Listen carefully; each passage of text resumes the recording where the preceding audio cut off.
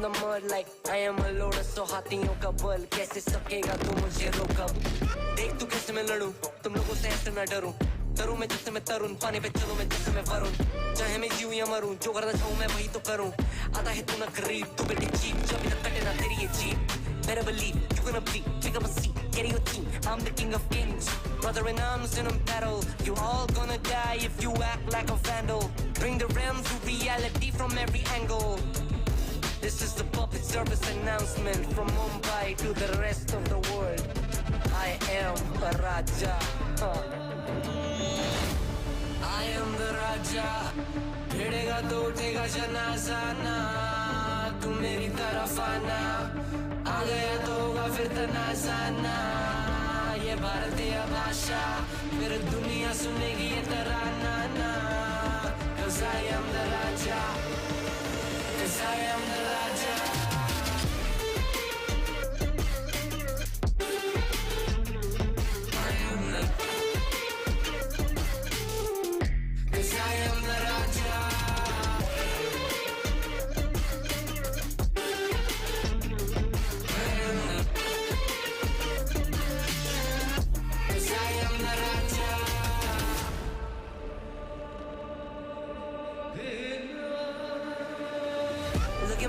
What do you see? I'm more than an average man. I'm a maverick, I can grow flowers on a barrel end.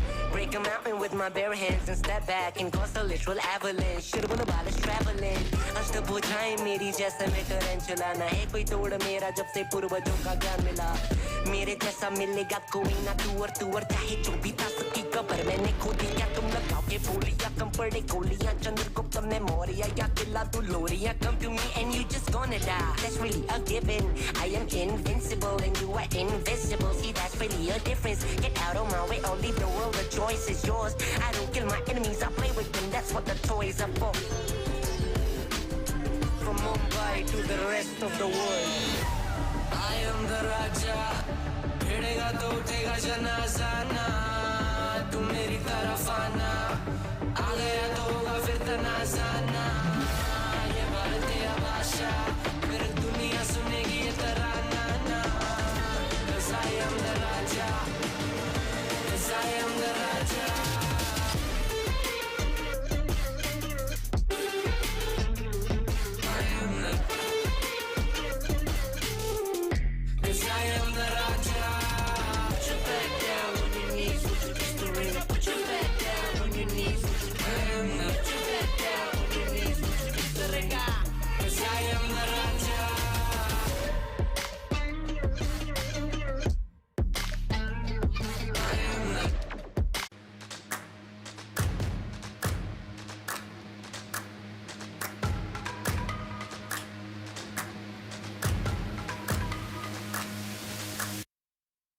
Y'all sit back and watch me speak. About to take over your screen. Talking bulls in 93. Talking mom, I'm on TV. Y'all know all I do is me. All I do is me. Y'all sit back and watch me speak. Y'all sit back and all I know, my money green. About to snap and make a scene. My cup off and make this free. My cup off and make them scream. Go back off for TMZ. Y'all sit back and watch me speak. Y'all sit back and watch me speak. Y'all sit back and watch.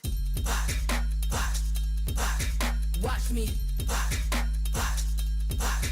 Watch me. Watch me. Sit back and watch. Sit back. Sit back. Sit back. Sit back. Money long, nothing on credit. I got style, don't catch no feelings.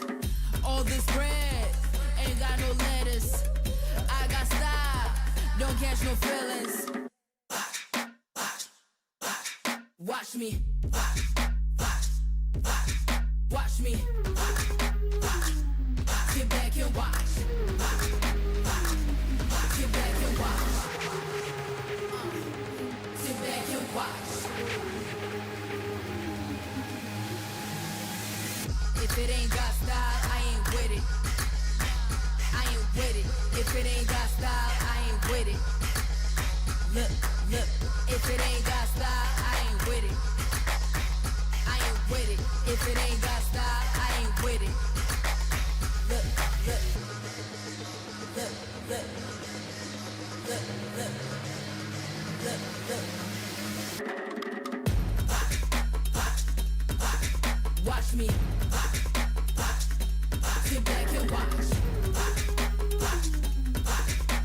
Watch me sit back, sit back.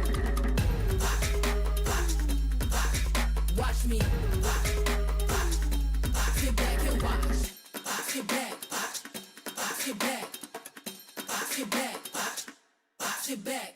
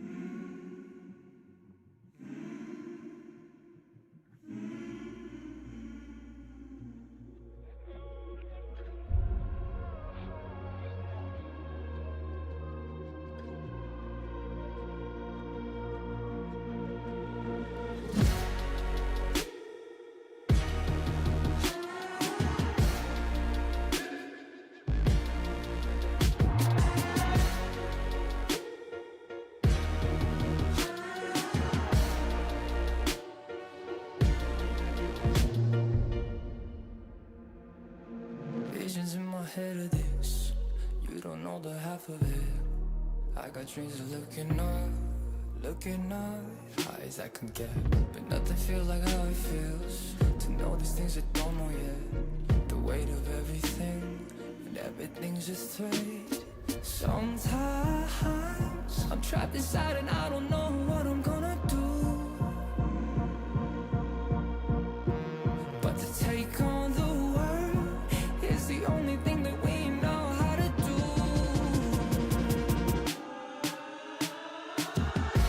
I've got dreams of finding out what all of this is for. It's you and me,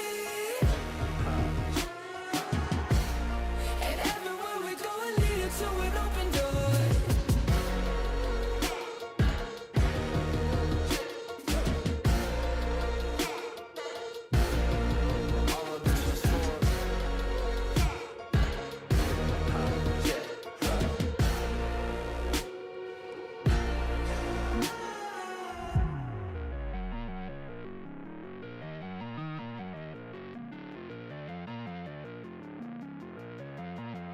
We made our mistakes, the good and bad days, but nothing really breaks if I got you. Look at the sky when you go outside, and know there is nothing to keep me back from you.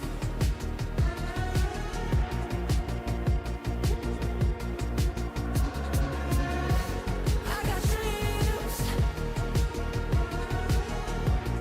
of finding out what all of this is for. It's you and me, and no, there is nothing. And everywhere we go, we're leading to an open door. Keep me back, keep me back, keep me back.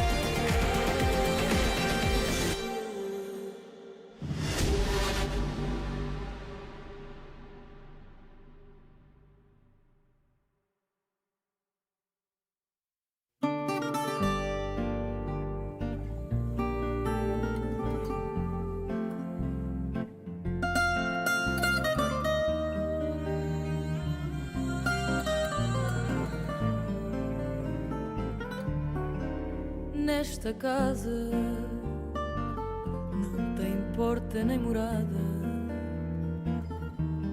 as janelas são fechadas, guardam tudo o que restou.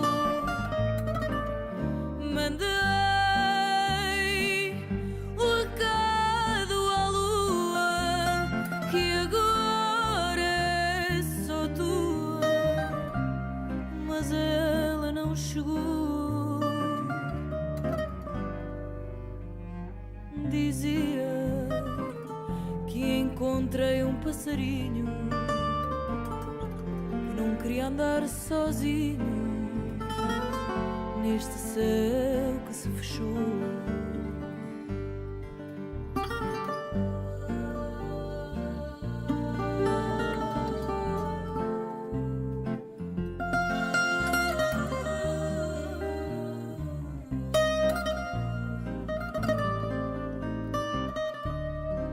Nesta casa não tem porta nem morada, as janelas são fechadas, guardam tudo o que restou. Só quero encontrar o meu destino, sem saber bem o caminho de quem por aqui passou. Alvorada que chegou, alvorada que mudou, alvorada que chegou, alvorada que ficou.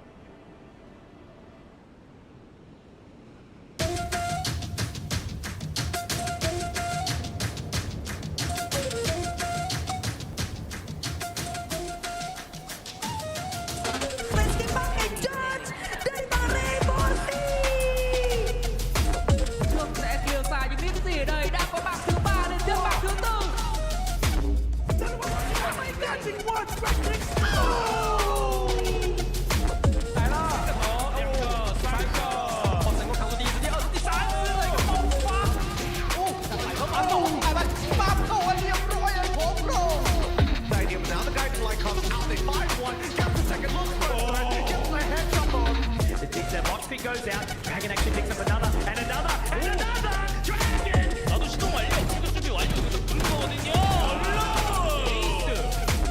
Cut off the tip of the spear. They send the rest of them back to see what's going on. And Enrique sends them back. Mother freak. We stop!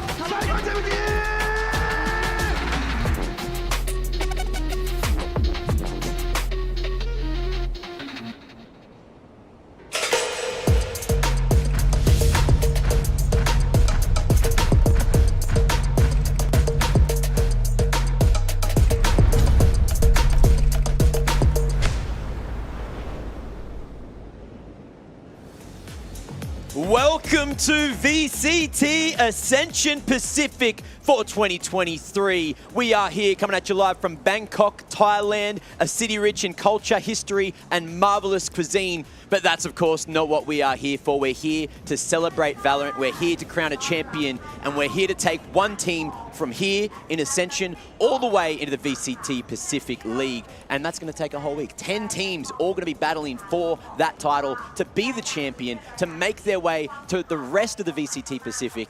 And I can't wait to see how that goes down. But first, of course, hey, if you don't know me, I'm Mac. Nice to meet you. I'm sure we'll get acquainted throughout the week. And I have two more handsome gentlemen to bring you all the action. Today, we've got Black and Blue, and we've got Dax. Boys, how are you feeling? Did you get some sleep last night? I know we were very excited yesterday. Oh, yeah. I mean, I couldn't really sleep. I was excited for this day. I mean, there's so much in store here we got for the entire 2 weeks that we got up in store, and as well as the stakes. How can you not be excited for what we got here in Bangkok? Yeah, dude, barely any sleep. You know why? Because I was very excited, but also very scared of what's to come. Think about it, guys. This is APAC finally back all together to do battle. But at the same time, their future is right here in their hands right now. This is the tournament that will determine the next 2 years of their Valorant careers. Yeah, it's a lot to think about. It's a lot of pressure for all of these teams to have to deal with. But of course, the 10 teams coming from 10 different regions, all winning their Challenger Leagues to qualify to get here. And some teams, look, might not have been the teams that we initially thought were going to be the favorites in their own domestic scene, but they are the teams teams that are here, and they rightfully deserve to be here. And I can't wait to see how they all play against one another. You know, some teams, of course, are able to scrim against other teams, you know, because they're positioned closer to SEA, you know, might have to play on higher ping, etc. But we're here on LAN. Some teams, their grand finals for their challenges was on LAN, so there's teams coming from online. It's going to be a new experience for them as well, and they've got a live crowd to perform in front of as well. I mean, definitely, especially the home crowd. You talked about, you know, us kind of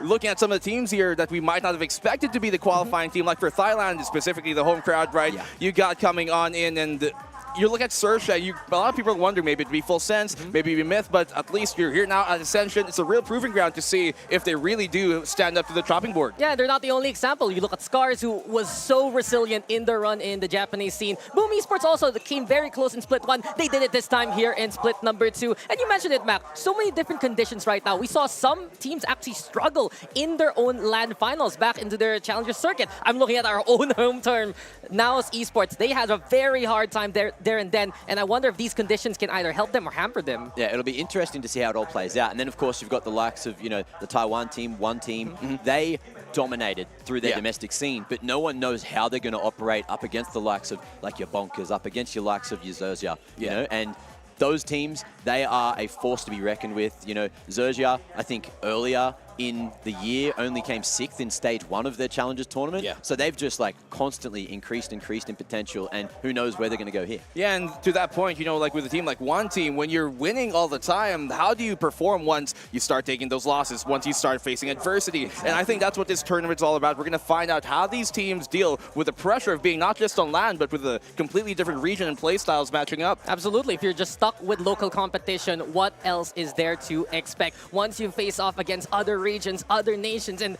all in all, every single one of these challenges right now, you're suddenly getting taken aback. Some are a bit more aggressive, some are playing away from their expectations, and immediately, right, it's fun that we're going to have such history already here for our first day. I look at the first matchup, and it's like Thailand versus HK Taiwan region, which was defining APAC for 2020, and here we are, 2023, making history again. Making history indeed, but let's have a look at how these teams got here. Let's have a look at the groups. Let's start going over everything that is going to be going down here for Ascension Pacific 2023. The format, there is 2 groups. We got Group Alpha, we've got Group Omega, 5 teams in each group. Top 3 teams move on into the playoffs later on, and then that's going to be a playoff stage played in a different area. The top team is able to skip that first day. They go straight into the semi-final, straight onto that Saturday game.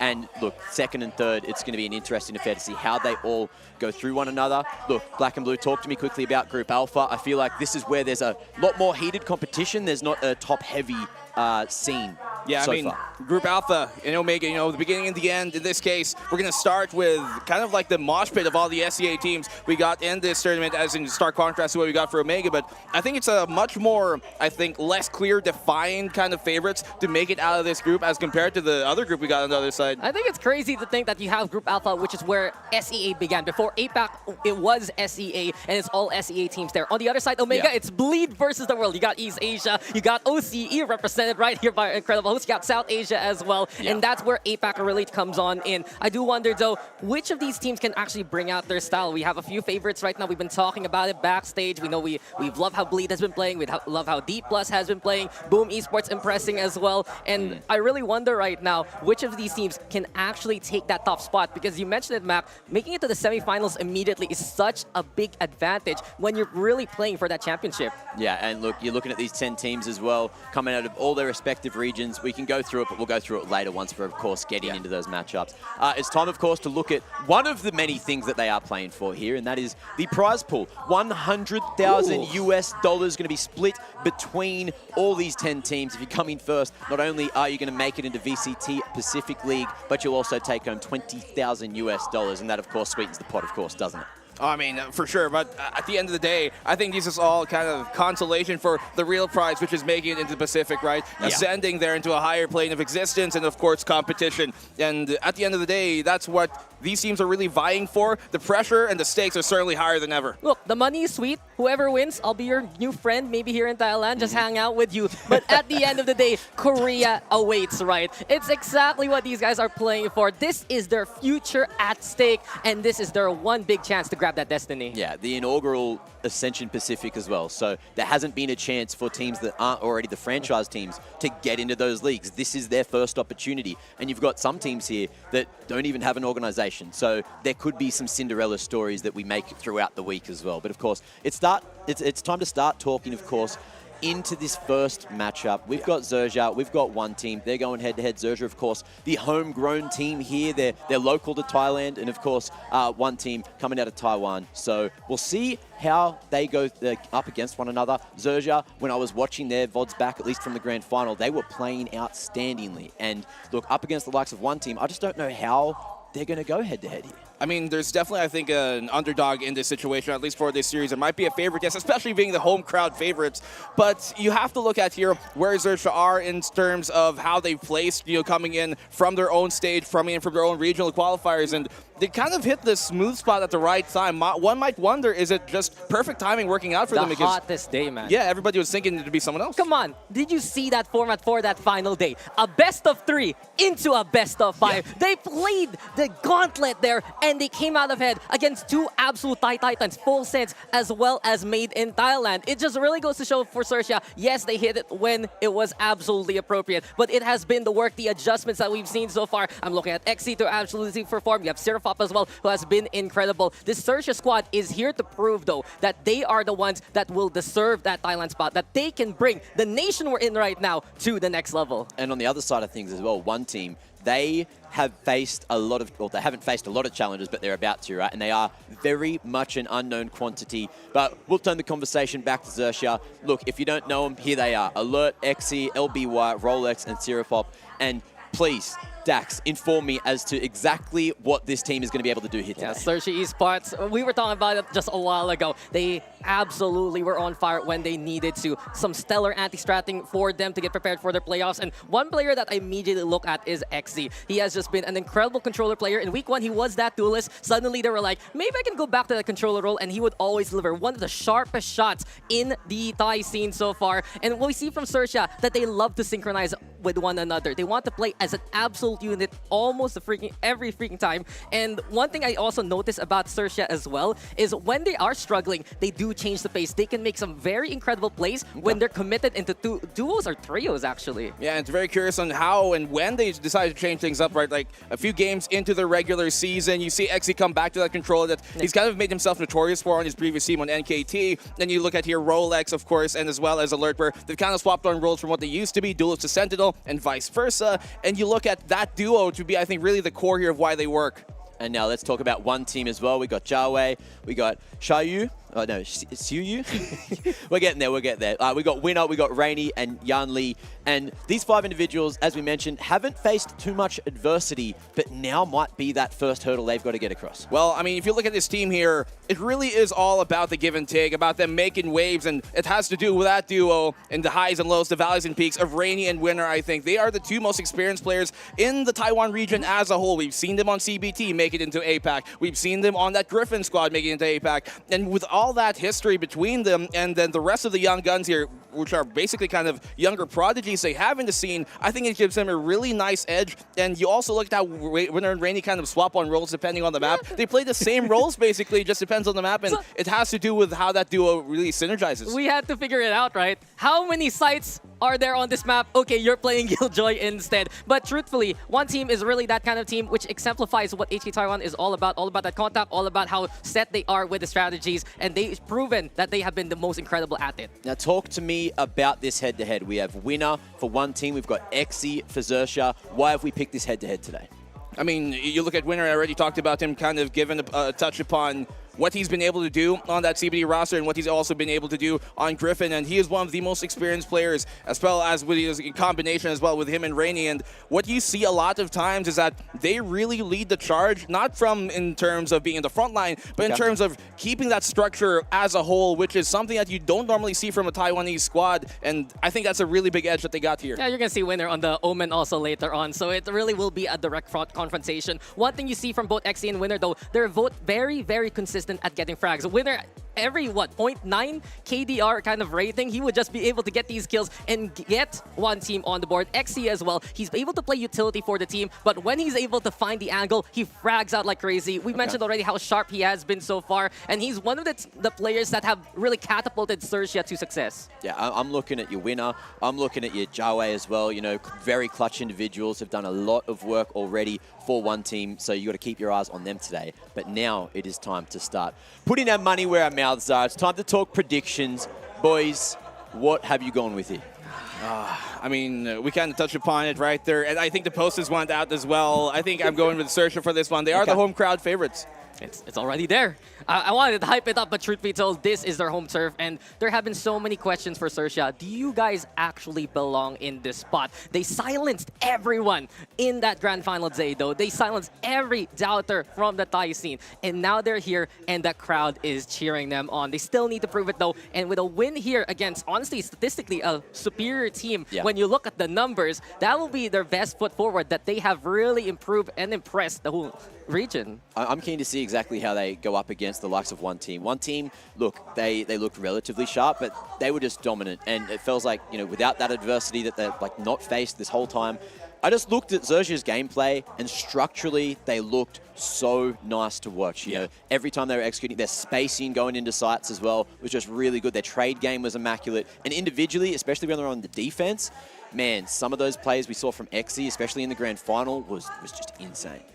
It's beautiful. It's beautiful. You have Sirapop as well. He's able to get those pushes. And Rolex has been one of their most patient players so far. Usually on Sentinel role, he actually decides to fill in that role where he's able to hide in the corner, lie in wait. And when you think that Sursia is down and out, Rolex comes up and is able to take everyone down. And you mentioned it, Mac. I do feel like for one team, that's the struggle. They're not used to playing against a style they're not completely accustomed with. I mean, if you want to talk about styles already, there are some stylistic differences, I think, here in the team in terms of, you know, we see one sometimes struggle against when the team goes completely aggressive if you're not able to make sure that they can, you know, gather information mid-round, and that's what Sursia is really good at doing. So stylistically, I think this would be a problem for one to deal with. Okay, well, I guess we'll see. Now, of course, you know, the break's not too far away, but do you have any idea where this Veto is going to go? Because I was looking at it before. They share similar picks. You know, both of them really like a little bit of Haven, so they might float that for later on in the pool. Do you think they're going to go towards something more like a Fracture, maybe a Bind, could be put in there, although it does say one span is Fracture, so we're not going Fracky. I'm thinking Bind, maybe a Split, and then a Haven is the third. What do you think? I do feel like you have Pearl as one of Sursia's permabans. They have struggled on even trying to figure out what to really do. I do agree with you, though. Haven is a map that might be played here. Sursia loves to play it, even though statistically it's not the best for them. One team, they have two maps that are just absolutely off the charts. It's Haven and Ascent. So I wonder if one team can actually get that Ascent pick right now. If Sursia prioritizes maps they're not comfortable with, then we're going to see one team come out of the gates as strong as possible. I mean, on the opposite side, though, if you're here for, you know, Sursia, you might be wanting to look at that Fracture. There isn't much statistical evidence here in terms of one, but I think it's going to be one of their most convincing maps that we've seen so far. The Haven already has to be the linchpin. If that Haven gets banned out, it might be a big thing, but as you said, it's not necessarily part of their permaban, so it might be a very curious one that we end up with. Yeah, Lotus as well, maybe a Dark Horse in there. We might see that fly through. But yeah, if Haven is picked, it could also be a bait pick as well as a map, because if you pick, you don't have the choice of sides, and that can certainly go wrong. But look, that Veto discussion, we can save it for later. It is time to go to a break. Game coming up just after this.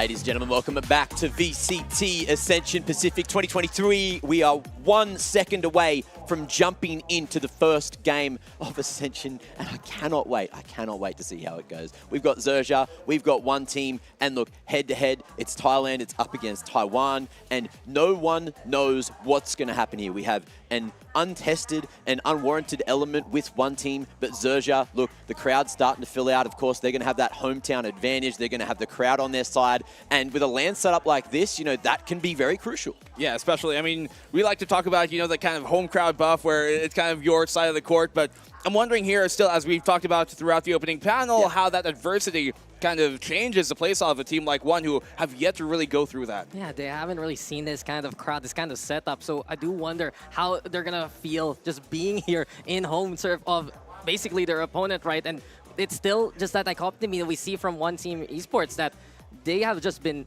dominating the local scene. What happens next when they're up to the region? Are they up to par, and are they ready when we've seen from the HK Taiwan region that there's always a new rep every single year? Who do you think is going to be the favorite for the whole tournament? You know? Oh, that's do you have any picks before we get underway with all the action today? Do you want the biased answer or the non-biased answer?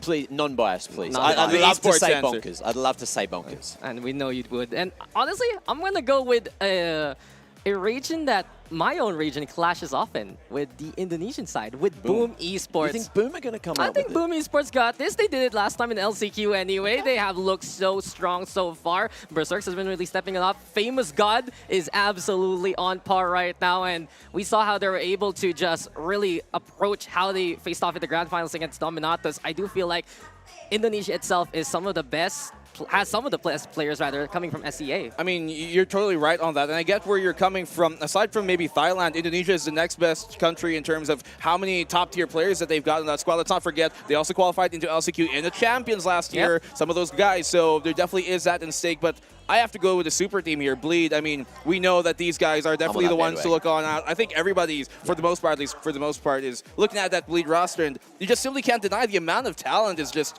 incredible, and it's going to be difficult to face off against that team. Yeah, for me as well, a close second, I would say, is D plus Kia, because, of course, they get to live and play in Korea, and that's where all of the VCT Pacific teams are playing. So they have the chance to scrim and prac against the best of the best in the Pacific region. So, look, I feel like that is a huge talking point, but we're nowhere near that yet, of course. We're still here. We're still waiting for Zerja to go up against one team, and let's bring it back on topic. Let's talk about Zerja. Who is your player to watch? If there's one player who's going to be the impact man today, who is it? I think it has to be Alert, because a lot of times we have actually seen, even though he performs well, especially on Sharper, I'm not sure if a lot of people are familiar with that former Sharper esports team that he was, but it was an incredible team that was very prevalent in the local scene as well. But we see him a lot of times not do his best performance, at least statistically, on the board, and that's because of the amount of space he takes, but it also could be a sign of them not supporting him well enough. And guess what? I heard we are not too far away. So ladies and gentlemen, it's time for one of these teams to take their place. It's time to welcome the players to the stage.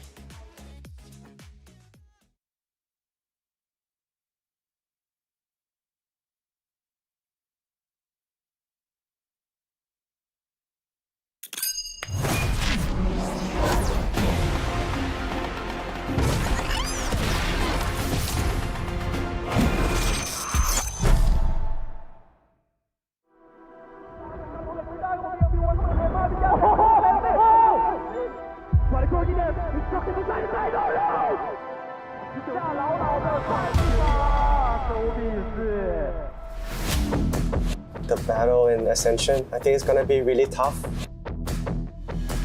It will be challenging, it won't be easy. It's going to be very chaotic. I think this tournament will be like very hard and a lot of pressure. Buat tim yang tanding di Ascension, we can't just play not to lose. We are here to make sure mistake won't happen again. So I think friendship is something which makes Orangutan different from all other teams. Just want to say, are you guys ready? Because we're coming. As the home team, I want to show them that and we have lots of strategy and firepower to beat any team in the world. Mình muốn thấy những điều bất ngờ ở giải đấu này, chẳng hạn như những ứng cử viên vô địch bị loại ngay vòng bảng. All the team here is a winner of their regions. I think this tournament will be like very hard and a lot of pressure. We won't like scare anyone. Bleed has no fear. Do we play against the Ascension teams? Yeah, we need ready for it. We feel like we didn't get the opportunities that we deserve, and we're going to prove why we deserve to be here. 저희는 칼에 갈아고 나온 게 아니라 총을 들고 왔기 때문에 都已经在这里了，我们不怕，来吧。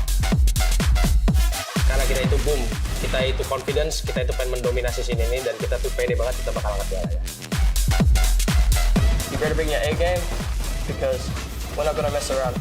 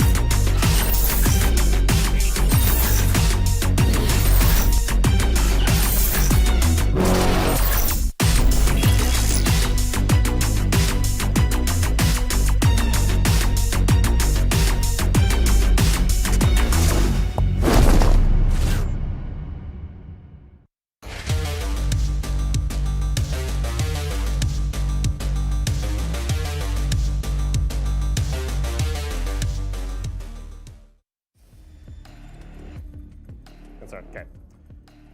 Welcome. We're going to do our map draft between Xerxia and One Team Esports. One, you are Team A, so you have first ban.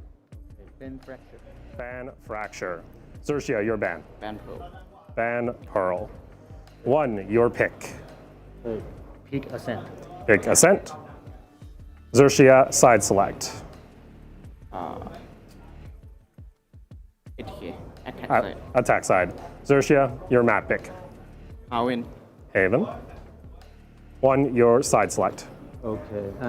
Defense. Defense. Now we have bans once again. Bind, Lotus, Split. One, your ban. Ban Lotus. Ban Lotus. Xerxia, final ban. Bind or Split? Ban Split. Ban Split, play Bind. And then side select one. Okay. Final man Bind. Defense. Defense. All right, going to review really quick. One bans Fracture. Xerxia bans Pearl. First pick one, Ascent. Attack Xerxia. Xerxia Haven. Defense one. One bans Lotus. Xerxia bans Split. Final map is Bind. Defense for one. Yes. All right. Good luck to both teams. Have fun. Have fun. Go. Cool. All right. They're good to go back downstairs. All right.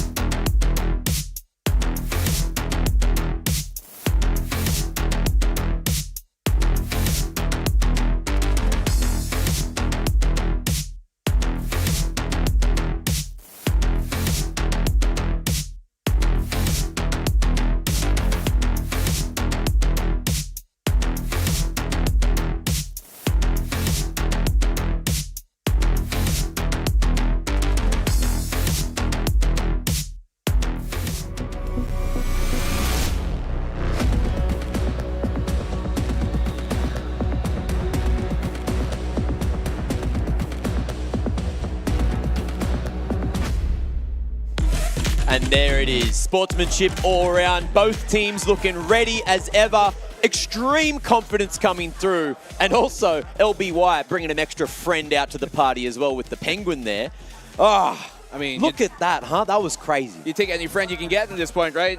There's always a plushie buff. It's always just bringing that character, and that's why we love to see them actually show up on stage, see these spaces. Now they're going to be facing off against one another. This is what's going to kick off what Ascension's all about. Oh, yeah, going straight into the middle of the map pool as well. Ascent, Haven, and Bind, they were here at the start of Valor, and they're here for the first game of Ascension Pacific. Kicking it off on Ascent is going to be a crazy time, isn't it? It's just a throwback, really. But this is a very interesting map pool for One Team Esports. The longer this goes, the harder it might be for them, because seeing that Bind pick up Vicertia at the very end, it's perfect for them. It was one of the strongest maps in their playoffs, especially against Made in Thailand. That last day where they were able to just dominate and figure out what exactly they needed to will give them that edge. But since they get Ascent first and foremost, their most popular pick so far, this will be them looking to set the tone early on into the series. Yeah, they're starting on the attack too, which, look, arguably some regions think that's the stronger side, some regions think the defense is the stronger side. What are your thoughts on this? I personally would prefer, at least from what we've experienced and what we saw in the past, is that you start on the weaker side, because then you get the benefit of closing out in the second half. And I think that's what could benefit one team here, and especially as Dax talked about, the longer that this series progresses, the more difficult it's going to be. You look at map number 1, and taking map number 1 when you're the underdog is absolutely crucial. That map number 2, though, that has to be the standard here that we see from One, because, I mean, it's by far one of their best maps and one of the most, at least, controversial ones for Exercia. Okay, well, let's quickly talk about agents. Do you think that we're going to see a change up from the last time these teams played? Of course, Masters Tokyo was on for the last couple of weeks, so there's different strats that have been seen internationally. Would either of these teams lean into some of those playstyles? I'm not too sure, actually. I do feel like they're going to stick around with their default setups where they run that KO, run that Sova. Ascent has been such a standardized map already. Maybe in the other series, we'll see those kind of shifts. But between Sersha and One Team, they do have the set structure on how they play Ascent. The standard execute that they know and love. And they find those openings, especially through things with mid-control from Market through Cubby. And Sersha, will they be able to take advantage of that surprising One Team? Or will One Team be able to play by the book that they've written? Yeah, I have to agree.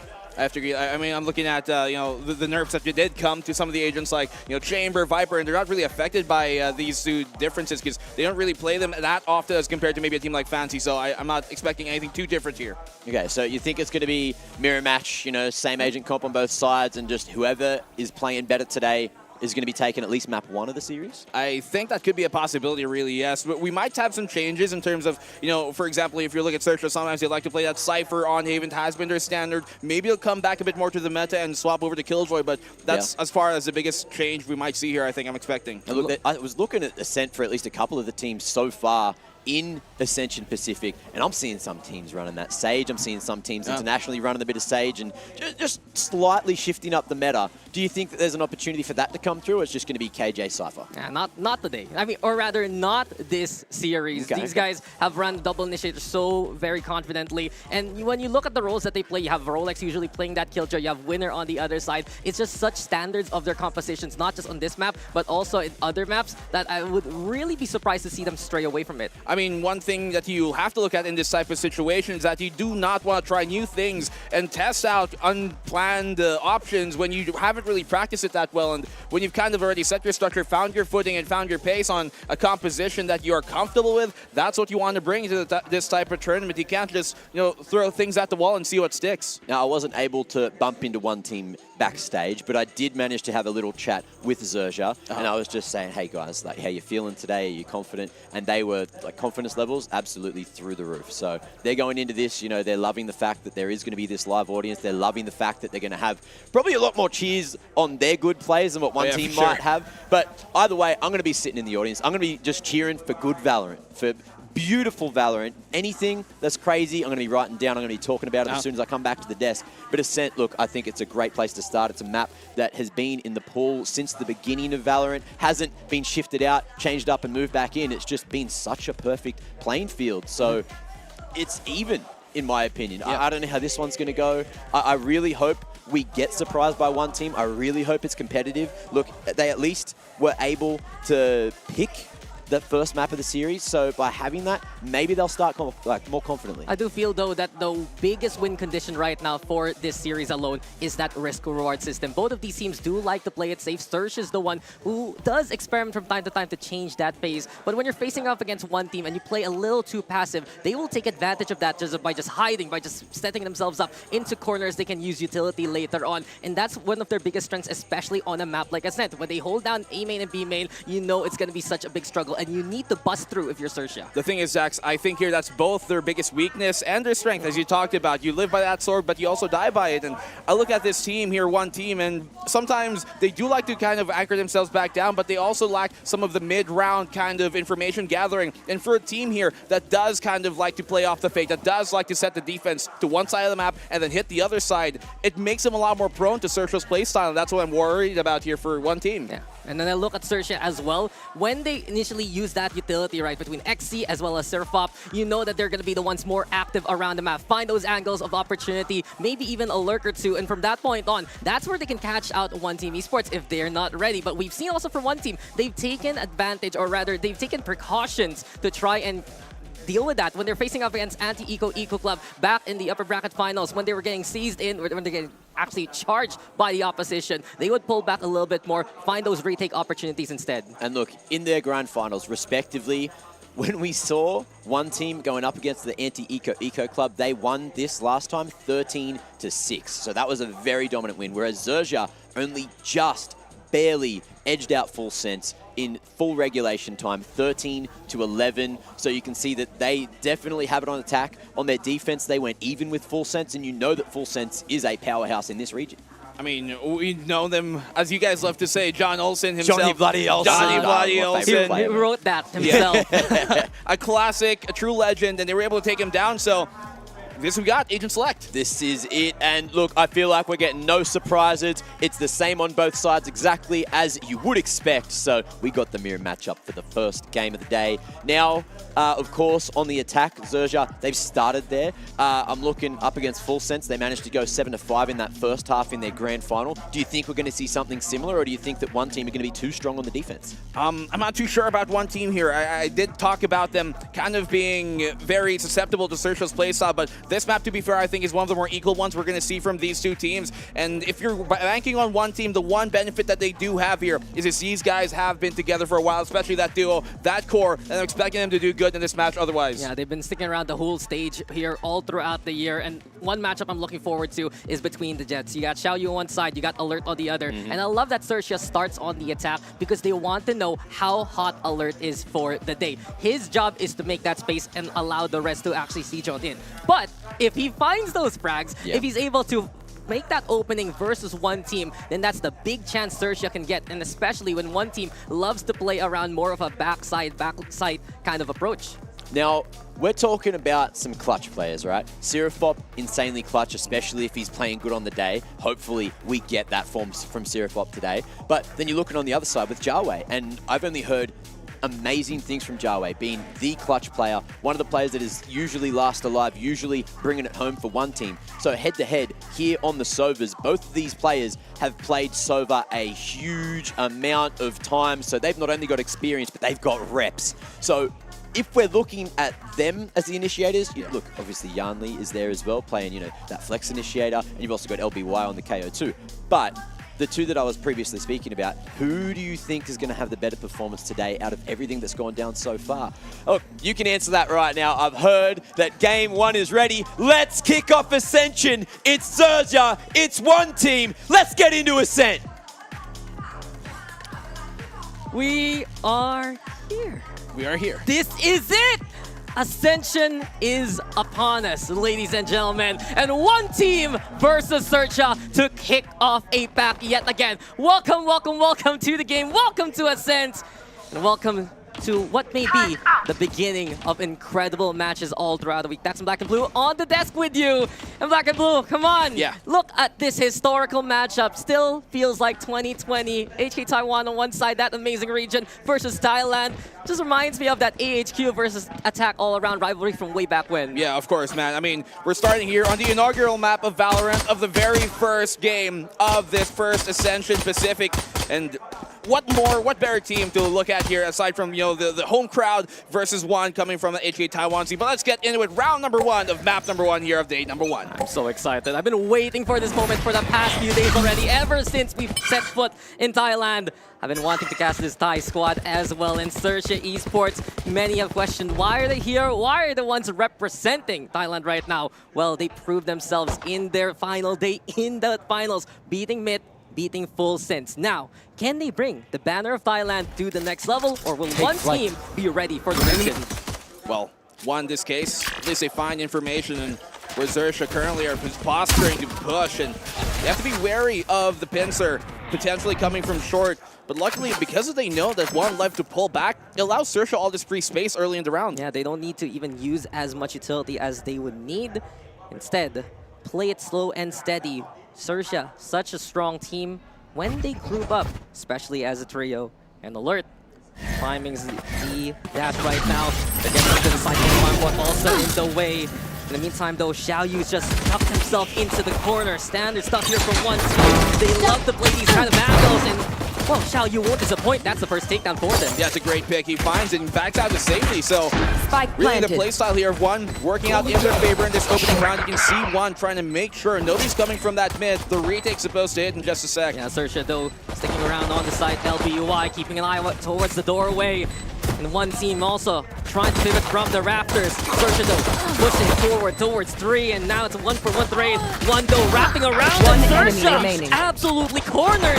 And now in a 3v1, Zero Pop, he needs to pop off and fast. Tries to go for the initial target, but G away. He just stays alive and saves the day. Or in this case, it was just such an easy standard for one team esports. Yeah, I loved what I saw from one there. They're all playing together. You can see how as a unit they make sure in retaking the A side here in a sense, one of the biggest important power positions you would want is that tree position, is that short, and they make sure that it is clear. Nobody's coming from mid, no flanks to worry about, and it gave them a much more increased sense of stability when going for that retake, not having to worry about their backs and keeping their eyes forward. You see that heads-up play, though, from one team. They were reeling back, pulling back into the cubby, found that pinch towards door, and especially they were able to smoke off that A main angle, enough for them to get that retake going. So anti-eco this time for the team that beat anti-eco Eco Club. I still love saying that name. Yeah. Wish they were here, but it rolls off the tongue. It rolls off the tongue really well. But Xerxia, on the other hand, as per standard, they stick around and play for Cubby. It's smart here, though, for one to play a bit back on these type of rounds. They know Xerxia, when the overrun does come, it can be difficult. The one-way play steer towards short is going to keep them only momentarily in place as execution still comes. Shots through ring and one team finds Xerxia One yet enemy again, remaining. dead to right. One team esports, a team so dominant all throughout the Taiwan region. They only lost, I believe, early on to split 1, perfect towards split 2, and right now they're setting the standard yet again here on Ascent. Might just be the one here.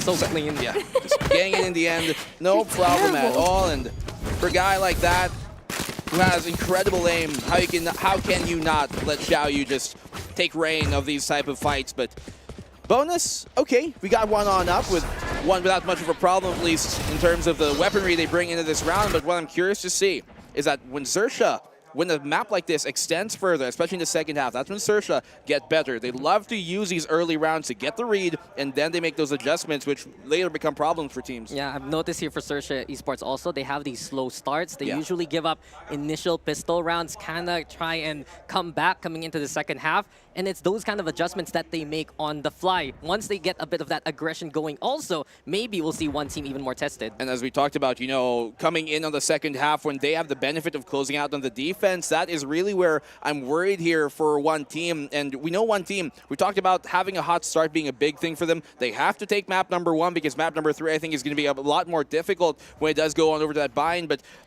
if you look at here, one team, what they've been able to do so far, when they start losing those rounds, when Xerxia starts coming back, how do they perform against that? Yeah, what is their comeback mechanic, right? Yeah. What do they do in response besides looking for those initial picks? And while we're getting set for the third round here, for the buy round really of Xerxia Esports, it really just goes to show here in the Ascension already, things are getting heated at the very start. I want to ask you right now, while we're waiting for this game to get going yet again, is there any matchup you're looking forward to here in the group stage more so than anything else? in terms of just as a whole, Yeah, as a just unit. I mean, it has to be that Bleed versus D+, right? Because those are the two favorite teams, and we're kind of wondering who will really kind of take the top seed and who will be, I guess that will kind of set the tone on who might be the leader of the pack. Yeah, well, I'm thinking about the potential Boom versus Saoirse game. I guess I'm really showing that I love Boom here. But truth be told, it's always great to see some SEA standouts. Yeah. You always want to see these Pacific teams do battle finally. We used to have this so many times so long ago. Happy we're able to cover it then. Yeah. Happy we're able to cover it now. Remember when it was called SEA Challengers and then APAC? And now we're here, Pacific. Ascension Pacific. Yeah, there as a you whole. go. Wow, what an evolution. And it's just been such a strong showing from the scene, from the region itself. And with all these smaller regions coming back together, then it is a grand old time. So look at that. I'm looking for the art. It's crazy for me to think that we're actually here in a LAN setup for Valorant. And SEA too. And SEA right? too. For the entire Pacific, we got some great teams coming on here, 10 of the best that you're going to find in Asia.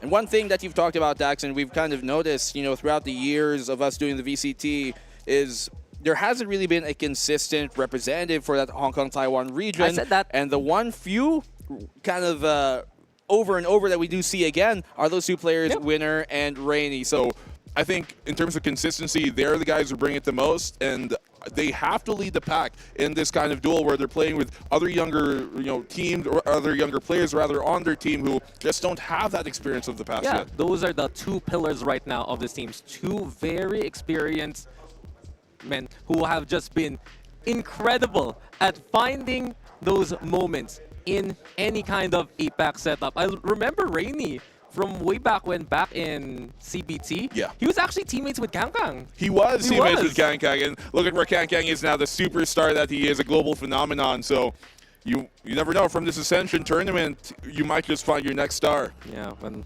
maybe one star right now. We have Xiao Yu, who has just been slowly but surely finding his bearings. It was that shift that we saw from Split 1 to Split 2, where Xiao Yu actually moved over to that duelist.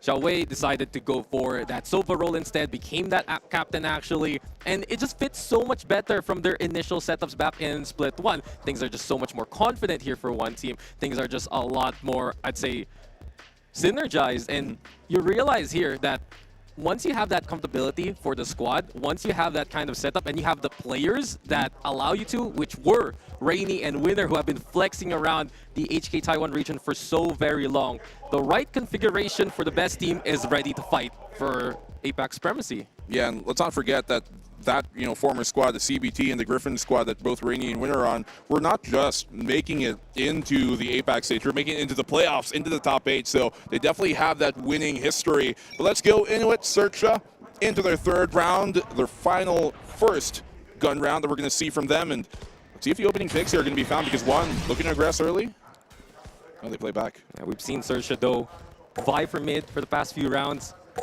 Give them those options for a quicker rotate if ever. And Xiao Yu, he's the one contesting middle right now. One team, though, still sticking on their default setups. And Xiao Wei is the one who's happy to play an early contest if ever. He's waiting for intel towards B main. Searcha just cuts noise. Yeah. Actually, I believe Xiao Yu there was able to spot on where Searcha was. Who's kind of jumping there from that spawn defender's side, and at least now they know the B site hit is coming. Smoke's on out, and Xiao Wei playing close. Yeah, Searcha trying to go for the execute, but the fragment in the way.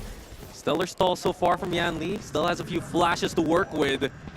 As the door closes, Searcha now just retreating for the time being. They're not going to force themselves on the site that's been staggered already. Yeah, that was a preemptive close of the door just to make sure they don't get pinched or they don't get wrapped around for market because they didn't have a great hold of it. And now the pivot here coming from Searcha. A site, or they're on the run. Yeah, Paranoia though does get the connection, but Alert finds Yan Li to begin with. Still Alert towards middle, and Searcha now picking up the pace. We haven't seen that much lurking from Searcha all throughout the career so far. Now they find the opportunity and the angle. 5v3. Doorways all closed. Rainy though onside finds the 2K anyway. Up close and personal. Please reigns on the parade for Searcha for a little bit. A 3v2 situation.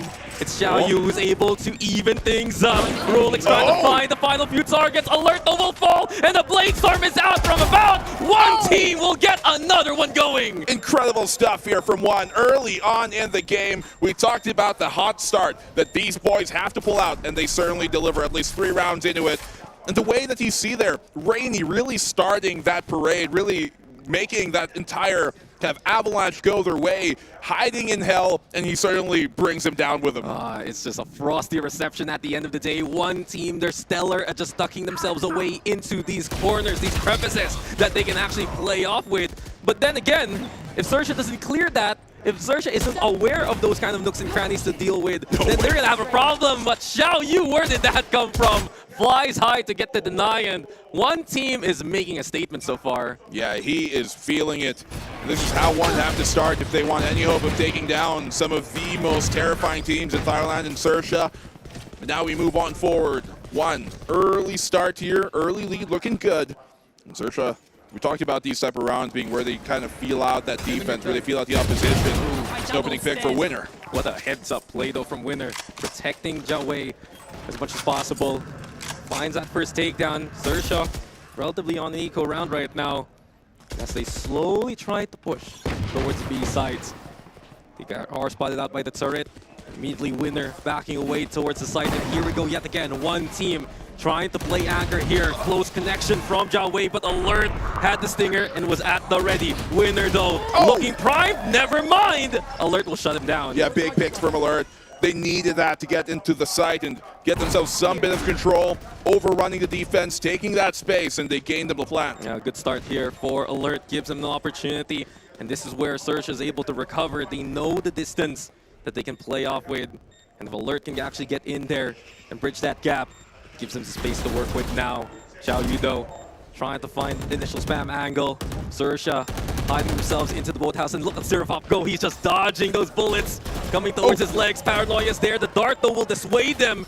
And one team struggling to find the opening that they need. Alert gets 3 before he falls. Here comes Serapop as well. And Sersha holding things down. Rainy's the only one still standing, but XZ will have his number. A thrifty win for Sersha to get back into it. Well, they retaliate. One might not have had the best weaponry for round 3, and Sersha certainly didn't. They still make it happen. That stinger really up close is such a terrifying weapon, and we talked about Alert being one of the players to look out for in this series. And when he gets a full head of steam, when he's on a roll, you got to ring the alarm bells because this man is coming. Yeah, hot and cold, he can find that kind of impact, and now he was sizzling into the round. Him getting towards that staircase gave an opportunity for Sersha to actually flood towards the site. And when you notice that one team wants to go for that close contact, that's where they can actually struggle in those kinds of engagements. They're going to have a harder time fighting Sersha if they're at their doorstep. Yeah, we've talked about that, right? One, they love to anchor down on these sites, but they do struggle sometimes when these aggressive pushes come. Xiao Wei good for the one, and Rolex, he's keeping the time going. The third peak, he gets the third! Xiao Wei absolutely incredible on the anchor. Now over onto the corridor now,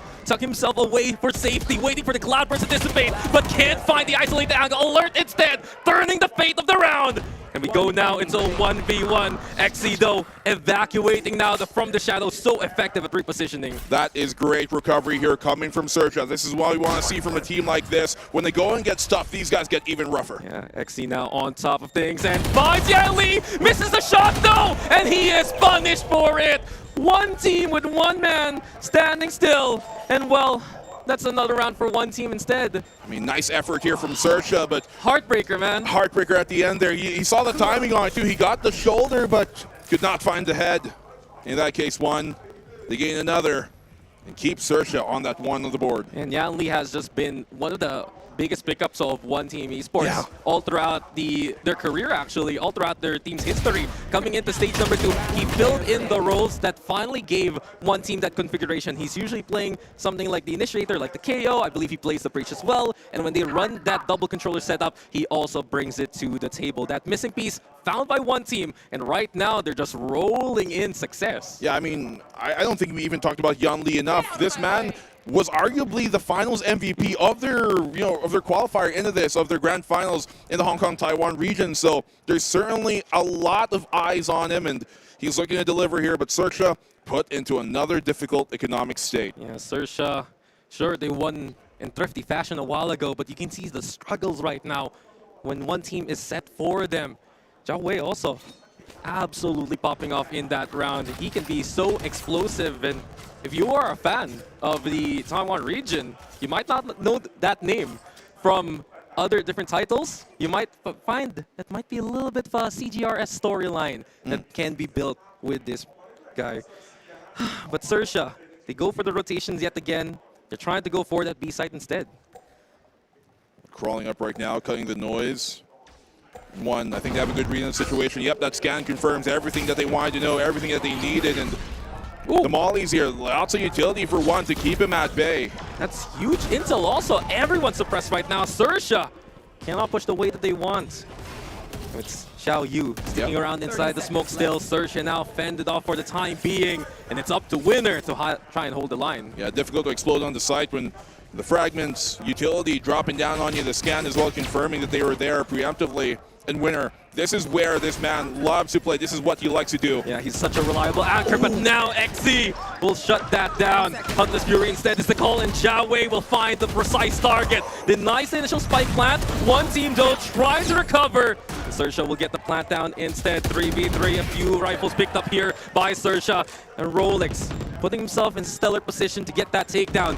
Aldron also scouts out one team, and now they have to disengage for the time being. Wow, the solo vandal, the hero rifle here from XCE, just winning them another round potentially on this swing. A 4K for the man, and what a way to retaliate.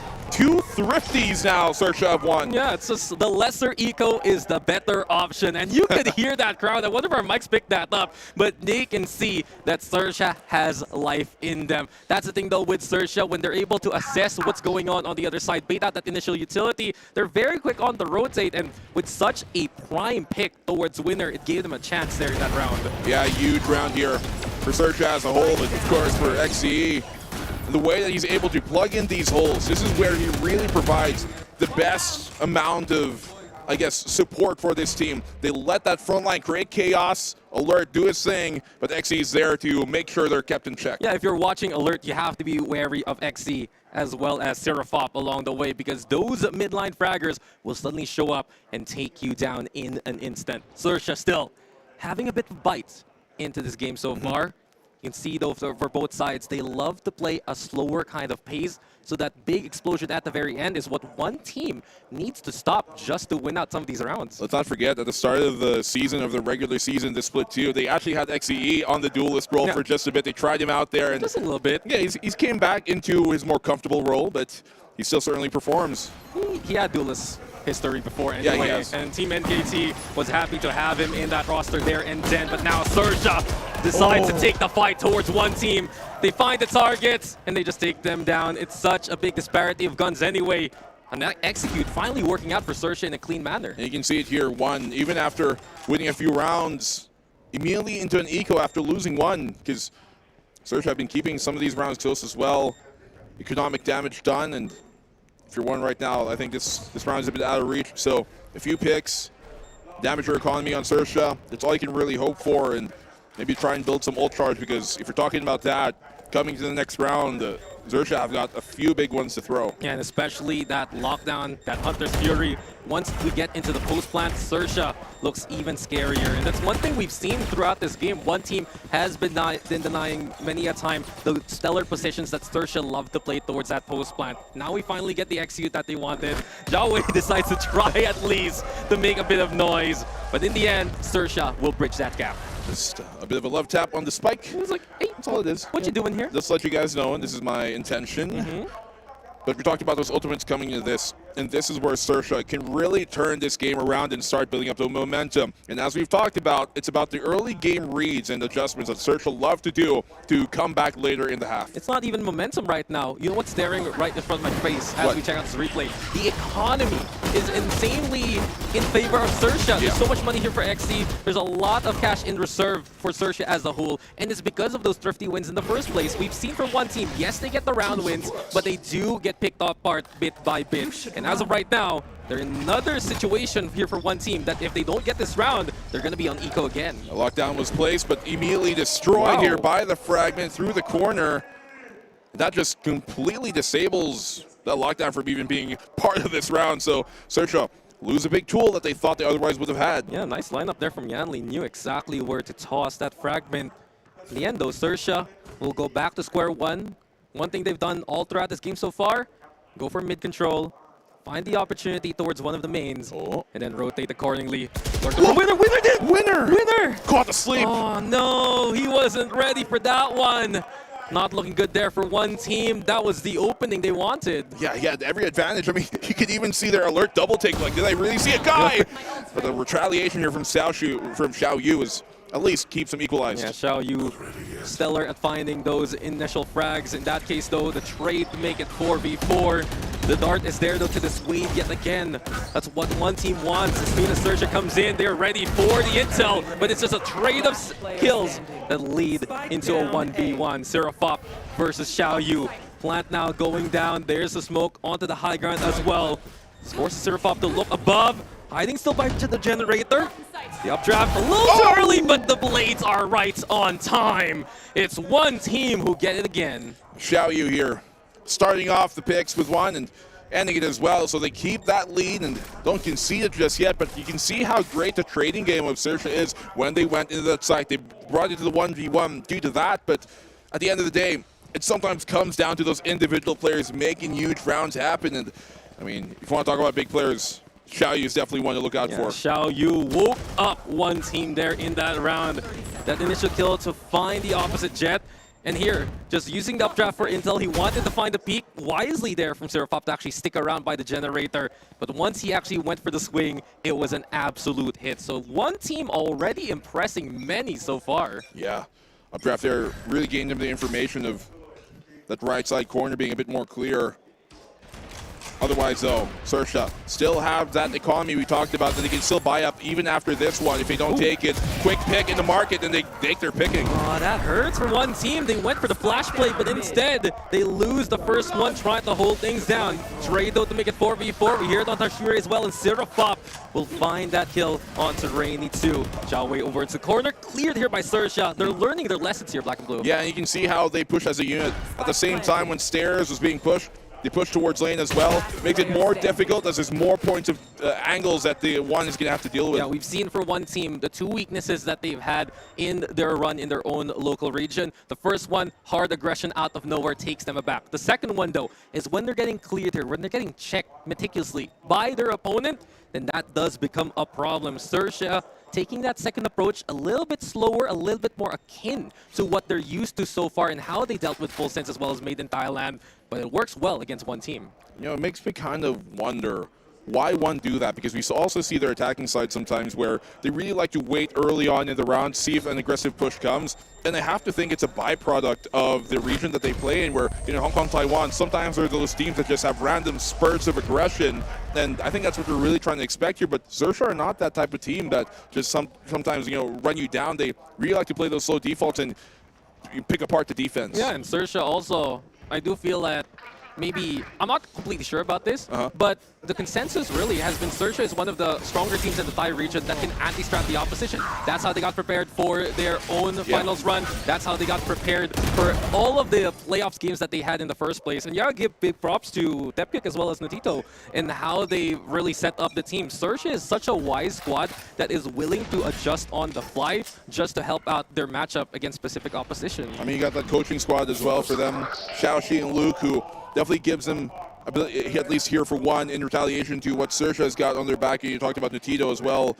Let's see how this A-side hit comes. You can see one, they pushed all the way up the flank. The turret will give them away, though.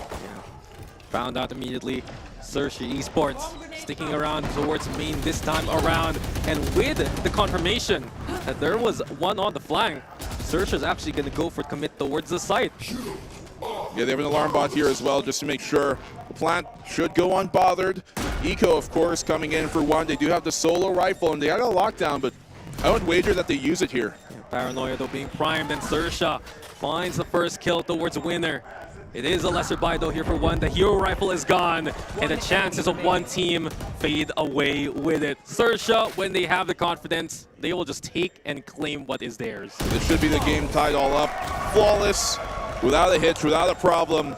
they tie up the game. And on the attacking side, 5 rounds is not too bad at all. We talked about that second half closeout on the defense, which would favor Sersha. Yeah, Sersha, when they decide to actually swap on over the sides, you look for players like XC, how he plays those angles, when Alert actually peeks out towards angles like Cubby, and it's one team instead who'll be put on basically the passenger seat, right? We've seen here for one team, though, they tried at the very least to try and play a few of those passenger seat, right? We've seen here for one team, though, they tried at the very least to try and play a few of those different angles, but now the macro kicks in, that Sersha has had such a better economic state all throughout this first half, and one team's paying the price for it. It's going to be difficult for one. 2 more rounds in this half left, and they have to secure them at least to get the advantageous side. You see that lurk here coming from Alert, pulling all of the defense to focus on him while they flood into the A site. Yeah, a rare 4-1 split here from Sersha. Now, with that attention taken away, the plant goes down almost immediately, and Rainy also as well, sleeping on the keyboard, unfortunately. LBY on the board as well, and Sersha finding the right timings versus one team. Yanli, though, steps up to the plate. Can he do it, though, for the Taiwanese hopefuls? Alert on the opposite end, sees the gun barrel, and sees the target. Sersha will take this lead. Well, Alert gave them the presence there towards the short, and it certainly rang the alarm bells. For one, they thought, emergency! They're coming here towards short. And when you see Alert kind of there, you'd think that he's be leading the charge for the rest of the team. So they focused on short, but then they forgot the bigger picture. A main, the flood, the execute was coming in. That 4-1 split you talked about, Dax, is really what killed one here. And of course, the timing as well, being perfect for Rolex. The follow-up here coming on in is great, and they played as a unit on that free push. Yeah, it's not just mid-rounding, it's mid-gaming basically.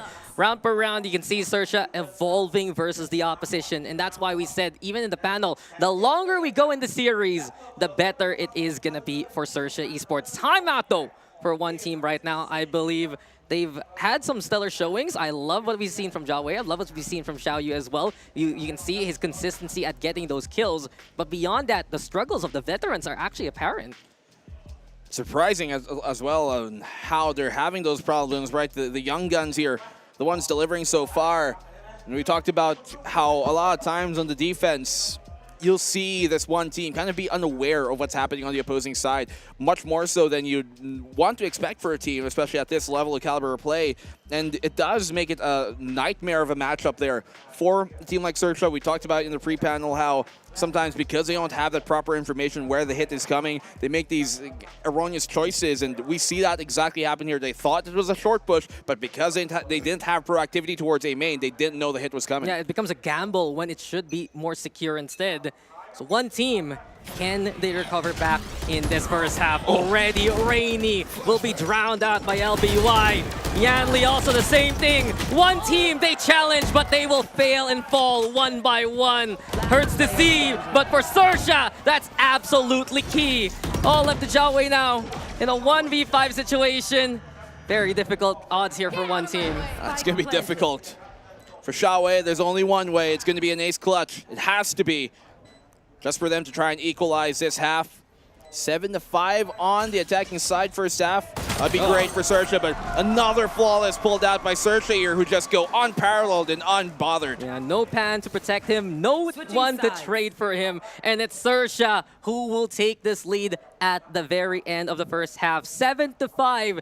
And you can see the initial antics of Sersha Esports. They want to play their own playbook, they want to try and play it slow, but slowly but surely they also realize that one team is effective at countering that out. One team, they had such a good opening, but when we saw Sersha pick up the pace, go for more advanced tactics like pulling attention, checking out things like the lurks, and of course winning those thrifty rounds, those were keys to Sersha's success. The keys are in their hands right now, and if you're one, this is where I'm worried about for them. It's their attacking side that does typically pose more problems there. Unfortunately, they didn't have, the best weaponry for that final round to really make that proactivity on a main workout.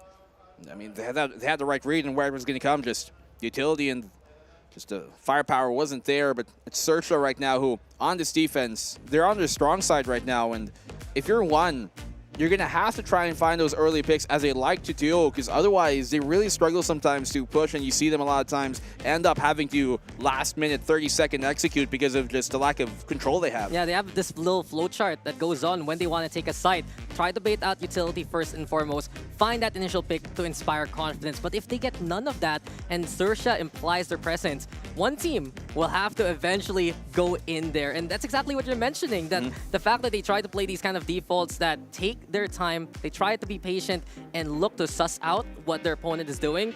I don't think it's going to work against a team like Xerxia, who has been reveling in a style like that. I like how you use the word flowchart because that's exactly what it is. And you can see it. If you look at their rounds all the time, if they win the opening pistol, second round in, aggressive. Third round, super passive. They wait for that aggressive push on the attacking side. And their bonuses are very readable. And I think this could be a problem if they don't change up their plan, especially against one of the more, I guess, intelligent teams we have here in SEA and in APAC and Pacific as a whole. In Xerxia, you talked about, the coaching staff.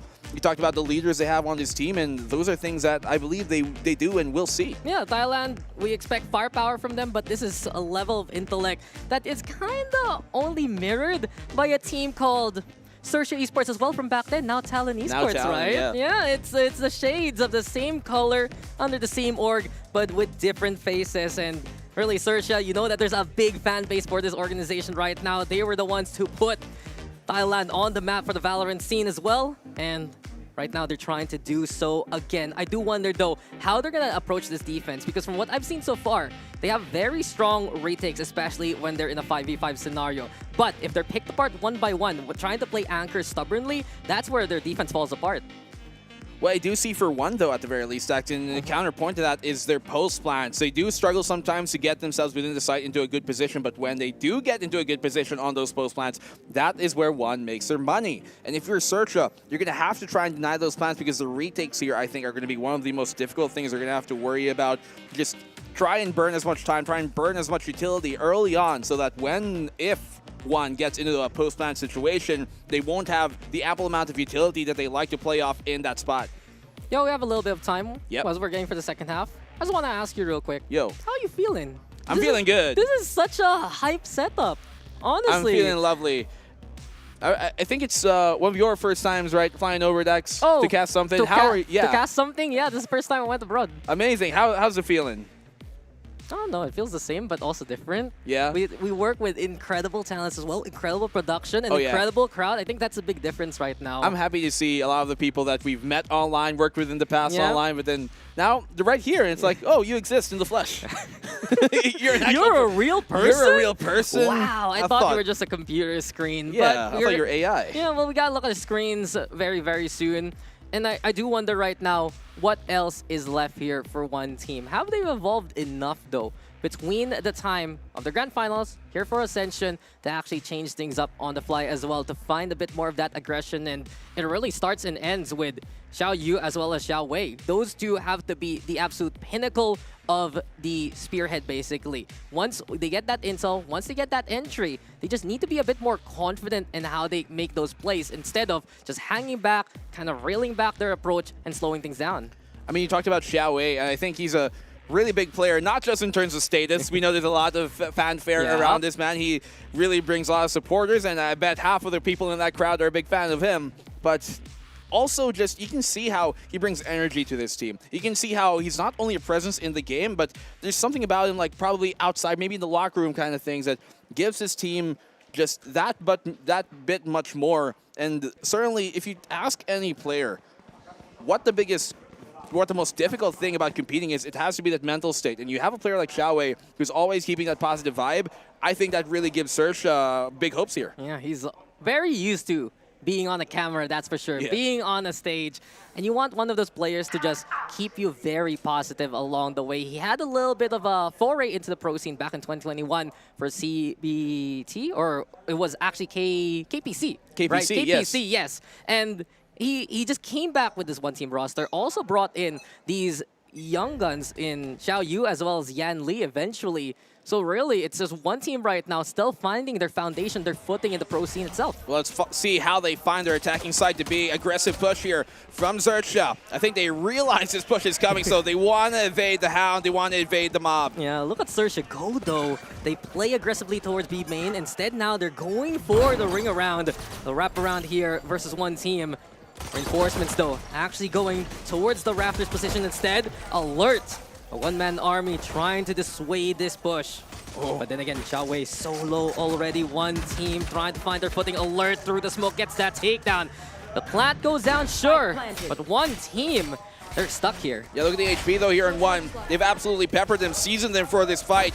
Alert on the peak. They're keeping the swing on going to get the opening pick. Yeah, Sersha's getting in there and they're just cleaning up house. Now they go for the cleared corner. Now they go down to hell and will drag down one team to the abyss there. Sersha set up a snare and they will just catch that bait. An absolute swarm here to try to zerg out there that B main. They get all the control. It gives them information. Okay, B is clear. It has to be A.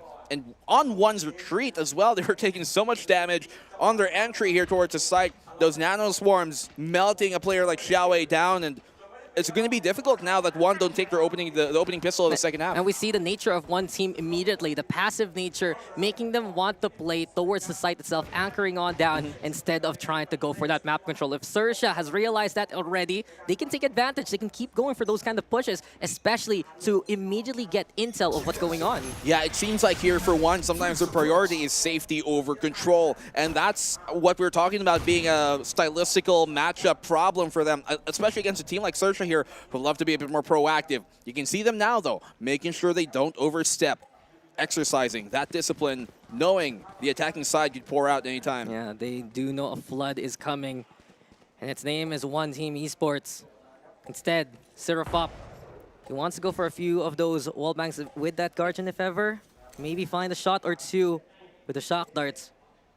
Sersha here, they do trust Rolex and Seraphop to try and hold things down. And we've seen this from Sersha, actually. A standard 2-3 split. Happy to be a bit stubborn in how they hold. And here they go, doubling up towards Speedway, but Rolex left alone as Seraphop wanted to check out the staircase instead. Immediately, though, shot towards Yanli, another one towards Rainy. Darjan Gaming at its finest! Efficiency with the tap, sure. You know, he was actually caught off guard there, not realizing they were at the gates, that they were pouring into the site by the time he threw out his recon, but yet he still holds the line. Make sure he does it in such ample fashion. 3 kills for him. Guardian in the hands of Xiao Yu, but it'll be difficult here. They know where he is and flush him out of the boathouse. Sersha convert. Yeah, yet again, trapped in the pit. One team cannot claw out of it. It was a good push, though, towards that B site. Yeah. You can see for Sersha, if they do lose a bit of that synchronization, that's where their defense falls apart. And if one team can capitalize on that, if we see Xiao Yu or Xiao Wei actually make that kind of space for them, then that's a chance for them to get these sites going. Well, it's going to have to be something different. We're going to have to see one team finally get the groove going. Don't let him hanging, brother. You gotta keep the energy up, but one team now on their buy run. Look at this, Xiao Wei he doesn't buy armor? Did he forget? Yeah. He has credits. He has money for it. He has money. You don't need money. You don't need armor. You got this. Just tap in the head. All good. Yeah, I mean, you're gonna get one tapped anyway, right? Yeah. At some point, so. That's what the one stands for. But this is even more problematic, knowing that they're going up against bonus, so those SMGs are going to be even more painful. Yeah, not only that, the Guardian, the Judge too, but Rainy. An incredible angle just to catch Sersha off guard. And as alert goes down, LBY will retreat now into the clutches of XC instead. So Sersha here, that was their foray to play aggressive. Now they're going to go for that 2-2 split, play pairs, and try to hold these sites. Yeah, I like that they tried to be proactive early in the round, see where potentially this one squad is, and you can see on the bonus, we talked about this, Dax, they love to wait for those aggressive pushes, and so Sersha should have known this in the first place. It's part of their flowchart we see in almost every matchup they have, so in this case, at least works out for one team, but the B site hit, 30 seconds left, isn't this what we talked about? They're always making sure that they can catch the aggression off guard. And now, part of the flowchart yet again, step 3, execute with 30 seconds left. Rolex though, holding down the Judge. Xiao Wei will clear things out. An incredible flash there to help out, courtesy of Yanli. We've seen those flashes really make opportunities for one team so far. Winner though suppress, spotted out now by LBY. He knows he's close, and we'll spot him there towards the market doorway. Rainy on the board though, and one team taking the fight to Sersha. Now, 4v2 situation. One team still sticking around on the objective itself. XV, LBY trying to find those opportunities. Flash is thrown, but XC can't find the space whatsoever. Smoke is there. He still has the paranoia. Does he decide to use it though? Lets it rip. LBY burning down Jiawei, but it's Xiaoyu already kicking open this door more so, and Rainy will be there to help him out. One team, nicely done. At least they're able to do it without taking too much damage. Minimal loss there, only 2. And that's the maximum you'd want against a bonus like that. So for Xerxia, in this case, look at this. Alert. Operator out early. We've got the Odin and Siripop. I believe we are playing into patch where we got a bit less bullets into each Vandal. So these Odins, this is what we were kind of expecting, especially for a map like Ascent, that you would have these LMGs be brought out more specifically because of the amount of spamming you can do a lot of times in wallbangs. Yeah, you can't just spam smoke zone willy-nilly anymore. You can't cover these crosses. Instead, Xerxia will take a different approach to this. I do like this operator from Alert. We've seen from one team that if it's not Rainy setting up those smokes, it's really just some open crosses, really, for their movement. And here I have it. Still Alert, waiting for the opportunity to strike. He rotates off towards the A side. I think that's where they're feeling this hit is going to come. And he might just be right for a second there, but no one. I think finally they just suddenly divert into potentially a B side split here. Alarm bot should give them early information where the hit is going to come, but let's see if Xerxia react in time. And patience there until the alarm bot breaks that silence. One team now executing towards B instead after just outweighting Alert's position there in middle. This really relies now on Rolex as well as Siripop. They're trying to hold towards both while Siripop will get one. The Odin letting those bullets rip, but it's not enough to hold things down. 3v3 for now. Huge coming in here for Siripop. Oh, the TP rotate. No, just to pick up the spike. It was a bit out of reach, and they gained the plant. The problem here, the retake from Alert with an operator, not the most optimal option sometimes. Yeah, dangerous territory. Had to use the ultimate just to get it safely. Jiawei going for that kind of call. Alert though misses the mark, and it's Winner instead who steps up to the plate. Exido on the board too to make the trade happen. And we've seen the scenario from Xerxia before, but now the numbers are quite equalized. Paranoia this time, looking to get the connection towards Rainy. A stellar flash as well. LBY will get that takedown. Rainy versus Exi. Who can outclutch the other Omen? It's Rainy who will just bear down on that parade. A clutch comes for one team. What did we talk about, Dax? The one big problem here that's going to be for Xerxia on this half is the post-plant holds for one. We see that come on in here. And in that case, the one time as well, the few moments that you would like to have an operator on the retake is when you're holding down the line like that, anticipating an aggressive peak. And he was right on the money on where the swing would come from Winner and still could not hit the shot. So Winner, he's been having himself a cold game so far, but that was a huge pick that they needed. Yeah, and Xerxia, a bit antsy right now and how they're dealing with one team. We've seen how patient one team has been so far. We've seen how much noise they've been trying to cut as much as possible and really keep that intel on their side. This has hurt Xerxia's economy. They're going to be going for the pistols instead. Sheriff's all abound. Who knows? They might just have the fastest, the quickest draw in the West. In this case. I mean, we've seen some thrifties before, right? Incredible stuff, yeah, in the first half. But defense, different question for sure. It's one now who are really building up their economy early in terms of their ultimates. Almost everybody has got theirs coming in with the next round. One team looking pretty set for the long run here. With a minute to go, though. Still that mid contest, that mid take that they want. Give them avenues towards the cubby especially. Find that closer contact if ever. Smoke is there, though. The Aldron also to scout. Xerxia have decided to put a foothold towards the A site instead. And Xiaoyu, he'll be the first one in there. The flash connects towards Rolex, who swings wildly. Rolex, though, with an incredible takedown. Rolex with another one! Time stops whenever he hits his shots. But Xiaowei will at least make the trade happen. Hunter's Fury is there, though, and Winner finds the right timing and the right opening to get that takedown. Now, behind enemy lines, looking to surprise LBY, but LBY! Eyes at the back of his head. 2v3 though.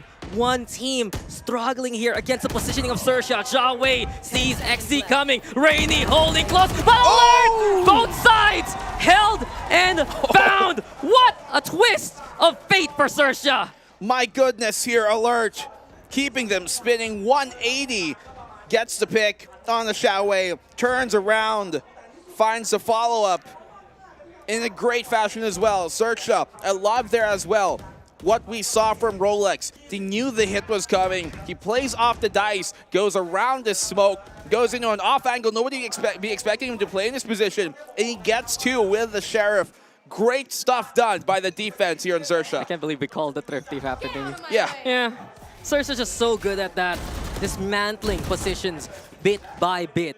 Finding those right timings and just stellar holds. There's so much trust with one another. And Rolex has just been one of those players who stays in the shadows, plays and lies in wait, and then strikes when it's the right timing. Was keeping it rolling for Rolex, for sure. You gotta roll those R's because this man is on a tear. The Xiaoyu from high up above gets the one punished though by LBY, keeps him in check. And Sersha's contesting this early on. LBY with the call and with the kills. Rainy gets close to get that takedown, seems like alert. Didn't see him coming, but Sirapop does find winner. It's 3v1 now, and one team yet again struggling to find the opening.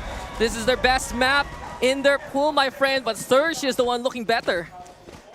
It's difficult here for one. They still do have the option of making it happen on Haven, to be fair.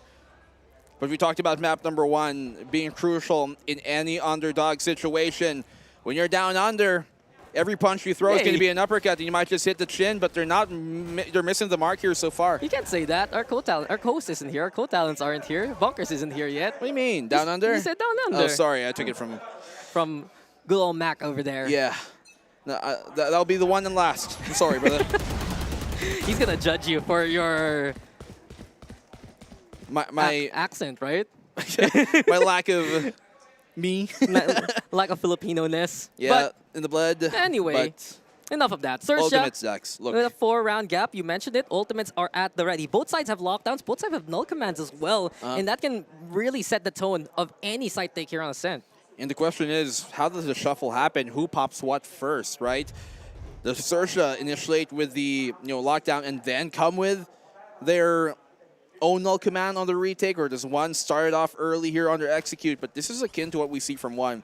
They wait around for their opening minute to see any aggression from the defense, and then come into the last minute with trying to make some sort of space. Well, if they have a bit more confidence here for one team, they're going to go for a faster execute. They did take their time, though, to rotate towards Cubby. And here we have the null command into play as well. Staves off Rolex for now, shutting down all signs of at least oppression. But one team will make their way towards the side. Xiaowei also finding alert along the way. Stellar alert there from one team. They found that initial kill. Now they have to deal with the lockdown. Yeah, it's a huge pick here, and the fact that they throw this out makes it even more difficult to get the Hunter's Fury to dismantle that lockdown. But LBY is going absolutely huge here on the defense. He decided to go for the fight already, and Sersha's here, ready to play. 3v2, tucked away into the corner. Rainy waiting for Rolex, and he'll find him with his back turn. Sirapop though gets halfway. LBY with the 3K.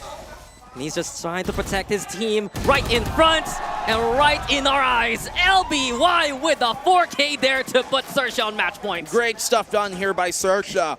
And the lockdown, you would have thought that being destroyed would have been a big one up here for Team 1, for one team rather. And yet, Sersha able to bypass that, not worrying about that lockdown there. If anything, they used it to burn the Hunter's Fury so that it can't be used to deny the defuse after. They focused on the macro game, on the retake instead, and didn't worry about whatever else was happening. Yeah, Sersha has been looking at the big picture all throughout this game, from economy in the first half to positioning, and especially stifling any kind of post-match scenario. It has just been impeccable for them. Great to see, though, LBY himself popping off. This man has been in many different regions. Thailand in 2021, Japan 2022. Then they came back here for Sersha in 2023 as well. He's been so stellar in shot calls. And right now, I think the mid-rounding really is defined by him. Yeah, I mean, you can see it. They're playing as a unit. They all have a coordinated idea that they all execute on together. And that really gives them, I think, the benefit of the doubt here against a team like One. So once more, the same flow chart. Wait for the aggression for their opening half of the round, and then they come in the second half when the minutes left to try and actually get them some space to work with. Oh, the tag is there, but the Owl Drone spots out the operator. Beautiful paranoia as well. Gives a chance to one team to get that space that they need. Lockdown also is the play. Xiaoyu trying to lead that charge. Alert though, now here, holding towards Botas. Does he even have an angle to begin with? Whips out the blades, doesn't have the dash at all. Can he get out in time? Wow. Seems like he will. Right on time here. It actually has a bit of a sightline and a bit of an idea on where one are playing on this post plan. I don't think they're aware of where winner is though, and this could be a crucial position. Oh, this is a great off angle. Timing now, as the spike's planted. Winner though over onto the corner. Anyone's guess? LBY knows he's there. Apparently Rolex does, but Winner still wins the fight anyway. Paranoia now into play. Sersha will clear out the closer angles, but they're lacking the utility to go for the retake itself. It's 1v3, all up to LBY. Rainy's waiting over into the smoke, but LBY finds Yanli. There's the push, and there's the takedown. One team survived to go for another round. You can see LBY expected that push as well coming from Rainy, but the real winner of that round has to be Winner, I think, there. The fact that he was alive and so prevalent there towards Market, we were kind of wondering if he's going to wait it out or if he's going to kind of peek early. He peeks early into that Market position, takes down the opposing Killjoy and Rolex, and because of the fact that he was still there, it led Sersha to have to worry about his position on the retake, and as they were trying to take him down, the rest of Sersha's post plant, rather the rest of one team's post plant, was able to kind of pincer Sersha on their back. Yeah, Sersha had to commit a lot more than they wanted to begin with. And from that point on, it was easier timings and easier pickings from one team. And speaking of Winner, he has the operator! And winner, chicken dinner. That's the first takedown here for the round. Well, that's certainly a meal and a half for him to take. Big bite taken out of Sersha and taken down LBY. And that KO we know they use a lot to try and gain that early advantage here potentially on where the information is. And this is where one love to do. They wait for that opening 30 seconds as we talked about and flush out the aggression, but Alert, he's got the operator of his own. The operator will try to find another one. Sersha have put their stability to the test. One team though now going for the push themselves and have the numbers advantage. XC and Rolex have such a journey to get to this B site. Spike's planted now, and one team waiting for the cross. Let's not forget, if they lose this round here, Sersha, they're going to be put into an eco, so one might just be on a streak here to potentially make this a much closer game. 3v2 so far. I don't think they're aware of Rainy. The smoke's going to make it even more difficult. Push out, and Rainy punishes. Here we go again. The close encounters of the Rainy kind. One team has used this partition outside the site to full effect, and Sersha yet again caught unaware. And this round was all about that veteran duo we talked about from one team, Winner and Rainy, gaining them the rounds that they need near the end of it, but Rainy has been having himself an absolutely incredible game as that controller. They keep him on this roll specifically to make sure that the opposing side isn't going to wreak havoc on that mid line and on that back line. And there you see it. He keeps him in check. Make sure that Alert doesn't simply get a free peek off the op. Yeah, it's just crazy to think what were the journeys of Rainy and Winner to get to this point. Playing Initiator duo back in Griffin. They had, of course, that controller outing as well. There used to be a time where even Winner played a bit of that duelist. And just the evolution of these veterans really keeping one team a step ahead of the competition. They're still fighting, they're still here. And as of right now, they're still relying on the operator of Winner to find that initial pick. Well, Thrifty State here, Eco State for Xerxia. Not that we haven't seen them converted like 3 times already. Here we go again. Yep, and who knows, we might just, we happen to see sometimes, you know, these kind of last round wins come off of Thrifties anyway, so maybe, and they're stacking the right side in this case because one, they're coming their way. You know, one team looking for that one push again. But they're backing away? I don't think so. They're waiting now for the Aldrone to get intel. Look at Alert, actually. He's waiting for a dart too. And Sersha knows now that one team is nearby. This is effectively a commit, Black and Blue. Yeah, I mean, they're expecting the aggression here. You can see them pinging that smoke just to make sure that no one from Xerxia is waiting inside of it. I think they're going to execute now, and here comes the stack. Yeah, 4 stacked up here for Xerxia. Can they hold with the lesser guns? One team, though, finds first blood. Alert falls, same as Sirapop, and well, the scoreboard lit up by one team already. They clear out the angles. They find, of course, the advantage with the guns, and from that point on, this round is effectively theirs. Yeah, simply overrun the defense here. Oh, this should be a no 10 chance. to 12. Only Rainy going down, and yeah, Xiao Yu with his 3rd on the round. One adequately here, dealing with the stack on that A side and making sure they don't get the angles in the fights they wanted. And one team has all the money in the world to keep competing against Sersha by this point. It was a good raid for Sersha though. They stacked appropriately. They realized that, oh, this is going to be a commit. No need to worry about that B side too much. But in the end, one team, the clear towards Generator was key. Threw so much attention away from that peak towards Rafters, and the rest was history. Well, finally, weapons out here for Xerxia once more. No operator on their side. It's on the attack. On the winner.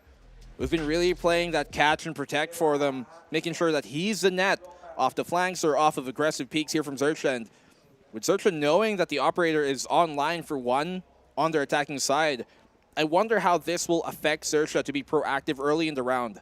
Yeah, I do wonder also, will they decide to go for an expedition yet again? Between LBY and Alert, they've been having such a hot game, but you mentioned it, we haven't really seen them truly succeed in going for that initial pick early on because one team is just ready for those kind of plays. I mean, they seem to have found the one way to make this work, and it's been at least getting those punishes when it comes to the execute itself. The early round sometimes does make you wonder if Xerxia are playing into their hand, but it's really when you get to the execute itself and the post-plant where you can see the true strength of this one team, and it's been catching Xerxia off guard, I think. Yeah, they've been so competitive so far. For a team without that regional experience in a tournament setting, this is already such a good sign of what's to come from our Taiwanese hopefuls. But can they actually get the victory on their map pick? This has just been one of their most incredible maps. This is one that they've relied on so many times. And as we said a while ago when we were talking with the map trap with Map, having Ascent and then having Haven, it's a good sign for one team to get at least one of these two maps to try and get ahead of Xerxia. Well, let's see which one they're going to get here.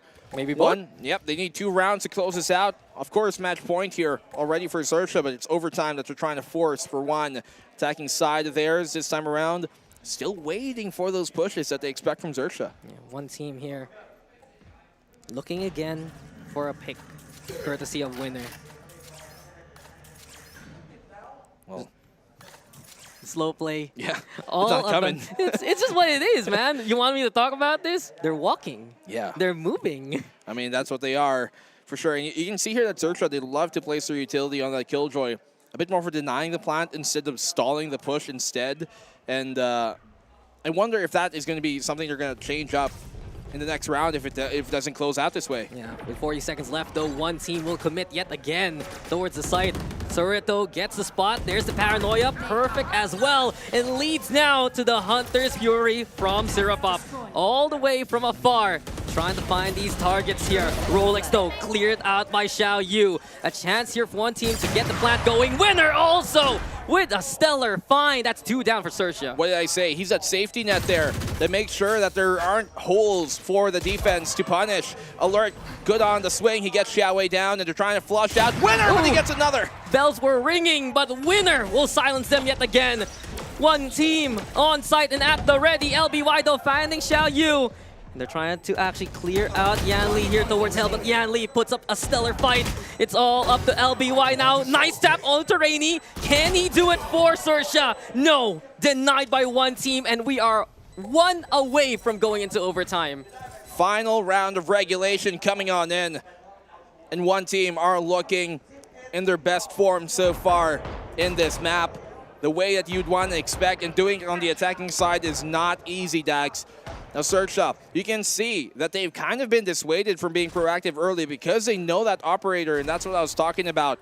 How will it affect them? It seems to have gotten really great results. I still wonder if placing that utility so far back and not playing off of it in the same way, instead of placing it forward, is the best option. Yeah, have they been conditioned enough by one team to always play back? And now one team is taking advantage of that space. Here we go, though. Xerxia has had enough. Rainy, wherefore art thou, Rainy? Alert wants to go for the fight, but one team will still fight by spawn anyway. In the end, it's one team with the advantage. 2-for-1 trade all the way across the map. But this is what one team's strengths are. They love to try and take these fights when they know the defense is pushing and overstepping, gaining out of bounds, and they expect these type of plays, but will they expect XZE here? Great angle, he doesn't connect! Oh, heartbreaker again.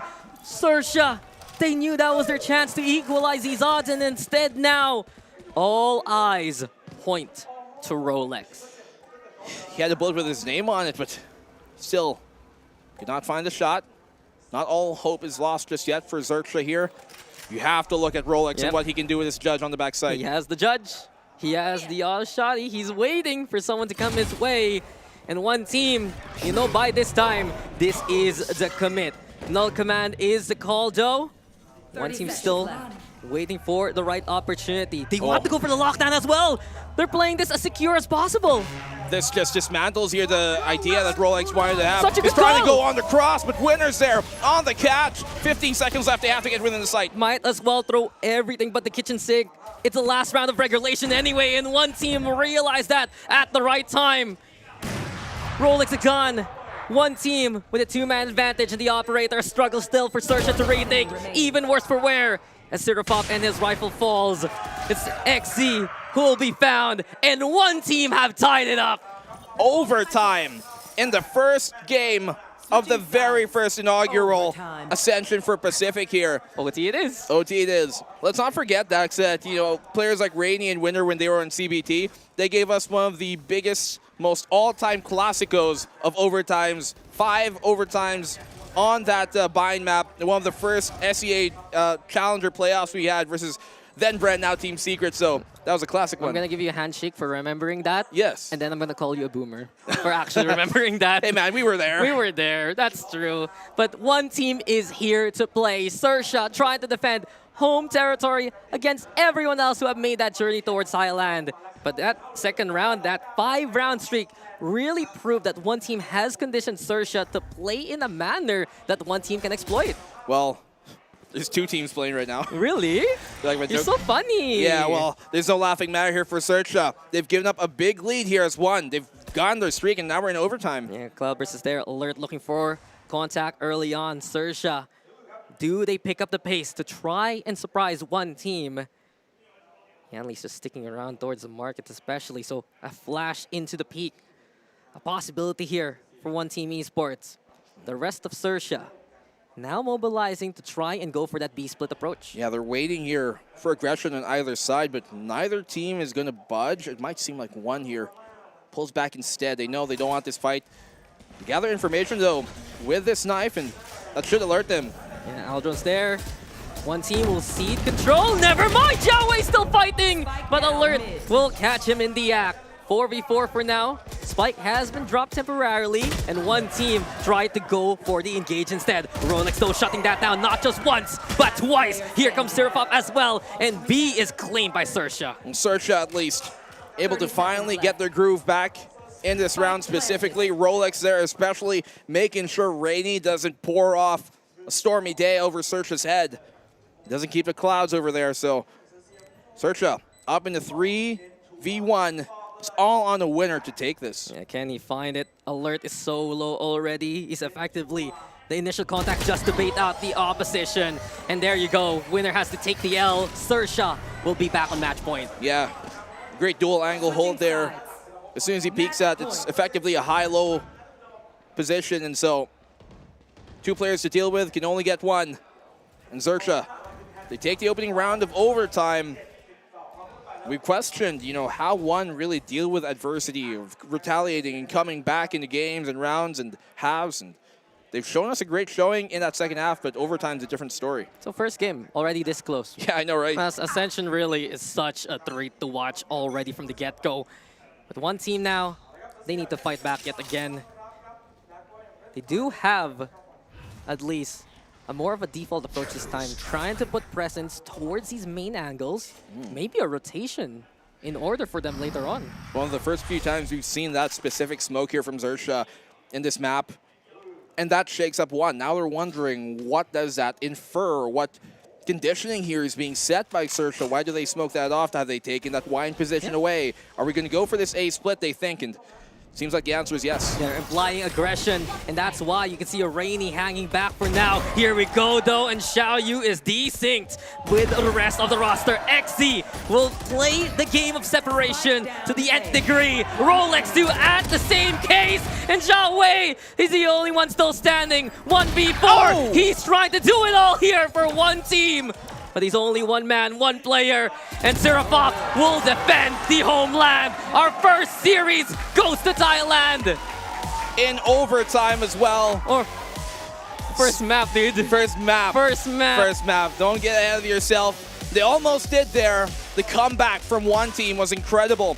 And you see, I was talking about that smoke being a big thing, even though it meant little, maybe to the eyes of few. But if you look at it in terms of what it affected in that round, they smoked that off on the first times they do it. And because of that, one team thought that there was an aggressive push potentially towards A main. They thought maybe there was a double stack in A main. And so they went around and continued on short because they wanted to go around the defense. But they didn't expect there to be waiting for them right on the money, and they get the punish off of it. I just feel the intensity already. It is insane that we kick things off with an overtime game. One team has shown that they are here to play versus APAC, but Sersha, the adjustments, especially in the mid rounds, in the mid game, courtesy of the likes of LBY, it's just been impeccable that they found the right openings. They found the right answers towards one team, and in the end, they were able to out-psycho the opposition. Well, it's a great opening map here, win for Sersha, but we're going to go to a quick break. When we come back, we'll see you guys in a bit.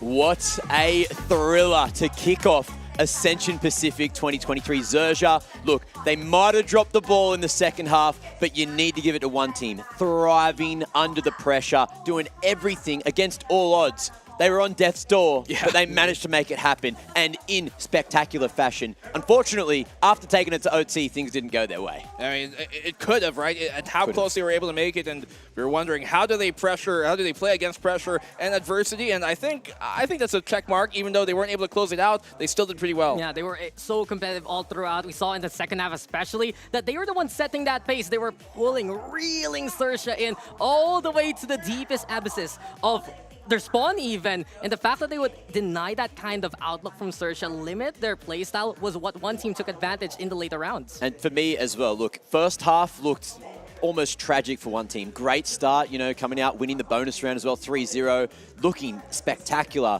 Then it was 7 rounds at the end of it for Xerxia, and moving into that second half, I didn't think it was going to go their way. It looked Xerxia winning a couple of ecos, just destroying one team's economy over and over. But then as soon as Xerxia hit 12, one team just hit the accelerator, brought us back into the game. And I need to point out as well, so Rolex had a very, very quiet regulation, but he turned up when it mattered in OT to close us out. And that's exactly why I think, look, Rolex, yes, needs to certainly pick up moving into that second game, but you need to shout out LB White, you need to shout out Alert. The amount that they did this game, this first map of the series, was spectacular. Yeah. It was just honestly impressive though to see that you have that more consistency from Alert as well. We've always talked about him being on that duelist role. He's there to make that space, but netting those kills, especially when the backline was having those struggles, it gave Sersha those chances even when one team was defining the pace of the game. I mean, we still have to talk about some of the great performances we saw on one team if they weren't able to close out the game, and that being Rainy. You see him on that MVP. Sure. Look at that round where they had the one hero rifle on him and he was able to get the 3, give them, you know, a bit of retaliation, give them that backline that they really needed to the most, and keeping Alert in check on some of those operator rounds. And we had some Fangs also from one team. You had Xiao Yu, you had Xiao Wei, who were just always there willing to play those fights. You have multi-kills there towards that B site from Xiao Wei. He would just hold those angles and get those takedowns, and we were looking for an openings there from one team. Xiao Yu was able to deliver, so all in all, this was an impressive outlook for one team esports. It's just sad to say that they fell flat at the very end once it became overtime. Yeah, and you look in here as well, Xerxia were able to get into post-plant so many times, but their conversion rate after getting that spike planted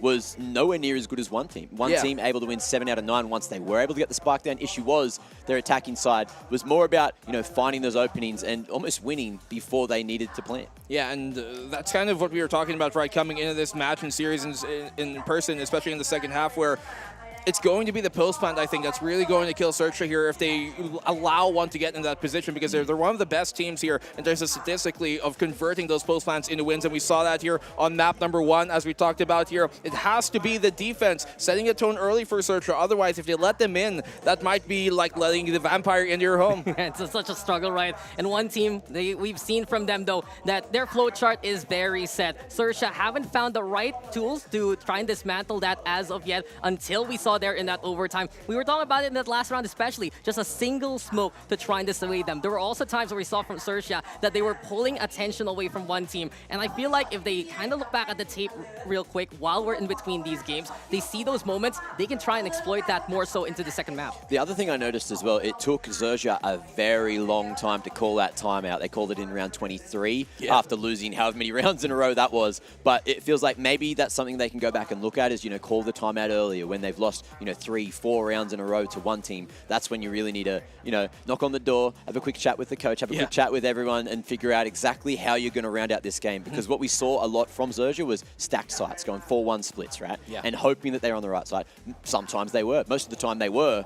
But then you had Jiawei just running in, getting a triple from the top of Gen, and you're just like, well, what's going on here? Huh? No, exactly. I like that you brought that up, because not many people think of like the in-between the round, like what happens in that conversation, and you have to stop the bleeding early, especially against a team like one who we know can get a really quick hot hand. You might think it's a snowball, suddenly an avalanche, and you might not be ready for it, as we saw in the second half by Sersha. But it's characteristic of Sersha to bleed early on. They do take their time to figure out, okay, our defaults aren't working, our initial game plans aren't actually up to par. What will work against this team? And we saw that at the very start. It was the pistol being won by one team. It was them defining those rounds. The only saving grace was that incredible thrifty that brought them back into the game. Look, off the back of that timeout that I was talking about as well, Alert was in attacker spawn with 1 minute and 26 seconds on the clock. He tailwinded straight down mid. He was chasing him. But what we need to talk about is how one team reacted. They had 3 players straight back in spawn, ready to deal with the pressure, got that pick, managed to pick up round 23, take us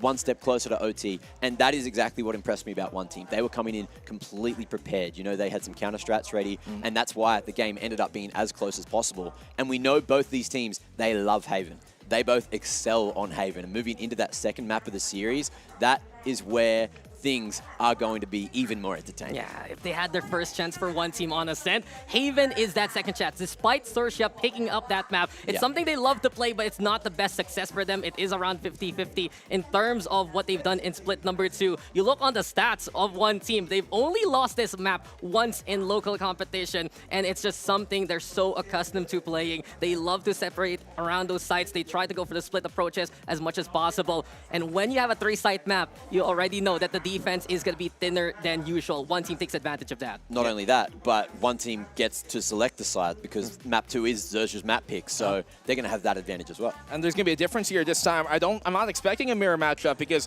you look at one side of the fence, right, with Sersha here, they love to play that Sova instead of the Fade that you see coming from one team. They have that Cypher instead of the Killjoy. I think those are going to give very different in contrast in comparison to what we saw in Ascent. That mirror matchup was played a bit better, especially by Zerja, you know, throughout that mid part of the game, throughout Act 1 and Act 2, if you want to cut this up into 3. But I think now you're going to really see the different and contrasting playstyles even more pronounced compared to Ascent, and that's where really I think if you look at one team that could benefit off of it. Now, looking at the agent comps that both these teams play on Haven, is there any differing factors here? Dax, I'm looking at you. I can see you quickly pulling up the stats, quickly pulling up the comps. But do you see this going the same as map 1? Are we going to get that mirror matchup? I don't think so as much, actually, because there is that immediate difference of the Cypher and the Killjoy. Rolex will love to run that Cypher, be able to play away from the site if ever, go for that kind of rotation. The Breach is also as well something you watch out for LBY, and we've seen from Sersha, it's really all about setting up Alert to make that space, and then players like XC, players like Serafop will use that space not just onto the site that they want to play off, but also away from the objective and try to find the off angle to help them out.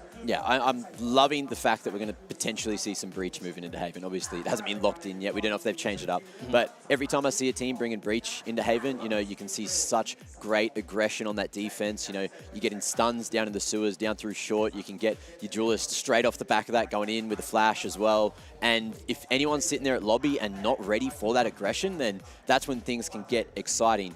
The thing is, though, one team, they sit back for 1 minute and 30 every single round, so they're always going to be ready for any aggression coming out of Zerja, right? Yeah, and especially knowing it how, if you look at Sersha, they love to play out Cypher here in Haven, and Cypher a bit more aggressive than a Killjoy might be. He's going to be a bit more proactive in playing off of himself here and off his own utility, a bit more than a Killjoy might, and considering it's Rolex who typically plays that Cypher and have maybe the best game, at least early throughout the regulation, right, in terms of quantity, he didn't have a quality overtime, and if he can replicate that success here on the Cypher in Haven, especially me being a big fan of a Cypher in general, then it could be where they kind of make a big turning point here that one team might not be ready for. Yeah, just impactful we see from them. And when you have players like Rolex stepping on up, then you know that that backline can give you that extra bit of edge. On the one team side though, one thing I've noticed also is the role swap that we get between Rainy and Winner. We got the Killjoy going to be played by Rainy instead, and we're going to get Winner onto the Omen. That's what one rotation one team loves to do on a map like this. Okay, so Controller's going to be the same, Breach going to be the same, and as you mentioned, it's just that Cypher diff up against the KJ. Now, the KJ, of course, you bring that one in, you've got the likes of the Hunter's Fury coming through, you've got the Breach with the Aftershock, which, as we were talking about before, it's not enough now to actually deal with that lockdown. So how do you think Zerja are going to be prepared to try to deal with the KJ ults? I mean, as you talked about, the Aftershock isn't exactly the most ideal situation now, but what Haven does lead itself to a lot is a lurk. There's so many sites, so much ground for them to try and have to handle here on the defense that if you're on the attacking side here, if you're Rolex, you have a lot of playground to play with, and if you get to flank on the lockdown, especially like towards a link, then those are things that they can kind of subvert expectations with. We look again at XC. That's really the X factor here for Sersha. He's going to throw his smokes towards the site. That Alert and the rest of the crew are going to hit. Yes, that's pretty much it. The rest of it is I'm gonna have my own little adventure. I'm gonna go find these angles towards Link, towards B site, and then suddenly I am there to find that absolute pinch. Whether the tap or the defense, Xe really has been absolutely incredible on a map like Haven. I remember when they were facing off against Made in Thailand, they even got to call the Hunter's Fury from spawn correctly. He's just that kind of player who knows he can hit his shots and be confident as he struts and walks around the map. Well, in terms of form that we've seen today, we were talking about, you know, who's better on what, and we didn't really touch on the Sentinels in terms of their performance too much in the pre-show. But as you can see here, look, Rainy playing clutch, definitely the MVP for one team in that first map of the day. And him on the KJ, yes, can be a dangerous prospect. But Rolex, as we mentioned, showed up when he was necessary, but was very slow to start. So do you think he's going to be able to feel a bit more confident now he has that Cypher instead? I think so. I think with the Killjoy, he may have felt a bit more locked into what he's supposed to do as opposed to that Cypher where you can be more proactive, you play for yourself a bit more, you can lurk on the completely other side of the map and try and go aggressive if you really want to due to those cages that allow a bit more movement and a bit more space. And I think it will really benefit them. You look at the Sentinels, you said we didn't really talk about them much. They didn't have exactly the best game. Both of the Sentinels on either side kind of taking the lower portion of the scoreboard, but we saw like a player like Winner pick up the Operator and attack, and I think that brings confidence into a team that really plays off of it. I think it gives Sersha more flexibility moving forward. The fact that they can actually have more hands on deck playing the aggressive nature of the map especially, give them the chance to actually push with more players rather than just the initial duel we saw in Ascent. Well, ladies and gentlemen, map number 2 is ready. We're jumping into Haven. Let's see if Zerja can close it in 2. And we are, ladies and gentlemen, back now with map number 2. Sersha with the lead so far, one team though, ready to contest yet again.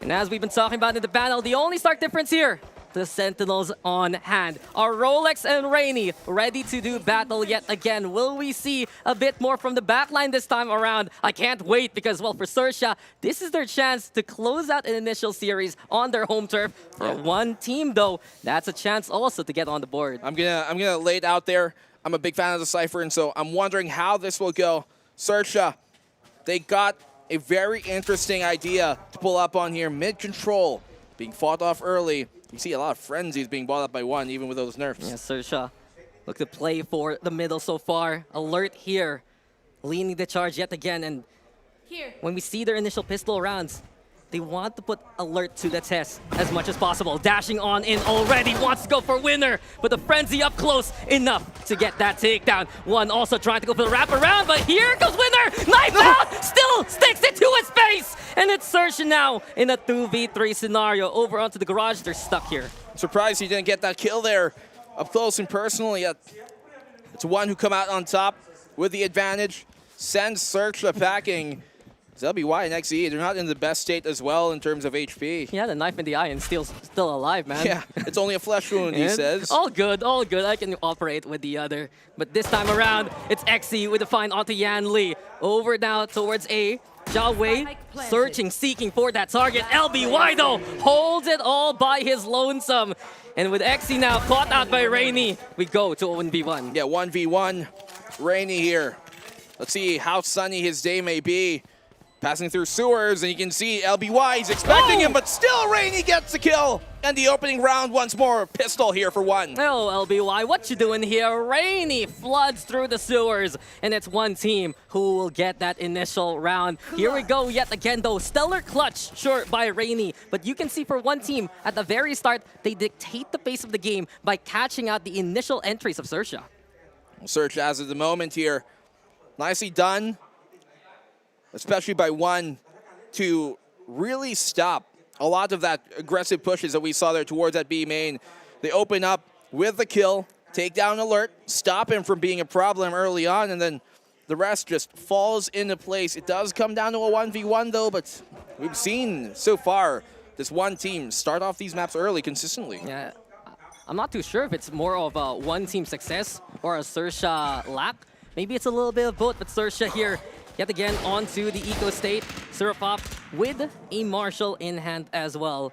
And for one team, when they play the defense, they do spread out accordingly. You have a bit of utility though to try and hold off that B site. Sersha trying to fake the rotate, sticking around by the smoke so far, but one team isn't biting.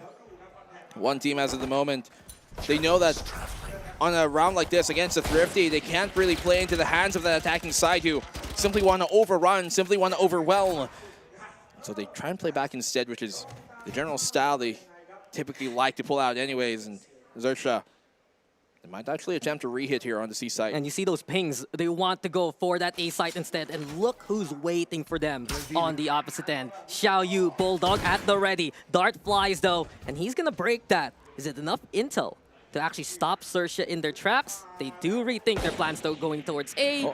And XE wants to take a poke at it. Yeah, it's going to be a difficult position here for XE. He tried. The Xiaoyu's marking him, so difficult cross, difficult entry as well here. Flashes on out, Winner still at the helm, and Rainey's there to help him. Here you go again. The twin pillars of one team holding down the backside, but LBY with a little assistance from the Marshall shot gets that takedown. Xerxia need to cross and fast. Yanli though holding close, but suddenly a wild Rolex appears. Xerxia here trying to find these eco kills, but Winner, a smoke criminal on the inside. All left to Syrup Pop in a 3v1. But it's a struggle to make it towards the spike. He still gets one for his troubles, but in the end, one team will take the round. Hey, good damage done by Xerxia though on that round, solid. especially considering how little control they have of the situation for the most part. They go on that C-side execute, flood, overrun as much as they could. Of course, there at the end, Serafop doing all the damage he can towards Xiaoyu, but here for one, if you're in a bonus like this, we see a lot of times that on the defense is where they try and do get aggressive, and this is one of the few types of rounds that they flowchart into getting aggressive. It's when they're on their bonus, and that's what I'm expecting here. So if they divert from that plan, I'm curious to see what else they have in the playbook. Yeah, one team, what else do we have in the playbook itself? They are on their bonus though. Really the firepower in the clutches of Winner right now. Tries to go for a bit of the spray. The Spectre, not affected by the nerfs on the ammo capacity, so you can still do that towards smoke. But in the end, it's yet again the two veterans in the back line. Alert now, leaping into the fray. The flash is there, but Yanli will protect his teammate. LBY on the board. Xerxia tried to go for the cross, but since they just stumbled at the start, stumbled at the backside, one team holds it down until LBY stands up for attention. Oh, mishap there. They weren't marking LBY. They thought the swing would come from the logs, but it was on the platform instead. Still, nice job done here by one. You can see them. They were trying to get aggressive early towards A main, but because they heard that hit coming towards C, they pull back, get there within time, but still Xerxia, due to the, I guess, fortunate state of where they were, and especially economically, firepower-wise, able to at least bring it to a 1v2 here in the post plan. Stellar rotation there from one team. Xiaoyu Do with a Hail Mary approach. Gets halfway. Decent progress so far, but that's all he gets there. Rolex will protect, and Xerxia will win the round. Well, to the same point that Xerxia were able to do here for one, good damage. Like, at least the plant was stuck, but at the end, they won't have the full armor that you would want to expect in this case early on, and this really could have been a round that they were able to take if they just expected the peak from LBY to come in from the platform instead of logs. They simply had to misread there of the situation, but I think so far, one are on point. Maybe I should just get a recording of you saying good damage. Good damage. And play it like twice in a row. Yes. No, it's true though. Xerxia, they were hampered effectively by one team and their anchors at the back. But this time around, rifles are at the ready. I'm keeping an eye on the ultimates, and Winner Rainey, the two stalwarts who have been holding things down, are almost set for their own ultimate. Gonna be stellar for the retake if ever for one team. If that's the case, Xerxia though, they have that Rolling Thunder to set things up well. Xerxia here. You talked about the Rolling Thunder, and I'm not too sure that one are expecting that to be played out in this round.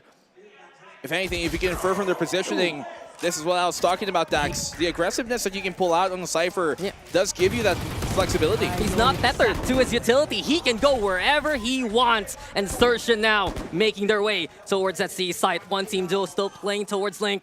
LBY already with the plant, but Xerxia, they're anticipating this initial cross so far. One team though playing towards the garage.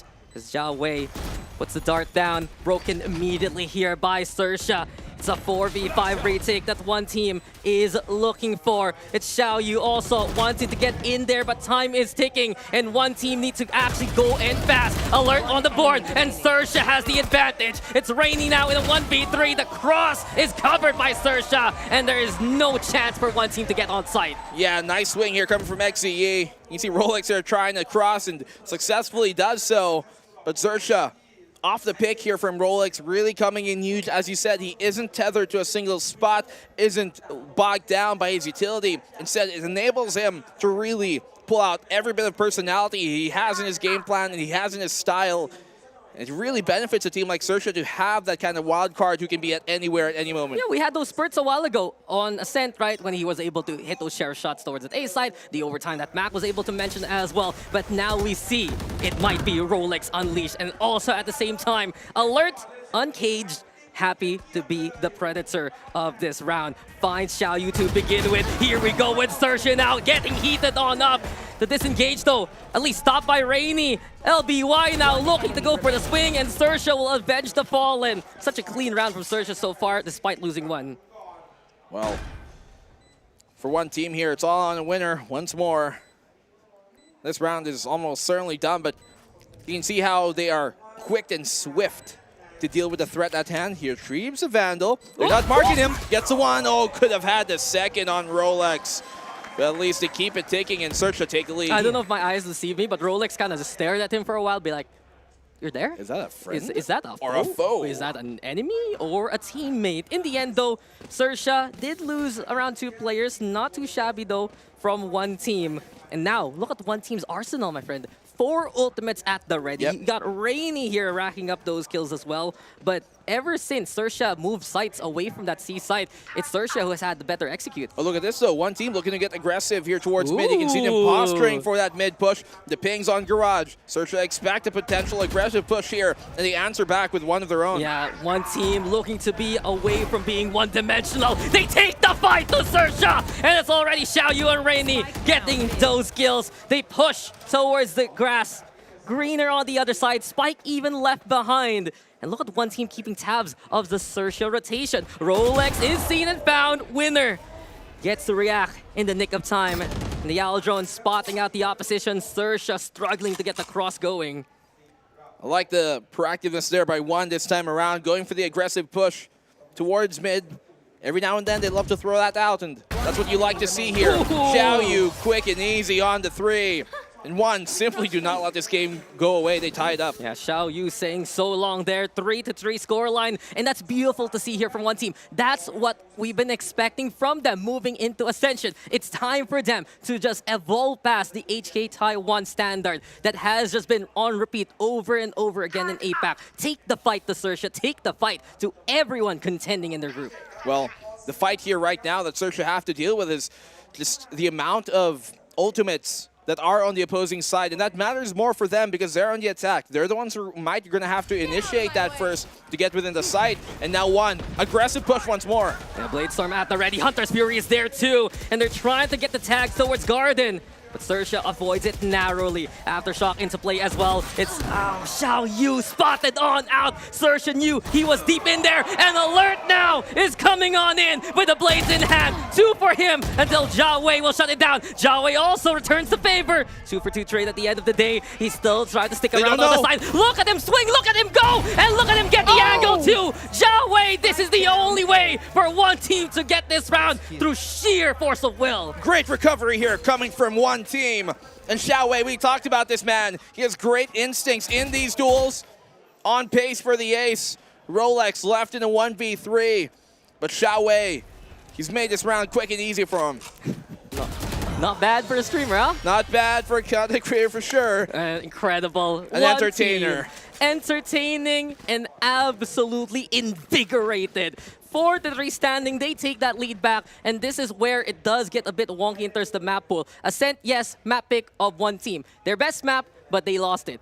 Haven, also their best map, and Sersha's picking it for them. Yeah, so, I mean, this is a complete lollipop here. I don't know how to wrap my head or mouth around this, because just look at this. Xiao Wei, they assumed that he was still there, none the wiser of his repositioning towards that back site, and Yeah, literally one of my best notes of Xiao Wei on my pad is he has great instincts, and you see that there. Absolutely. He finds those micro duels. He finds really the smallest bit of advantage, and he takes it as soon as possible. So one team, can they continue on with this kind of momentum? That's a good start, though, for Sersha. Seraphop, one of the more aggressive players on their roster, peeks in and shuts down Window.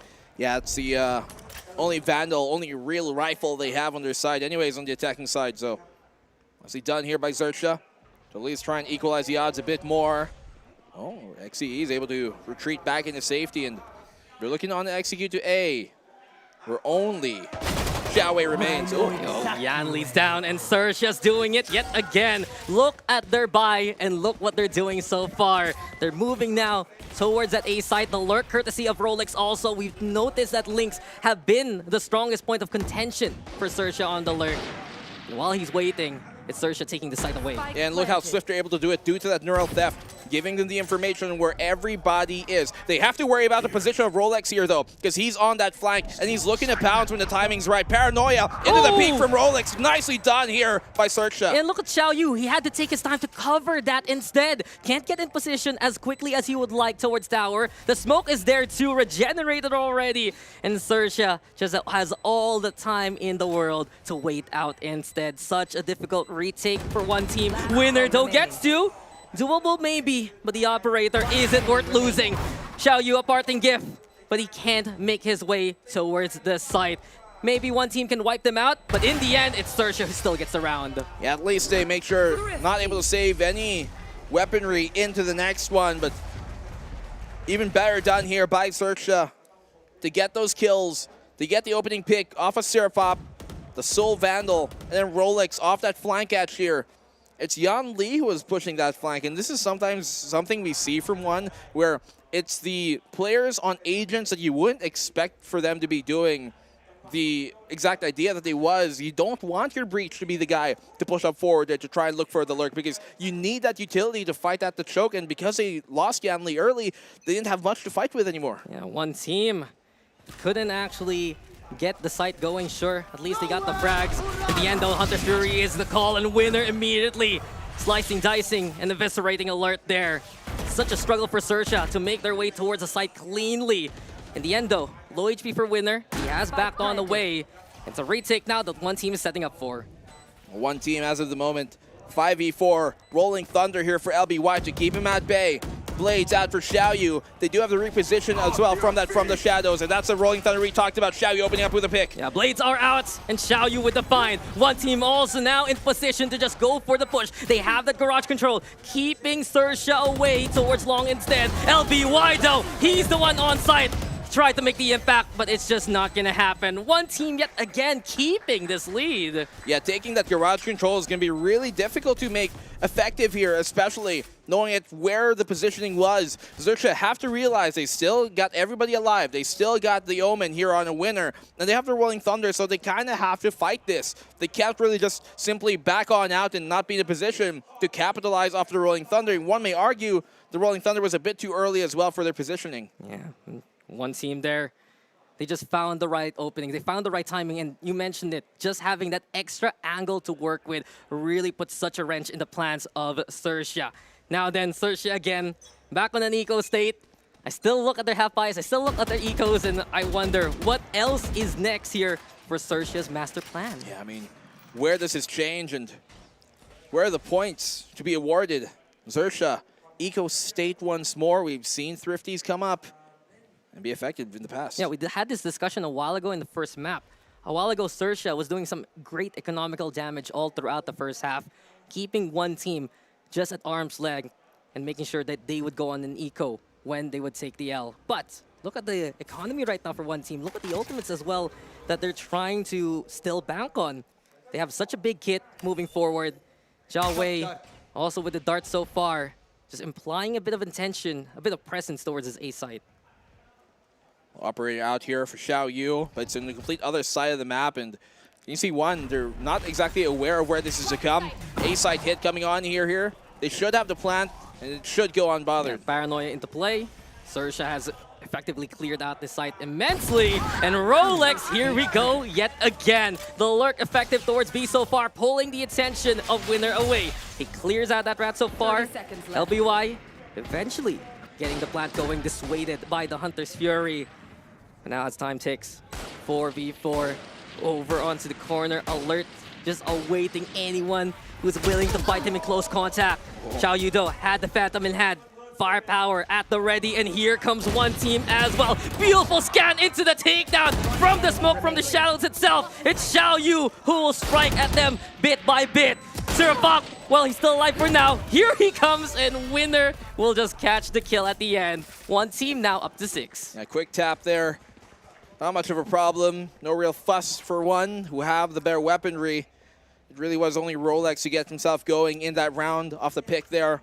And that's what you're going to expect Sersha to count on him to do a lot of times. You know, catch off the rotation here on Haven. You typically expect that to come here towards B, especially if the fast rotate is their option. And you talked about the scan here too. Good job as a whole by one to rectify whatever small openings that, you know, one team were able to find. They're a bit more wary now of the eco states here of Sersha. They clear out these angles. They make sure they're ready for things like stingers. They're ready for things like sheriffs.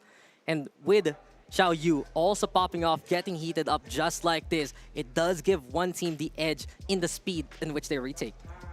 I mean, I think for one team here, when you look at their defense a lot of times, the retake hasn't necessarily been the most, at least, convincing part of their game plan, but it's one that they can rely on to every now and then, especially, and that's what I'm hoping here, if they're playing on a map like Haven, that they can convert at least some of these, because like A site, for example, notoriously one of the most difficult map sites to retake in the entirety of the game. And then you look at the C site as well, the fact they were able to win that retake a while ago.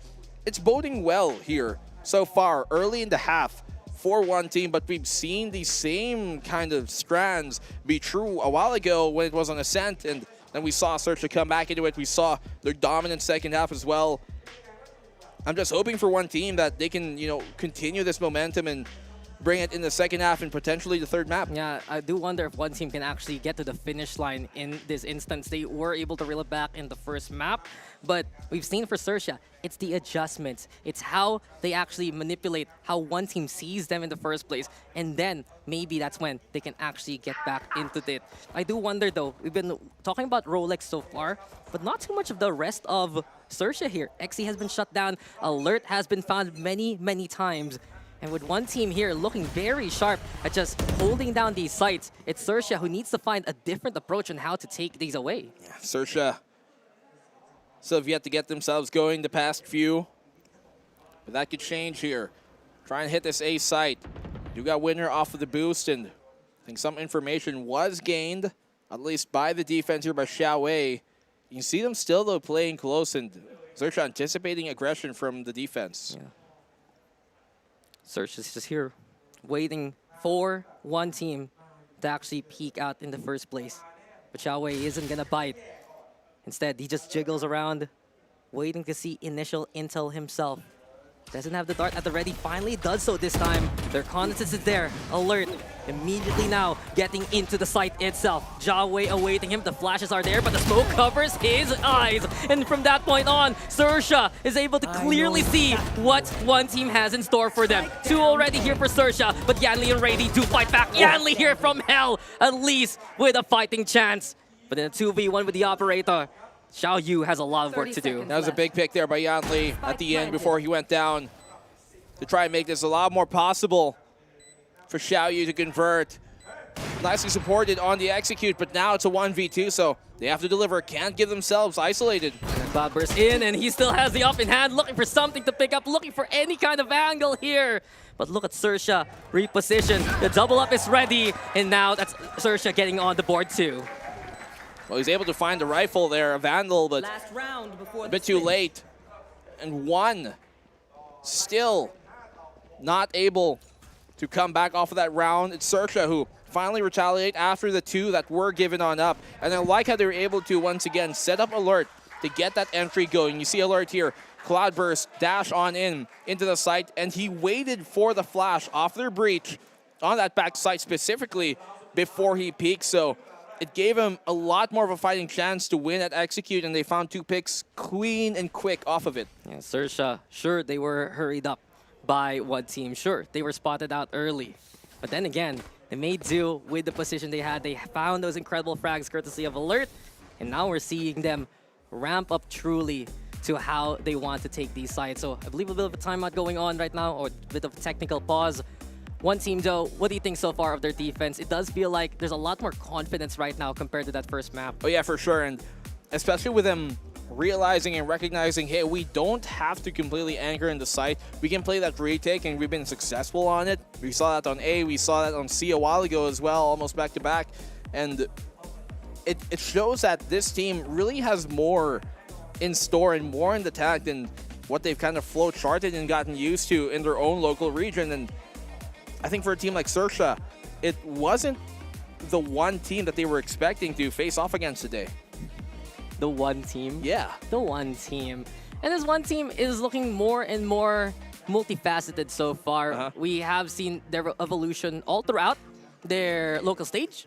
We saw their struggles in stage 1. We saw their adjustments into stage 2. And then we saw that dominance all throughout. I can't remember the stats themselves, but how long was the one team esports streak back then? It was around 17 games, I think. 17 series, rather, from Split 1 to Split 2. They only dropped like 2 maps especially. But they dropped 1 so far. They're fighting against Sersha right now. And they're trying to see what else can they bring to the table. Dropped 1 so far. Every time we mention 1, it's always a bit of wordplay. Like Your that fun, eyebrow always twitches when I say 1. Yeah. No matter whether it's the team, whether it's the number, whether it's another org or whatnot. It's just interesting, I think. It just sings to you? Lots of 1s here. But they're currently 0-1 on the board, at least in the series. As you talked about, a lot more multifaceted than we were kind of expecting, and it seems like Sersha are kind of surprised about that fact too here in Haven. To be fair, statistically one of the best maps from one team here. As you said, they've only lost it the singular time in their local region. I think that was in Split 1-2 versus Oblivion Force. So, as of the moment, could have a good last half here, or last round of the half. Yeah, it's a map that Sersha loves to play, but they do still see their struggles in it. And it continues now as we go into Sersha's final attacking round. Alert, trying to play towards long here. Seems like Sersha's just waiting for the opportunity at all, but one team, the patience is unreal from them. They still look to see if Sersha will bite first. Well, Sersha making sure to not overstep, bite off more than they can chew on the side. Kind of want to confirm what could be coming. I'm not sure if that Aldron really found Xiaoyu out. It seems like he was able to tuck himself in, and with the operator bearing down on them, they could actually completely bypass this and go around him if they're not careful. Both line the play, and here comes Alert also getting in position. Flash is there too as one tries to play towards the corner. Xiaowei! Explosive here from the corner. Here comes to the shot from Xiaoyu, but it's not enough actually to get the takedown. 3v2 though. Xiaowei goes big yet again. I mean, the dash bought them space, but he didn't check the corner. He didn't clear it as he was dashing through. And he doesn't even expect winner, does he, here? The scan, perfect.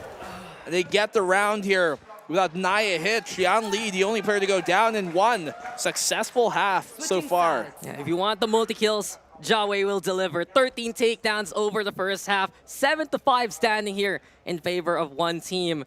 And there on that defense, you could really see that Sersha was done being pressured to actually get in there. One team with the right reads and with the right stacks. Nicely done here by Xiaowei.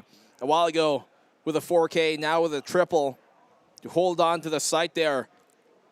And perfectly done. Addressed as well. You see the moments here that one are having in this half are really, I think, the telltale sign of the better side here of one. They got two sides to that coin, and when one are playing like this, when they actually let that offensive side walk into their traps, that's where they play the best. And now that they're on the attacking side, I want to see how they convert that same momentum and success. Yeah, wasn't that the case for so many of these sites? We saw from C, the backside was their pivot point. We saw in A, corners to close contest. That default as well, such a big help to one team. right now, it's Sersha. We're wondering how will they recover on the defense. Notably, their attacking side, I do believe, is where they're a bit more comfy in from what we've seen so far.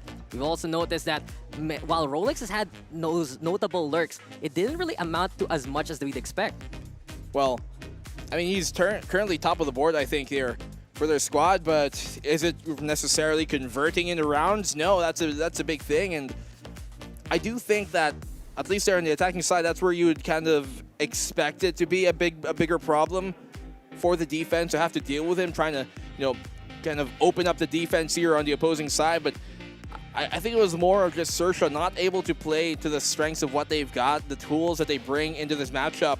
And for one, even though they've been falling to Rolex's lurks, Xerxia just don't use that, aside from maybe one of those few rounds where we saw the Paranoia play come into A-Link when he was off the flank. Those are one of the few moments where they actually utilize how much flexibility a player like Rolex can bring them. And I wonder if the defense is going to be more of the same story for Xerxia. And just some of the struggles here from XE, some of the struggles from Surfpop as well, compared to their more standard outings on a map like this. You expect them to be the explosive ones here for Xerxia Esports. Instead, it is a bit of just a setup, and that's pretty much it. Why this happens? One team is just expecting it. One team, prepared on the other side, has thrown such a big wrench in the plans of Xerxia Esports. And I do wonder, now on the attacking side, with one team showing aggression in this first half, can they bring it to the second as well? I mean, we have to wait and see. Lots of Xerxia fans in the crowd for sure. And I mean, one has to wonder if they get to the playoffs, Dax, here, Xerxia, if they make it into that final weekend where, we're going to have an even bigger crowd, different venue and all, how that crowd will really play up this team and how loud it would be for the home crowd. But Xerxia still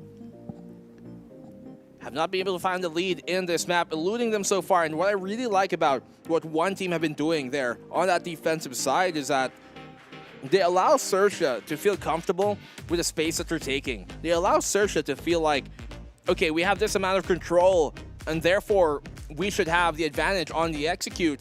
But really, the way that one team are able to kind of lull them into a false sense of security has been what's been working against them, and they suddenly have these traps, suddenly a flash or a player out of nowhere, out of an off angle, catches him off guard, and it's been working really well for one on that defense. But the attacking side, as we talked about, how do they continue that into the second half? Well, we hear the crowd already. Seems like there's a bit of hype going on. Maybe to cheer on Xerxia as well to get back into this one. But a 2-round gap, Xerxia, if they get this pistol, that's a great start for them moving forward. Let's see if they can keep this flower blooming here, Xerxia. They took map number 1. We saw them really perform well in that second half, and this has to be more of it. Looks like some aggression coming out here in A main.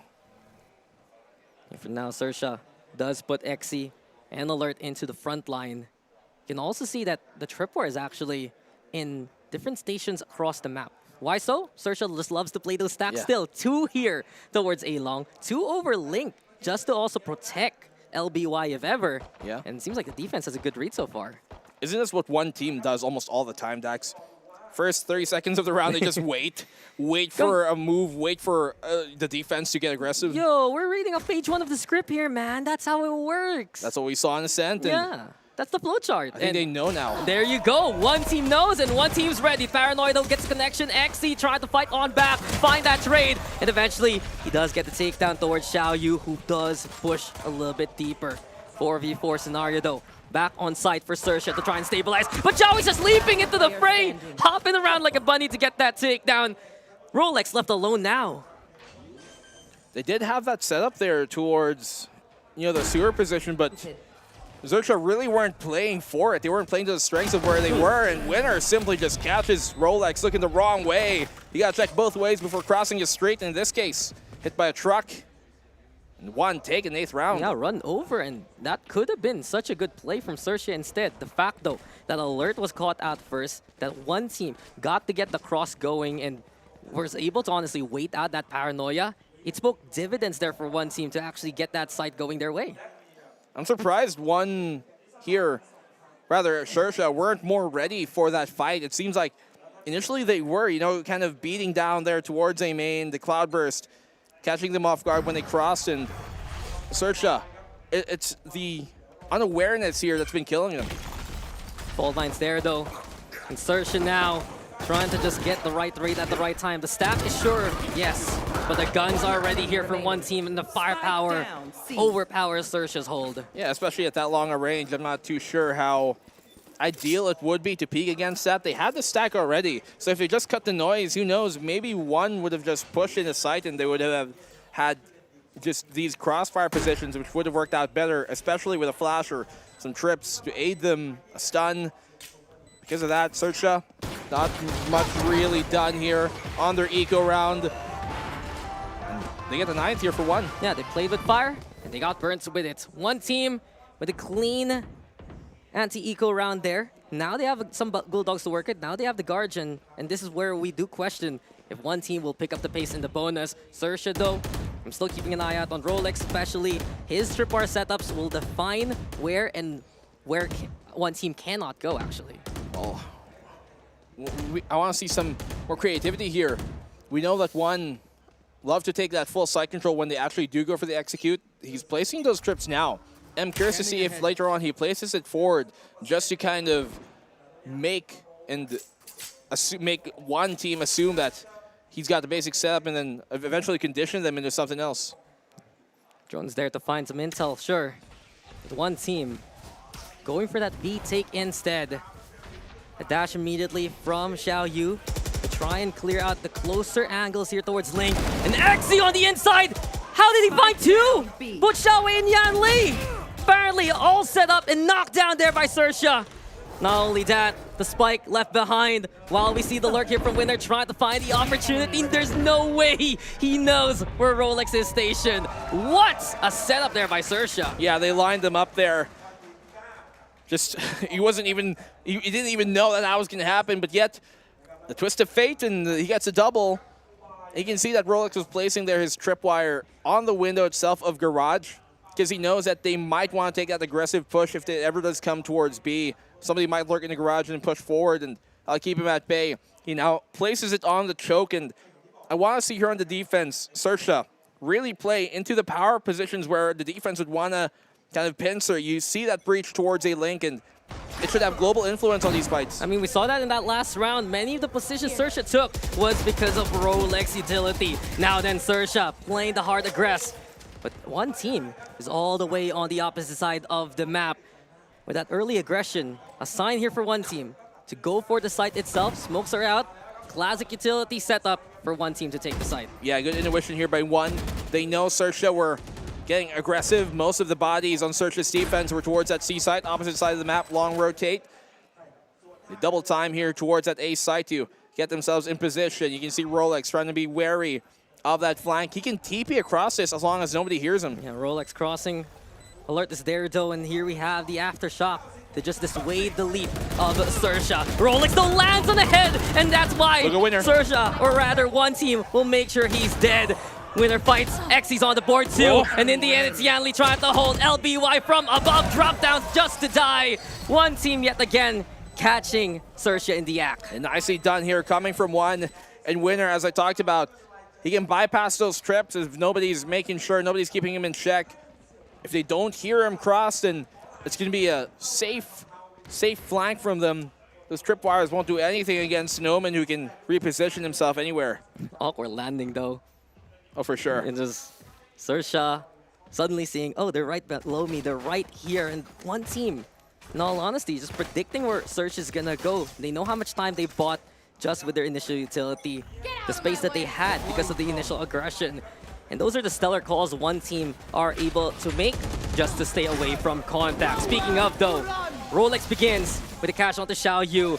Xiaowei answers back with the Hunter's Fury, and one team will go for the C-side. Yeah, big find here by Xiaowei.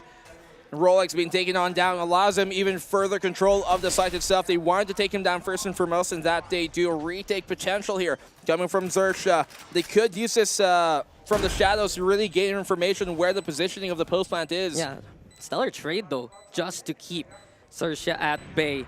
Now then instead, Alert will be relied on to try and make that lurk work. Has the operator in hand. C-Long can be an opportunistic angle, but instead the Garage held together, and one team right now trying to, at the very least, keep things going. Well, yeah, all good. It was looking good for one team though. They had a handle onto the garage. They made sure that they were keeping tabs on it as much as possible, and that initial contact actually going in their favor. You can actually see too here, knowing that on the defensive side, that one team at least on their post plant had that Rolling Thunder. Sersha were trying to hit them from multiple fronts so that the Rolling Thunder wouldn't hit all of them, right? You saw that garage with pressure. There was 2 of them there. Then you had some presence on CT. Then you had as well the lurk coming from Alert to try and gain C-Long control at the very least. And that, I think, puts Xerxia still in a good situation. Obviously, we weren't able to see the end of it there at the end and what the conclusion would it be, but they did have some sort of position there to make that round happen, even with the Rolling Thunder available on one's post plant, which we've talked about. One, they're really good in converting those post plant rounds. Yep, it's been very competitive all throughout the series, but this time around, one team is on the driver's seat. So while we're just making sure everything is set and ready for the continuation of the game, we gotta give big props to honestly how we've seen the entries work for one team. They're not afraid to keep going, even if they lose Xiaoyu. And that's really the calls that we get from Jia Wei as much as possible. He's been the captain since Split 2. He's making some of those calls right now just to be a bit more aggressive. And it works wonders when one team isn't afraid to actually act rather than just stand still. Well, those who act win, for sure. We're going to have to see at what point do we continue this one. Well, as of the moment, I think we shall return with our good buddy, our friend, our amazing host. We got Mac here, back with us. Oh, well, not yet. Maybe in a second. We'll give him some time to get ready. And when Mac is, there we go. Hello. Hello, we are back. I am back. Look, Black and Blue wasn't lying to you guys. Yeah. But look, crazy, crazy scenes here on Haven so far. You're loving what we're seeing from one team. I honestly feel like it's almost going to be a disaster if we don't go all the way to bind, because one team are playing out of their minds here. Certainly coming back with a vengeance in map 2 of the series, and it's been an absolutely slaughterhouse, hasn't it? Just so many crazy things going on. Like, big calls being made, mid-round calls, maybe getting a little bit lost there, but I feel like everyone was surprised by how aggressive one team were on their defense. I mean, we've seen some big leads already be erased during map number 1. I hope it doesn't happen once more here, in this case for one team, because they really need this win to move on forward, and especially on that bind. As you said, it would be kind of disastrous if they're not able to convert this and cross the finish line as we saw them so close to last time around. They're showing how competitive they can be. They're showing that they're here to absolutely play, and they're just not that write-off kind of team. One team has had one real chance at making it to the world stage, and they're here now in Ascension. I do wonder, though, if they can keep up that aggression. I think that's one factor I've been positing in the cast especially. Moving into the second half, yes, we got that aggression on the defense where they're comfy. Now on the attacking side, we see from them, once their flowchart doesn't really work, they're a little bit hesitant to actually pull the trigger, but players like Jia Wei, he's made those calls happen. Yeah, there's just been so many clutch plays coming through, even in terms of the amount that Xerxia is giving on this defense, and they're just unable to take it back. That is where things are starting to struggle. And look, obviously we're not the whole way to the end yet. We're still sorting everything out with what's gone down.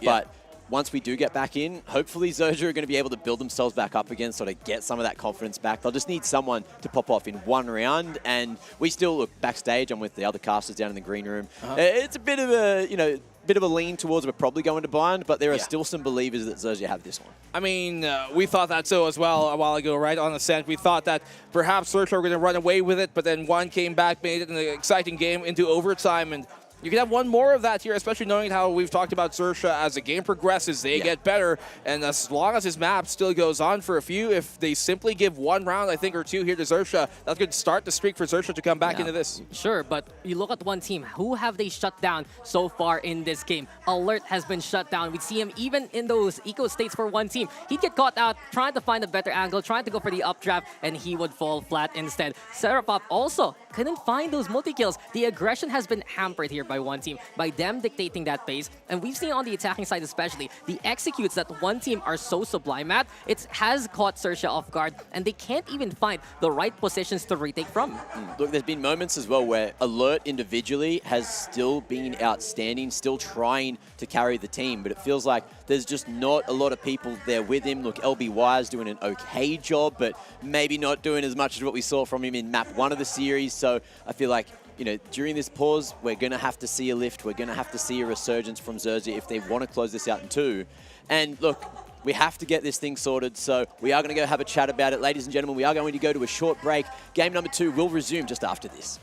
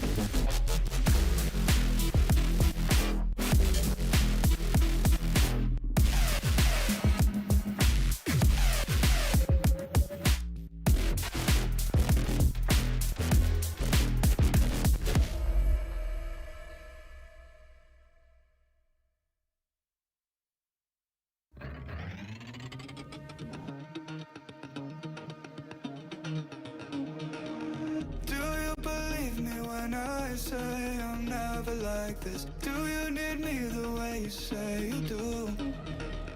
Treading lightly through the water, through the light and darkness. If I'm not careful, my love might consume you. Pulling me back into my body. I wanna take my time with you. Your lips are gonna haunt me. If what you say is true, pulling me back into my body. I'm just a dead man walking. I'm just a pawn, but nothing hurts better than you.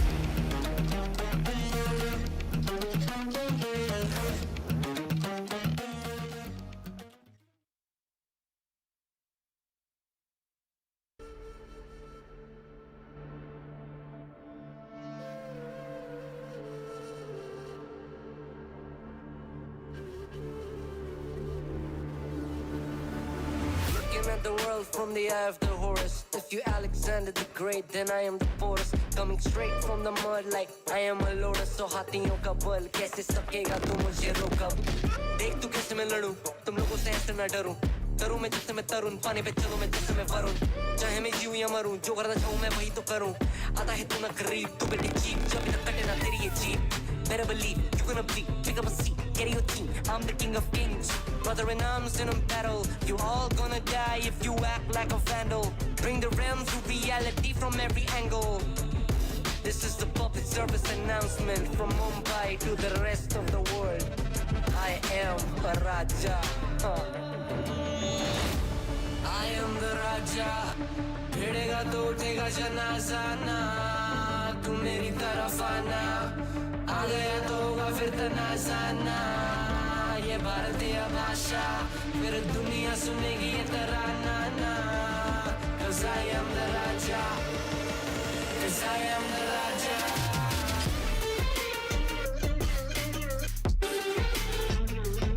I am the.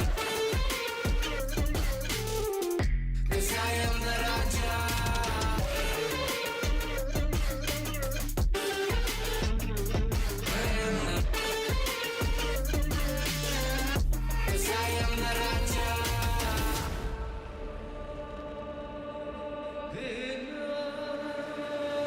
Look in my eyes, what do you see? I'm more than average, man. I'm a maverick, I can grow flowers on a barren land. Break a mountain with my bare hands and step back and cause a literal avalanche. Should've been about us traveling. आज तो बुझाए मेरी जैसा मैं टरेंचुला. ना है कोई तोड़ मेरा जब से पूर्वजों का ज्ञान मिला. मेरे जैसा मिलेगा कोई ना तू और चाहे जो भी था सबकी कबर मैंने खो दिया. तुम लगाओगे बोलियां कम पड़े गोलियां. चंद्रगुप्त ने मौर्य या किला तू लोरिया. Come to me and you just gonna die. That's really a given. I am invincible and you are invisible. See, that's really a difference. Get out of my way, I'll leave the world. The choice is yours.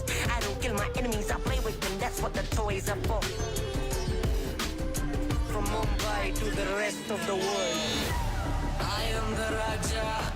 भिड़ेगा तो उठेगा जनाजा ना. तू मेरी तरफ आना. आ गया तो होगा फिर तनाज़ाना. ये भारतीय भाषा फिर दुनिया सुनेगी ये तराना ना. 'Cause I am the Raja. 'Cause I am the Raja.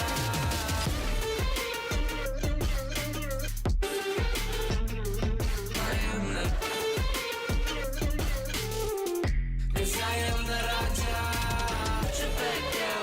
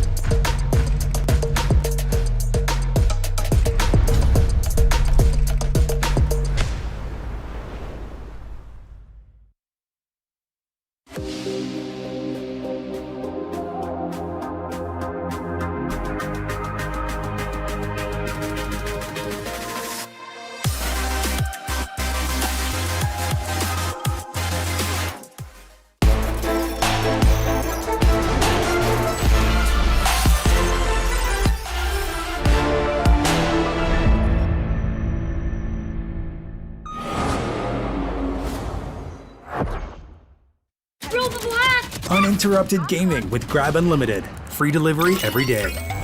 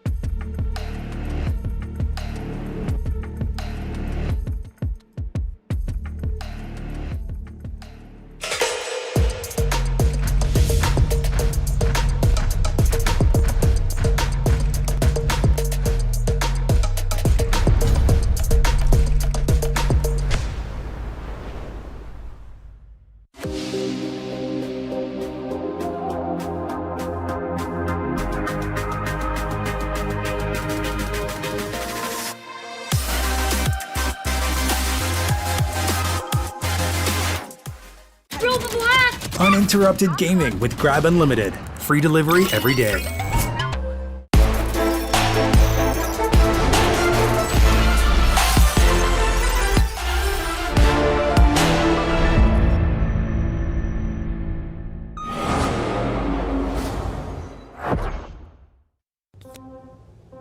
Uninterrupted gaming with Grab Unlimited. Free delivery every day.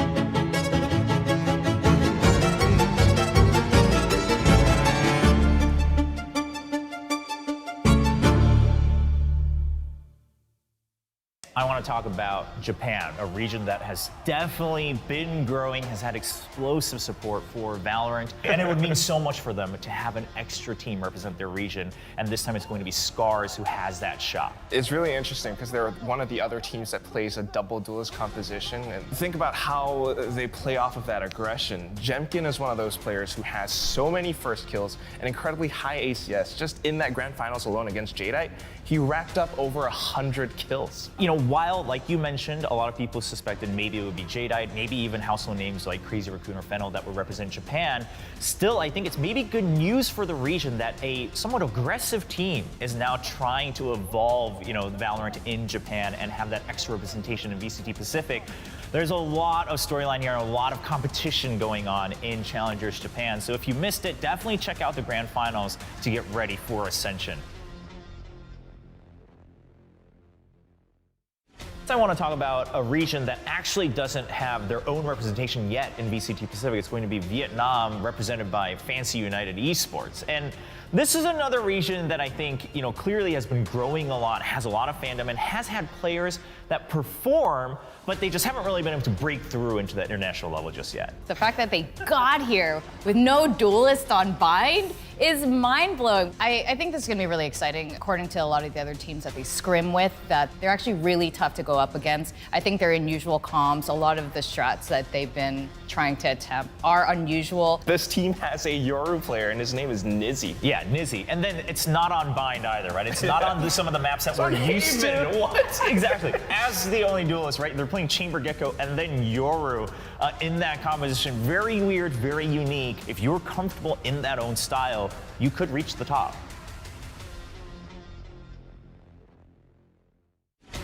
From Oceania, we've got Bonkers, a region that we don't get to see too often. Not a lot of opportunities, just in general, and now in Valorant, they have this chance to get to Ascension. And we saw the support that Ronsky had when he got stage time on Global Esports, right? Oceania fans were just cheering him on to get that representation. If you now have a whole team to represent that region, that'd be very hype. And I just remember how they played back on APAC LCQ last year. I mean, that's where Ronsky really got his shining.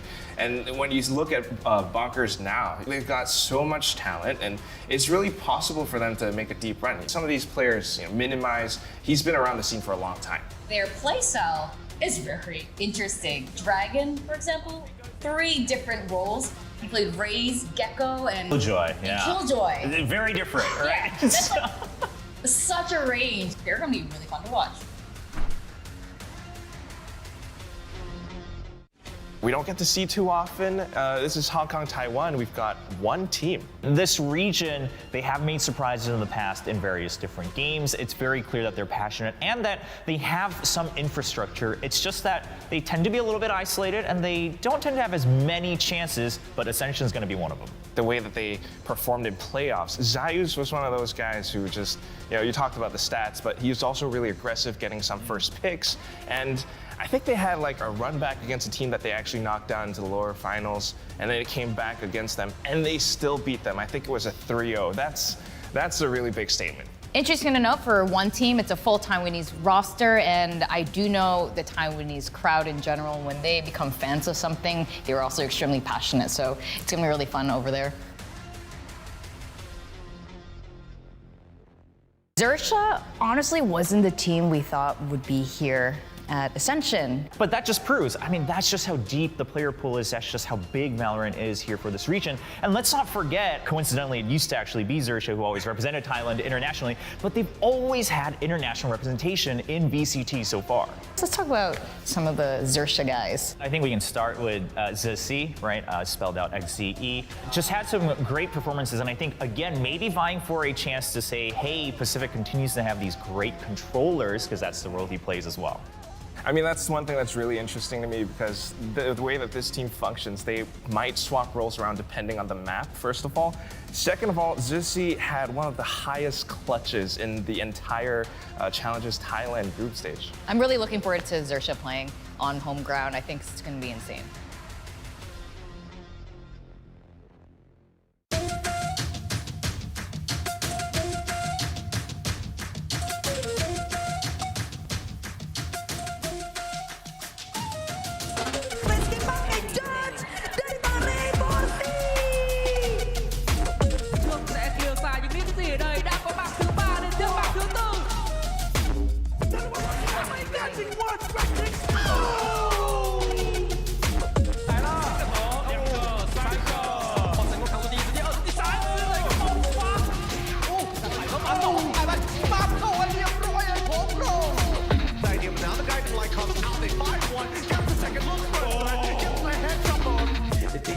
Goes out, Dragon actually picks up another, and another, and another!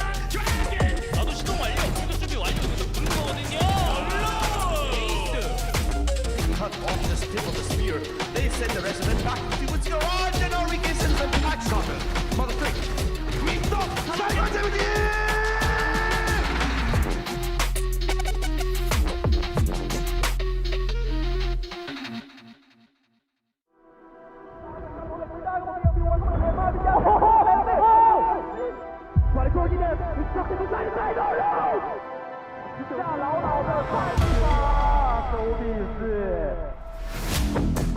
The battle in Ascension, I think it's gonna be really tough.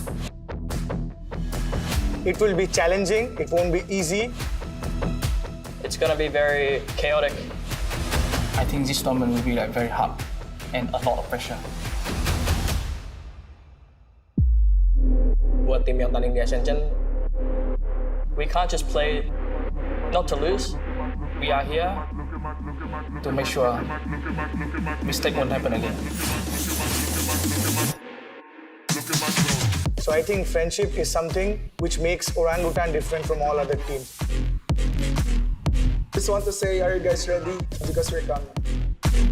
As the home team, I want to show them that and we have lots of strategy and firepower to beat any team in the world. mình muốn thấy những điều bất ngờ ở giải đấu này, chẳng hạn như những ứng cử viên vô địch bị loại ngay vòng bảng. All the team here is a winner of their regions. I think this tournament will be like very hard and a lot of pressure. We won't like scare anyone. Lead has no fear. Do we play against the Ascension teams? Yeah, we need ready for it. We feel like we didn't get the opportunities that we deserve, and we're going to prove why we deserve to be here. 저희는 칼에 갈아고 나온 게 아니라 뽕에 들고 왔기 때문에 都已经在这里了，我们不怕，来吧。 Karena kita itu boom, kita itu confidence, kita itu pengen mendominasi sini ini dan kita tuh pede banget kita bakal angkat piala ya. You better bring your A game because we're not gonna mess around.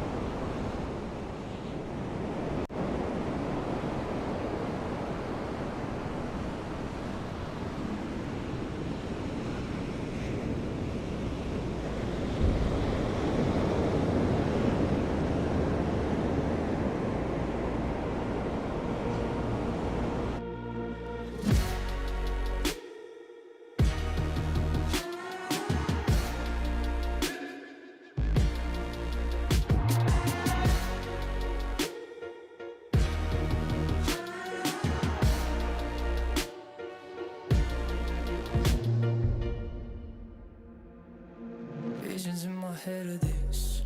You don't know the half of it. I got dreams of looking up, high as I can get. But nothing feels like how it feels to know these things I don't know yet. The weight of everything, and everything's just thread. Sometimes I'm trapped inside and I don't know.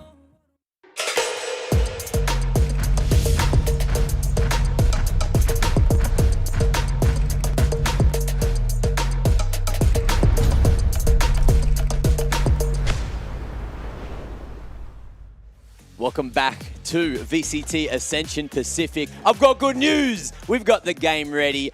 Xerxia up against one team. We're halfway through the second map of the series, and I can't wait to get back in. Yeah, I mean, certainly, especially what we were seeing there coming in from one team, right? They really look like they found their groove, especially in the second half, Dax. This is where they can kind of end things out and bring us to map 3. Yeah, I think one team's in pretty good shape right now. You have Xiao Yu, who has been impeccable again on the entries. Xiao Wei, who has just been bringing the entries too with them, the aggression that one team has been looking for. And Serge is the one trying to scratch at the surface, trying to figure out where they can come from. Yeah, you got to remember as well, I think it was 10-6 was the scoreline, is where we were paused, where we are currently going to restart at as well. So, you know, Xerxia still going to be trying to trail in the second half, try to catch back up. But so far, one team, look, they only need 3 more rounds, and then we're going to map 3 of the series. Yeah, but we're wondering, you know, when do Xerxia start to kind of get their groove back in this map specifically? Because what we saw a while ago was that early starts typically do favor this one-team squad. Xerxia come back after they get the read, but they haven't really been able to get the proper, I guess, grasp of the situation just yet, at least here on map 2. Yeah, it's because one team is looking more three-dimensional than ever. We've been talking about it here in the panel. This is some aggression that we never expected from one team to bring out, especially against Xerxia. We think that one team will try to exploit the tendencies of Xerxia to play a bit more passive, to play a bit more as a group. But ladies and gentlemen, we are here back into the game. The wait is over. The return of perhaps Xerxia's comeback or one team's domination shall begin. Yeah. 10-6 scoreline, as Mac has mentioned. Black and blue, we're going to be getting again into the round. You have to say adieu to Mac for the meantime, as they're getting right into the game here. Round 17 is where we continue. B-side hit looking to be the, I guess, option here for one to take. Yeah, changing things up this time around. We rarely seen a mid-take so far this game. And LBY playing towards backside. There's the Cloud Burst though, and Xiao Wei still finds the kill anyway. So one team, they get on site, they get the plant going. Yeah, good spam through the smoke there, capitalizing off the information that was gained. And Xerxia right now on the retake, not the most appropriate weaponry operator. Sheriffs and 2 rifles. The Rolling Thunder here going to be a problem too. Yeah, some heroics, perhaps some Sirofop if ever. Smoke comes out just to go for the cover. And they do get the tap onto the spike, but the Rolling Thunder sends Rolex flying! No way. But as soon as he lands firmly on the ground, it's Xiao Yu's demise. Hunter's Fury also the call, trying to find that spike, but XC's just sticking it! He's getting away with it! And Xerxia will take it under the noses of one team! He was off the line there. Xiao Wei thought he had it, but a bit off to the angle, where you saw the defuse being stuck by XZE a bit more to the right of where he presumed it to be. And Xerxia steal around just under the noses here with a false guide to security on one. Yeah, but what's new in those eco states, right? They go for the hero rifle, sure, but it's not the firepower, but the positioning. Huge kill though from Rolex, sticking around on the corner, allows the rest of Xerxia to pivot back towards that spike. I mean, you can see that one, they had a good plan there in mind. They took that garage control, taking it away from the retaking Xerxia's defense, but still in the end, I guess, fortune here favoring the bold, and that's Xerxia were. Yeah, one team need to shake that kind of rhythm off. They still have the rifles. Timing. They have a good economy to work with from before. But you mentioned the timing. You see this a lot from Xerxia. If one is in a committed position, you're going to have the others trying to go for the cover. Seraphop, though, actually leaving him behind just to go for the scout with the Owl drone instead towards short. Doesn't find anything so far. One just holding it again. Yeah, Xerxia, they tried to gain that information, but I'm not too sure how aware are they that one is about to start knocking on their door. Winner has a good angle here, but he's on found first alert. And Sirapop absolutely decimate them on the a long push. Yeah, one team playing a little too passive, and this is what we were talking about a while ago too. The aggression was working. The extra dimension that one team was able to bring here changed the fate of the game.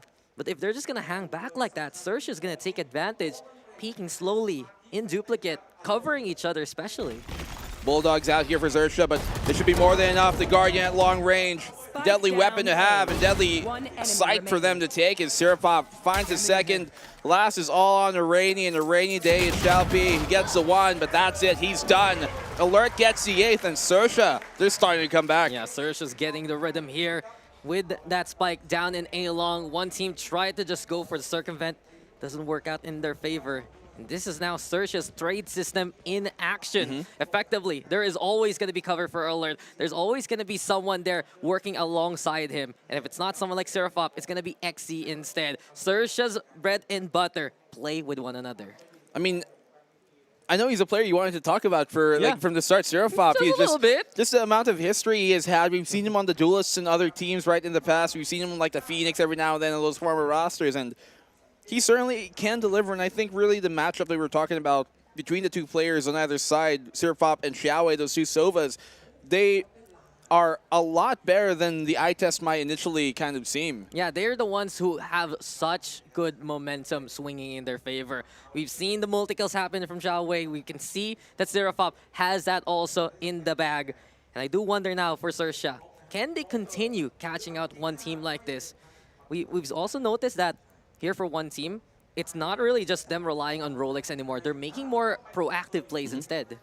I mean, we did see Rolex still be a big part of that kind of retake a while ago, right, where he was still able to find a kill through that Rolling Thunder. But what I love here so far about what Xerxia have been doing is making sure that one's kind of space control on those executes aren't simply given up for free. They make them work for every bit of map control there, and they've been getting the good reads and timing so far, at least against this one team here after those opening 2 rounds. Yeah, Xerxia can't assume anything. They need to make sure everything is secure. And maybe later on, one team can yet again pull Xerxia into their web. So we're just getting ready yet again for everything to get going. I do wonder, though, for one team, what else is there in the tank? We've seen the aggression. We've seen the passive plays. And who else can really bring this squad to the forefront here? I mean, they've got some of the best players from the region, some of the most consistent forces that we've seen time and time again. We talk about that duo, but really, I think what we're seeing right here, right now, is the more resurgence of not just the old guard, but kind of like the uncovering of what the new generation of their players do bring. You look at some of the young guns on this squad. We talked about Xiaowei a while ago, but it comes down, I think, to Xiaoyu here and Yan Li and what they're able to do for this team, how they're able to keep them stable.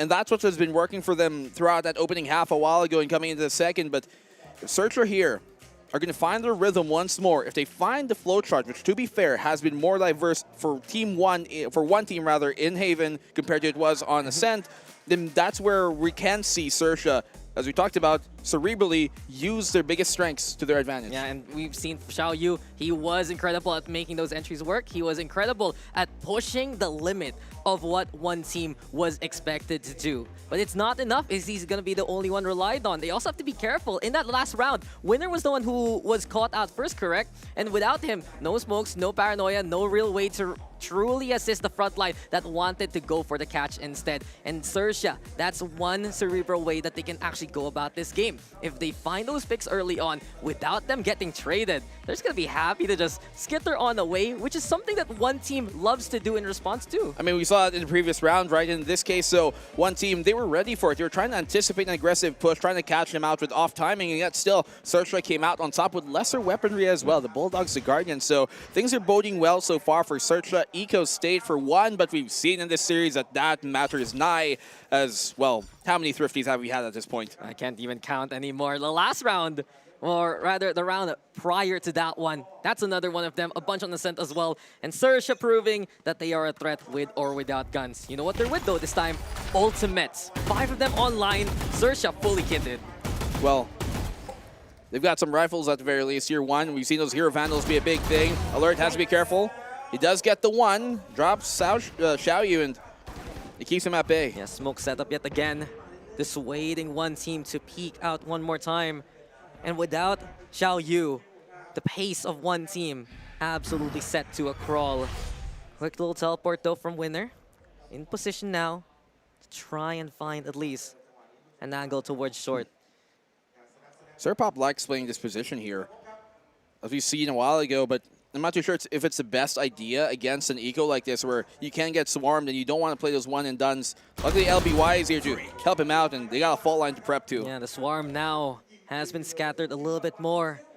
With superior firepower, Serpop might get away with this. Yanli and Xiao Wei. A chance now to keep on growing, but a slow walk, you don't want to do that. You're all alone now. Isolated angles, isolated fights. And Sersha just picking apart one team bit by bit. 30 seconds left. Difficult scenario here for one team. Around they absolutely will be conceding for sure at this point. Gets the one, but the trade is there. The position's just way too good of a net for them to give that round up. No chance. 10-9 and Sersha. They've made a 3-round streak true. 3 rounds indeed. They're just keeping up with the pace, with the momentum. And it's one team who's looking so lost in what to do in this regard. As soon as Xiao Yu is silent, one team is just trying to find any opportunity throughout the map just by slowly walking, trying to cut noise and trying to surprise Sersha here. But the way that Sersha set on up, they have the angles of entry basically covered. I mean, that's really, I think, the biggest thing about Sersha, right? We've talked about their structure as a team, much akin to the flagship, one may say, Thailand team in Talon, who came from that Sersha roster as well, Sersha organization. And they really continue that strength as compared to some of the more gung-ho squads you see from the Thailand region, right? Like Full Sense, we all know about those guys. And timeout here called by one. They still have another one to pull it out, but if you're one right now, when you build up a lead against arguably the favorites in this team in this series, and then that seems to be swept away all of a sudden, that can really make things difficult mentally and just as a team as a whole, and where your confidence lies. You can see that they stumble right now from when we got back into the game.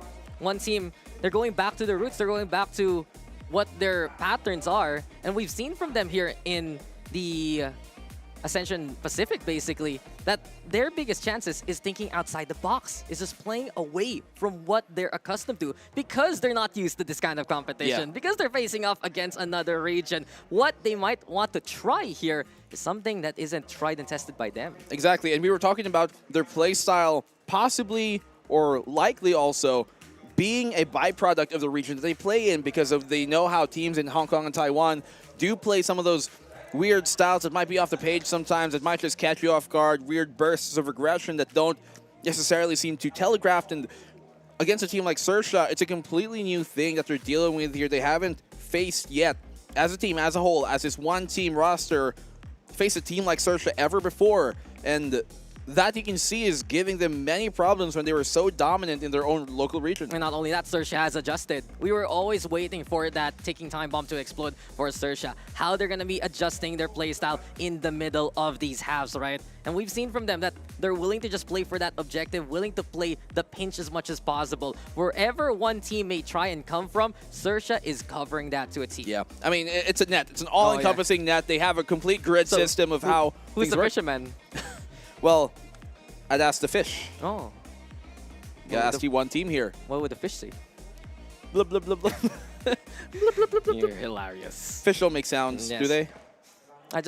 We just can't hear it in some water. But sonically. Funny jokes aside, Black and Blue, we're going to be back into the game. You have here for one team maybe a chance to try and pivot themselves toward that ace side. But Sersha, yet again, putting the stack there, wanting to show a bit more of aggression with utility now coming from the short side. Yeah, well, one round separates the two right now. One team here so far on the attacking side have really taken their time and asserting their dominance early in the round. It's Sersha who have pushed up towards sewers. Alert. Operator is waiting for someone to come his way, and you hear it rolling thunder as Sersha have decided to take the fight to one team. Xiao Wei cannot escape whatsoever. Xe just sprays it down to get that takedown. I mean, the one kill off of the Rolling Thunder, that's value, that's worth it. They don't have to push for more. They should exercise that discipline as alert. You can see where they can find these kills for free. And as soon as Sersha gets that first kill, it's silence here from the one team camp. Slow and steady, yet again the pace for them. Against an operator, against a heavy stack here towards that A site. It's perilous as they try to move now from long and look to make it towards the objective. Still though, Yan Li, Xiao Yu, looking to find a way for entry. Smoke yet again, though, in their way. Sersha covering whatever they can. It is a good setup for short for Suri here, but it seems like the brunt of the push is going to come here towards A main. Look at the alert, though. Look where Rainy has found himself. He can find the timing on this, but I think Rolex, he knows it. Oh. Still Rainy comes out on top. He knows it, he wins it, and now one team will take that as a cue to make their way towards the side. Xiaoyu fights. Here comes the swing from Yanli as well. Seems like to breach the victim instead. But Serafop over to the corner. Low HP for Xiaoyu. Still wins it. And one team. They're getting away with these kind of picks. Rainy also on the board. Unbelievable kills from one team. Can they actually get this done? Lockdown input play. Alert doesn't know where Xiaoyu is. The blades still are enough to get that takedown. One more show, one more kill, and a triple takedown for Alert to equalize these rounds. And then he gets the lockdown to right in time, right at the end there. Super fortunate that they were so low HP, a single blade would have done either of them on in there in the 1v2. Still though, props to one. You saw how Xiaoyu played that jiggling here, playing off the timing, and then Rainy as well coming in from that flank. And then after he gets a kill here in a Rolex, he doesn't progress through a link to go for the pincer. No, he goes back because he knows Sersha are going to expect him to push that flank. And so he doubles up instead. It would have been great. They had a great crossfire here on the updraft. It just, in the end, too low, too much firepower on the alert side, and too, I guess, maneuverable for them to hit. He was just a threat all throughout. Up on one side, 2 kills on the other towards A. And a bailout play here from Sersha. We've been waiting for these moments. We've been waiting someone to play the hero here for them. And Alert has answered that banner. Xiaoyu, though, different plan now. Blades, as he does go towards the sewers here. Serafop prepared. Same thing for LBY. They pop the flash. They go for the owl drone. They know one team has presence here. And with the dart, it's a distraction. B-side instead the target. Yeah, it keeps the defense towards here. Here comes out that Hunter's Fury. Connects once, misses a second, but look at the frag being found by Xiaoyu. Yeah, he still finds the takedown anyway. This causes chaos to the Sersha camp, but Rolex trying to find a little bit of order here. Yanli right behind him, skulking his prey to get that takedown. Sersha tried to make their way back to that B-side, but one has it offered. It's Tirafop versus the world in a 2v1 scenario. Reconnaissance there yet again. Spike just nearby, but Xiao Wei, a plan now to show his presence. Here comes Rainy, and the downpour is clear. One team keep the lead. Yeah, Serafop there, he had the right idea, but Rainy coming in big once again, and he won't let this one slip.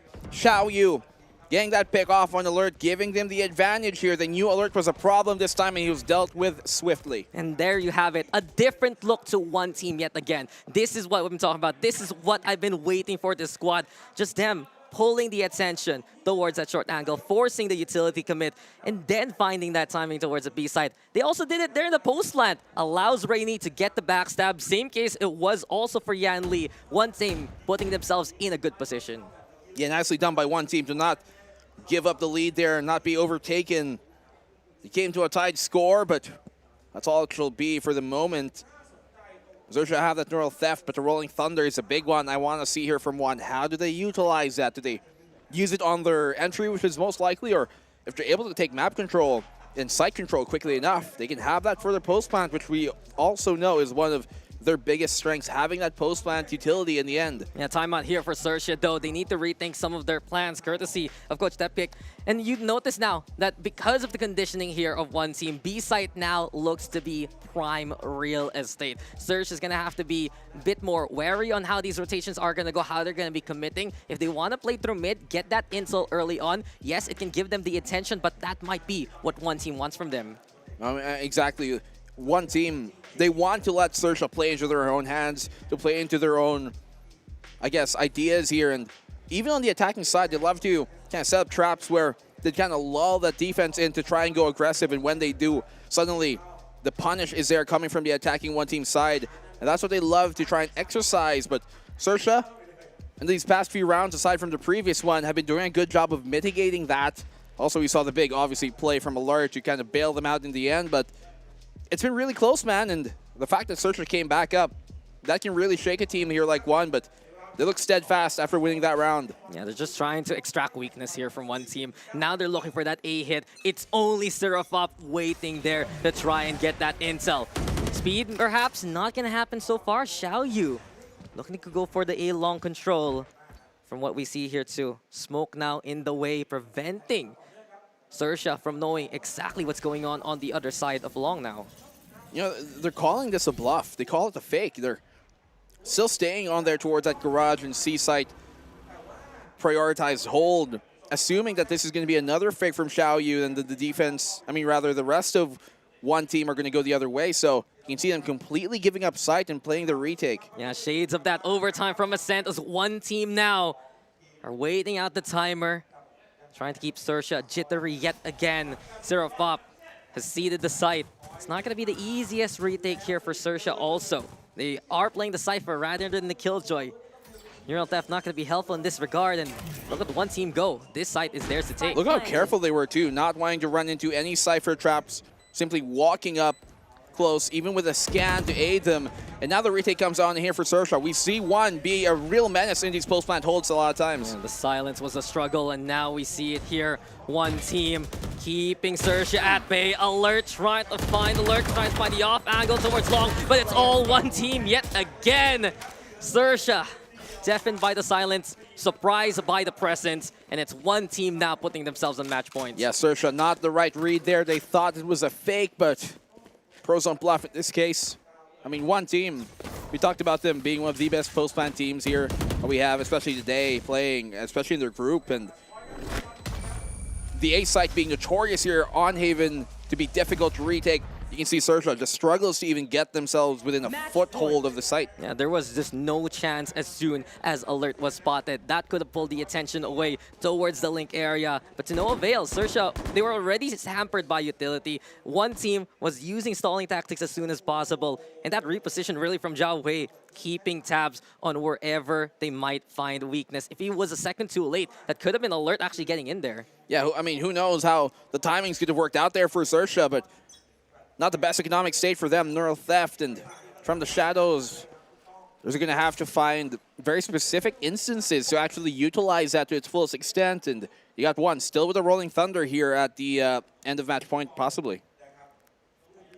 It's one team now playing the waiting game as per usual. This time though, they're breaking the doorway. Yet again, trying to find a way to manipulate Sersha's defenses. Rotation though isn't pulled as they would like. Instead now, a double stack here from Sersha towards C. And look at Alert, he's still holding towards that A site. Only problem for Sersha, their buy just isn't the best here. I'm not too sure if one have much real intent. This is a complete fake that they throw out there. You can tell with the alarm bot and with the offense shifting towards that C site, it pulls the defense back just a bit. You can see XEE going back towards that CT, anticipating a potential kind of wrap around there. They're wary of that garage control. They gave up so much space, honestly, here on defense that Sersha are so unaware of the hit. Yeah, the smoke even there, and Rolex knows trouble is afoot. A Rolling Thunder into the fray. One team, though, still haven't made their way to Rolex position. Stun now has been cleared, and here comes the Hunter Spear as well. LBY on the board. Sersha still keeping tabs of the one offense. And one team, they're stuck here now. They need to get a kill in fast, but it's Serapop instead who decides to bring the aggression to this table. Sersha Esports, they hold one team at bay, and this is a round the attack has to concede. But you see there how it becomes a problem sometimes for one. As I said, their greatest strength is also their greatest weakness. They hold for that aggression, but sometimes they aren't proactive enough in gathering information and burning util off of the defense that when they do go for the execute, there's so much for them to deal with in those last 30 seconds. And we see that come on in. Luckily for Rolex, he's got that camera, so he preemptively was able to find out that Xiaoyu was coming his way on platform. Yeah, as soon as he found that Rolling Thunder coming his way too, protected by the cage, protected by his setup effectively, he stayed on site and allow the rest of Sersha to keep things going. I do wonder, though, what else one team can bring to this table. We've seen the fakes, we've seen the aggression. What can we get from this Taiwanese squad? Let's see if they're able to bring something different and something new here, Dax, as your question does remain still. What can they do to finally cross that finish line, to not let this comeback truly happen? Sersha slowly on their way, tripwire triggered, but nobody to play off of it. Those are all the Cypher utility in the site dealt with, but the cam still stands. This could be big for the post-plant retake. They're gonna wait for it, the timing there, as one team now get the spike planted. Sersha, though, looking for a bit of rotation, moving into garage here. Maybe an off angle also towards Silong, but Paranoia being primed. One team realizes where weakness can come their way. Smoke at also for the cover. Do have Seraphop here trying to find Incel, but already Xiao Yu decides to play the fight immediately. One team do get the one round and the one map that they need. We are tied up in our first series. Oh, nicely done by One at the end. I think bit missed time there by Sersha on the retake and wait for the recon. Should have had someone else in to potentially get a trade and make sure that neural theft does come effective. And in the end of it, One team, they were able to get over the hump even with Sersha on their trail. Yeah, Sersha, they were coming on back as soon as we got back into the thick of things. But One team, they effectively showed that they can play in different styles all throughout. It's not just one identity from one team, it is many. This is a squad that can be creative on the fly. And so many facets that we were able to talk about all throughout the game. The aggression in the early rounds, the fakes, just the pulls of the rotation, and the fact that they conditioned Sersha yet again to pretty much a similar outlook from what we saw on Ascent, but get the win this time. This really makes so many waves for One team to try and make an even deeper run into the series and more so into the group stage. Yeah, this is nicely done here by One to at least close this off, but we know that map number 3 is going to be quite a problem potentially for them. Ascent was one of the ones that could potentially win. I think most of us did have Sersha to potentially close this out in the series on map number 3, but it's been a great performance from One. The comeback here from Sersha, obviously, we have to admire, but we'll do that after we come back for the break. So don't go anywhere. We'll be back in a hair.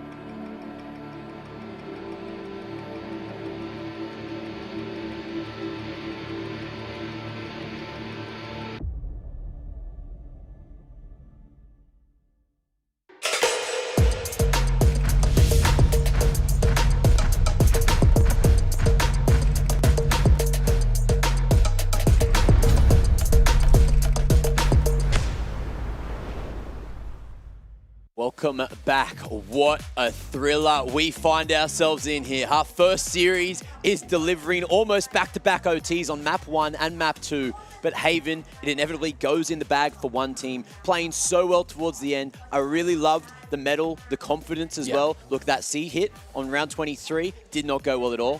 They just re-hit it in the last round of the series, and the last round of the map, rather. And Zerja were not ready for that at all. And their retakes were struggling in that second half. I mean, it was a no mix-up, right? Who's going to expect you to do the same exact thing twice on over? And I think we really have seen mental tested here for one, and they prevailed. Yeah, there's just so much confidence for One Team Esports when they prevail in those kind of regards. It was such an interesting setup for One Team when they look to go back to their roots. Say, oh, we're still playing in HK Taiwan region. We can make this work. They are immediately slapped and snapped back to reality. But when they decide to make those adjustments, when you have players like Xiao Wei, when you have players like Xiao Yu who have stepped up to the plate and lead that charge and make those changes happen, One Team looked to be a different kind of beast. Yeah, Xiao Yu just a whole different level that game, just really picking up exactly when he needed to. And I need to talk about that second last round as well. The adaptation from Zerja just to rotate so early. They knew there was going to be no time for one team to rotate out and almost took us all the way into overtime, but didn't quite get there. Anyway, here's the stats. Let's have a quick look at them. Siripop as well as Xiao Wei, both going to be coming through as the MVPs for their respective teams. But look, overall, One Team was the team to take it here as well.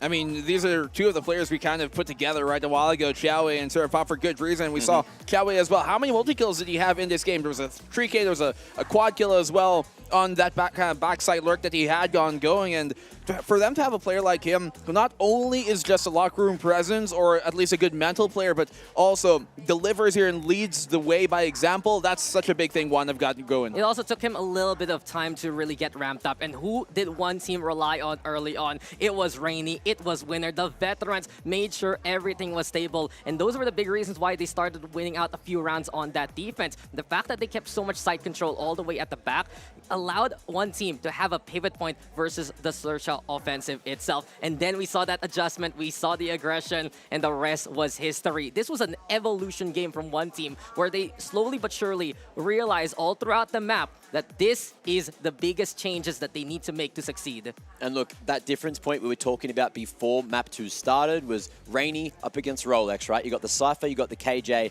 and it looks like even though Rainy, in terms of statistics, didn't do as good of a job in terms of kills and deaths there, you know, Rolex looking much better, but just didn't have enough impact to get Zerja across the line. I mean, it's surprising that for such a close game, end of regulation, all 24 rounds, only Rolex had a positive KDA at the end of that. So you can really see that a lot of times it came to that trade game. On the defense, yeah, it was kind of working after we came back from that break, but for the most part, the net was the only thing that saved them when it came to the retakes. Once again, the post plant by One, that is where they make their money, and that's where they won this game. And you look at Sersha on the other hand, some of the successful rounds, yes, were them being a bit more aggressive towards angles like A long, A short. I love seeing them stack up towards that A side, but then you had the One Team adjust accordingly, pull those forces away. When you see Sersha a bit more segregated and scattered, they do look a little bit weaker than their usual setup. One Team now exploiting that fact a little bit more so. Now I have one thing to ask both of you, right? Yeah. Did you enjoy what you saw from the breaches that game? Oh, I liked it enough. Yeah, I think there were some good moments, I think, all around. It just wasn't as defining per se. There were a few rounds, though, where they kicked things off with a Rolling Thunder. They get that first pick. Why? Because the only differences I'm seeing moving into map 3, right? Zerja, recently, they've been going for the Sova and the Raze, but One Team, they're bringing in the Breach and the Jet again. So there is finally going to be more of a difference in this agent comp moving into the third map. And I don't know, what do you like better? Do you like the Sova and the Raze? Like, personally, I love seeing a little bit of Raze. We've only seen Jet today so far, but look, Breach and Jet as well. One Team's going to be bringing that, and so far, with, you know, a little bit of confidence coming out of map 2, Bind could be One Team's map.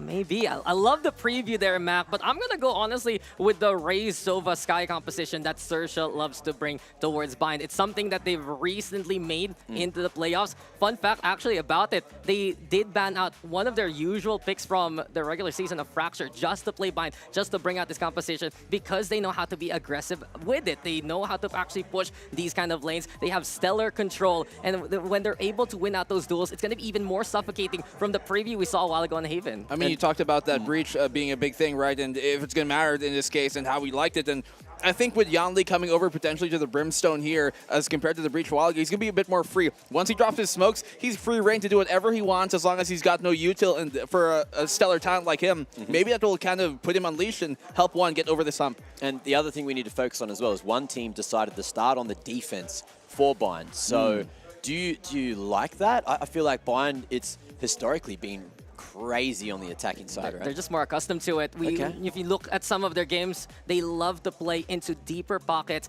that may be overrun if the attacking side wills it, dares it. But if you're afraid, if you don't take that risk, then it's just one team punishing you. As soon as you put that spike down, and one team is in position to just pop out of those kind of corners, then it's an immediate retake that they love to take advantage of. I can't wait to see how it all works out, right? Like, Zerja, we know they love that aggression, and Zerja's played one more map of Bind than one team has played. And that this year, I think it's like one team's played it 2 times. They've only recently acquired it as a map in their pool. And you're looking at Zerja, I don't know if people are too scared for them to play it. I don't know if they're just not confident with it. But both these teams, even though they've got really low reps on the map, they've let it come in as a decider. So it really is anyone's series now. I mean, there must have been something in the small kind of sample size that they were able to gather off each other, something extrapolated on what they were able to achieve and what they could make happen on here. And it kind of makes me wonder, if you look at, you talked about them starting on the, was it the defensive side here, coming on Bind? One team defense. Yeah, for one team defense. Yeah, that is their better side. And we talked about how one team typically does have a hotter start over kind of a better finish off. And so I'm thinking here that they kind of want to build the lead on up to make that second half a bit more durable when it does swap on over. And then conditioning it, again, it's always a matter of conditioning. If they can instill fear on Sersha, if they can shut down incredible players like Serapop, like we've seen from XD as well, then it's going to be a struggle here for the side of Sersha. When I look back at that game between Sersha as well as Full Sense, one thing I've noticed was you have the Brimstone and the Sova willing to actually push alongside Alert. They'd find those angles, LBY will set things up with the Sky,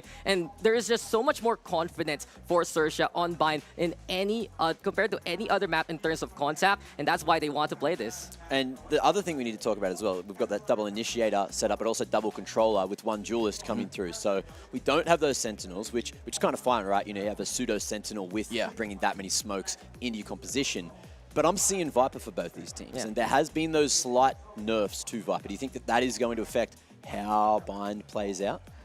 I think that's a rotational matter, right? Because it's the gas itself, the regeneration that has been hit. If you're a little quicker in terms of your footwork, then you can actually cross a little bit better. Then what's your timing between the snake bite, the toxic terrain, and the molly? It has to be a bit more synchronized than usual, and both teams need to step up to that plate if they want to get the stalls that they want. I mean, we're going to also have to see if what it synchronizes with better, right? Where that Viper roll comes down, is it going to be, you know, the Sova that's going to help them get out of that pinch, or on the flip side, will it be that Sky guiding light? Or it might be a duelist out of nowhere willing to fight you. Well, potentially. True. Look, when I'm thinking of Bind, I swear, for the most part, I'm seeing razors, right? I'm seeing like paint shells just have so much value. There's so many tight choke points that you can get value at the start of the round, you get value in the late round, you can deny plants with it. I've seen it time after time, and even those satchels as well. You can just, especially over towards that A site, you can just like drop one across the truck, drop the second one across the truck, and then, you know, you just buying so much time for those rotations. And the change up as well is, you know, the map has shifted. You know, that was only a couple of months ago now. Yeah. But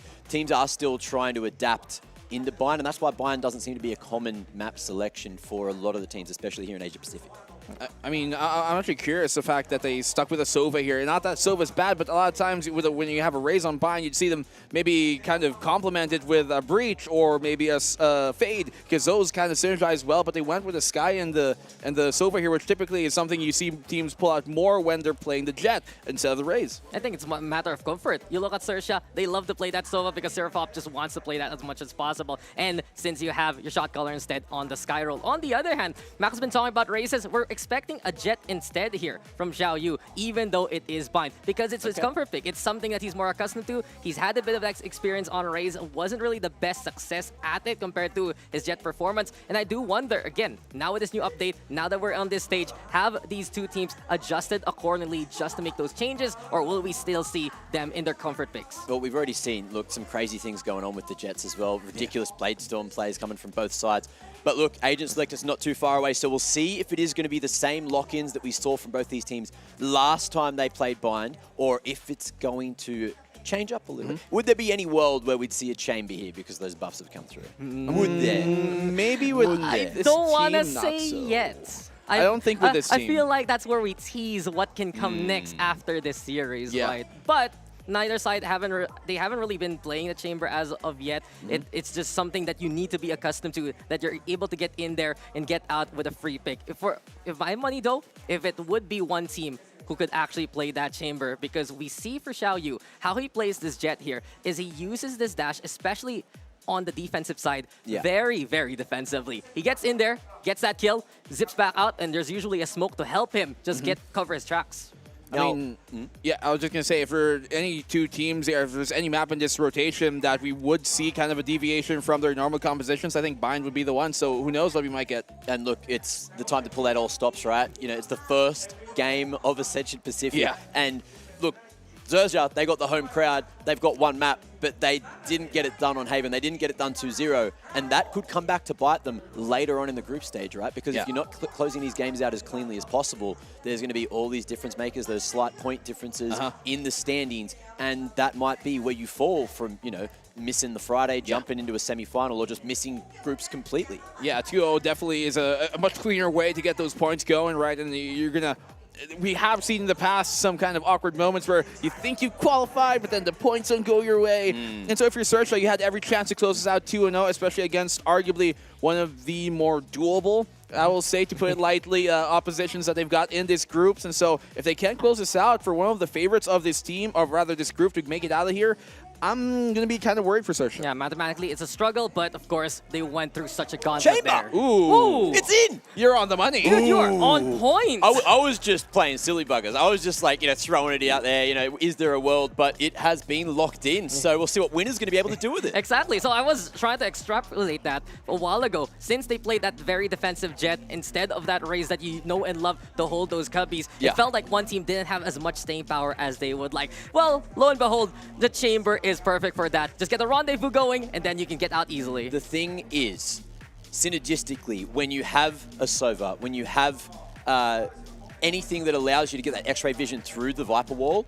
it allows you, you know, to all sit there, all spam back and get those free kills, or, you know, theoretically free kills. But one team are not bringing that in. They don't have the Fade rather. They don't have the Sova. So they're not going to be able to get those recon bolts out. They're not going to be able to get the haunts out. And they're going to have to change up their gameplay style here. So look, they are starting on the defense. I feel like it might not matter as much, but, you know, Chamber, of course, with those rendezvous, with the slight buffs coming through, it might be faster rotations for them. Yeah, especially it'll give him a lot more kind of space to play through here. We know as well that the trademark is going to be activated a lot quicker this time around, and those small changes, I think, have big effects. They still stick on the Viper, I think, even with the nerfs, it's still very viable. It's still going to be a common state for the rest of this tournament for the most part. But look at this chamber pick. It causes so many ripples now to their composition. Xiaoxi's the one playing instead of Yan Li, so they're going to be going for that substitution. Rainy moves over to that Brimstone instead. And you got Xiao Wei, who has been impeccable on the Sova, strong on the Fade, but he has had struggles on the Sky in their local scene. Yeah, I have to mirror that. I'm actually quite surprised that it's Winner of all people playing this chamber here. I would have expected maybe someone like Yan Li, or, you know, them swap around maybe Xiao Wei because of how their performances were. But as you said, ripples here, very new look. I like what we're seeing, at least innovation from one team. I just don't know which way this one's going to go. Of course, one team, as you can see there, you mentioned it before, they have a higher win percentage for these rounds on the defensive side, which is why they've started it.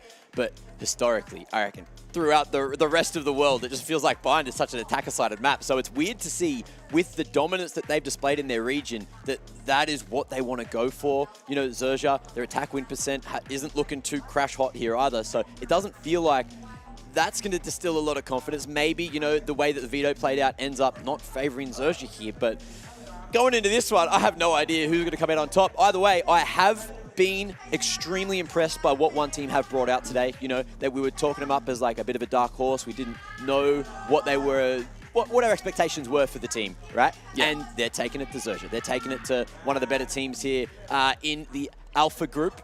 And I feel like, you know, even if things don't go right for one team today, they've at least impressed us. Well, it's definitely going to be a case of here, what is going to work? What's new or what's tried and true here composition-wise? These guys trying to bring something out. How much have they practiced it? How confident are they? They have to be for them to bring it out in the best of 3. Come on, one team broke expectations. They're breaking barriers. Can they break the hearts of the hometown crowd? That's the question. This is really where it's such an interesting predicament because we've been wanting one team to innovate, one team to evolve, but with such a big shift right now, so different from what they're accustomed to. Are they ready to bring it out on this big stage? I need to say, like Hong Kong and Taiwan, they're not too far away. We might be able to hear the crowd cheering and all the watch parties back home for one team. But yeah, Bind, it's an interesting affair. It's unknown quantities. There's not a lot of stats. It's a small sample size to go off for both of these individuals. And look, new patch, new agent coming through in terms of the composition, in terms of what one team have played. It's fully fresh. They've been working on something behind the scenes, and I cannot wait to see what Chambers is going to be able to do in this. I mean, you look at this, the composition they bring out here, and I think there's more points of, I guess, failure that there could be possible here. So that's a real precarious thing about one team. It could go absolutely spectacular, or it could crash and burn. No, I'm just thinking about which chamber update will actually affect it the most. And I feel like for this map itself, the rendezvous changes wherein you have your gun out a lot faster than expected will allow you to just re-peek and get a second kill. Maybe that's a way for one team to get those advantages early on. One thing that I think was a difference maker in Haven was XZ was much slower than what he was in map 1 of the series. So if he can, find his groove again, get up to speed going into Bind,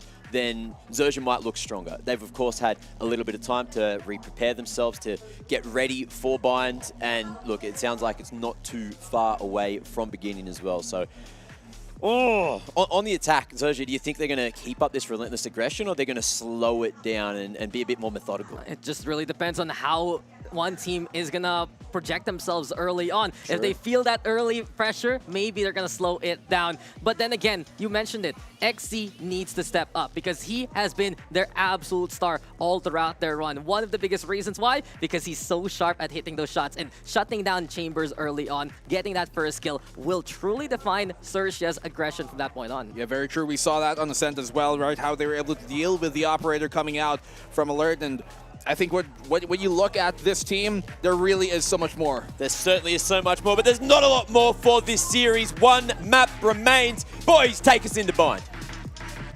A decider is upon us, and we have just kicked off the group stage. Welcome back, ladies and gentlemen. One team and Xerxia face off on Bind one last time in this matchup. Dax and Black Blue still with you, and we've been talking about it here on the panel. We've been breaking things down, but come on, I want to hear your thoughts yet again. What is up with this chamber pick? I mean, we know that the chamber here can be an absolute menace. We all remember nightmares, past issues of how the chamber would just completely decimate teams one by one on the repeaks. And we check on here. Look at the upper left of your screen. 12 to 14, 13 11. Every game has been close so far, and I expect this one to be the same. Absolutely. Big testament, though, to the success of one team so far on those two maps, making it that close in the first place. Xerxia as well, contesting one team in the same regard. It has been such a rough ride for Xerxia, though, in the end, but we were talking about it a while ago. Maybe this is where Xerxia can take advantage of the map selection itself. Winner snaps back towards tower. Got Jiawei here, setting up the Trailblazer. Xerxia, though, looking for the clear, but Rainy still gets to. Stands in the showers, survives the firefight. 4v3 for now. One team keeping tabs of any kind of point of entry. And look at Rainy go. This is his territory. And it's Xerxia who has to evacuate. That's all on the Seraphop, who's been put into a many position like this. In this case, it's a 1v4. You have to get aggressive in these kind of cases. You can't let them come to you, otherwise you're going to be pinched. And one team now in prime position to continue the streak of first pistol wins. Surf up over onto the corner, spots out Rainy already, but that's too many targets just to deal with. Pistol goes one team's way, as expected. Yeah, Classic not accurate enough, maybe with the Ghost. Needed to get the opening kill there a lot quicker to make it actually doable, but one, even more importantly, especially off the back of Rainy there towards that shower, is he makes it rain. I'm just impressed, though, that one team is bringing out a 6-man rotation right now. Last time they did this back in Stage 1, it just wasn't the most consistent. You could feel like there were a few roles that were a little bit forced upon each other, that you had Zhao Wei playing that duelist instead, that it was just Xiao Shi stuck on Sova duty, that you had Xiao Yu playing something a little bit suboptimal compared to before. Now we're here on the regional stage, and they have brought in a rotation that fits in the roles that they're more accustomed to now. Well, perhaps they're really trying to use the strengths of every single player that they've got, right? Every piece of the personnel. And oh, I'm not too sure he's really aware that they're this up close. Xiaoxi still gets the one, he gets the second. They're following on up. Hookah, he's still not getting smoked. Ooh, steps on stage, gets the 2K, but XE will get the takedown. Denied though by Zhao Wei, no way to pick up that gun. And not only that, Sersha have left that spike behind, so it's a modicum of control here for one team. Xiao Yu spots out Rolex, drops down towards safety instead. Now, maybe a double up here from one team just to keep things clean. Yet again, though, center stage here for one team. They're just keeping it as clean as possible. Sirpop fights back, sure, but now into the clutches of the awaiting Xiao Wei. Oh, the nade tracking him there. That's a bail out of the TP. He's taking lots of damage, and there's no way he gets out of this hookah safe. At the very least, if he's going to push on through. But so far, One have been doing a good job of really mitigating the amount of control that Sersha want to establish early. Yeah, 30 seconds left. Split push has been absolutely denied. Sersha just poking, prodding, trying to figure out what's opening they can play into. And as Sirpop is spotted, he is popped to by Rainy. 2-0 right now for one team. Well, one team so far.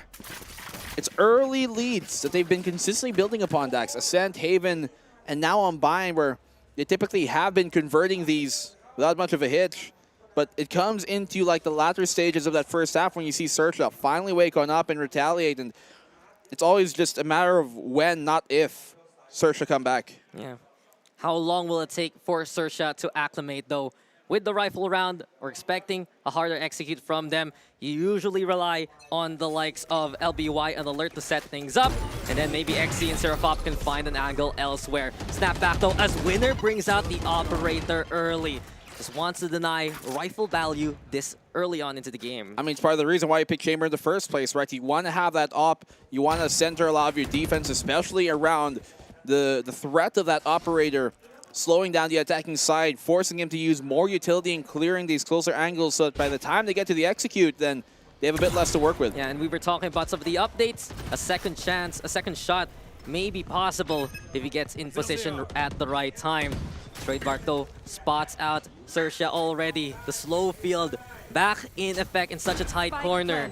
APC plant here, safely done by Sersha. Now they retreat to try and play for post plant. 5v5, full rate take coming on in here. The Marshal in the hand of Xiao Yu, and it's mostly a bonus, but obviously the operator's out on here. They have to be careful not to drop this big investment early. Yeah, Winner is the priority target right now for Sersha, and Rolex trying to play up close and personal. Beats at Xiaoxi inside the cloud. Holding on to Lamb still, such an awkward angle for Winner to play in, but look at Xiao Yu go! The frenzy enough to get that takedown. Opens up some opportunity here for one team, but Sersha's plan is just to go for post plant. XE falls, the shower presence is still there, and with Alert swing, that should be enough for Sersha to get the round. Yeah, that's good. Goodly done here by Sersha, at least. They confirmed the round, and One get to save up the rifle, save up the operator, as was the goal, as was the initial idea. And even though Sersha come back, I don't think One are too kind of muffled right now. They should have a good buy coming into this next. Yeah, they effectively keep it as a bonus in a way. They still have the operator, they still have the rifles, kitted as much as possible for effectively a staggered round here now for Sersha. But with the shower hold here from Sersha Esports, it effectively tells one team they need to be the ones who have to be more active. If the post plant always relies on Sersha backing on away, it's one team who needs to push those limits.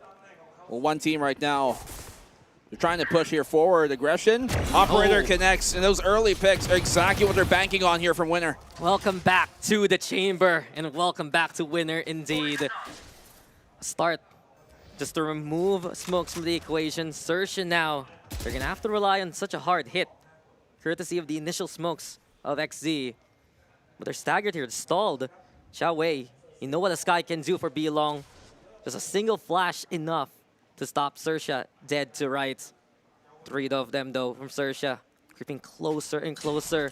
A single wall separating them, and here comes Xiaoxi as well to help out in this pinch. Crossfire set, and one team is absolutely on fire here.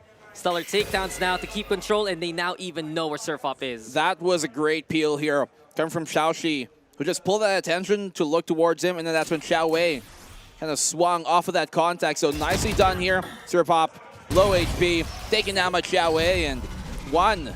They are really making sure they start these maps early. They pick the defensive side exactly for that. Yeah, they put themselves in a good position and just look to find a way to conclude it later on. 3-1 Zo, exploiting the fact that Sersha had a bit of those lesser guns. And we also saw it here. Xiao Wei, Xiaoxi, no fear that they're willing to actually go for the crossfire contest. Usually you'd see one team just play towards that backside. With this kind of composition, that early pick that they've always been hopeful for gives them so much confidence moving forward. Look at the ultimates they've got here, building up too. They can save these for the next gun round coming in. But XE with a classic, they all connect, and it's him who finds winner. I think LBY helped out too, but in the end, the operator has been felled. Alert now picking that one up, looking for a chance perhaps to catch out one team in the act. And I wonder how one team's gonna adjust towards it. Do they play towards that backside instead and risk getting overrun by Sersha? Do they contest still though? We'll find out as A looking to be the hit. Seeker's out here to confirm a much more presence, but it's really the A side that they're going to look to hit right now. You see, difficult position for him to be in. The orbital strike confirms Xiaoyu. No escape whatsoever. Alert also getting in the face of Rainy. And Sersha Esports yet again. No fear on the Thrifty, no fear on the Eco. And now they're taking one team for a ride. Xiaoxi, the only one left still standing. Sersha Esports has already gotten a 5-finger discount from the corpses of one team here. With such a fully kitted arsenal, effectively, one team has to see this round. I feel like I've seen this before, Dax, where these Thrifty rounds are still going to be won by Sersha. Don't worry, I got you. Map number 1. Map number 1. Map number 2. Map number 2. There you go. And now on the third. Exactly. Perfect. Right on the script, right? One team, yeah, that's conceded. Sersha just overrun. It really started from that opening pick to take down winner. You talked about LBY and XZ. Finding that, making sure that the early establishments that one like to do on the defense aren't going to simply be taken for free. And the home crowd loves it. Good Thrifty. Yeah, Thrifty yet again. One team, though, cannot be dissuaded by that. That's why you're still playing that chamber in the first place. Winner just needs to find a bit more value as soon as he peeks out in those angles. But this is where it all started. It all kicked off, really. At the start, towards that hookup position, them getting that shutdown just opens up avenues of rotation from Sersha. Yeah, and then they got the good damage there on the Xiaoyu, which the orbital strike, a single tick, all they needed to confirm it. He was barely out of the circumference and still was connected on. But now the operator here for Alert on the attacking side. It's going to be a battle of the snipers. I mean, he's just keeping it anyway. It was free a while ago. It's a free gun. It's a free gun. I'll enjoy it. But as we're waiting for the game to resume, you see for one team, the first skill defines which one team we will get. If they get it, they're a bit more aggressive. They're a bit more daring in what they want to do. But on the other hand, when they're the one who's spelled first, passive becomes their play. It's been their standard so far, and that's where Sersha tries to exploit it. Yeah, I mean, if it works, it works. If it hurts, then they kind of shy away from that, right? Deviate a bit, and that's where one are. It's kind of like they're finding and testing how deep they can go. What's a barometer here of how much aggression they can really output. And if it starts to get punished like that, that's what you see. You can tell that one, they recognize that it's not something that they want to continue to do, and so they really do change up from that point on forward. Yeah, they're playing a new composition anyway, and it's really being tested here versus Sersha Esports. As we're in a bit of a pause, though, you notice at the very start, though, that one team still has that flowchart going. Confidence in the first round, going for that second, moving into the third as well. And one player I'm looking out for right now still has to be Winner. He's on that chamber. He's only gotten a single kill so far, but his mere presence has put an alert towards Sersha. Well, his presence as well there, I think, is something that Sersha has really struggled to deal with potentially all map long, maybe all series long. We haven't seen it super pronounced all the time, but this is one of those moments where when he's doing good, you can totally feel it, and I bet Sersha do. And I don't really feel that it's in his history to actually play that chamber. Yeah. But he was one of the most consistent shots for one team back in their own season. He was always getting kills in each of those rounds. And effectively, if you want someone to find that first pick, then it has to be the chamber. In the meantime, though, Sersha, we're seeing some more success from them in the past few rounds. And maybe this is where XC finally actually puts it in factor, just like that first map. We're going to be also noticing what Alert can do to shut down opposing players on that raise with the operator too.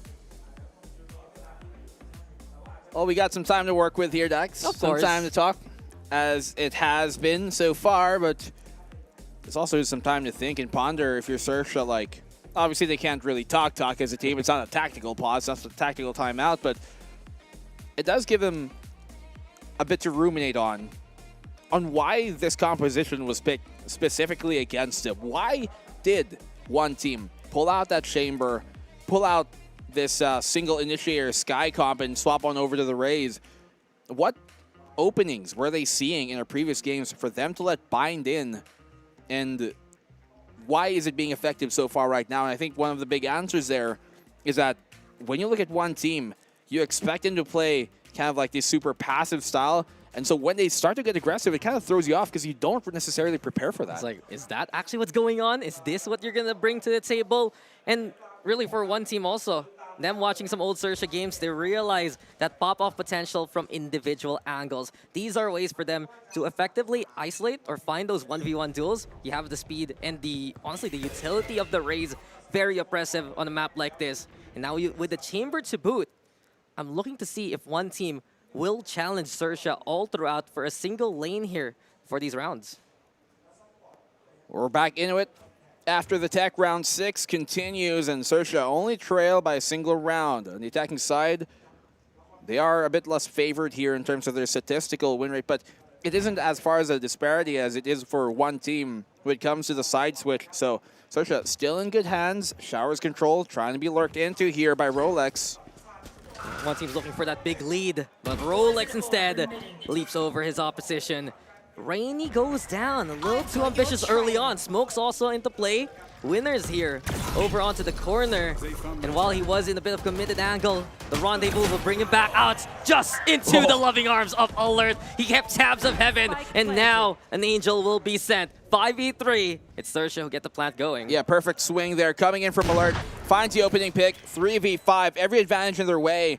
Showstopper's available here for Xiaoyu, but I wouldn't call that a smart decision to pull it out. Not without finding a few picks first. Yeah, Snake Bites there too, just for the stall. And Xiaoxi trying to find at least an opportunity towards Shower here. Sersha, though, as soon as they get that plant going, XC plays so far off, Sirapop, the same kind of thing. These guys have lineups for days, and one team has to concede yet again. Yeah, they know the round is over. They cut your losses at this point. They don't have the economy to support kind of a force here and losing all their weapons. So potentially Xiaoxi could drop here for Rainy, then Winner could rely on his Headhunter and maybe an SMG, but that's going to be it for the next upcoming round. Sersha, they tie up the game with some really great picks. Yeah, it's an apparent win condition here for Sersha. As soon as they put that spike down and back off, one team just has no answer. They cannot afford to be taken down so early, especially with the smokes for the retake. Rainy needs to be a bit more careful on his ambitious nature, because for Sersha, put that down, go on away, and that's pretty much the day. Yeah, it really started from this. He didn't even clear the 45 yet. He went directly on the deep angle. Just assumed, I guess, that it would have been a bit more open. But moving on forward there, Sersha, as of the moment, on pace, on track to take the lead here. It's one team who have yet to find an answer over these past 2 rounds. Yeah, they got more momentum. I do wonder, though, when Sersha will decide to play even more of that aggression. We've seen them just call the disengage so very early on, smoke out some of the angles towards that backside, and that just has been it. It's been effective so far, but that operator's still in the clutches of one team. It's still there, and eventually it'll be a problem. Well, the operator so far, it hasn't been these past 2 rounds especially. They've been taking Winner down without too much problems. They've been really dealing with the op. Now, a lot of times, it's not necessarily a bad sign for a team to get picked off by an op. It's about how they react to knowing where the op is and how they deal with it. And so for a team here like Sersha, who are very cerebral in their play, very structured as well, at least more so than some of these Pacific teams might be, especially in SEA and Southeast Asia, they've been really dealing with that operator quite adequately. And you can see the struggles of Winner to just try and find an opportunity to get it off. Sometimes he'd have one, but the small windows have big windows of mistakes too. Yeah, he's just unable to capitalize on those chances. And then on the flip side, Search is keeping tabs of those rendezvous possibilities. The fact that they were watching Tower, watching Heaven as much as possible, that spoke volumes to what exactly what Sersha was expecting. That high ground was the pivot point there for one team. Just wasn't enough, and Sersha, these small little instances, small little nuances that they're doing have effectively given them a fighting chance. Yeah, and you can see they were baiting it out, and then the late swing there from Alert was already pre-aiming the angle, which is why he absolutely just capped him off as soon as the peak came on in. They're ready for it. They're intuitively anticipating where those setups can be. They know the differences now with the chamber as well, so you can tell they're well prepared for that possibility. Did they expect this from one team specifically? Perhaps not, but I would wager that Sersha as a team, as prepared as they are, they were ready for a team to pull out this comp anyways. Something like this, at least a chamber. At least something this interesting, right? This a little bit intricate to find you early on. It's been a struggle though for Winner all throughout. We've been hyping him up to play that chamber, but ever since map number 1, he has had a number of first deaths that have led to the fall of one team. And it's kind of the same case here. If you can't find that impact on the chamber, if you can't really be that strong anchor to fend off what Sersha wants to do, then Sersha's just gonna stroll on in as per usual. It's been a stroll in the park for sure, at least in these past 2 rounds.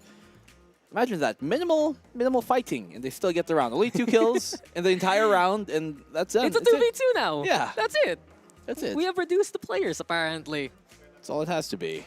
Yeah, but it's just effective, okay? That's the thing. Sersha, they're very, I'd say, objective-oriented from what we've seen so far.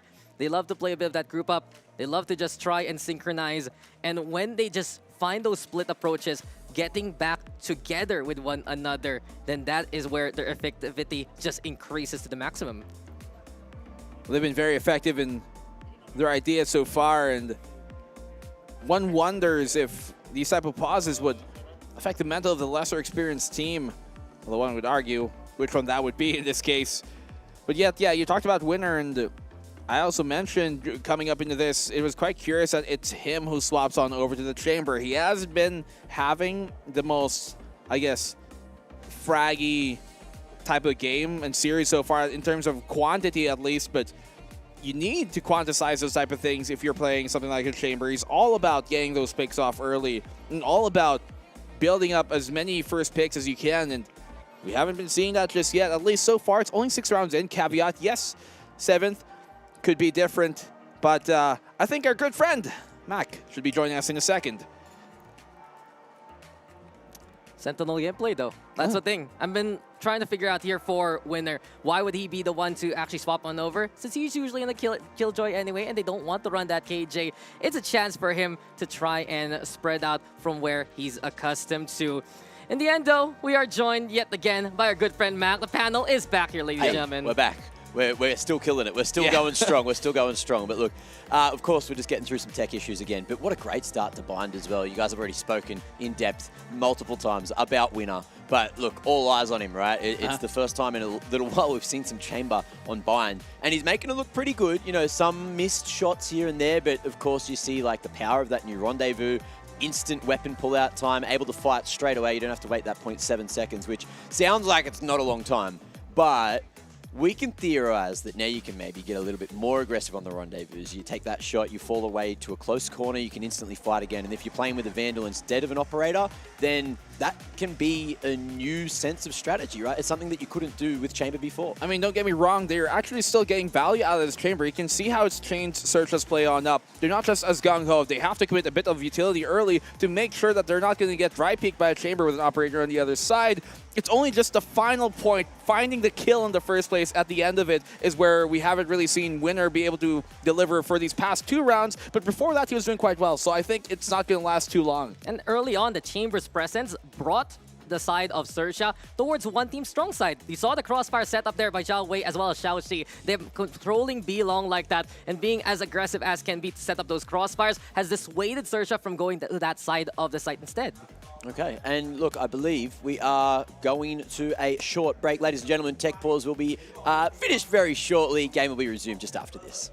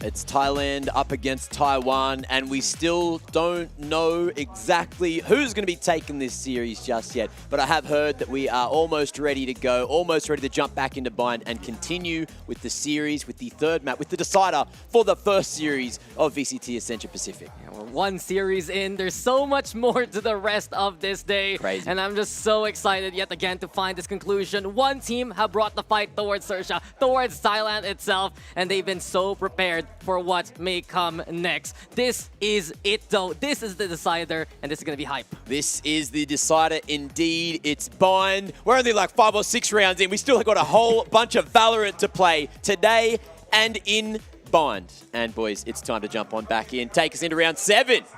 We continue here, folks. This is only the first series of the day.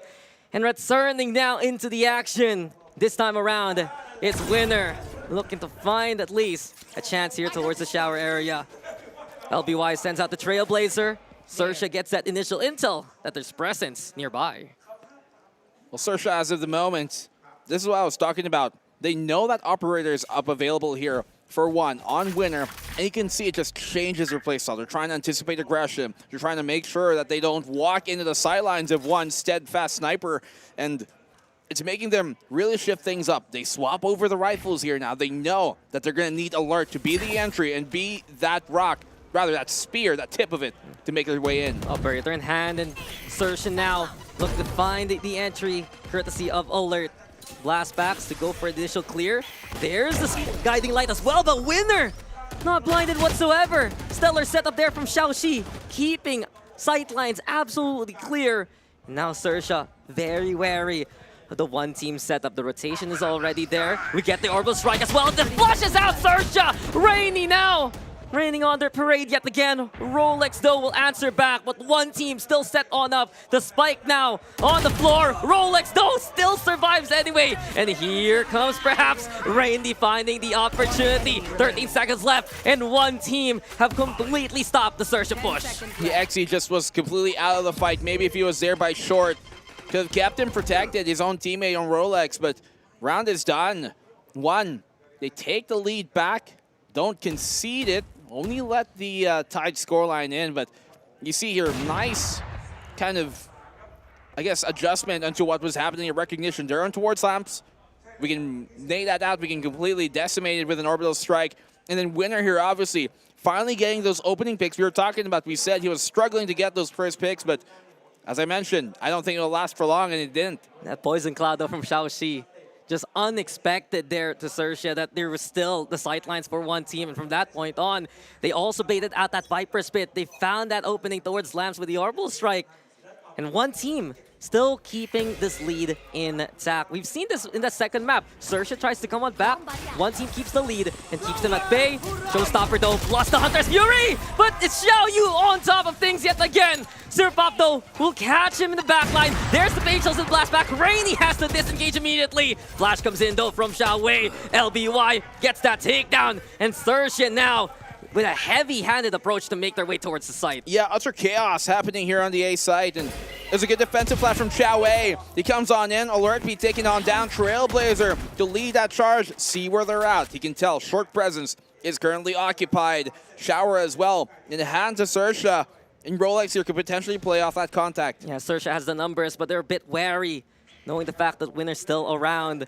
Xiaoxi, though, also with Xiao Wei, looking to find an opening, set up a crossfire, but it's stuck on him, as you mentioned. The recon dart giving all the intel, and Rolex will find Xiao Wei also. Another one for Rolex. It's his time, and it's his double kill. Sersha takes the site, and that's pretty much the round over again. I'm not sure if he realized it there, but by backing off, he actually scanned Xiao Wei because he gave that position away. So, Sersha, they tie up the game here once more, and you saw them try and enter on in with that Showstopper once again. I said Xiao Wei, great defensive flash to mitigate the damage that Showstopper could have done. But still, Sersha were there ready enough as a pack, as a unit, to follow up on that, and they get the round off of it. So nicely done here, and they recover as well. They pause, they re-hit, and they were good on that. Yeah, pair of ults, it's not just the Showstopper. That Hunter's Fury was absolutely key, and there you go. What a peek. XZ with the peek, with the takedown, tying things up, and finally removing the operator from the other side. It was right on the money there, and expecting where the angle would be held by Winner. 3 kills so far by Winner, all with the op. We haven't seen anything else otherwise. He's got his ultimate, though. That could be a big difference maker. Yeah, another op into the collection, the tour de force available, but this was key here for Sersha. Zerapop's Hunter's Fury allowed them to still make their way towards the side. That stellar shot onto Rainy, too, even better.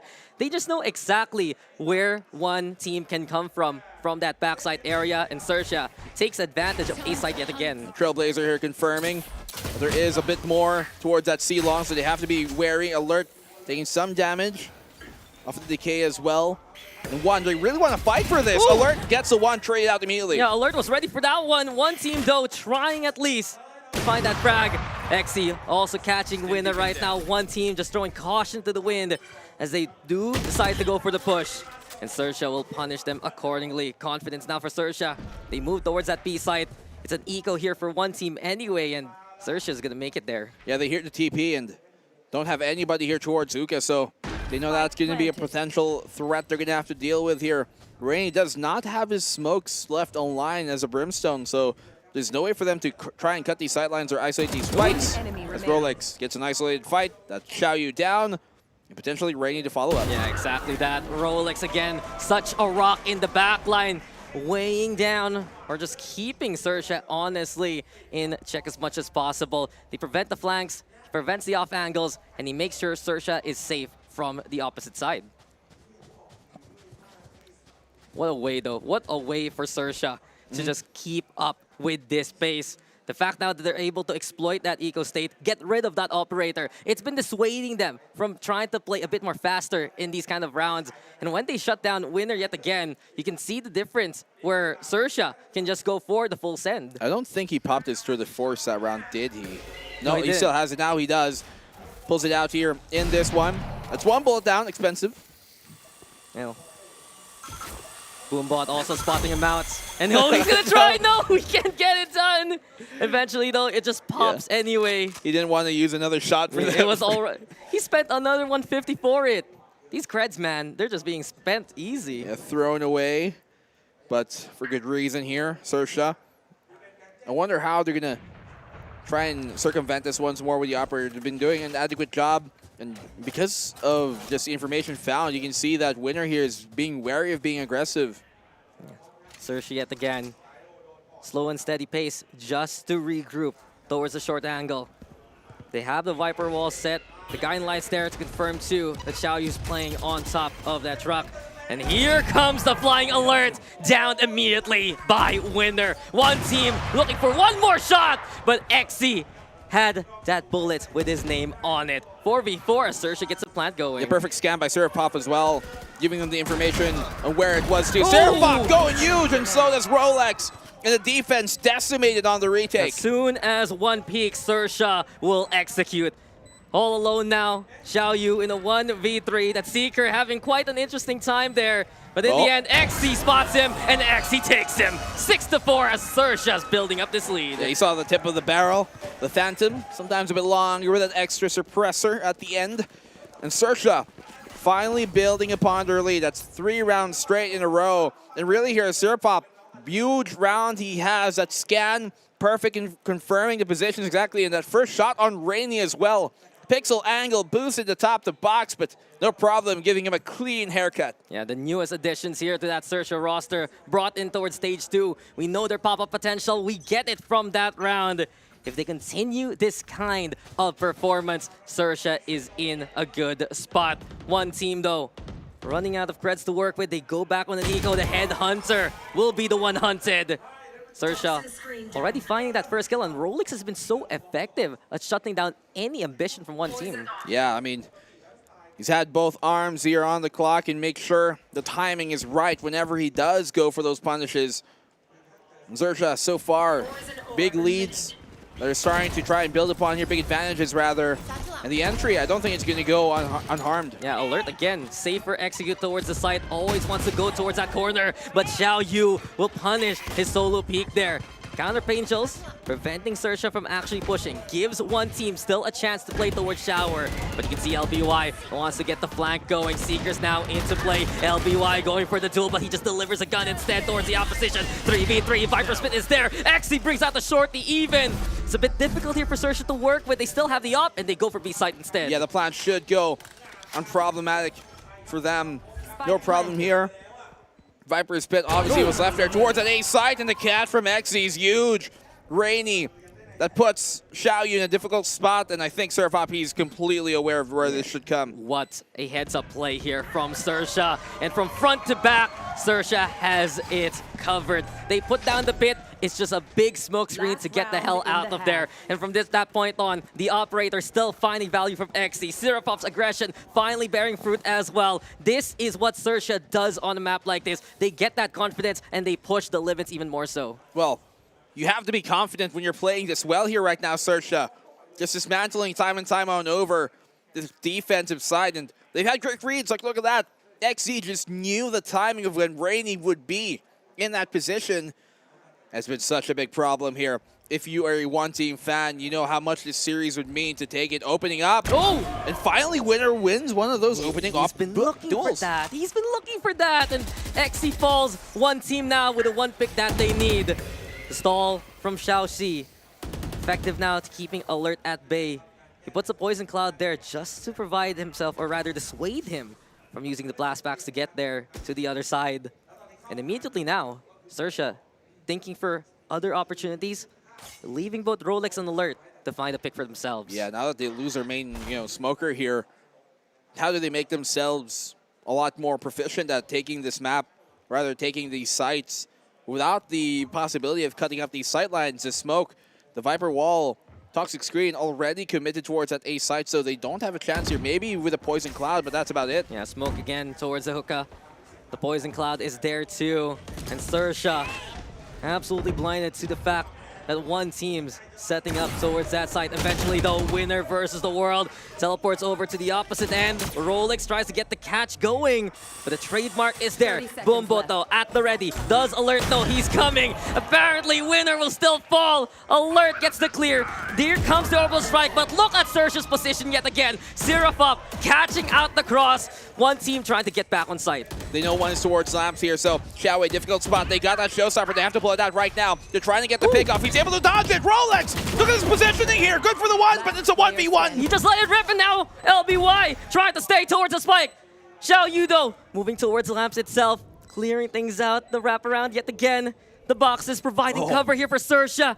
It might be perfect, waiting for the sound cue. It's Xiao Yu just holding things down, trying to get halfway, not gonna let go! And eventually LBY will catch him in the act. The half ends with an 8-4 standing for Sersha. Yeah, the positioning is way too good here for LBY. Maybe if they got the half and then tried to pivot off of that, something could have been different, but really the post-plant hold here working out super well for Sersha. You saw Rolex, how much information and how much pressure he was able to apply from that bench position. Gets a tap as well towards that CT, and then his swing here as well, taking out Xiaowei. A 5-round streak here from Sersha. Once they get heated up on a map like Bind, they just absolutely deliver. Xe bringing out the operator. Rolex being reliable in the backline, protecting every single angle where one team can try and come from. And you also see it too. Alert has been effective at the entry, at making that space.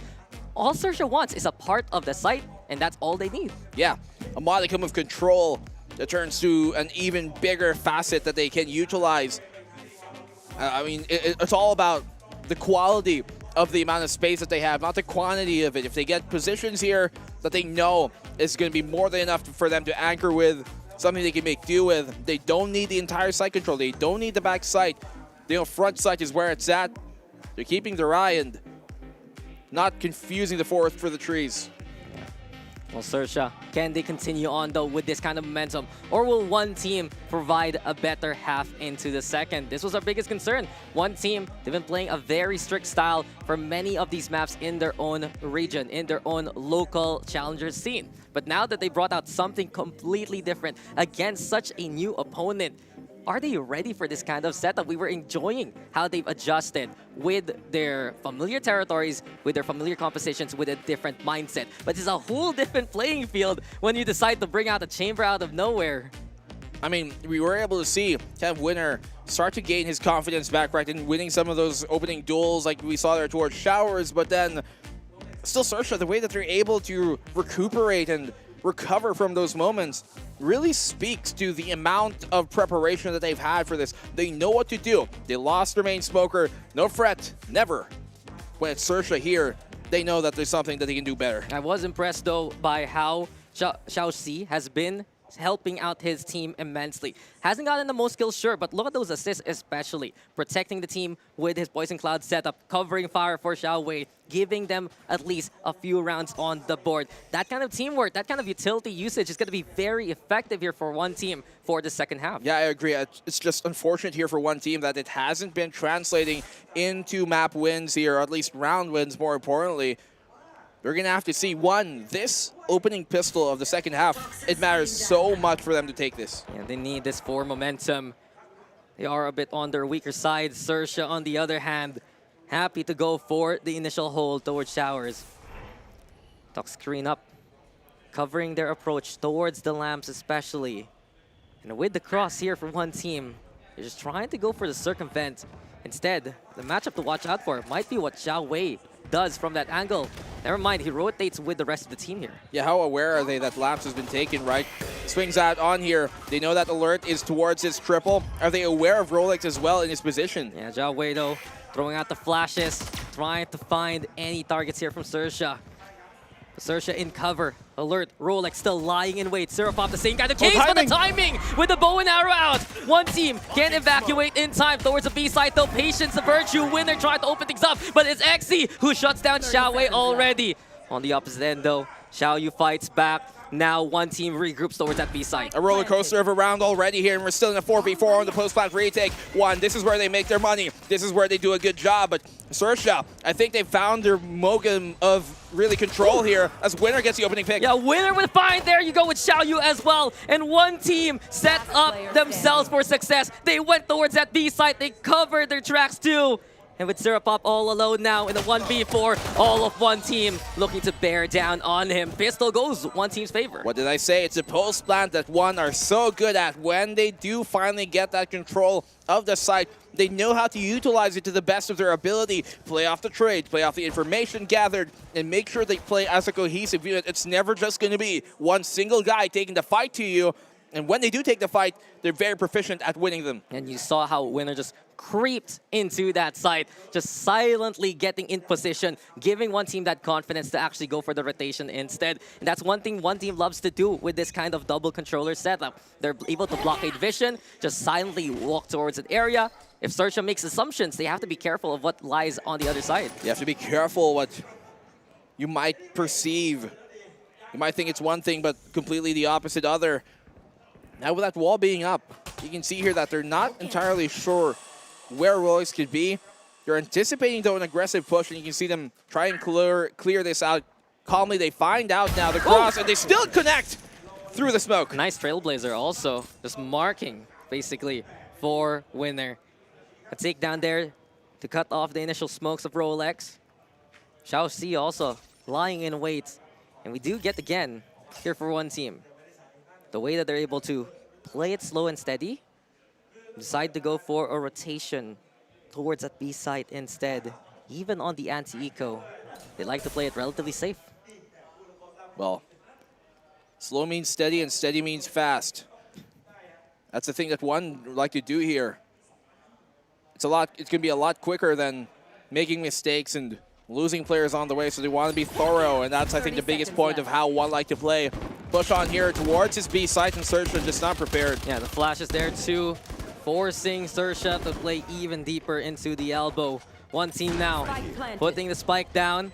Xiaoxi trying to figure out where they can put some of the smoke towards the hook, especially. And Sersha now bursting on through, but one team has a good handle. He knows exactly where he is. Xiao Wei will mark him and take him down. 6-8 now, one team on a rally here. Yeah, you can kind of see like the halo of when you're blind over the box there on the back side. So in the end, One, they've been very, maybe not very, but they've been at least apt at converting these type of bonus rounds. And if they do that here once more, we could have kind of a replication of what we saw in Ascent, where One are just starting to take it away on arguably the least favored side here.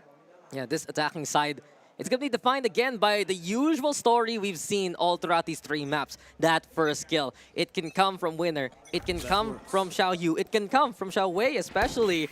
And if they find that initial pickoff, it's Sersha who's left scratching their heads on where one team can go. It's a great first take here as well towards the Showers position. For them to take it early in the round, that makes it a lot more difficult for Sersha. A lot more pressure, because now Sersha just lose control of a position that ever since that TP change on where they move that teleporter here outside Showers to be closer, it's made that position a lot more potent and a lot more problematic for the defense if they don't have Showers under control. And not only that, that trademark also covering any kind of entryway from the opposite side. Now then, one team looking to play towards short here. Rolex, though, realizing the situation. Bonus round here for the attacking side. Painchill's lob to try and cover the cross. Rolex still wants to fight, and he finds Xiaoxi to begin with. Spike, though, going down. It's difficult for Rolex to actually swing this, but then never mind. It's Xiao Yu who walks into his crosshairs. Winner, though, on the board to make the trade happen. Winner with another one here. Maybe just looking for that medal, but no, XC will just deny him of any glory. One team scrapping out here, fighting versus Sersha, and it's Alert versus Rainy in a 1v1. Molly, though, in the way. Painchills are there too, and here comes Rainy, but Alert is set. Nicely done by Sersha. I think, honestly, Dax, I think even better done by One. Like, they bring it down to a 1v1 there. They get the plant. At least they're able to get the round there in the end, but look at the economic damage they're able to do. One also, as I said, they get that spike plant down, and the buy here just not going to be the most optimal for Sersha, so at least convert in the end. Good holds initially, but the trading game here for One on that take itself was, I think, really impressive, and they were able to deal with lamps adequately. I think I said something that I haven't really described one team about with so far. What? Scrappy. They were willing to fight. They were willing to go toe-to-toe there for Sersha. And you make a very good point. That was their bonus round. They were able to find a little bit of value towards CQC, especially towards Winner. And here we go again. The Chronicles of Winner, the Operator, is out and about one more time. Yeah, one team, they're clawing and scratching. It's a complete brawl sometimes as well.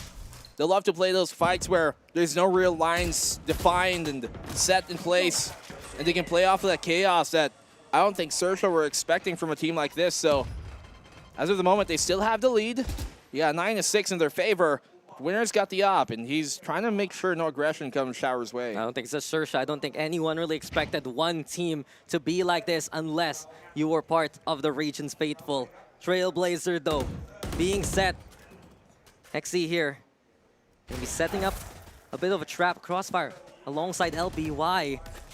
You know how effective Sky is on the B-long defense, especially the flash. Trailblazer, though, looking to lead the charge, and Xiaoxi with the takedown. Xe, though, sharp still, gets that takedown. Zhao Wei now giving the advantage back to one team, and here they come towards B side. Such a big commit from Sersha, and immediately Xiao Yu clears out B. Yeah, they really tried to anchor down that long position, but one team, they really were not going to give that one up for free. Xiao Yu, good pick here, and this should be a 7-9 by one team. I'm not too sure that Rolex expects this either on his cross. But Winner's got the mark. Winner's ready, and Winner's got it. 7-9 here as one team get on the board yet again. I'm very impressed, though, that they've really made sure to integrate Zhao Wei's Sky here all across the board. Last time they were on bind, they were struggling to actually play off those flashes, play off those Trailblazers. But many a time here, it's his setup that leads to the knockdown, not just for others, but also for himself. It's just such a big go signal here for one team to fight Sersha. Exactly, like they use that Guardian Light to kind of force Xe off the angle there towards long. Xe trying to go for another peek there. They could have TP'd, but obviously hindsight is 2020. The Guardian up close, not the best. They got the showstopper here, and Sersha on an eco. Yeah, this is a struggle for Sersha. One team clawing back at them. It's been so competitive so far this series. And one team continues on that warpath. Here comes the flash, though. Still a bit blinded. Sersha holding things down here. They will decide to swing now in duplicate. Zerpop gets one at the very least. The repeat leads to the takedown. Rainy's there to make the trade work. Good damage done here by Sersha. Can they keep this up? LBY, the momentum swinging. Oh, but 2v1, or 2v2 rather. There's the flash. There's the rifle being picked up as well. Spike, though, left behind. Xiao Yu has the angle, and the opportunity is right there for the taking. Oh, that could have been so good there. Coming for LBY, just had the wrong intuition of where they were coming from. And Rolex, mere shorties, what he gets. Picks up the classic now. I wonder if they heard that. I don't think to be the case, but Winner has at least the mark. Nope, they give it up in time, and so this could be immaculate timing for them. Never mind, they take the TP. Yeah, some idea, and just even with an audio cue, one team looks to play it safe. A chance, though, for Rolex, as he's been so surgical at isolating fights against one team so far. Spike's planted, though, over by the boxes. Rolex tries to get the catch on the retreat, and it forces the swing out as well. Well done with the first one. Now the second, and it's Xiao Yu who will deny him of any kind of glory. One team again and again getting these rounds. You know, Rolex actually had his smoke set up there for him to cross if he needed it to be. Could have put up his toxic screen, but the option in the end just goes for the dry one, and at least Xiao Yu's at the ready for that fight to confirm it here for them.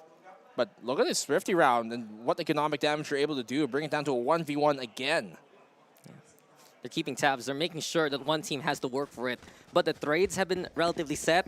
They're keeping tabs with one another, and one team trying to provide as much cover as much as possible. You hear it, though. The tour de force is out. Who dares peek might be punished. We're watching out for alert as well. The rendezvous being set.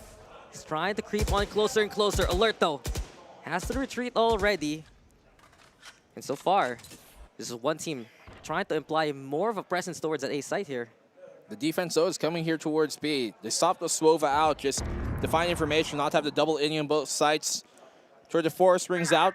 They know last zone position was at A site, and they can infer that that was Alert, so oh, never mind. They're actually pulling the defense rotation here coming from Alert. They bought the wrong juice. Yeah, they made noise, sure, but Sersha is still on top of things. The flash there gives the intel. Showstopper is the call, though, from Xiao Yu. And can he get a target? Yes, he does. Through the smoke, passes on over, and XZ is bound and tagged down. Hunter's Fury, though, the call from afar. The corner, the small little nugget of just somewhere to stage, somewhere to hold. And here you have it with the surviving Xiao Yu getting another takedown. Yeah, 3v5 right now. Difficult for them. The plant will go down, and we know One are so good at converting these type of post-plant rounds. They got the Tour de Force to make that exit here from CT even more of a nightmare. Yeah, and I think Sersha's just going to give this one up. Yeah. They're so covered. It's so prepared here for one team.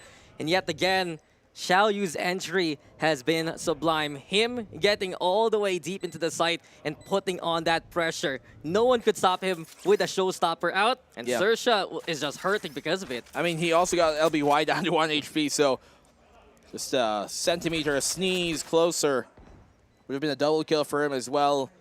They didn't expect him to push their own teammate's Molly here. That was Rainy's Molly, and Xiao Yu pushing it, so 9-9 the score shall be. And One are proving to be an incredible team that many people did not expect this series to be this close. Yeah, they're daring right now. They're going the distance. And we are tied up yet again in a series that has gone as long as it could. We had an overtime at the start. We went at the end of regulation for the second. And it's looking likely to go yet again to further even rounds here, Black and Blue for the third. I mean, exactly that, Dax. Like, you look at how this series has progressed, how One have really impressed in the amount of deviation that we've seen from them so far in this best of 3, and how much they've already improved from what we've seen from them in their local scene, right? Like, we know they typically just overrun the local region when it comes to the Hong Kong, Taiwan, VCT, but right now here at Ascension Pacific, they're really proving that they can stand even with some of the favorites from their group. Yeah, Sersha having to call a timeout right now. They're getting overrun here. They're getting caught out, especially towards that B site. And you have to wonder, what else can they do if their early commit is countered immediately? They're going to struggle to still stabilize onto the site. Do they have to go for the retakes instead here just to have different options? Well, I mean, what options do they have right now, right? If you're Sersha, the retake is so difficult to win against a team that is incredible at converting those post-plant holds. As I said, one of the best in their group and in this tournament as a whole statistically. And one may wonder if that would stand true here against, international competition, against the rest of the Pacific and APAC. But it's been working out so well for them so far. So how can you fault it? The only one thing going for Sersha in this round, especially the amount of ults they got to throw. Yeah, Sersha, they're going to need to throw the kitchen sink and more just to get back into this. And immediately now, the Viper Spit online. Xiaoxi, a bit of a spray, expecting Rolex actually to push. But he just wants to hold here. The judge in hand stays on the inside of short. And the pressure now mounts towards Shower. Yeah. And maybe he even here with that flash towards winner also. Yeah, you see a lot of times teams when that Viper's Pit is thrown out here towards the A short position, a lot of teams want to kind of circumvent that and go around it, take Shower's control, go for a triple plant instead. And I think that's what one team are trying to infer here and fake out towards Sersha. It will keep Sersha trying to think that that's what's going to happen. But they're actually going towards the B site, and luckily for Sersha here, they have a right read too. They're coming towards B, but that guiding light, it doesn't hit anything. That's going to keep him guessing. The counter guiding light from Chao Wei confirms their suspicions. Yeah, no intel so far here for Sersha. The Trailblazer, though, instead searching for closer targets. The Seekers instead. 2 from Sersha. They get the intel now. Try to at least keep tabs on long, and while LBY will get 1. Didn't expect everyone else to be there. Xiao Wei with the trade. The teleport comes on in. Now it goes to XC, and if he can actually stall for time, does even better. Xiaoxi falls, and it's Xiao Yu with a trade. One team now make their way towards the site, and do you dare cross winner? Do you dare? And there you go. You're taken down by Rolex. Yeah, nice job done here by Rolex. 2v3. Serapop gets a pick off. Sersha plays Xiao Yu in a 1v3. One position that we've seen him be able to convert before, but I don't think in this case the timer is being stuck. He gets a pick, he gets the second, never mind, never doubt. Xiaoyu in a bout. He's still fighting, he's still here. And one team, can they rely on this one to get things done? Sirapov not looking the right way! No! Runs out of bullets, 17 HP left to try and fight back, but Sirapov will still get the takedown. It got that close, but Sersha will get ahead. I cannot believe that just happened. Ran out of ammunition there in the end. Before that, it was a 1v3, and he still gets a 2. They come off of the tap. If they stuck that, they might have actually just won it cleaner, but in the end, at least they still get the round. What a heartbreaker that would have been for Sersha. Xiaoyu making hearts races as well. They've been relying on Xiaoyu so far just to make it through so many times. The teleports, the rotations, and the movements to get as much of the site as possible. 22 takedowns right now for that race. Impressive stuff, but it's not enough. Well, Rolex back on the judge here. Interestingly, he goes for the judge, even though he has, economy to buy up a rifle, I believe, but falls back. Actually, never mind. They are quite low here in economy, so that pushes him up further. Sersha, they at least still take a lead here. They got the Seekers, though, for one, if they really want to flush this out. And I'd like that play there from XZ. He goes into the showers, gets flash, gives that intel, and just backs on away. Instead, now one team actually has to clear out the showers even more so. Slows down the pace of the game. The hookah still held here by Alert 2. A duel perhaps versus winner. He knows he's just there. Free Fire trying to go for the wall bangs, not enough. And one team just can't get anything early on. They almost had the angle there, but the timing just didn't work out. Seekers on for this one team to try and get information. Orbital Strike on the back to keep them in check and keep that control in their side, but they still have lamps. Yeah, they're kicking Sersha out, that's for sure. The ultimate's there just to do exactly that. Orbital Strike into play. Can Ronex find Xiao Shido? That's the biggest question right now. Exido on the board to begin with. Spikes planted in the 5v4 retake. Sersha trying to get closer and closer. The judge out and about, and eventually he'll find Xiaoyu. Cloud dissipates. Rainy will get that takedown. Flash connects yet again in the pit. Still one team trying to use the smoke screen to their advantage, but as it drops, XE finds Xiaoxi. He's still here to fight on back 2v2 right now. Sersha with the advantage. Winner, he needs to play to his namesake, but it's not gonna happen. Now Sersha built this lead even more so. The Alert at the end getting the 2. It was really worked out this time around for Sersha. In comparison to a lot of the post-plant holds we saw from one, is that they started a lot of their contact made during the plant attempt initially of one. They did not let one get into their post-plant positions and let them set themselves and let them prepare for that retake as they were going for the plant. Sersha were going for the attack. Yeah, Sersha was just in position, and yet again, Rolex was the linchpin of that retake so far. You also gotta give big props to the timing there of XE's orbital strike. No matter what one team threw at Sersha, Sersha was able to receive and return it. Yeah, in position to strike at the right time, and it really benefits them if you're able to kind of have those positions to not give up control. That Lamps position became a real big one, a threat that they had to deal with here, one team. And while they were dealing with that, Sersha, the rest of the retake helping, dealt with them as well in return. And it's been really impressive so far how Sersha have been able to remain control of this lead, but still won. They're such a big threat. It's been very creative from Sersha also. You've seen Rolex, that Viper Spit towards short, him playing against the Viper Spit of the opposition towards Lamps. Those are angles that one team just do not expect Sersha to be playing it. And with this type of creativity right now, it's one team trying to figure out where else can these guys come from, basically. Well, the old-fashioned way is going to have to be how you do it, right? Try and go for a jiggle sometimes, try and gain that information, see what they can do about it. Because as of the moment here, group stage alone, this is the first series of the day. We still got more of the first to go. day. We got 2 more best of 3s to come up on here, and this is an absolute banger already to start this tournament. Yeah, what? There's Naos versus FCY. There's Bonkers versus Scars later on. And crazy. this is day number 1 here in Thailand. But the team from Thailand trying to deliver to that hometown crowd. Can one team spoil that kind of entrance? Well, Alert will get the red carpet treatment. 2 down immediately. XE also with ambition.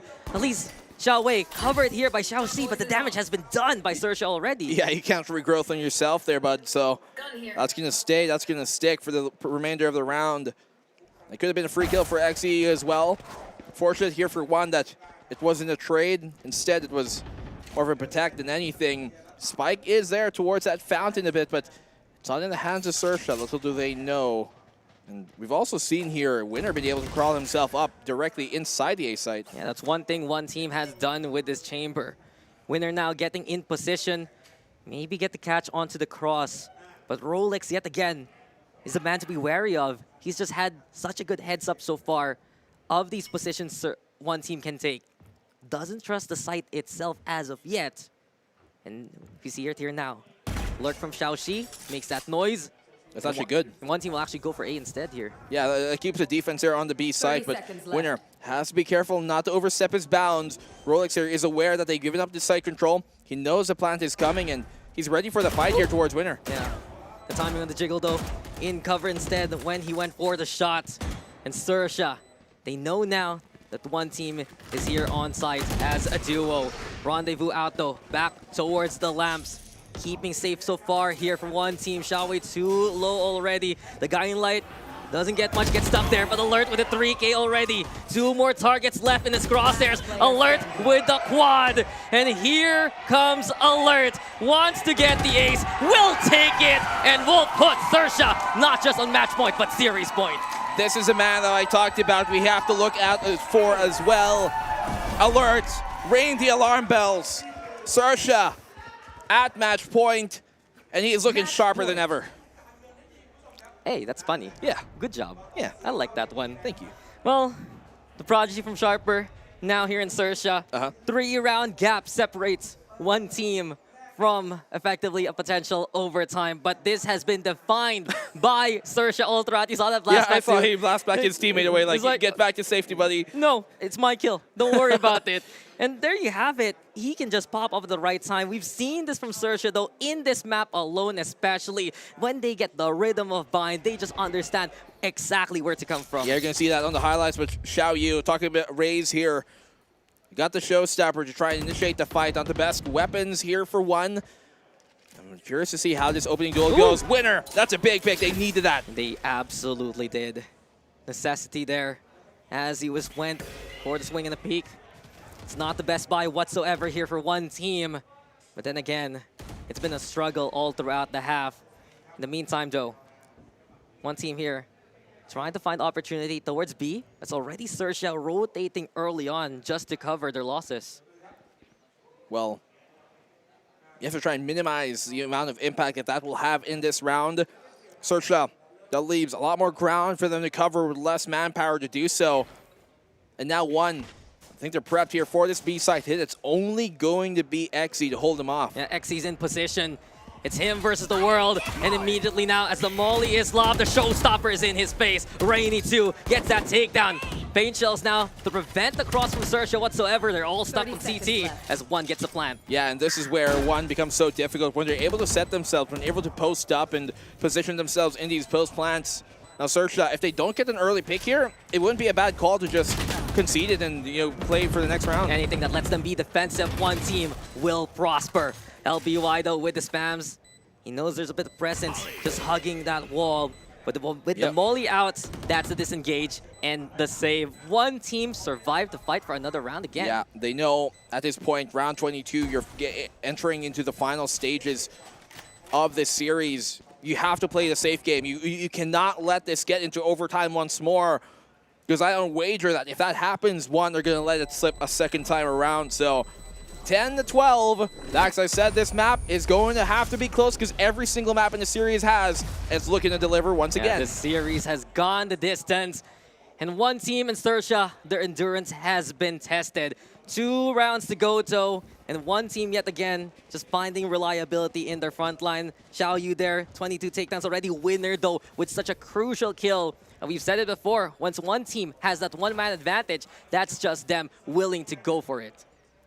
They know that those advantages can certainly benefit them, especially with the way they play. So good on the trades that as long as they keep that in check, they shouldn't lose those rounds, and that they don't. Sersha, they got the showstopper here in alert. Judge in his hand, but it seems like the attempt here by One is to try and take Shower's control, which they smoke off. So this is really good opening up for Sersha. Yeah, this is the usual setup we see from Sersha. Alert playing towards that hookah. You get Rolex playing towards lamps as well. And XZ always trying to give that false intel, or at the very least, figure out what One is up to on that Shower's side. Cross is very dangerous here right now for One. Pop though decides to just go for the swing anyway.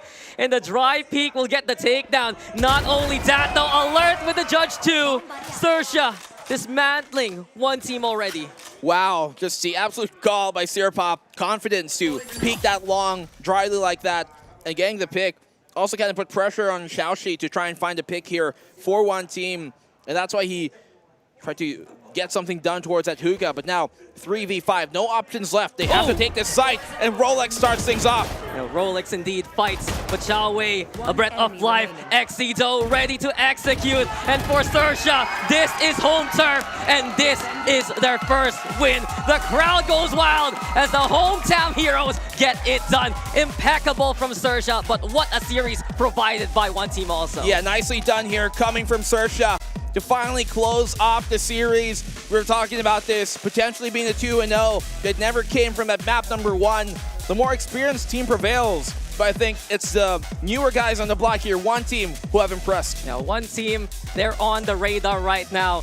HK Taiwan, this Taiwanese squad, they are ready to play here in Ascension. And I do wonder now how things will change, especially that they're going to be factoring in impeccably towards the group stage. It was so close though. How many rounds were the gap every single time in these maps, my friend? It just is less than a handful even. I know, I mean, so many moments that could have gone either way. That clutch with Serapop, for example, right? And it could have really been turned around. Maybe Xiaoyu winning that clutch could have given them this victory in the series. But ultimately enough, even with the great performance from one team as a whole, it comes down to who wins the map, and that's Sersha's way. So home crowd here, home team delivers today. Yeah, they're happy to kick things off this way here at Ascension Pacific. And we also saw pretty much every single one of Sersha get acclimated and optimized there by that third map. We finally saw XZ in position. We've got that ace from Alert. You also had huge moments as well from Rolex, always just being a thorn on the side of one team. The fact that Sersha has found those openings and made those openings happen from the start to the end of the round speaks volumes of how they really view how these rounds have gone. I mean, Sersha finally delivered here. It took quite a while. Definitely going to be proud of that win. They needed it, of course. They're one of the favorites to make it out of their group here, Group Alpha. They've certainly asserted their dominance, but still, we still have to talk about, you know, really putting themselves on the map here. That's one team from Taiwan. And I think everybody is still impressed by what they've been able to achieve. I'm hoping for a few more good series from them coming throughout this group stage. Yeah, I can't wait for them to be competitive. But really, for Sersha, this is their first stage of success indeed. This is their chance now to silence every single one of these people who have doubted them. But as of right now, on the first day, this was their moment. This was their victory. And well, it did take a while, but they got the job done. Well, in the end of things, it always comes down to how they do it and the way that they were able to. So nicely done for Sersha, as you said. First series win that we've seen from this team and from any team for that fact. We still got 2 more best of 3s up to date, Dex. We still have so much more to go. It's going to get so exciting here in Ascension Pacific. And we have so many regions so willing to clash against one another. This is how things kick off, as exciting as can be. Well, for sure, Dax, we've had a lot to say. We've got even more to say here on the panel. I think Mac should be joining us in just a sec. Yeah, we'll see him very soon after these highlights, my friend. And you keep an eye out on how Alert got this ace. It was just all the way from the back to the front. It's just that confidence for Sersha to keep going and keep fighting. Hey, how we doing? What a game, huh? Yeah. 5 hours. 5 hours of Valorant. What? That was 5 hours of Valorant. Really? For the best of 3? Yep, for that one best of 3. But we got to the end, and in a great fashion, you know, Xerxia, Su! That's all I'm hearing backstage. All the Thai casters were very happy with that win. But of course, this was a series, one that you guys probably won't forget for a while, and we've still got another one to get to. Crazy rounds coming through there. Round 21, that speed up off the back of the timeout, I think that is exactly where Xerxia won the game. You know, it put him on match point, but it also completely ruined one team's economy. There was crazy things going down. And look, one team, yes, they tried to get creative. They tried to bring some chamber into their agent composition, but unfortunately, it didn't work. It didn't work for the win. I feel like we saw moments of brilliance from a lot of the individuals. You can see as well, Rolex shifting off of that Sentinel onto the controller, playing that Viper, doing really well for Xerxia in this map. And then on the other side of things, look, I'll show you that swing round, that 1v3 clutch where he fumbled the bag. We were all so devastated to see that. He just ran out of bullets and jumped one too many times. But look, hindsight is 2020. Yeah.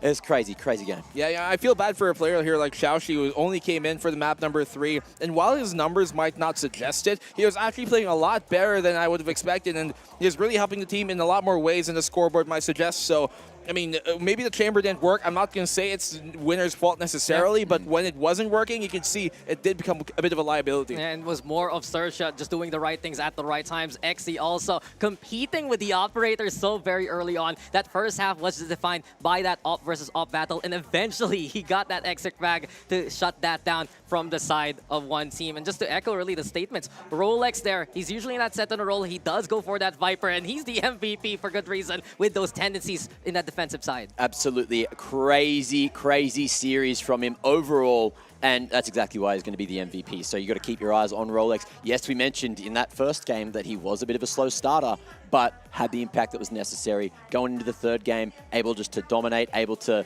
make it a W for Xerxia, for Thailand, and also for our predictions. I think everyone was getting a little bit scared about that one, weren't we?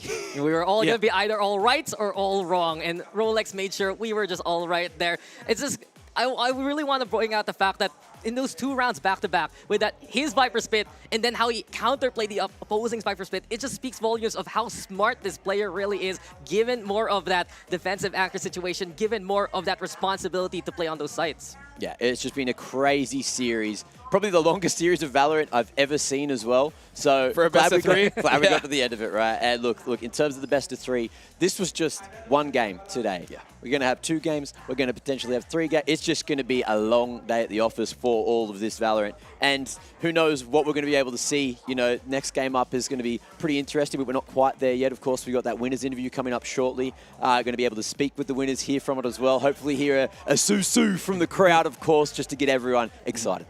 What does that even mean? Fighting, right? Yeah. I think so, yeah. That's what the boys backstage told me. Mac's been like basically the world traveler here of our group. He's been talking to all these different Are you saying he's regions. Mr. Worldwide? He is Mr. Worldwide right now. Mr. Worldwide. I'm Mr. Backstage. I'm just going and finding the players, having a quick chat, seeing how they're feeling. I was talking with your boys from Nows as well. Yeah. But I have heard that the interview is ready. It's time to move on over to the stage and talk with our winners.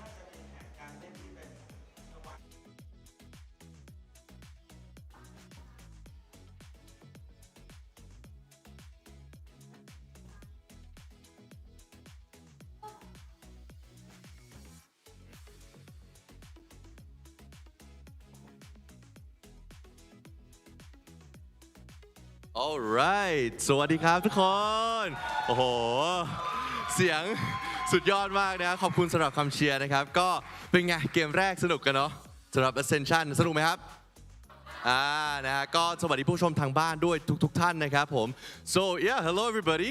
Welcome to Ascensions. This was our first game and what a game it was, right? Fortunately, Xerxia is of course our winner for the game, and we have here our beloved player Rolex. Please give a round of applause for Rolex. ปรบมือให้ Rolex หน่อยครับและโอ้โหบอกเลยว่าคำถามมีเยอะมากเริ่มจากคำถามแรกก่อนเลยนะครับผมรู้สึกยังไงสำหรับชัยชนะครั้งแรกสุดเลยของ Ascension เป็นเปิดตัวมาแล้วได้รับ 1-0 ไปก่อนไมค์ไม่ติดนะครับผมไมโครโฟนไม่ติดไม่เป็นไรครับไมค์นี้ได้แล้วโอเคก็ดีใจสุดๆครับถือว่าเป็นการเริ่มต้นที่ดีของพวกเราครับครับผม So basically I asked how do you feel to win the first ever game of Ascensions? And the answer was very simple. We were very excited, and we are, of course, very, very happy and glad that we were able to take the win. And of course, it's very important, right? คำถามต่อมา next question มันมีหลายสถานการณ์มากเลยเนาะที่เราเอาตัวเองเข้าไปอยู่ในที่ที่เอาตรงๆก็คือไม่ค่อยมีตังค์นั่นแหละ นะครับผม economy มีปัญหาแต่เราก็ชนะมาได้ทางทีมเซอร์เซียเองเนี่ยได้มีแผนการรองรับตรงนี้หรือเปล่าได้วางมาไว้หรือเปล่าจริงๆวินที่เราไม่มีตังค์เราจริงๆเราไม่อยากให้เกิดขึ้นครับแต่ว่าผู้เล่นทุกคนก็ตัดสินใจแล้วก็มีสัญชาตญาณที่ดีครับในการตัดสินใจเล่นเพย์ต่างๆซึ่งเราก็สามารถทำได้ซึ่งเป็นวินที่สำคัญมากๆครับนะครับ so the question was I asked there were many situations where Xerxes' economy was not doing so well but they managed to make a comeback during the round and was able to acquire that win for themselves. The answer was really cool. He really credited the team for everybody being so communicative and very stable during the game, and that's why they worked together as a team and was able to come out on top even though in the toughest situations. ครับผมสำหรับคำถามต่อมานะครับผมสำหรับเอาตรงๆตอนแรกผมเตรียมมาเป็นคำถามของเกมแรกแต่มันเกิดขึ้นแทบจะทุกเกมเลยเนาะเรานำเยอะ นะครับผมในหลายๆเกมนะแล้วก็มันจะมีช่วงที่ทางวันอีสปอร์ตคู่ต่อสู้เราค่อนข้างที่จะเก่งเหมือนกันตีกลับขึ้นมาได้เลยเรารู้สึกยังไงบ้างตอนที่เฮ้ยมันเริ่มโอเวอร์ไทม์แล้วอะครับจริงๆเราต้องให้เครดิตทีมวันนะครับเขาเล่นได้ดีมากครับซึ่งเราก็ค่อนข้างที่จะตกใจนิดนึงแล้วครับแล้วก็ค่อนข้างที่จะเรียกว่าโชคนิดหน่อยครับเสียวินแต่ว่าสุดท้ายที่สุดเราก็สามารถชนะได้ครับครับ so basically the question was something that all of us I believe are also wondering which was what happened during the games we could see one esports having potentially doing a lot of comebacks and what was going through their heads and what caused that situation. The answer though, they really respected One Esports. One Esports really was a formidable opponent, and the team we were choking, but we tried to get ourselves back in as much as we can, and therefore, yes, it was a very close game, and we're going to try better for the next and upcoming rounds. So yeah, สำหรับวันนี้นะครับมีคำถามเท่านี้ก่อนก็หวังว่าจะเจอกันต่อนะฮะในเกมต่อๆไปนะครับผม and that is it for the question with Rolex guys. I hope you guys loved the game and we hope to see Xerxes further on in the tournament and with us in the interviews. ขอบคุณมากครับ and ขอบคุณมากครับ anyways guys that was what a game that was, right? Let's take a bit of a break and we'll be back for game 2.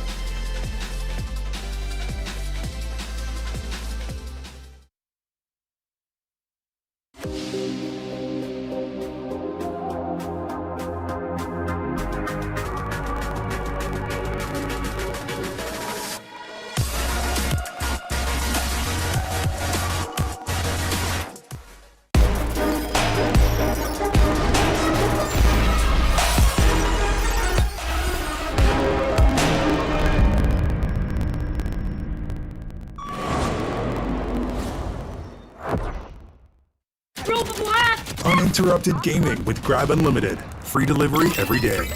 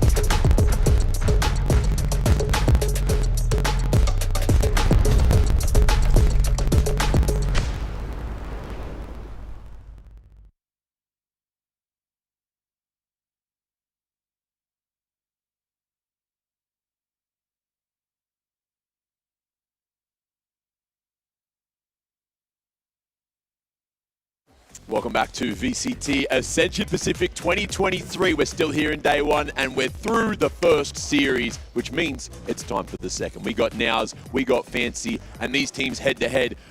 No one really knows. We are split in the predictions. We're split bloody everywhere as to where we think as talent this one's going to go. But I cannot wait to see, the Philippines going up against Vietnam and just how both those play styles pretty much work together. I'm still joined by the wonderful Black and Blue and the wonderful Dax too. These individuals, mate, you guys just had 5 hours of casting. You ready for another 5? Of course. That's what we're signed up for. No problem. All day, baby. Yeah, we're used to this at this point. I mean, it's only the second best of 3 of the day. You guys got one more after, too. Yeah, got one more after that. It's going to be an interesting one, jumping into even more regions, even more fun. But look, down here in Thailand, we're Bangkok, Thailand, of course, it's been a very interesting day. The crowd loved the Zerja W, but moving into this one, there's no home team. Or would you argue that there is a home team? Because one of these teams for you two is a home team. Depends how biased we want to be. Wait, listen. We're on the English broadcast this time. Yeah. Be good. Yes, we are. This is where we are proper. Yes. We are proper gentlemen in this case. But yeah, I mean, you look at the teams here, and I think this is actually a pretty good matchup between the two. They're both pretty equal, I think. And these last 2 games of the day, they're kind of like the battle for third, one might almost think. Yeah, maybe. Wow, you're already assuming that far into the group stage itself. But yes, these 2 next matches, they're going to be defining a lot of the standings moving forward between Naos and Fancy, as well as Bonkers as Scars later on. And it's also a bit of that stylistic matchup in the way where for Naos, it does seem things are a lot more concrete, a lot more, I'd say, based on research and what we've seen so far in Valorant. On the other hand, Fancy United, the most creative roster we have so far, and Vietnam as a region have always been those kind of pioneers trying to bring new ideas to the table. Look, and everything I was watching as well, prepping for this series, Fancy, their mechanics, when I was watching them, they were just sharp. They were sharp. Their crosshair placement was immaculate. Almost every single player on the team, you could pick one, and it was just like magnetized to corners every time they were moving. I was just so impressed by the mechanics. But the question is, are they going to be able to do it again on LAN here? Not with a home crowd this time, because last time when they played in the challenges, when they managed to get that W, they were in front of a crowd. So they've already got that LAN experience. And you could say the same for Nows, couldn't you? Yeah, I mean, you look at where they were able to do it, right? And certainly super impressive, especially you look at how sharp, as you said, this Fancy squad is. And it makes me kind of worried here for Naos because, for the most part, they're able to kind of just outduel most of the competition in their local Philippine scene. But not these guys. You're looking at Naos here. Yeah, take me through. I'll let you do it, Black and Blue. Take me through Nows, of course. These are the guys you know you love. Who are we looking at to carry the boys home today? I mean, the big superstar on this team has to be Wits and Ja, but you cannot forget about Senior Carl, Papichulo, and Mojer. And Wits, from that former Team Secret squad, everybody knows his name, and he damn well should, because he's one of the most pristine and prime players that we do have here. Ja as well, such a menace, one of the best duelists you're going to see, whether frontline or backline, huge agent pool as well. And Naos Esports have really secured their place, winning both Split 1 and Split 2 challengers in their local scene. Yeah, one of the biggest win streaks really in PH history. And not only that, 3 veterans who have come together with Wits, Ja, and Papichulo, just tutoring really some of the younger guns that we've had so far. Ranked Demons and Mojer, Senior Carl, also with regional experience in teams like Zeal Esports and 6045 Pirates way back when. The best of the best that the Philippines has to offer. And that's one thing that the PH is looking for. There's so many incredible aimers from the Philippines, but leadership is always something that is lacking. Naos has that in spades. Okay, but what about Fancy? That's the other team we have to have a look at, of course, before we jump on in to this series, into the second series of the day. We got Yes I Can, we got Fishio, Nizzy, Jin, and Heizi.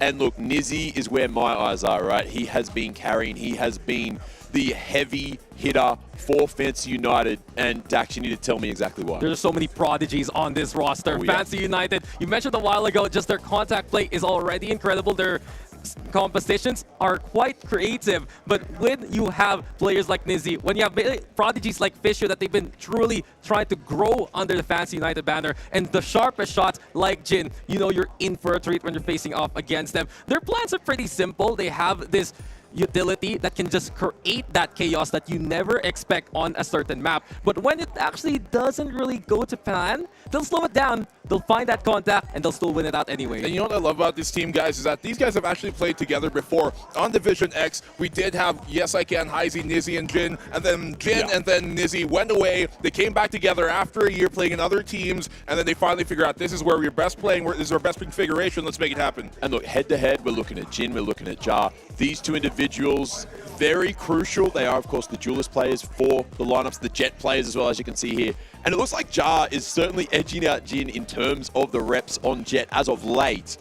But his ACS is a little bit better. Is that because the sample size is larger? Tell me as well why you've selected these two guys. Oh, because you have these two players that they're incredible on that duelist role. Jin actually has played in the PH scene before under the Alpha Esports banner. But at the same time, another agent these two players are willing to bring out is the Chamber. That's why Jin has lesser games on the Jet. Because on maps like Haven, maps like Bind, if I remember correctly, he brings that out instead, goes for those takedowns, and Ja has to try and compete with that. Yeah, I mean, at least on this team so far, we've been seeing Jin pull that out. We know Ja back in the heyday during 2022 on that SB roster, that's when he played practically just the Chamber all the way. So now that Chamber is kind of maybe seeping back into the meta, we might just see that be brought out here today. Looking a little bit stronger. Maybe he's going to get that buff. Maybe the Jar buff is real. Who knows? Who knows? Or Jin, rather. Look, Jin, not Jar.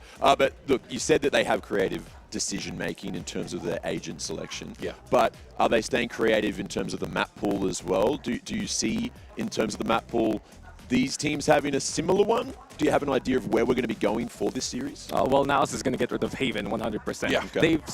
The fun fact about Haven is it is the Philippines' best map, but Naos is actually the worst at it of all the Filipino teams. Okay. They struggled when they were in the grand finals, when Oasis Gaming forced them to play out, and then you look at Fancy United, they bring out that Yoru, they bring out the Chamber, and just like, no, they're not gonna deal with that. On the other hand, I do feel Fancy United might remove either Fracture or Lotus from the equation, just because it hasn't really gone to plan for them in terms of how they want to play the map. Yeah, you look at that Pearl, and I wouldn't be surprised if both teams are going to be really wanting to play against this. They're both very proficient on Pearl. We've seen many of a case study on them and how they play that Pearl, and I fully expect that both teams are going to duke it out on that map at some point. Okay, and I believe we have our predictions as well. We are split on this one. I think myself, I'm split. Are either of you with me?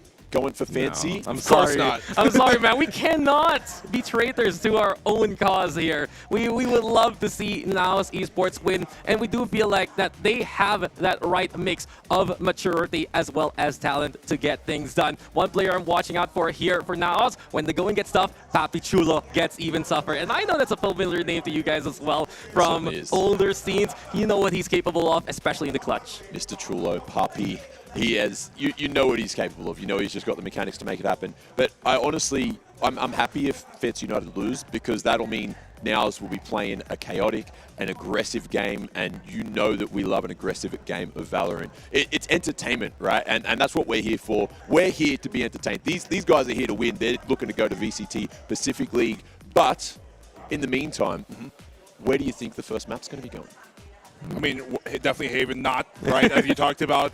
Pearl, I don't think it's going to be one of our opening map starts here. If anything, Ascent might be played by both teams. It's actually pretty proficient by both teams and one of their better statistical ones. So what I'm really looking at here is that there's no true bad maps that will probably be played in this series. If anything, we're going to get some pretty good maps for either side. I feel like Naos Esports can actually force a map out of Fancy United, whether it be Fracture or Lotus. Those are two maps Fancy hasn't really played in split number 2. Black and Blue is on the money. Pearl, Ascent are in the cards instead. And Fancy United, they're going to need to bring out even more strats here. We know that they're very creative, but their map pool itself isn't as big as you'd expect, and maybe that's where Naos can take advantage. Okay, so you think that's going to be potentially the difference maker, the restriction on Fancy United is they're just not diverse enough? Well, maybe not just that. It's more of sometimes half of the battle is the battleground you choose to fight in, right? We know the 300 Spartans, they took it towards the funnel. And in this case, Naos might just have that edge. Sometimes flexibility is the key. Yeah, and I'm trying to see what else can Naos bring to this table. They love to run these double controller setup right now,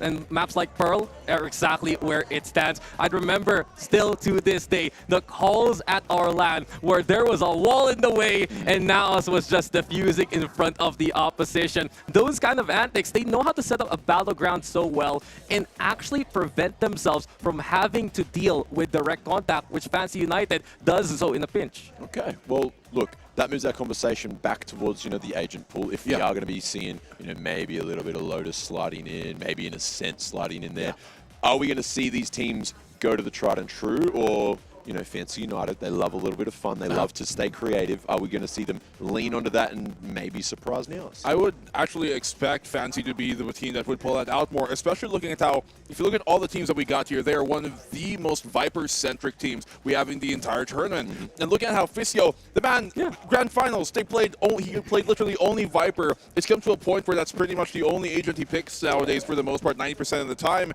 And for them to be one of the more Viper-centric ones, they have to have something else, knowing this patch was coming in the first place. It's been an interesting story for Fishu. He got one chance to play Jet, and he was like, oh, I'm on Viper duty yet again. And that's why you'd see here for the side of Fancy, I wonder once we get into Lotus, can they actually integrate it? All the way back in Split 1, they tried the Chamber, they tried the Neon together, and they were able to win with it, but they just really don't feel that it's not the Fancy United way. It's not the same kind of stuff. And going back to your question, now on the other hand, they're going to be running that double controller. You expect the Viper and the Omen together.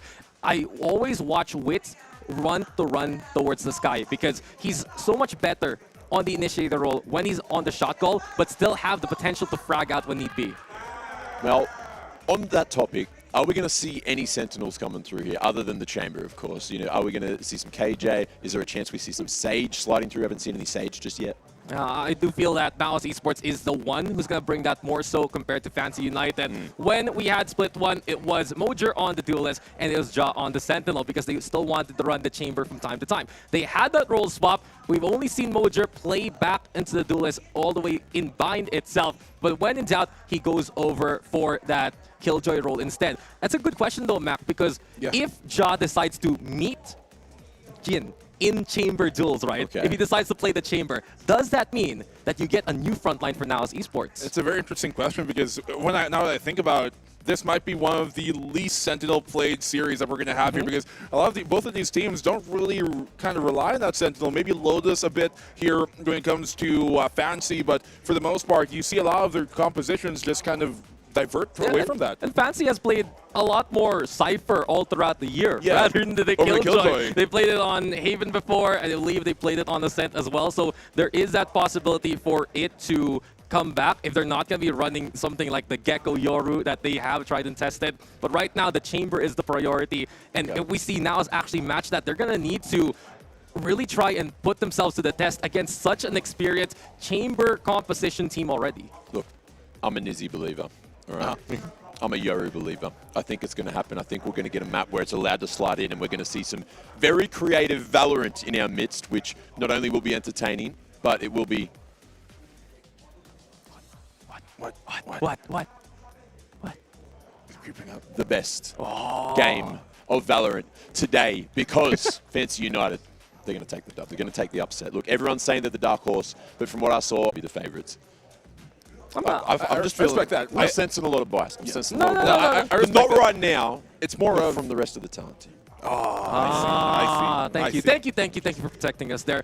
I do feel like Mac has a point though. I've heard some rumblings. I don't know how much I can talk about it on broadcast, but Scrimbucks have said Fancy United is one of the most impactful teams to begin with when you actually scrim against them. We've seen it from the highest league of the Pacific League, even here in the Challengers scene. So if that kind of reputation, and especially the fact they've been consistently a regional representative of Vietnam in any kind of iteration, whether it be the VCT circuit or the off-season, Fancy United just doesn't disappoint. Yeah, I mean, we even see that from before they were Fancy, when they were on Division X, which maybe a lot of players or people, fans watching aren't familiar with, but they're an absolute menace in offline tournaments, I will tell you that. And when you have that team who add in as well during the time that Jin and during the time that Nizzy left for other teams, Jin went to Alpha and then Nizzy went on his own way, and they add Fisio in, who was kind of like the, I guess, a child prodigy that you would really like to add to this team, and then he was kind of overshadowed by Wukong for a bit. They put him back on the back line, and I think his team really has what it takes to not only just subvert expectations, but make it very deep in this tournament. If they come out of this group, I'm going to be worried about them in the playoffs. Now, talk to me about Wits quickly. So he's the caller. He's the main man. Yeah. Is he going to be fragging up as well, or is he just the brains? I'd say. Yeah, what's incredible about Wits is that he was a duelist sometimes on that Team Secret squad. He would also be the chamber every now and then, but he's actively on purpose taking a back role here, and we do see him frag out every now and then, but that might not be his main role this time around. There's just so much thrust with Wits with the rest of his roster. Back at Team Secret, it was more of a surgical squad with the older guys there, and he was the younger gun who was able to frag on. Now, this time around, he's the mentor, and he's there to set things up. Okay, well, I have heard we are going to go to a short break before the second series of the day begins. Ladies and gentlemen, we'll be back in just a moment.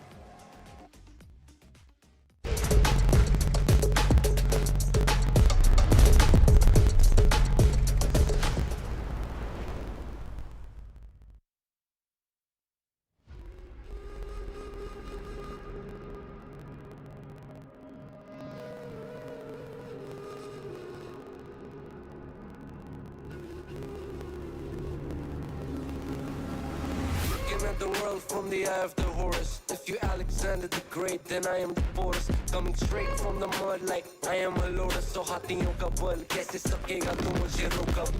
देख तू किससे मैं लड़ूं, तुम लोगों से ऐसे मैं डरूं. करूं मैं जिससे मैं तरुण, पानी पे चलो मैं जिससे मैं वरुण. चाहे मैं जीऊं या मरूं, जो करना चाहूं मैं वही तो करूं. आता है तू ना करीब, तू बेटी चीप, जब तक कटे ना तेरी ये jeep. Better believe you're gonna bleed. Pick up a seat, get your team. I'm the king of kings. Brother in arms in a battle. You all gonna die if you act like a vandal. Bring the realms to reality from every angle. This is the public service announcement from Mumbai to the rest of the world. I am a Raja. I am the Raja. भिड़ेगा तो उठेगा जनाजा ना. तू मेरी तरफ आना. आ गया तो होगा फिर तनाजा ना. ये भारतीय भाषा फिर दुनिया सुनेगी ये तराना ना. 'Cause I am the Raja. 'Cause I am the Raja.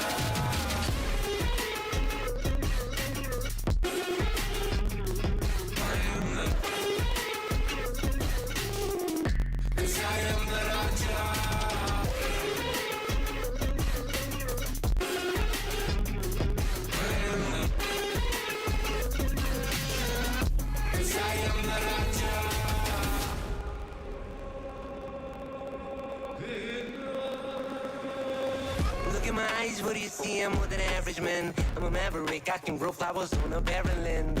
Break a mountain with my bare hands and step back and cause a literal avalanche. Should've been about us traveling. अष्टभुजाएं मेरी जैसे मैं tarantula ना है कोई तोड़ मेरा जब से पूर्वजों का घर मिला.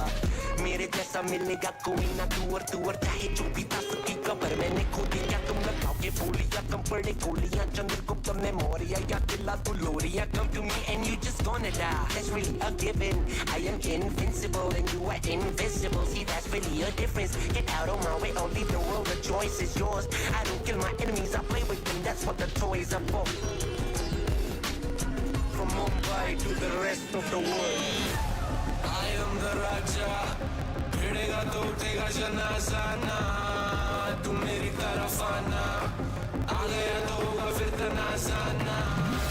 ये भारतीय भाषा फिर दुनिया सुनेगी ये तराना ना. 'Cause I am the Raja. 'Cause I am the Raja.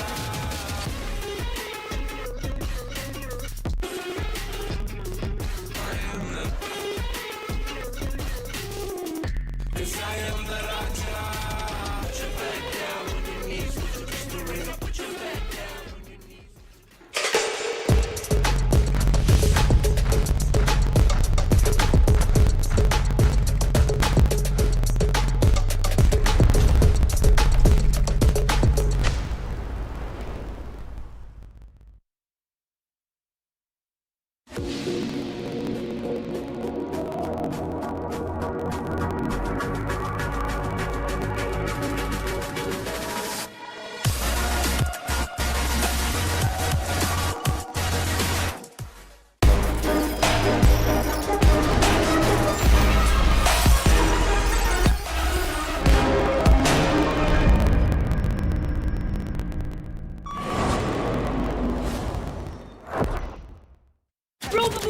Uninterrupted gaming with Grab Unlimited. Free delivery every day.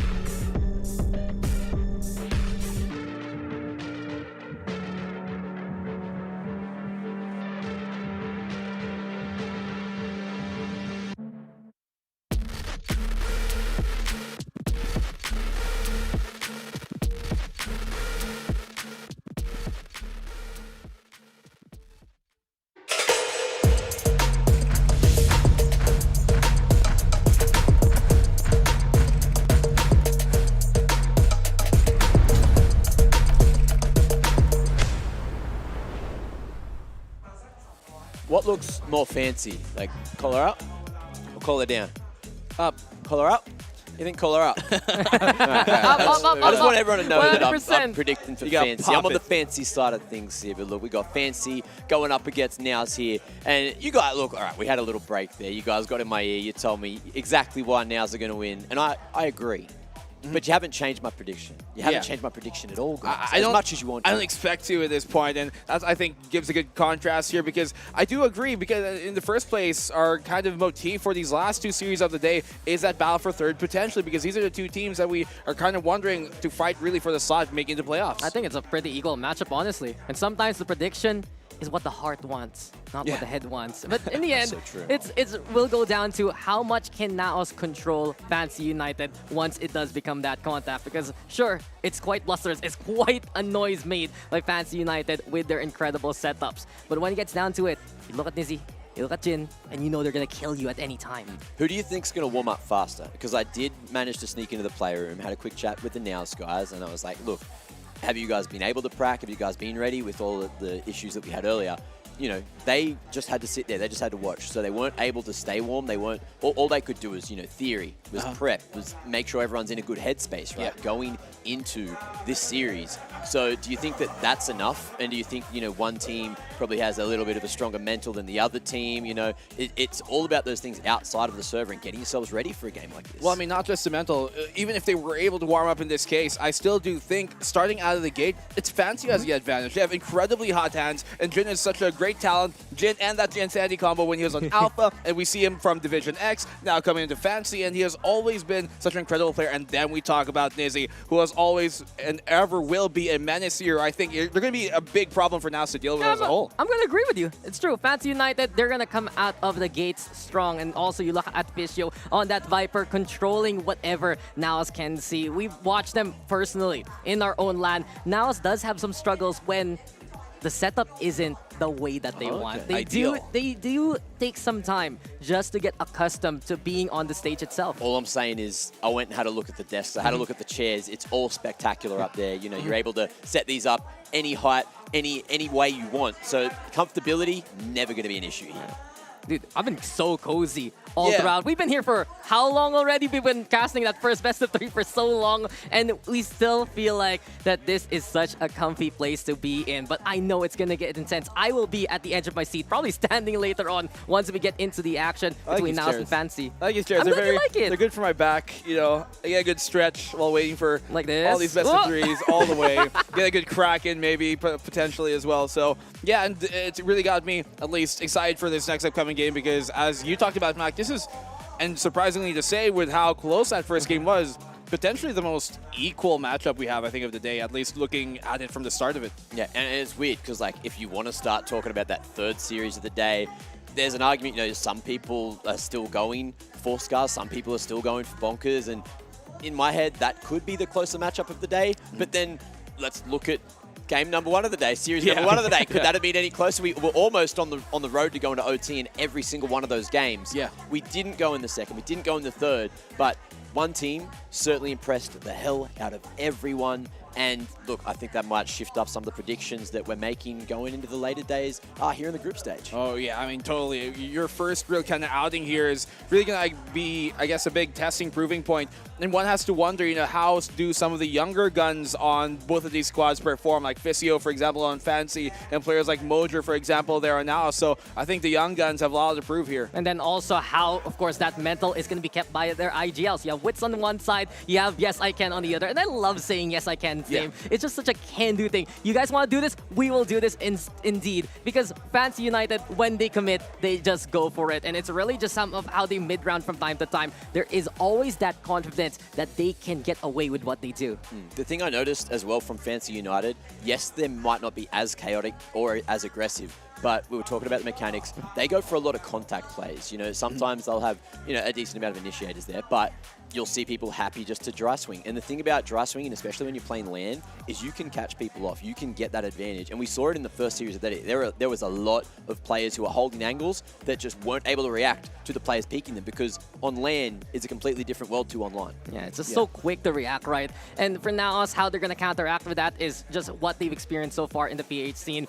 honestly, most of the competition in the Philippines for now is similar to Fancy United without all the fancy strategies. You're going to be seeing a lot of swings that they're trying to keep tabs on, and that's where Senior Carl comes on in, usually playing that second controller. Papi Chulo, still the mentality from playing Sentinel all the way back when in SPE, right? Yeah. Who now on the controller role as well. These two will try to keep Naos as safe as possible, but Fancy United is a ferocious beast that will still try to catch you. I mean, let's not forget that Fancy also do have international experience. They played in both APAC Stage 1 and Stage 2. They made it into LCQ as well for APAC. And so these guys, especially a player like Fisio, who we were kind of wondering as a young gun, how will he perform, at least against international competition last time around? He certainly, definitely, I guess, kind of impressed us, but the big question obviously is LAN, and you talked about how those IGLs stand up and how the mental fortitude, as Mac has been talking about, and I think that's a real big question mark around this whole season. Look, FCY has just been the face of Vietnam for so long already. When they first came out, they were a little late to the SAA party. They were a new addition, and you had DXG, right? You had Cerberus Esports also trying to compete, and eventually Fancy United, they just were able to show the world what they can do. I wonder if they can do the same old thing this time around. They have some of the highest highs, they also have some of the lowest lows, but from what we've seen so far in Split 1 and Split 2, they're riding a strong wave of momentum, and that will instill so much confidence for this roster. Okay, well, historically, you know, in FPS games, people that call a really strong mid-round and just go for the executes towards that mid-round usually works out. You know, historically, you've also got some teams that go for that later approach, but we saw one team definitely going too late, right? Going too late a few times, costing them specific rounds, which inevitably may have cost them the series. So we know Nows, they love aggression. They love to get right up in their face, and they either do that in the early round or just get ready and hit that go button at the mid round. And maybe I'm starting to believe that Nows might have that bit more of an advantage. Now I'm thinking about that online, on LAN difference there. I also saw, look, Nows, they have some very sharp mechanical individuals, but how quickly are they going to warm up? That's the question here. It's a start, right? I'm kind of worried for it because I'm not too sure if it's going to be quick enough, to be frank with you. A lot of times, you know, if they do go for those kind of dry peaks that sometimes the battle just ends up becoming, they're not going to be able to outgun these guys just on a consistent basis. You have to rely on teamwork. You have to rely on the structure that they built upon, which, to be fair, they do have that still, but I want to see how it works at the end of the day. Well, ladies and gentlemen, game is not too far away. It's coming up just after this break. Bear with us.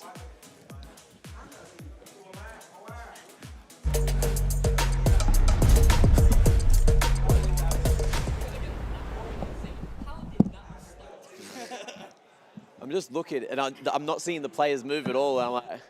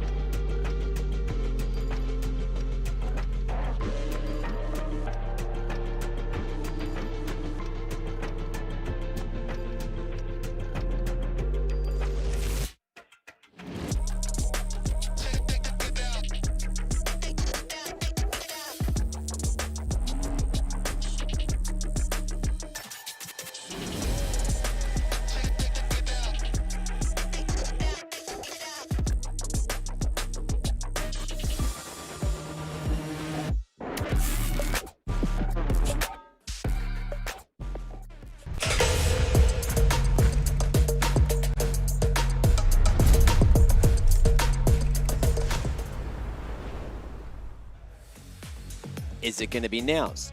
Is it going to be Fancy United? Who knows? Who knows at all right now? You guys think it's going to be Nows. I think it's going to be Fancy United. And it sounds like that the players are ready to jump on into the series. It is time to welcome them to the stage.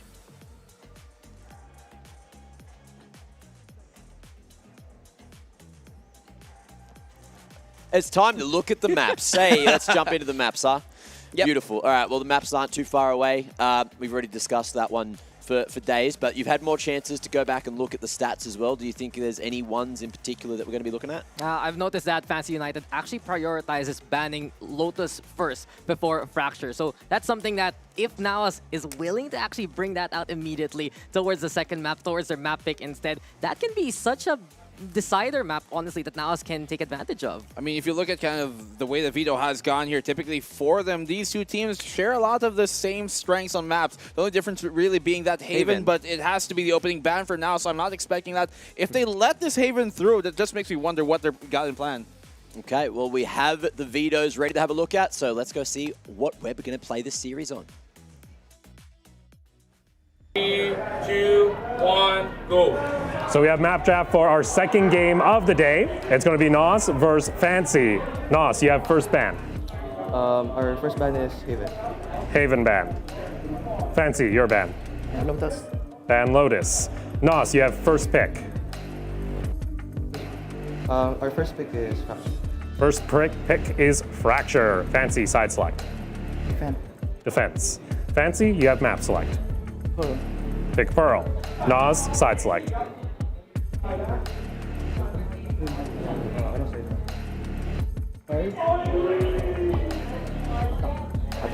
We gotta pick attack. Go attack. Yeah. All right, Nos, you have next ban, Ascent, Bind, Split remaining. We're gonna ban Split. Ban Split. Final ban, Fancy, Ascent or Bind? Bind. Ban Bind, play Ascent. And then side select Nos.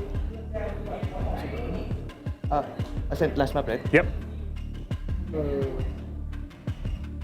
will play that. Play that finally. All right, going to review really quick. Nos bans Haven, Lotus ban Fancy, first pick Fracture, defense, Pearl pick for Fancy, attack for you, and then split ban, bind ban, final map Ascent, defense for you. Yes. All right, good luck to both teams. Okay.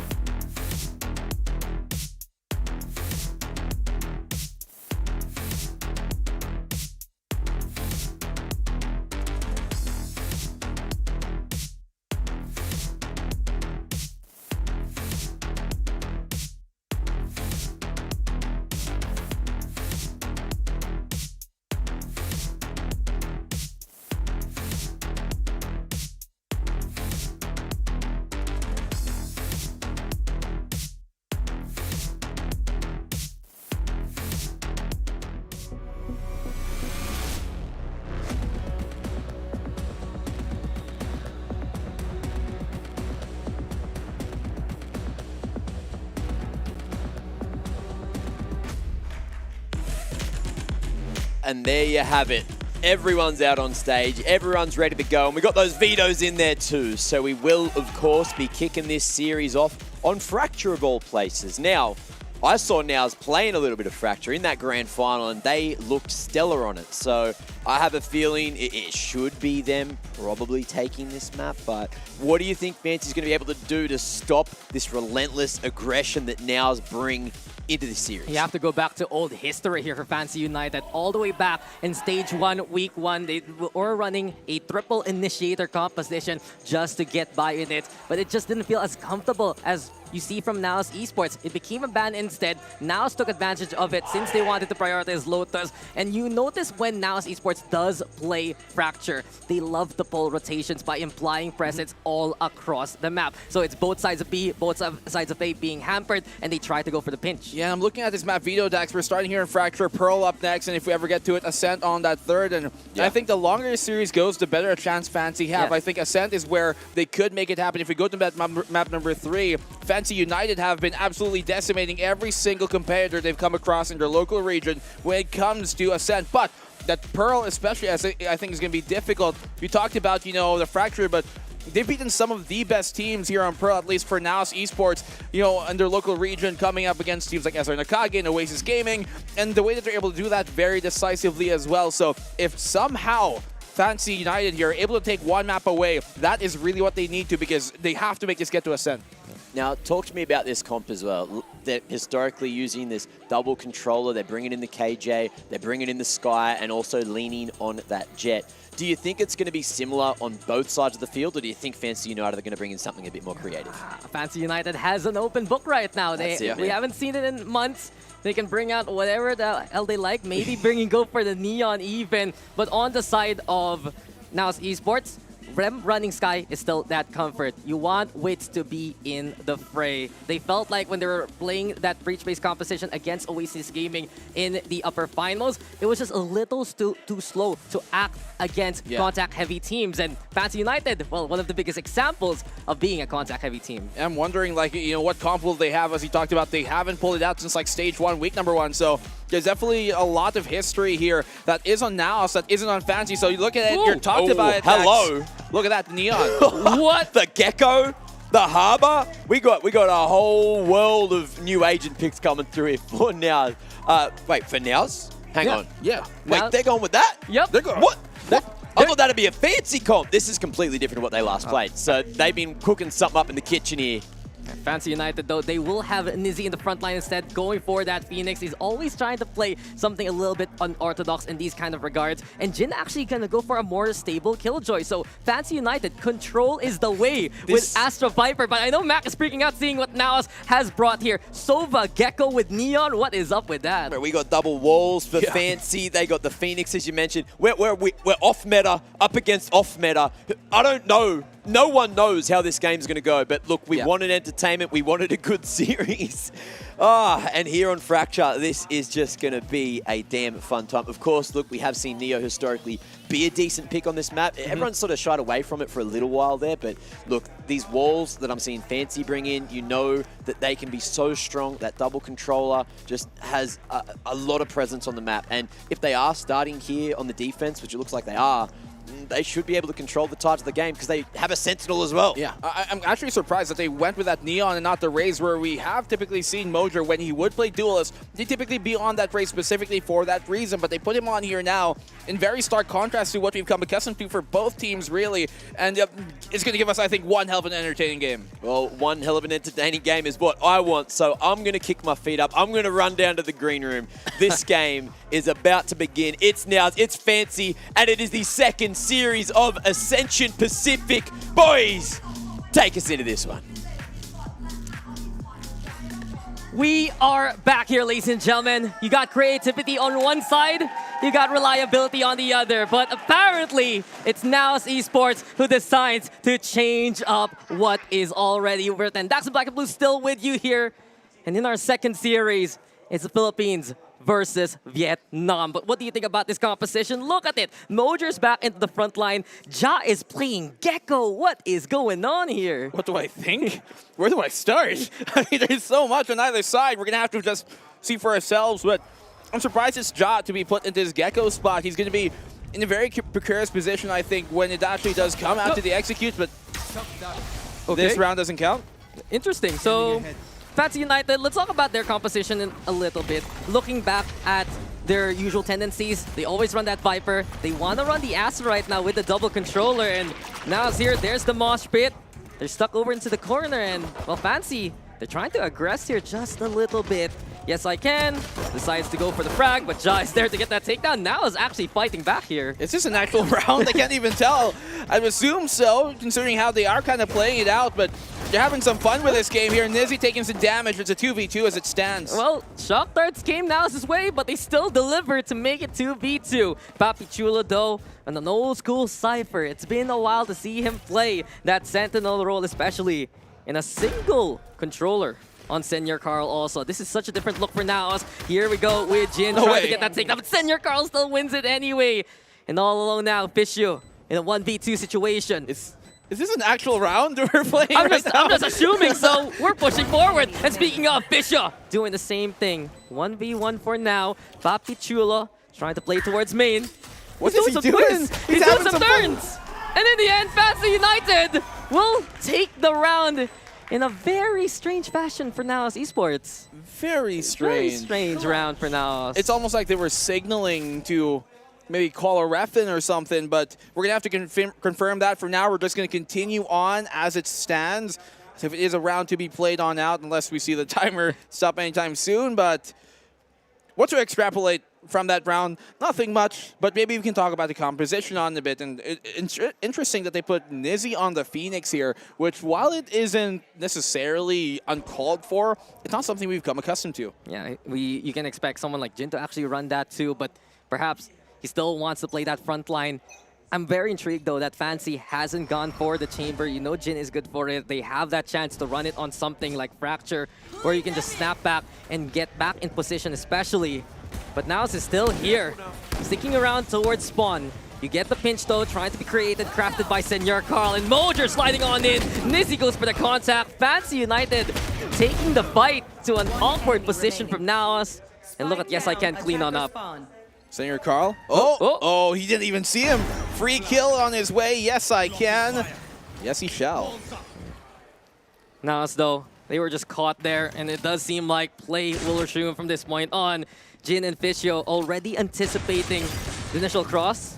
Senor Carl breaks the cove especially, and he's just trying to see if there's anyone else nearby. Fancy, though, already so aggressive from the get-go for the past 2 rounds. I mean, if they're going to play through it, why not there as well, Papi Chulo in that 1v1? Why did he just, play it properly if it's going to continue on? Anyways, and Senor Carl almost even refusing to use the Bulldog.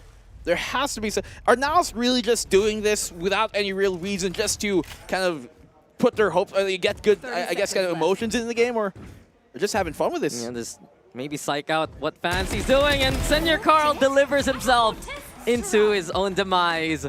2-0 for Fancy United. We've seen, though, that with Fancy United's setup right now, them having that Astra still allows them to play aggressive. You add on to Hyze's Breach, and it's all about setting up what Nizzy's curveball can bring you. I know you're I'm at a loss for words. Yes. Yeah, I'm looking at them like, it seems like they want to win, but it seems like also no. So it'll just play on unless there's official word, official kind of other things going on in between it. Naos might seem to be doing this in anticipation of, or in protest of, maybe some tech issue. I don't know what's happening. They're not even buying on up right now, and Fancy United decided to just push and take them all down. Mojer's on the other side of the rope. He's just chilling there, honestly. He had this cute little squishy doll on top of him in the walkout, but Fancy's just... They just keep on going. They just keep on aggressing, and that's honestly expected from Fancy United. That once they have that initial setup, then they're happy to find that contact anyway. I mean, are you really breaking it down? Dude, I'm just trying. I'm just trying to do my job here, but honestly... The only kind of extrapolation we can take out of this is the compositions that they plan to bring into this, right? You got Senor Carl on that Harbor, which is something we don't normally see. A lot of times you'd see the Astra, the Brimstone, the Viper, all that, but the switch up here, I think, is really for them to try and play with the synergies of what that Gecko might have with Mojer on that Neon. The wingman, for that to be the planter or the diffuser in any case, would leave the rest of the guns up for the fight. And obviously, we've seen kind of like with teams like EG, kind of make it popular to have the Sova here in Fracture. And I guess they're trying to replicate that success. I was trying to see the EG comp. I was like, did they copy EG? No, they just had the Sova, and they called it a day. But this is now going to be Fancy United getting a bonus round here. They just go for the collapse towards the spawn. Here comes Mojer. What can he do? Absolutely nothing. Found out, taken on down, and it's 3-0 now. Well, is it really? I mean, so far, this is unofficial play, so finally we get the pause that we were looking for. Must be some issue here. I don't wager unless there's a valid reason that they would replay this. It might just have been now, giving those rounds up for free. But if there's a valid reason, then there's most definitely going to be some sort of replay happening on in here. You can see they don't even care about those rounds. They're just like, yep. I mean, it's such an out there composition, right? It's quite interesting to see Naos like this, to say the least. And Fancy United, they were just willing to go for the push anyway. This is what you expect from a squad like this. They want to play off their initial utility and find that contact. It's pretty much their bread and butter. Naos, what have you seen from Naos? They were doing 360s. They were sliding into opponents, and in the end, it's just been punished again and again by Fancy United. I mean, it's just weird because why, if they had an issue, we would call the tech pause, or it's just curious. We can only, I guess, assume right now. Surmise, create words out of thin air. Luckily for Ja, as he has a very similar playstyle setup in terms of the monitor positioning to a very famous Kang. These Zowie monitors will allow him to do that. Yeah, at least he can actually bring it this time to his face. So quick little pause right here as we're sorting things out. I wonder if Naos does want to run something else, as that was the whole plan of this, because it's so out there from their usual Brimstone-based composition. Imagine right? if they were doing this just because, like, oops, I picked the wrong agent. Yeah, or, like, maybe, whatever otherwise would have happened. Do we just get one of those, what are they called in English? The clackers, right? To be fair, that already is, I think, a proper noun, and so I don't think it's something to be translated. Ooh. But there's basically like a native toy that is kind of like those clackers that do clack, clack, clack, clack, clack, clack. And it's like a fidget toy, basically, but natively to the Naos esports squad. We have a caster named Quack. We do have a caster named Quack. Yeah. He's amazing. And his partner. Ooh. An amazing Asarai. And of course, the incredible Conk Modo duo. Yeah. Coming up next after this Joining series us. also. They're going to be repping Bonkers versus Scars, that's true. Amazing. But look, Jin Susu. Oh, Boom Barapa, Omen number Seems 1. like he has, I guess, Thai fans here too. Yeah, Jin is worldwide. We talked about him a while ago, right? He played for Alpha Esports Pro with a man named Gian Sanity. Jin and Jin Sanity. And then he became Jin Sanity. Oh. Right? Well, it's definitely been incredible showing from him in the past few years. Unfortunately, I don't think this game stands just yet. Unfortunately, I can't say the same about Naos Esports 100%. It's been quite an interesting ride so far. We will figure out everything is going on from this point on. But of course, from what we've seen so far, Fancy United, this is what Fancy United stands for. Find that contact no matter what, all the time. Yeah, I mean, so far here, Naos have been doing a lot, and what have you been doing, Mac? Me, I walk downstairs and I walk straight back upstairs. Look, we're trying to figure out what's going on downstairs as well. There's a little bit of confusion in multiple regards, it seems. So, look, we'll just figure out what's going on there. We'll figure out what's going on with the game, and look, we'll just get back to it. But, look, straight out of the gates, just complete confusion. So, look, I feel for you guys. Like, I'm feeling for the teams as well. We're just trying to figure out what's going on. We started with double shock darts onto his own team. Yeah, and then they still almost won the round with barely trying. Yeah. It's been a confusing day. It's been a long day. And I honestly, at this point, don't know what to say. We've broken it down as much as we possibly could, especially for this series. Well, I'm glad I get to experience it with you guys. Yeah. Look, I'm glad I've got someone to experience it with. Hold my hand. Hold my hand. How are we doing? In solidarity. We're here together. Me too. We're here together. Yeah. We're all Twitch. Everyone watching, hold my hand. We're making it happen.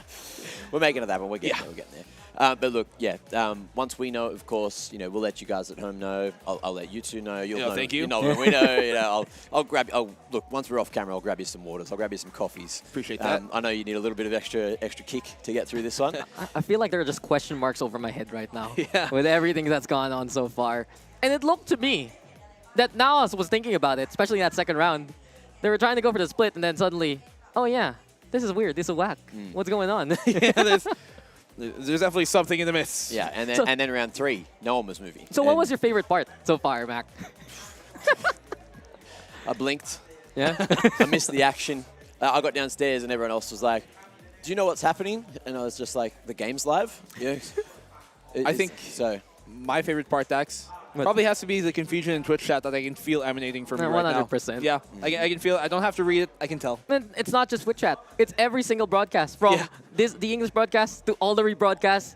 They're just like, what is up with Naos? Yeah. Interesting. I wonder what the Vietnamese and the Filipino broadcast is thinking right now, both the regional ones. What if they just went with the handicap approach? You know, they just expect to be the favorites here, so like you can have a couple of rounds. Right. We'll play catch up later. Just give him a head start. Yeah. Why not, G? Interesting approach when there's high stakes on the line. With you know, the league in front of us, basically, kind of not the right time to do so, given it's the group stage, and every single match should matter. I hope these rounds. To be honest, Dax, knowing this now squad and how they like to have fun, I almost half believe that they were legitimately doing that on the first round, just having fun, let them get their opening pistol and do something else. So from the small sample size that we got, in terms of the composition, from that pistol round, which agent comp did you like better? I can't answer now. I'm giving you one round as a sample size. You got to give me an answer right now. Bam. Boom, on the spot. Esports. Go, Dax. You're on the spot. Honestly, I have to agree as well. I think Fancy have a more put-together composition. It makes more sense on paper, but obviously it comes down to how you actually play it. Yeah, and you see the Astra all around the map. She can basically manipulate any kind of those hall areas, any kind of those drop areas. And from that point on, that's where Fancy United will set up with the Breach and the Phoenix together. That kind of aggression with the double flash too, it will be super oppressive, knowing the fact that Naos Esports, they like to split on up. And if they have the lesser numbers, Fancy United can get those picks without the trades coming back at them. For most of today, it's been interesting because we've seen in other regions, if teams lose the opening pick, they'll still have a relatively good chance in a round at bringing it back. But I'd say it's almost like a 90% conversion rate. As soon as some team gets the opening pick, they just know exactly what to do macro-wise to lock down those rounds. And I've been really impressed, look, from the one series we've seen. I was expecting to, see the same thing here, but that's just such a crazy stat to look at that because there's worlds where, teams come in, you might get that opening pick with, a Marshal, with a Sheriff or something on a low buy, and there's a great chance for that other team to come back. But every time those first picks have been coming through, almost every time, it's converted to a round. So do you think we're going to see that trend continue here? Totally. I mean, I've even heard, some of the best coaches in the world talk about the same thing where there's some teams that have a puggy style and not in a bad way, or when they're a bit more free-flowing, they might not start a round with a set play per exact, but they have a set idea. That idea being getting the first pick, and then they kind of freestyle everything on after with just generalities of what they're known to do and where people should be, instead of necessarily having set plays and where a person would end up being. So I definitely think that both of these teams kind of lend themselves to that style. I'm going to go the opposite way. Stylistically, you had in that first series a first pick, leads to the round win, just basically because that's how their play style really goes. On the other hand, Naos and Fancy, they've dealt with this kind of situation before in their own local stages that they have to deal with being a man down, and they still find a way to either out-muscle or outsmart their competition. So maybe, especially given that APAC is such a diverse set of regions, we're going to see that stat slowly go down until the end of the day. Okay, well, you talk about out-muscling. Yeah. I'm just having a look at the playlist. That's you. That's you. Thank you. Thank you. I'll take that as a compliment. Who do you think lifts the most? Huh? Look, one of these teams as well. I'm looking at Nows. They have a couple of star players. Who's doing the heavy lifting? Who's putting the team on their back today? Mac. 100%. Well, I'm not playing. I could run up there, put him on my back, but I'd probably get in major trouble. So we're not going to do that. Honestly, the first time he asked that question, is he trying to ask us who literally lifts the most, who goes to the gym the most? Yeah. Maybe I might have been framing it like that, Yeah, but then I turned it back to Valorant-esque. I mean, when I think of it, I think Jai used to lift quite a bit.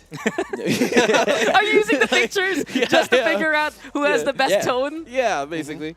I don't think anyone's seen him. Mac though. Yeah, so far, Mac has been the most muscly man I've seen in Thailand, basically. As a whole? Yeah. Wow.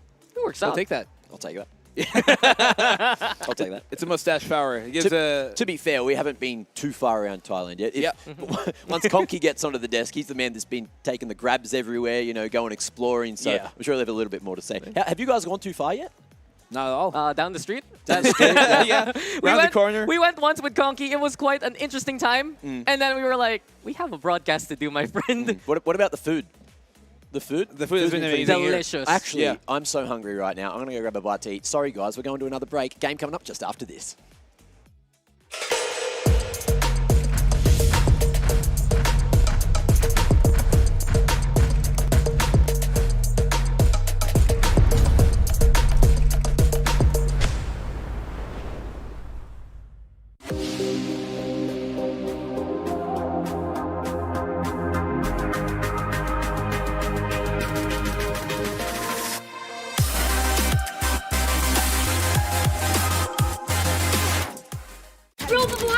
Uninterrupted gaming with Grab Unlimited. Free delivery every day.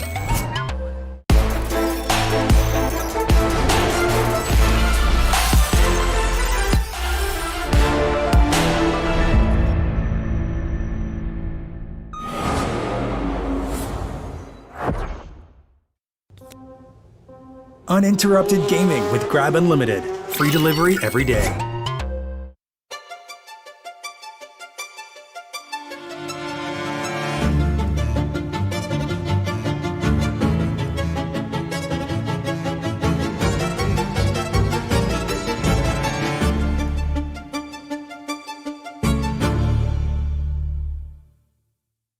I want to talk about Japan, a region that has definitely been growing, has had explosive support for Valorant, and it would mean so much for them to have an extra team represent their region, and this time it's going to be Scars who has that shot. It's really interesting because they're one of the other teams that plays a double duelist composition, and think about how they play off of that aggression. Jemkin is one of those players who has so many first kills and incredibly high ACS. Just in that grand finals alone against Jadeite, he racked up over 100 kills. You know, while, like you mentioned, a lot of people suspected maybe it would be Jadeite, maybe even household names like Crazy Raccoon or Fennel that would represent Japan, still, I think it's maybe good news for the region that a somewhat aggressive team is now trying to evolve, you know, Valorant in Japan and have that extra representation in VCT Pacific. There's a lot of storyline here and a lot of competition going on in Challengers Japan. So if you missed it, definitely check out the grand finals to get ready for Ascension. I want to talk about a region that actually doesn't have their own representation yet in VCT Pacific. It's going to be Vietnam, represented by Fancy United Esports. And this is another region that I think, you know, clearly has been growing a lot, has a lot of fandom, and has had players that perform, but they just haven't really been able to break through into that international level just yet. The fact that they got here with no duelist on Bind is mind-blowing. I think this is going to be really exciting. According to a lot of the other teams that they scrim with, that they're actually really tough to go up against. I think they're unusual comms. A lot of the strats that they've been trying to attempt are unusual. This team has a Yoru player, and his name is Nizzy. Yeah, Nizzy. And then it's not on Bind either, right? It's not on some of the maps that we're used to. What? Exactly. As the only duelist, right? They're playing Chamber Gecko and then Yoru in that composition. Very weird, very unique. If you're comfortable in that own style, you could reach the top.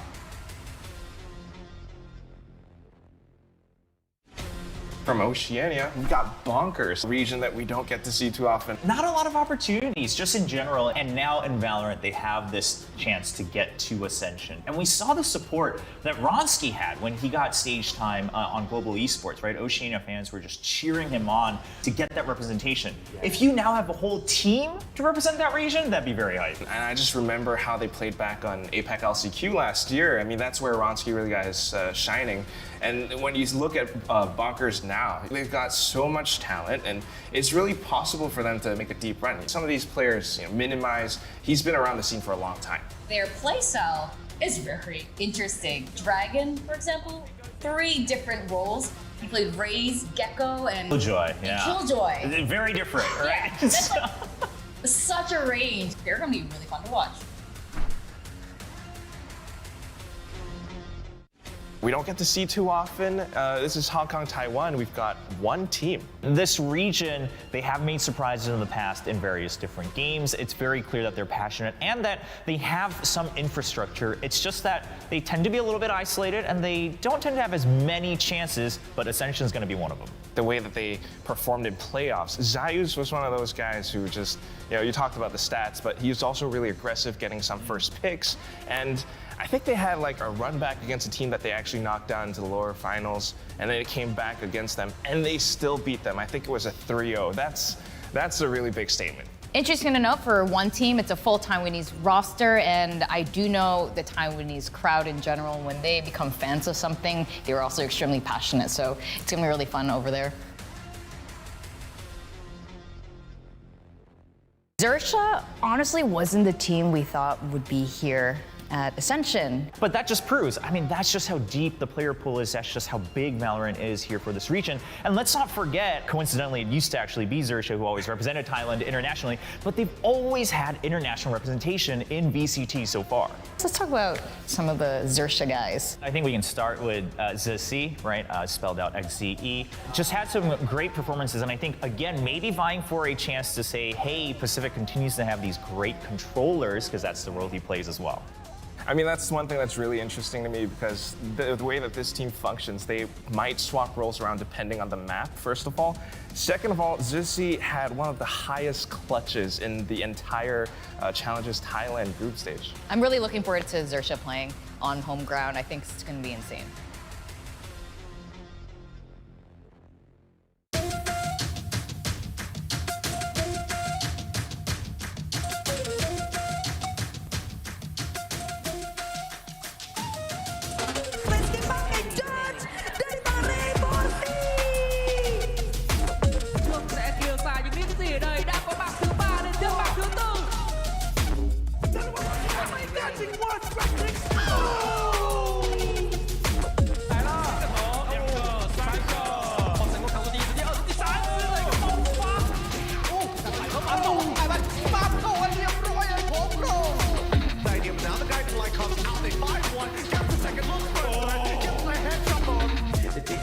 Goes out, Dragon actually picks up another, and another, and another! Dragon! 나도 시동 완료! 공격 준비 완료! 이것도 불거든요! Cut off the tip of the spear.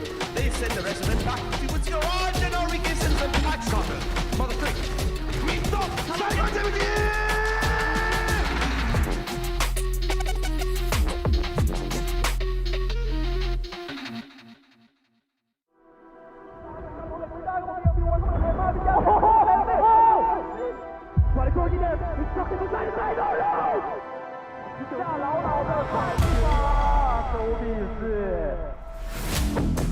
The battle in Ascension, I think it's gonna be really tough.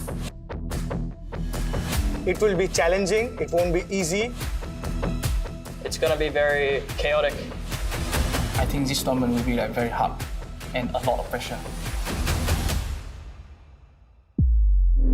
Buat tim yang tanding di Ascension, we can't just play not to lose.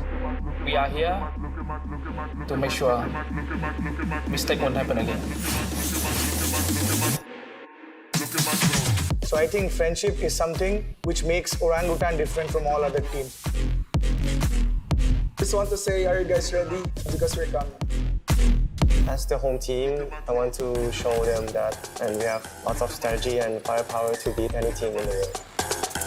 Mình muốn thấy những điều bất ngờ ở giải đấu này, chẳng hạn như những ứng cử viên vô địch bị loại ngay vòng bảng. All the team here is a winner of their regions. I think this tournament will be very hard and a lot of pressure. We won't scare anyone. Lead has no fear. Do we play against the Ascension teams? Yeah, we need ready for it. We feel like we didn't get the opportunities that we deserve, and we're going to prove why we deserve to be here. 저희는 칼에 갈아고 나온 게 아니라 총을 들고 왔기 때문에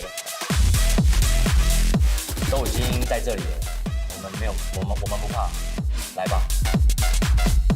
Karena kita itu boom, kita itu confidence, kita itu pengen mendominasi sini ini, dan kita tuh pede banget kita bakal angkat piala ya. You better bring your A game, because we're not gonna mess around.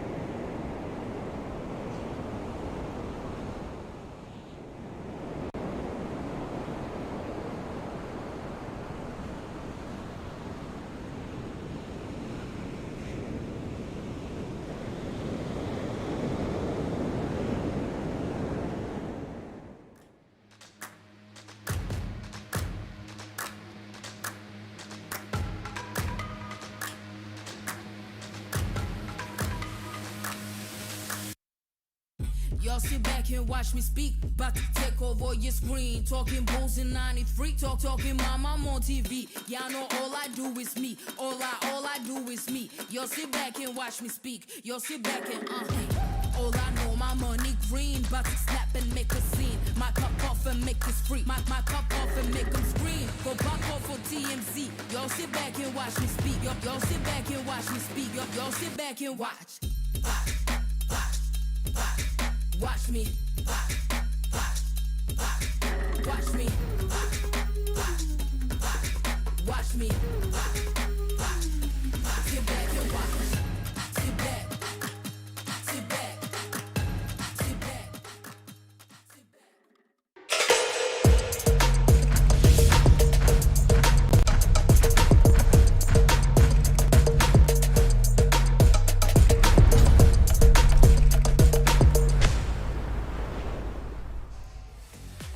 Welcome back to VCT Ascension Pacific 2023. We are not too far away from the second series beginning. But first, I've got a message for you guys. I'm going to read it word for word, just so you know everything's ironed out here and we're all on the same page. So, due to a miscommunication between a team and tournament officials, the first 3 rounds before the break were incorrectly assumed to be test rounds.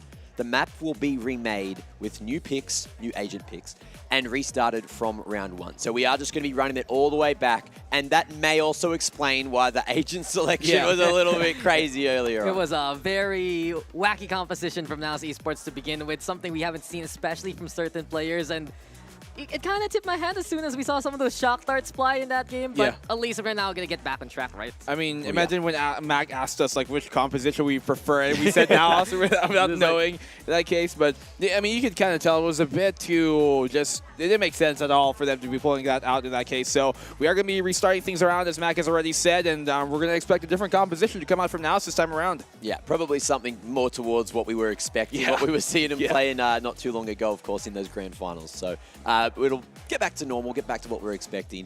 And look, do you think there might be a chance of a Neon sliding in there, or do you think that was just a little bit too far off to the left? It's more of a decision between playing the Raze or the Jet, playing the Sky or the Breach, and if they're going to be willing out to bring this chamber this early on. Naos has had a few different configurations. The most successful they've had so far is putting Ja on that Jet. And if he's going to be looking to duel against a Phoenix that Fancy United did prop up a while ago, then perhaps that extra bit of speed will help Naos Esports get the clears that they need. I agree. Fracture used to be a great map to see Chamber played on, right? Yeah. And with these buffs, you know, we floated the idea of it coming in. Do you think we're going to see it now we're jumping back into Agent Select again? I wouldn't be surprised, actually, because we have seen Ja play it on Fracture just this past year, like during Stage 1 near the end of the stages of it, and we got at least here something more akin to what we've come accustomed to, but they go back to that Raze instead of the Jet. Yeah, the vintage composition, Raze, Breach together. Senior Carl is going to be on that this time around. Papi Chulo also on the Brimstone. Yeah. So there's a lot of flash potential here for Naos Esports. They're expecting direct contact from Fancy United, and they want to get quick advantages with the Brimstone and the Sky together. And Fancy United, you can see that they are staying tried and true. They're staying in the comp we saw before. So we have Nizzy still running it back on the Phoenix. We got those double walls, that double controller, and also that Sentinel. So it is just a very interesting composition. It seems super good on the defense, but I guess we'll see how it works on the attack as well. Yeah, I mean, at least it gives them just a bit more utility here now with that Raze, but the Phoenix, I think, is going to be one big one, and how they support that. There's lots of flashes, lots of quick ones they're going to have to react to if you're Naos here, and so you can see their job. Big smile. They know this game's finally coming. Yeah, and the unique thing about this for Naos Esports, it's different from what they used to run with the Breach itself. It used to be KO. Now it's on hit comfort Sky. He wants to find a way to duel and deal with Nizzy on that Phoenix. Close contact with Flash is something already propositioned for Naos Esports, but Fancy United, you saw how the steps would work in some of those rounds. Nizzy will get in there. Heizy's there to help out as well from the back line, and the rest will be Fancy forcing the fight. Yeah, honestly, I like more what we're seeing from Fancy here. I'm liking the ideas just on paper of how they can make this one work. The difference is, look, bringing that KJ in, and, you know, we're seeing the Brimstone there for Naos. you've got that, orbital strike. That's going to be able to deal with the lockdown every time that comes through, so we're probably going to see Papi Chulo saving that ult for those moments. But then on the other side, there's not a huge amount that can deal with the lockdown coming out of Naos. Yeah, a lot of it's going to be a bit more dry, right? They're maybe going to have to play off the Rolling Thunder or maybe send Nizzy up with the Phoenix ult, but otherwise, you're right. Yeah, and I heard that it is going to be game time. We are moments away from the second take, from the real take from Fracture. It's coming up in just a moment. Boys, look, you've already hyped it up one time. I want to hear you do it again.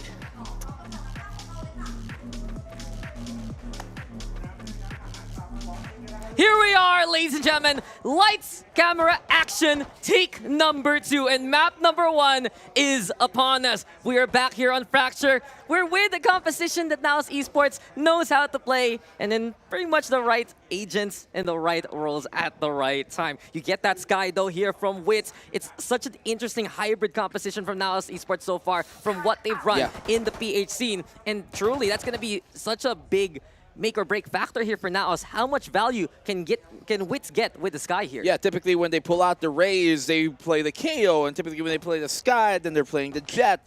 Everything else stays the same. And typically when we announce map number 1 starting, we don't have the timer stop immediately right on after. But in this case, I don't think there's going to be any more necessarily mishaps the same way last round and being sure what is part of the real game and what isn't. I think there's just some other issues they're trying to fix right now real quick, but for the most part, this is a bit more akin to what we've come accustomed to for Naos, and I wonder, with Fancy, I do like them trying new things. I just wonder if it's just too much at the same time that's new that they're going to try and attempt here. Nah. No? Nah. You know think why? they can make it happen? Because this is a map they ban anyway. So they have to whip up something completely new if they weren't comfortable with that triple initiator setup all the way months ago. And that what they rely on has been double controller as much as possible. Options on one side, options on the other. Yes, I can. And of course, the standard of Fishio on that Viper. Mac was asking us a while ago though, teams that run Viper, how will they be affected by the new gas changes basically? And right now, Fancy United, with them having that in their comp all the time basically, we'll see how they'll adjust as Naos now look to play for B. Yeah, both of the real anchors here towards this B site. Flashes on out to the execute. It comes into the site. They do here have Vicio within it. And Papi Chulo, that's a great kill to open up the site, and everything's falling Naos' way. Yeah, Naos not afraid of contact whatsoever. You have that Brimstone. You just want to execute as quickly as possible. Senior Carl putting that plant down on the safer angle here. Fancy United kept at bay by Naos and their smokes. What can Nizzy do though? Hot hands now to try and burn Senior Carl. He's tucked away into a corner though. Speaking of, same thing for Papi Chulo. And FCY trying to find that opportunity. Nizzy now charging in. Ja will get that takedown. Pain Shell's locked as well, forcing Hyze's hand. And while yes, I can, we'll try and look for the deny. The quad from Ja will set the tone for now. Yeah, the 4K for Ja to start things off. And I want to talk about the defensive Nano Swarm Mojo through there towards that generator where you can see Papi Chulo playing in the close corner. The fact that he threw that out kept them at bay and made sure that the synchronization of when the pushes came was kind of messed up here for Fancy. They were pushing towards that canteen, from that canteen rather, and because Jenny was cut off from the push, it allowed them to isolate the fights and pick one angle at a time. Yeah, and they're the ones who made Hyze maneuver in the first place. Yes, I can just try to catch up along the way. And Fancy United, they need to be wary of the Naos execute. It's going to be heavy-handed as much as possible. And look at FCY already going for a different call. A quad stack towards that B site. Well, Fancy, they know this B site can be a bit more prone to, these rifles and, I mean, I was going to say SMGs, but it's all the Bulldogs all the way through. So Naos playing no games here. Yeah, baby Bulldogs, basically. Ready here for Naos Esports and the rotation because of the Trailblazer. Some misinformation right now. Fake news. Just go in. Made If by they knew, Wits. if they knew, it's right for the taking, free completely. I don't think they expected everyone to go his way, but Wits now looking to pile on these kills. A great fault line for Fresher, an even better takedown for Yes I Can. But now still hesitant to actually cross because of the toxic screen. They execute eventually and make their way towards the site. Yeah, now Fancy United, they catch on, realize, hey, you're not here. You're on a joke. It's now to get the plant down, and still at least a 4v4, only the single Bulldog here retrieved from that Fancy United squad. Mojer, He does have a turret, and once that's given away, they know. Good spot. Mojo now looking to regroup with the rest of the roster. Naos did use a bit of utility just to clear out the empty site. Maybe Fancy United can find the timing here. They're creeping now from B main, pushing as a trio. Mojo though, good call to watch out for the defender spawn. Yes, I can already spotted.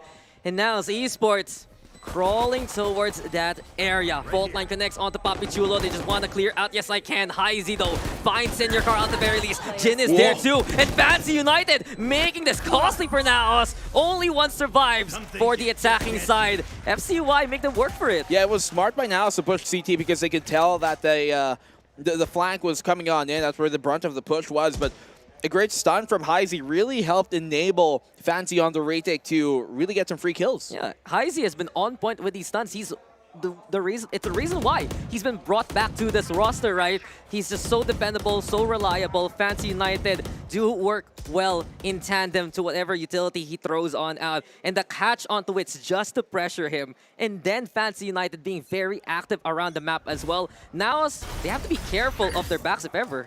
Well, now here. Bunch of pistols for the most part. Only a single Bulldog on the jaw to get them going in this round. You can see the pinch here on the Papi Chulo. Going to be difficult for him to fight back with. Ja gets the one. Yeah, but then the execute towards tower gives a chance for Naos. Here comes Senior Carl, but that lesser firepower. You can see it can hurt Naos in this instance. Flash comes, and Nizzy is there to collect. Mojer all alone, and he's taking on down. Fancy United get on the board. Yeah, they get their first here. And the way that Fancy United just able to, I guess, really kind of assert their control early on in that round, pushing forward, not afraid of those pistols up close, and they decimate them. But now, here comes in the gun round for Naos. Yeah, the Cosmic Divide, though, is ready here for Yes, I Can.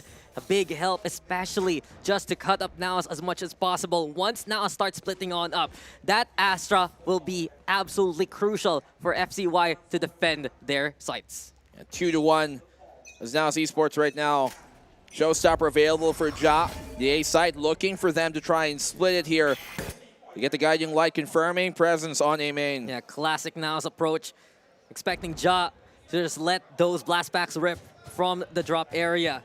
Showstopper can be key, but Nizzy is going to do it even better. Yes, I cannot escape. Here comes the run it back as well, and Nizzy pushing on forward, clears out Mojer, realizes opposition right behind him, and look at Heizy play protection. Well done here for Fancy United to just stop Naos Esports and their plan. And so it's difficult to stop that Phoenix when he gets a full head of steam, especially when it's Nizzy at the helm of it. So Senior Carl, lots to do here.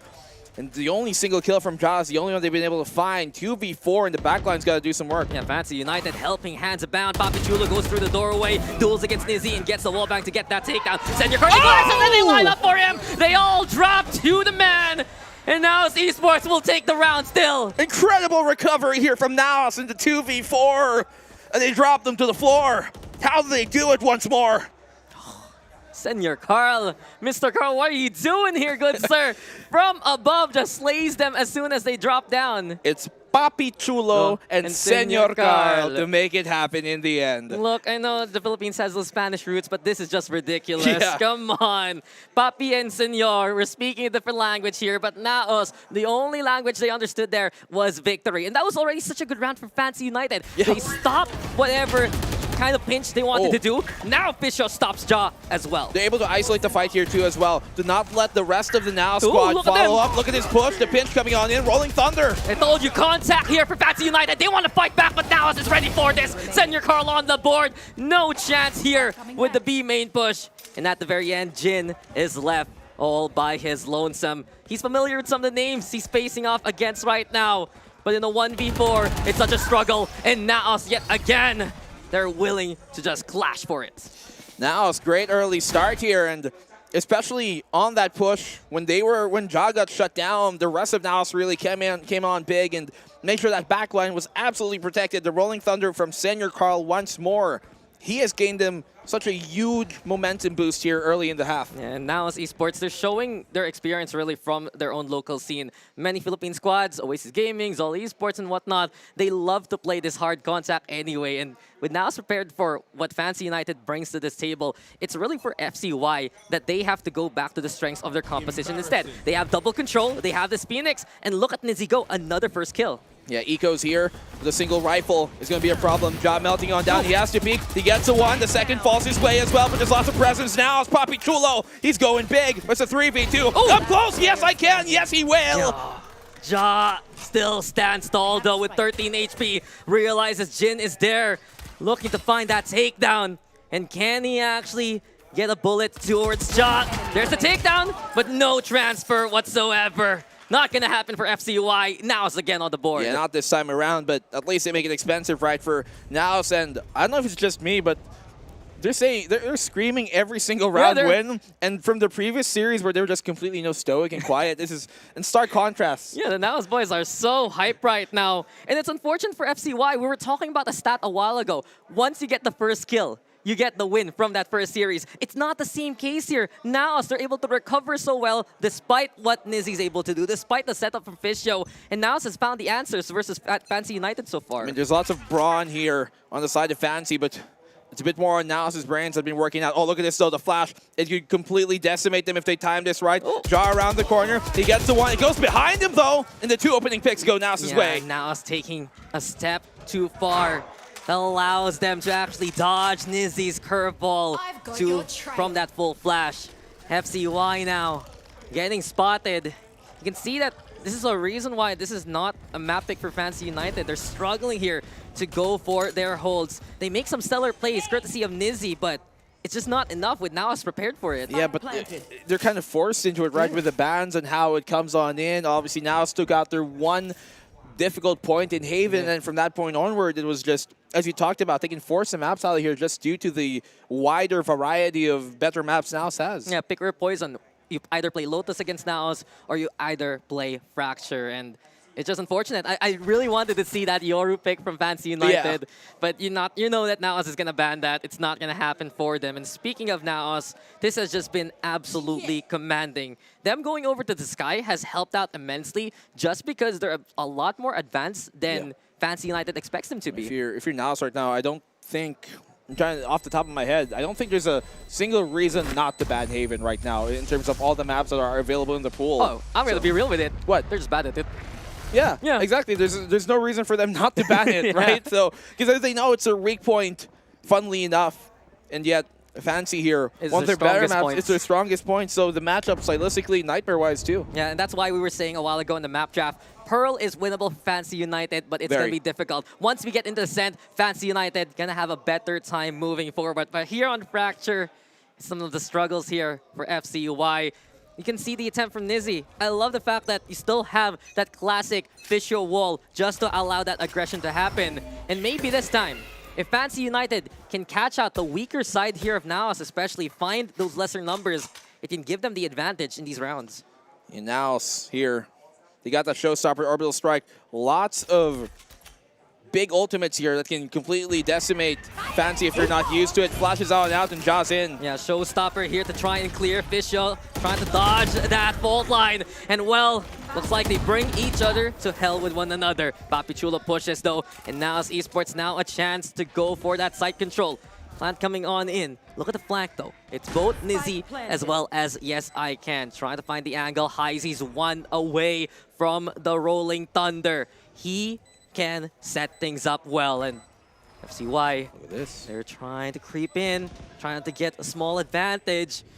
Curveball prime at the ready. There you go with the aftershocks. Muppets and your Carl gonna fall. Now then, they get back into cover though, towards the low ground. Naos Esports on the other side of the smokes, over on the tower, and we get the orbital strike into play. Naos just lured them in, and Yes I Can's the only one feeling optimistic. 1v2 though, has the start to set on up. Gravity well to try and pull them in, but time running out. Papi Chulo's there alongside Wits, and Naos will just be commanding as this lead. That was a set play too. You see there how Naos, after that execute, they knew 100% they had to take more space. Arcade was free, and that they put the token in, and they took that control away. And just luckily enough for them as well, the flank came on in here, coming from Fancy United from that B main position. And because they had Arcade control, it gave them so much more space to play with. And so Naos here, not only incredible in winning these duels, but setting themselves up to win the round. Yeah, they were prepared for Fancy United getting towards their faces.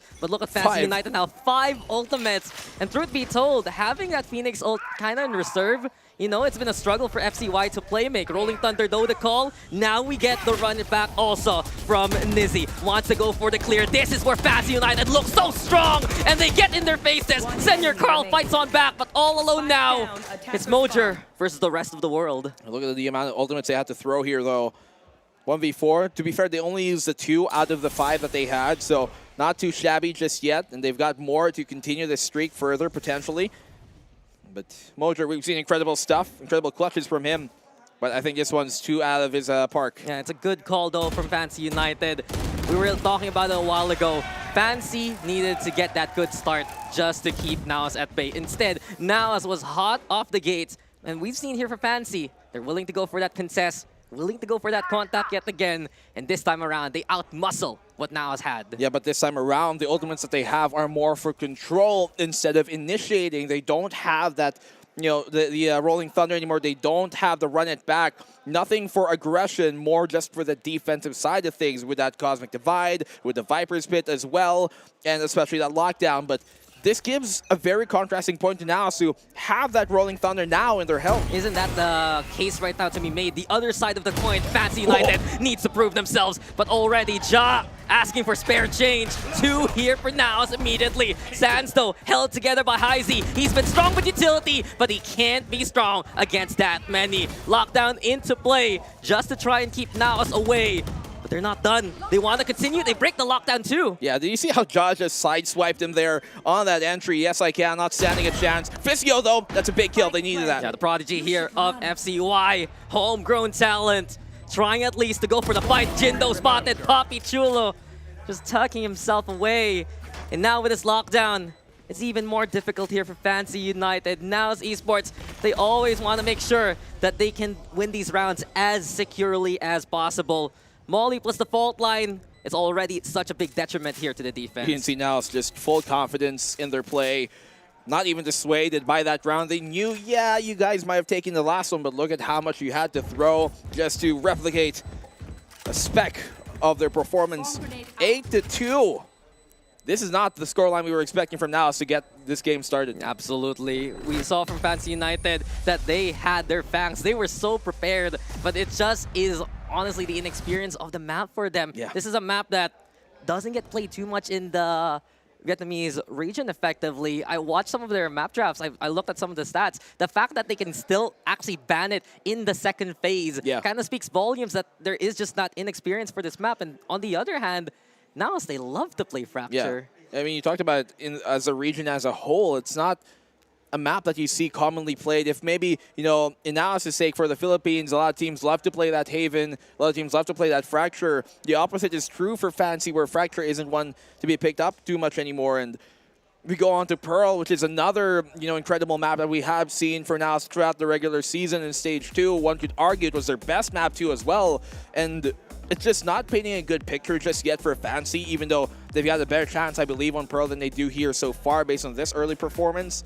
And yet, you still have some hope for Fancy to finally adjust into the game. Yeah, it's just difficult because what has worked for Fancy are their aggressive plays. Yeah. But when do they actually get the timing for that? When they have ults? When they have ults, yes. And how does that really work out for them? Because when Naos has the setup anyway, has the utility, they're just going to go for it. And they kind of outrace Fancy United, who needs to converge at the right area of Fracture at the right time.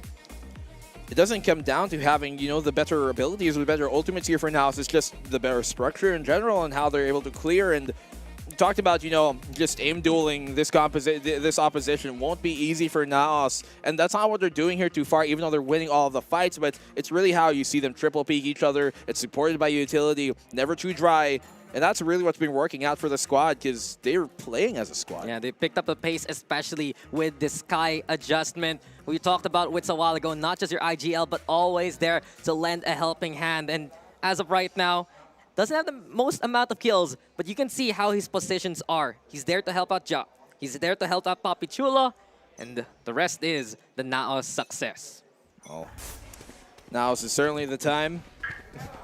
Already? That is their tagline. Already? Yeah, at least for this round, because look at this aggressive push coming on here. Nizzy goes on to one off the hot hands, but Mojer's going in big, and the rest of Naos just simply do not care. Yeah, they don't mind losing a single player. They know how lethal Fancy United can be. In the end, Even with that first pick, it's immediately traded. It's immediately prepared for by Naos Esports. And yet again, we see such a struggle for Fancy. Can Jin isolate some of these angles? It's difficult though because Mojo's in position. Jin gets to find. Wits is there for an immediate trade. And yet again, the 1-for-1s do not fall in favor of Fancy United. Yeah. Oh, they know where Physio is. And such a sad round for Physio because he's an incredible player that we have seen make it to APAC twice, make it to LCQ. But this matchup, as we talked about, just the way that they play against each other, it's really tic-tac-toe. Tic-tac-toe, really? Yeah. You know, you usually get a draw in that game, right? Unless you don't know what you're doing. And this is kind of what we're seeing. Aw, come on. You can't be like that.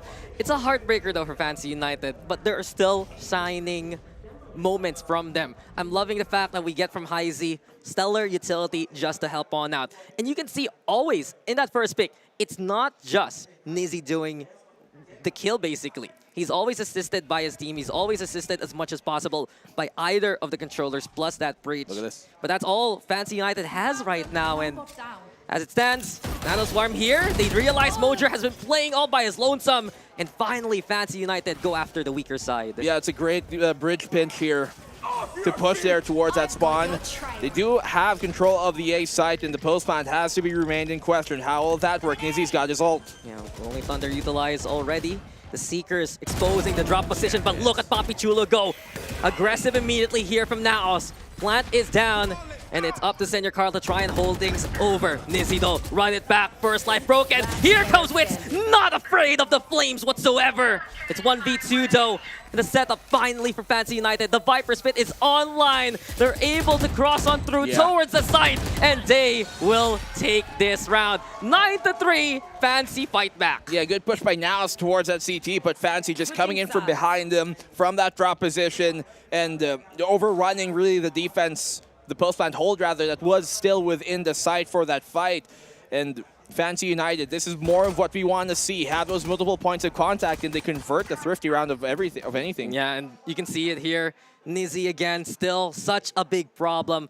All the time consistent with hitting those shots, but this was such a big pick from Jin as well. Yeah. We've been waiting for him to start popping off, win out those more isolated fights. Yeah. And for Fancy United, they found the right targets at the right time. Yeah, I would even say that was one of the most important kills of that round. If Jin did not 100%. get that pick, then they would, I doubt they would have had the control they needed for the defuse. So, I'm gonna tell you a little bit of story while we're in halftime. Go ahead. So, we've been watching the Vietnam region VODs, right? Yep. And remember what shows up when the 9-3 scoreline happens?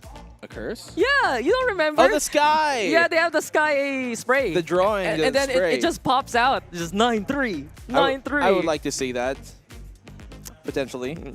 I wish. One day. I wish. Maybe in the next days. Maybe we'll go to Vietnam. Maybe. Yeah. I hope, honestly. It's been such a journey here in Thailand already. And I say that knowing the fact that we have been through one series only today. And we're only in map number 1. And there's still Bunkers versus Scars later on. Uh-huh. Uh-huh. Dex. Yes. How superstitious are you? I'm okay. It's our first 9-3 of the entire tournament. Oh, you're right. You know how curses be. Sometimes calling them out makes them more true. Sometimes the opposite infers. Maybe, but Fancy United now. Let's talk about more of the science of what comes next. Yeah. They're on the attacking side. Okay. We've seen how strong they've been aggressively. Yep. We've seen how strong they can be with the numbers advantage, especially. This is their chance to try and reel it back if Naos cannot find the momentum early on. Well, we'll have to see about that. You know, I made a tic-tac-toe reference a while ago, but I think it's more like rock, paper, scissors. Yeah. And Mac talked about this team being incredibly sharp here, Fancy, and that they are. They are scissors in any case, but when you're going up against a rock, a team that is absolutely as solid as Naos have shown up to be here so far, it just simply does not compute. And if you're a team here like Fancy, an opening pistol round win, obviously that will help, but it also has to come in a way that is more than just them winning a fight. It has to come in a way that is decisive in that they made the right decision-making, because decision-making will win them the series. The raw aim can only get you so far, and while Fancy has that in spades, they also have a number of utility to utilize. I'm still looking to Yes I Can, as well as Bishio getting even more value out of their smokes. You can see it already. Given the fact that Fancy United has 2 controllers, one thing unique about them is they love to have an aggressive Viper wall for one site, and then the other smoker, basically, the other controller, is there for the other. Well, look at this push here. Now, Ja, He starts things off, finds Jin.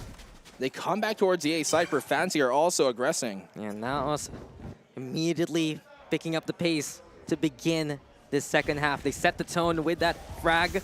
You have now Fancy United moving towards the site. Even has the setup for the Poison Cloud, but since they have that drop position, Aftershock now to dissuade the plant. Now is here keeping FCY at bay. Yeah, and they're just buying time as well here now to allow the defense to get in position for this retake. Yeah, they're ready for the collapse. Two coming in from defender spawn. Trailblazer, those seeking these targets now. They know Fancy United stuck in committed positions. Nizzy though fights back. Here he goes with the first takedown. First of many looking for it. Heisey on the board as well. Nizzy has all the angles to work with, and Fancy United will hold down the line. Yeah, they pushed through the smoke, but none of them were really able to clear out that backside position, and they kind of, I guess, assumed that the rest of them would deal with it, but they didn't have the proper utility to do so. Not a flash for that backside here coming from Senior Carl nor Wits, and that really became a big point of contention. So the post plant working out here for Fancy in great fashion. Yeah, that was incredible from Fancy United. Nizzy has been so consistent in this game so far. From what I remember, back in the playoffs, highest ACS all throughout, highest KD alongside Jin. He is just absolutely lethal no matter what role he plays. And him in the front line is just such a big help to Fancy United. Yeah, Fancy here. Finally gaining some steam. Ooh. Jin good for the one, traded out immediately. Much akin to what we saw a while ago, actually. Yeah, but the problem is, that's a rifle. That now perhaps can actually pick on up. I'm looking for it. Ja now has it in his clutches. Fancy United, though, a quick take of 8. I look at their buy here, just 4 Vandals coming into this round. Actually, 3 in defensive, but you get my point. Yeah. They just don't want to give up any ground. They want to do this as clean as possible and have a much more winnable bonus is their idea. Yeah, it's dangerous, though. Fancy United, can they keep it clean? Vicious, the initial contact, ready to be traded at a moment's notice by Yes I Can. Jado with a takedown. Here comes Yes I Can, spraying it down. And now still making it 2v2. Doable here by the defense. Nizzy, though, an absolute rock for the squad. Reliable yet again. The flames are lit. Yeah. And keeping up with the pressure. Heisey's there on the high ground. They use the fault line. Now they swing. And Fancy United will take another. Yeah, 2-2. That's what they go with at the end there, but it's Fancy. Bare armor, bare utility to work with. They come away with the round, but now this is their buy. And because of the fact that there's Phantoms and Vandals still here on the side of Fancy, you might expect them to reinvest into this round and not really treat it as a bonus, but as an actual round to try and attempt to win with as much as they can bring into it. So I'm wondering here if that's going to be the case. And do now stop the bleeding and get themselves a defensive round, because we're not going for bonus. It's a real round. Yeah, can they get back on the board? Fancy invested a while ago. They do so yet again as they go for the arcade take.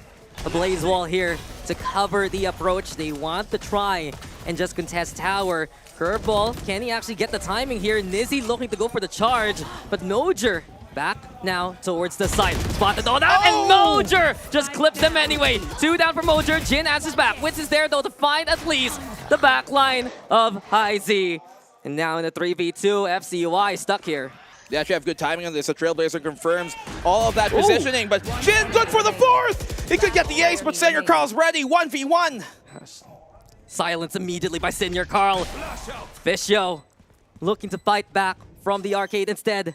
He gets a half. Being defused, this should be the half, but the timing from Fisho, this can be perfect for Fancy United, and it works out nicely for them. He tries to stick it there. I'm not sure if that's the best decision, even without hindsight. The half is typically what most players go for, because then you got much more to deal with after. But at the end, Fancy, they still take the round in nice fashion. Jin bailing them out when they needed to. It was only a matter of time. Yeah. Jin is an incredible fragger. You see him on the chamber. You see him sometimes on the duelist as well for this roster. And when he's able to get the space that he needs to work, then he can make wonders happen. 4 takedowns along the way. And given the fact that Senior Carl was all alone, it's just Fancy United that dictates where they can play from. We were talking about, Nizzy and Jin just being such hot hands. No pun intended there with the Phoenix, but you know what I mean? And you can see it rightfully so happen in those type of rounds. Now it's fighting for control here in A main. Yeah, Solar Hand's best for baking bread, basically. Yeah. At Fancy United, now they look to play towards Hall. An eco round here for Naos Esports. Keep an eye out on the Stinger and the Rolling Thunder that Senior Call can bring to this fight. Hall still.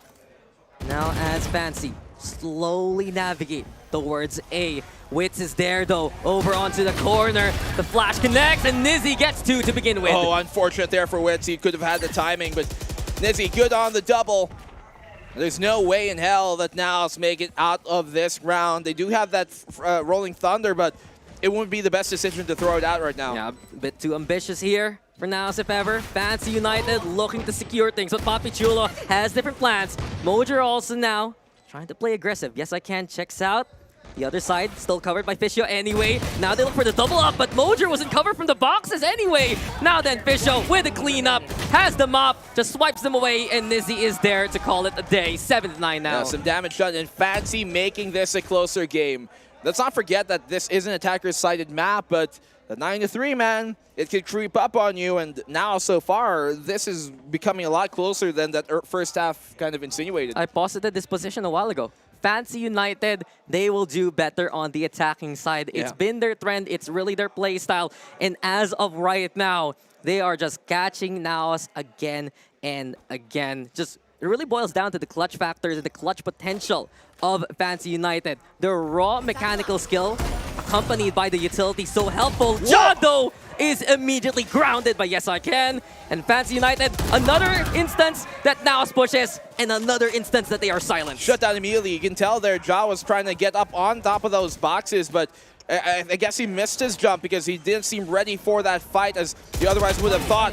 Jin shutting down Wits off the flank, and this round is done! Yeah, there you go. Rounds done quick. Whether it be Naos, whether it be Fancy United, it has been a pace that has been picked up. In the end though, Fancy United, they're still able to weather whatever storm Naos brings at them. And it's really just their heads up, basically. They notice that Naos is coming at them. They react so very quickly. And with that shutdown onto Ja, plus the immediate flash right after, they were still prepared to pre-fire the main angle. I mean, Ja could have certainly gotten a kill there if I think he just landed the jump. That's normally supposed to place him on top of the box. It just never was able to connect. But still, they got a buy here though, and lots of ultimates for Naos to throw on out here. They have to make sure that these are the type of rounds they secure. Yeah, sure, the buy is there. The ultimates are ready. But it's a one-round gap. Fancy United. This is why this graphic is there in the Vietnamese challengers, basically. The 3-9 curse looking very possible if Fancy United can keep up this pace. This time around, though, they're expecting the aggression from Naos. They hold off towards spawn for the time being. The Cosmic Divide is available, plus that lockdown here from Jin, and knowing that, the B site seems ever more enticing for the take here. Now certainly have to anticipate that. You can see them playing here towards the spawn because they know that Rolling Thunder could wreak havoc on them if they're still within the site. Yeah, Fancy United looking to make at least an opening here towards the B site. The setup is there for Mojer, an immediate knockdown on the Fishy as well. Nano Swarms hampering the push here of Fancy United. You can still see Jin looking for a bit of opportunity, but the Seekers are heard. Now it's trying to get a bit of that intel as now the plant goes down. Yeah.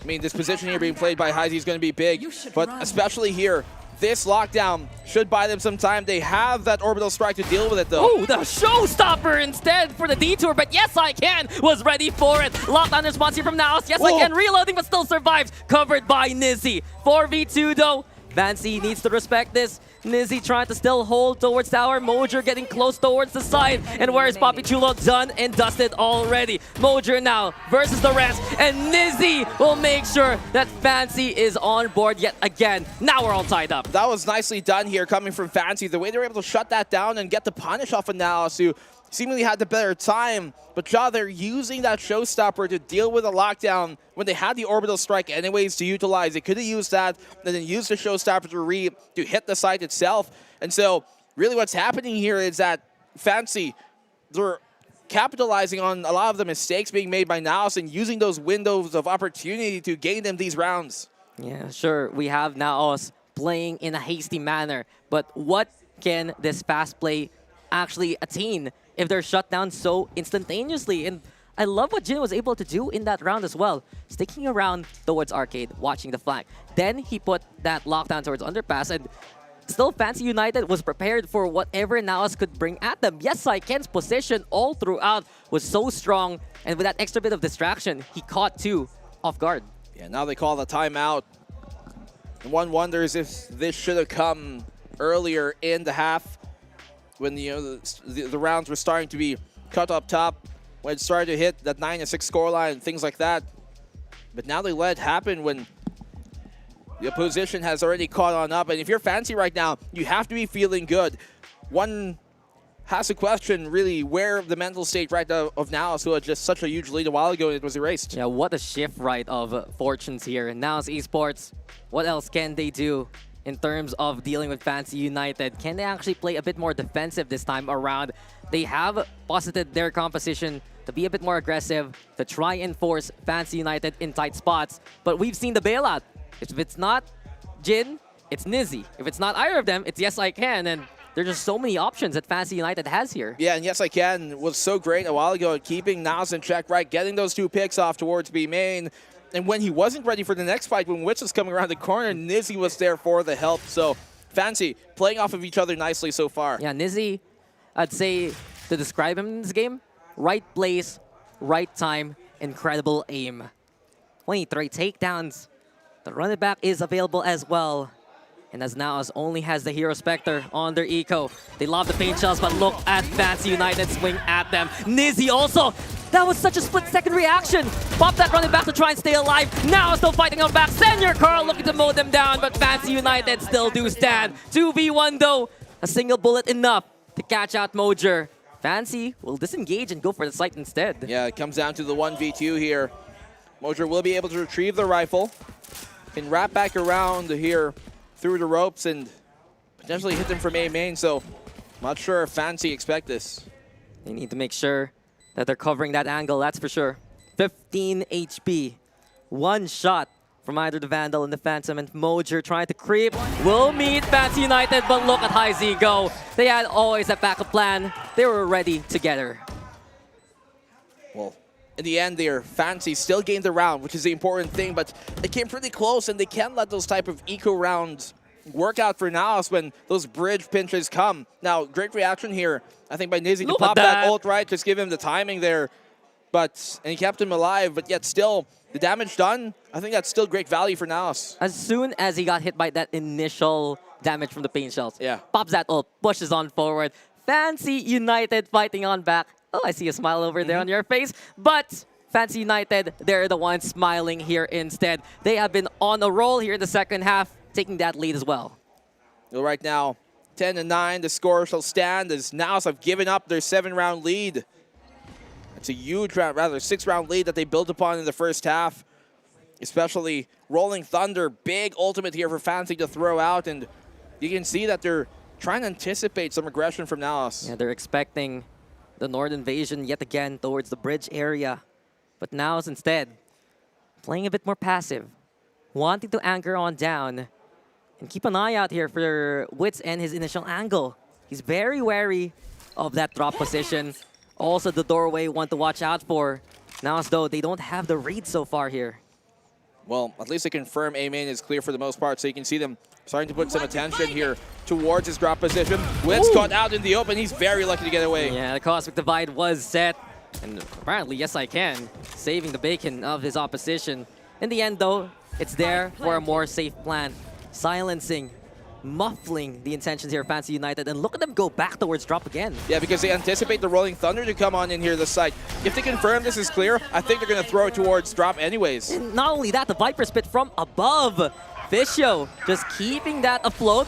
The Orbital Strike, not the right call. The Rolling Thunder there as well. And now it's Esports absolutely bamboozled here by Fancy United. The Gravity Well to manipulate that spike area. Not only that, the Rolling Thunder is there too. We were talking about the smarts here, the utility from Fancy United, and we are getting a heck of a lot of it. Well done by Fancy United. Can Senior Carl get the defuse going? Absolutely not. Fancy United make a statement. Well, Fancy United giving us a certainly unique execute on the site in post-plant hold, with Naos not able to burn a single piece of utility early. It left Fancy with every piece of the puzzle that they need to complete the picture. It's 8 rounds in the second half in a row. Yeah. You can add the last round of the first half, make it 9 in a row here for Fancy United.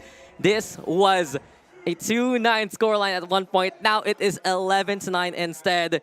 And this is the other dimension, the other side of the coin of Fancy United. They have these incredible, unique compositions just to do unique things as well.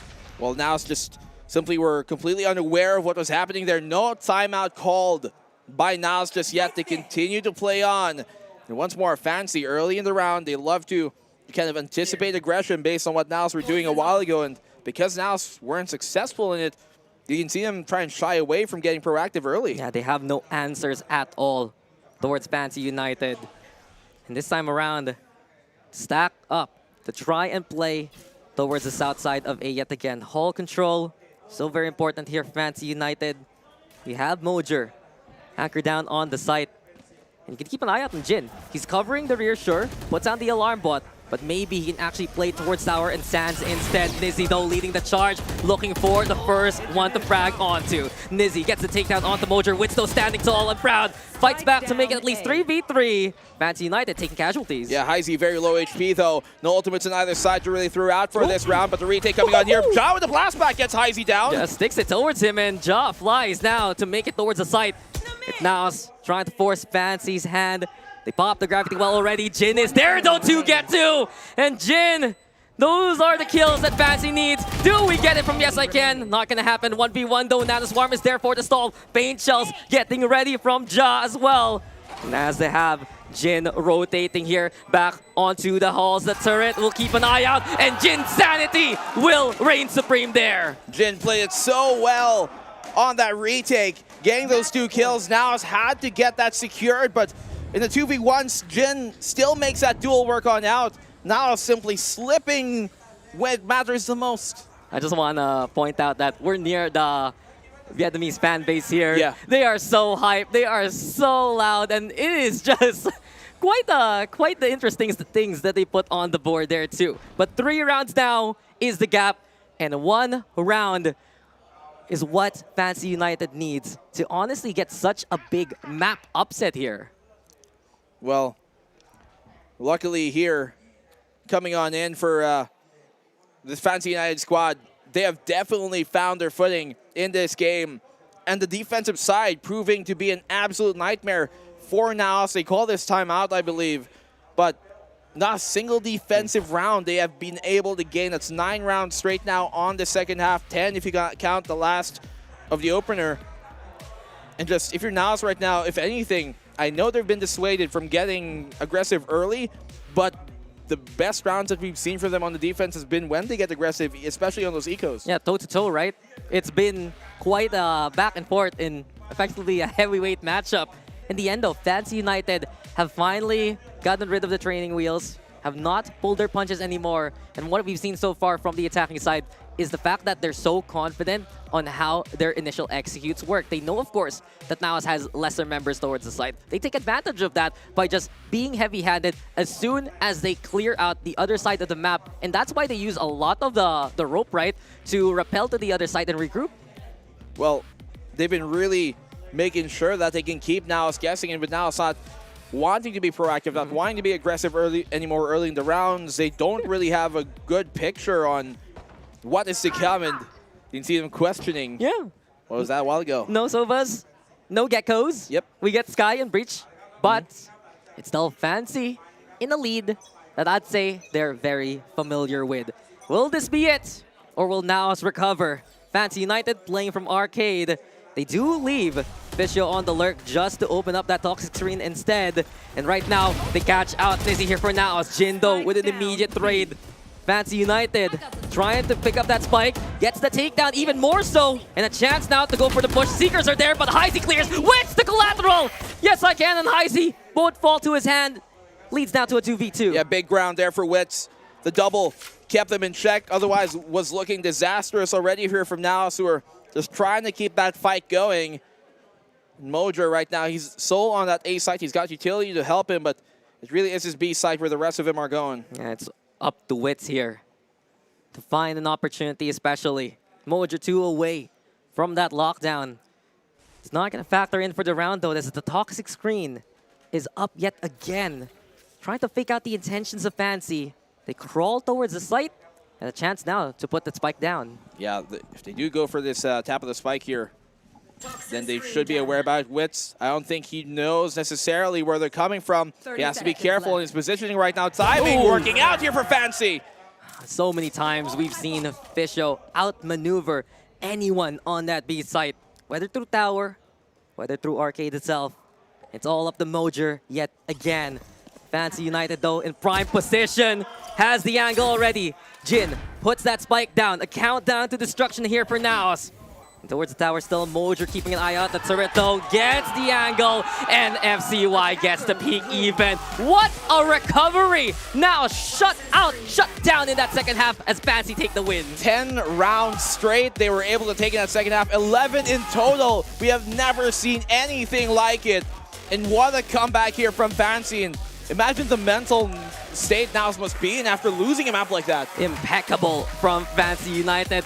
Understated in how they willed themselves to that victory. It's something that they've been keeping away from the tournament scene for so long. They still have it in the bag, though, and I'm just absolutely impressed by the consistency of them all throughout. A struggle, yes, in the first half, but coming into the second, Nizzy was just unbeatable so many times there. Jin also, some smart decision making and some stellar angles to get opportunities. I ask you, Dex, how superstitious you might be. A 9-3 really coming in here at the end of the game. And what a way the fans were able to do it too as well. The defensive half proving to be a struggle for both sides especially, but this map number 1, it certainly did not go the way we thought. Let's move on over to map number 2 after we come back from the break.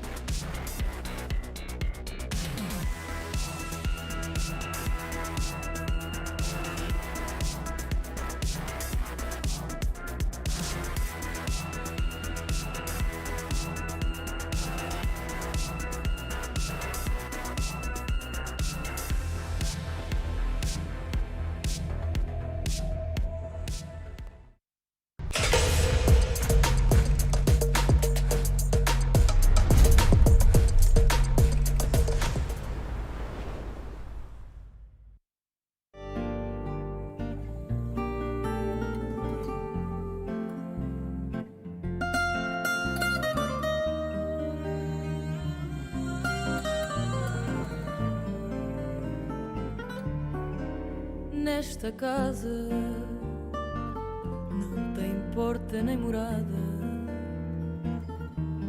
as janelas são fechadas, guardam tudo o que restou. Mandei o recado à lua que agora é só tua, mas ela não chegou. Dizia que encontrei um passarinho que não queria andar sozinho neste céu que se fechou.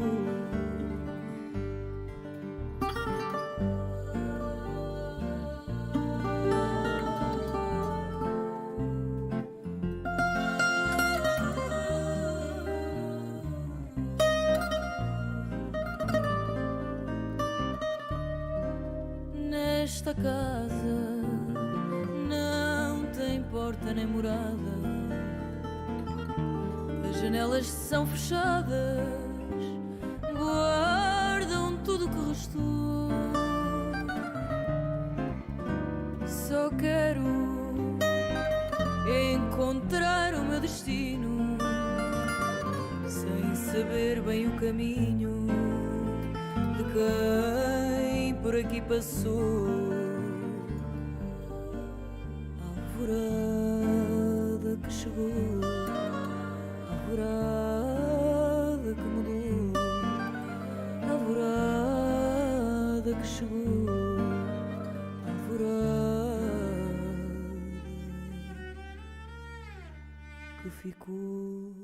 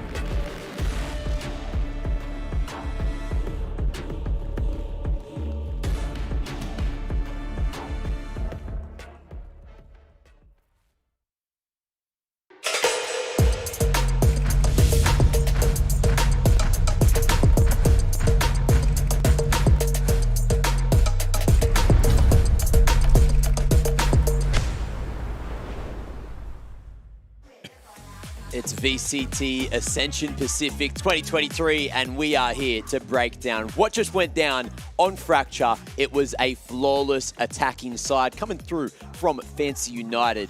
We were sitting down there, we said, yeah, 9-3 curse, certainly a possibility. Yeah. And I'm not one to usually believe in superstitions, but Fancy United just pulled off one of the most beautiful comebacks I've ever seen, not dropping a single round in that second half. 11 rounds just to come back into it. Who would have ever thought that this is the way that Fancy would take map number 1? We talked about that they had to take one of those opening 2, but in this fashion, Dax. Dude, I got synonyms for you. Fancy United Esports, it's a synonym for attack. Nizzy, a synonym for consistency. And just all throughout Fancy United, I'm changing English here. I know we speak 2 different kinds of Englishes, Matt. I'm so cooked. I'm so tired at the moment. I was just like, is it? No. But now, yes, it is. You're telling fibs. After this, yeah. After this. But truth be told, Fancy United, they always had that possible all throughout the game. The rounds that they took in that first half, it was them playing that contact, playing hardball against Naos Esports. And once it came to the attacking side, the executes were sublime. Yes, I can also stepping up to the plate. And Jin, too, just the angles that he would take to catch out Naos off guard. Yeah, it feels bad for Jar, right? Look, MVP for Naos, but just unfortunately couldn't get the job done. There was multiple times you could see he was going for that aggressive play style we know and love from Naos on the defense, but time after time, Fancy were just sitting there, just standing there, ready to shoot. Sometimes Jar was caught mid-air, wasn't hitting his mark with those satchels, and unfortunately just cost him a little bit too much and might have even cost Naos the series if things don't go right moving into the next match. And that round in particular, where they were supposed to go for that B main push and he didn't land the jump and landed the right spot on top of the boxes, that seemed to have started the beginning of the end here in this map specifically. You could tell that they were dissuaded from getting aggressive on some of their gun rounds especially, and some of their best rounds on the defense are when they got aggressive, even on an eco. So I think that they shouldn't have let that get to them as much as it did. There were also 3 other moments that we saw so far. Jin in that 4K where he's able to navigate around that side, effective. The 1v1s that Fishy was able to accomplish also by rotating around the tower, around Arcade, showing that Fancy United was very active around the map pool. And you were saying something before we even got started on the panel. That round where they played drop and they were just gonna hold it down from there. And while Naos was trying to retake against Hall instead. Yeah, Naos, taking a main back. They dropped the orbital, they dropped the rolling thunder, and found absolutely no one, thinking, where have they gone? But look, you guys were calling out on the cast. It was a 5-man retake setup in the post plant from drop, something you don't see too often, but they knew exactly what Naos were going to do, what they were going to throw at them, and they read the situation perfectly. Yeah, it was the round after that one as well is one that tickled my fancy too. It was that 1v1. That was when we saw Jin. He had just enough utility, dropped that nano so he could rotate through sand back towards main, dropped the turret, peeked with the turret, clutched in the one-on-one, and it just kept it as close as possible. Everyone downstairs was just like, whoa, like, is this the round? And Naos going to finally get 1 round and a half. And it just never happened. But of course, look, anyway, he was great. Your turn. Yeah, he was great. I was just going to say he was great in that one, and he just timed things super right. I love it when Matt explains things. Yeah. He's just, that's a big moment. You know, Matt, with a big voice, big body. You got this. Mate, look, I'm just nerding out, right? Because you guys get to nerd out for the whole cast. I'm just down in the green room with the rest of the talent, nerding out down there like, what's happening, right? Whoa, he used that nano swarm so perfectly, not to do damage, just to buy time. A theory that some people don't understand in my ranked games. But look, that's not what we're here to talk about. Let's move the conversation onto Pearl.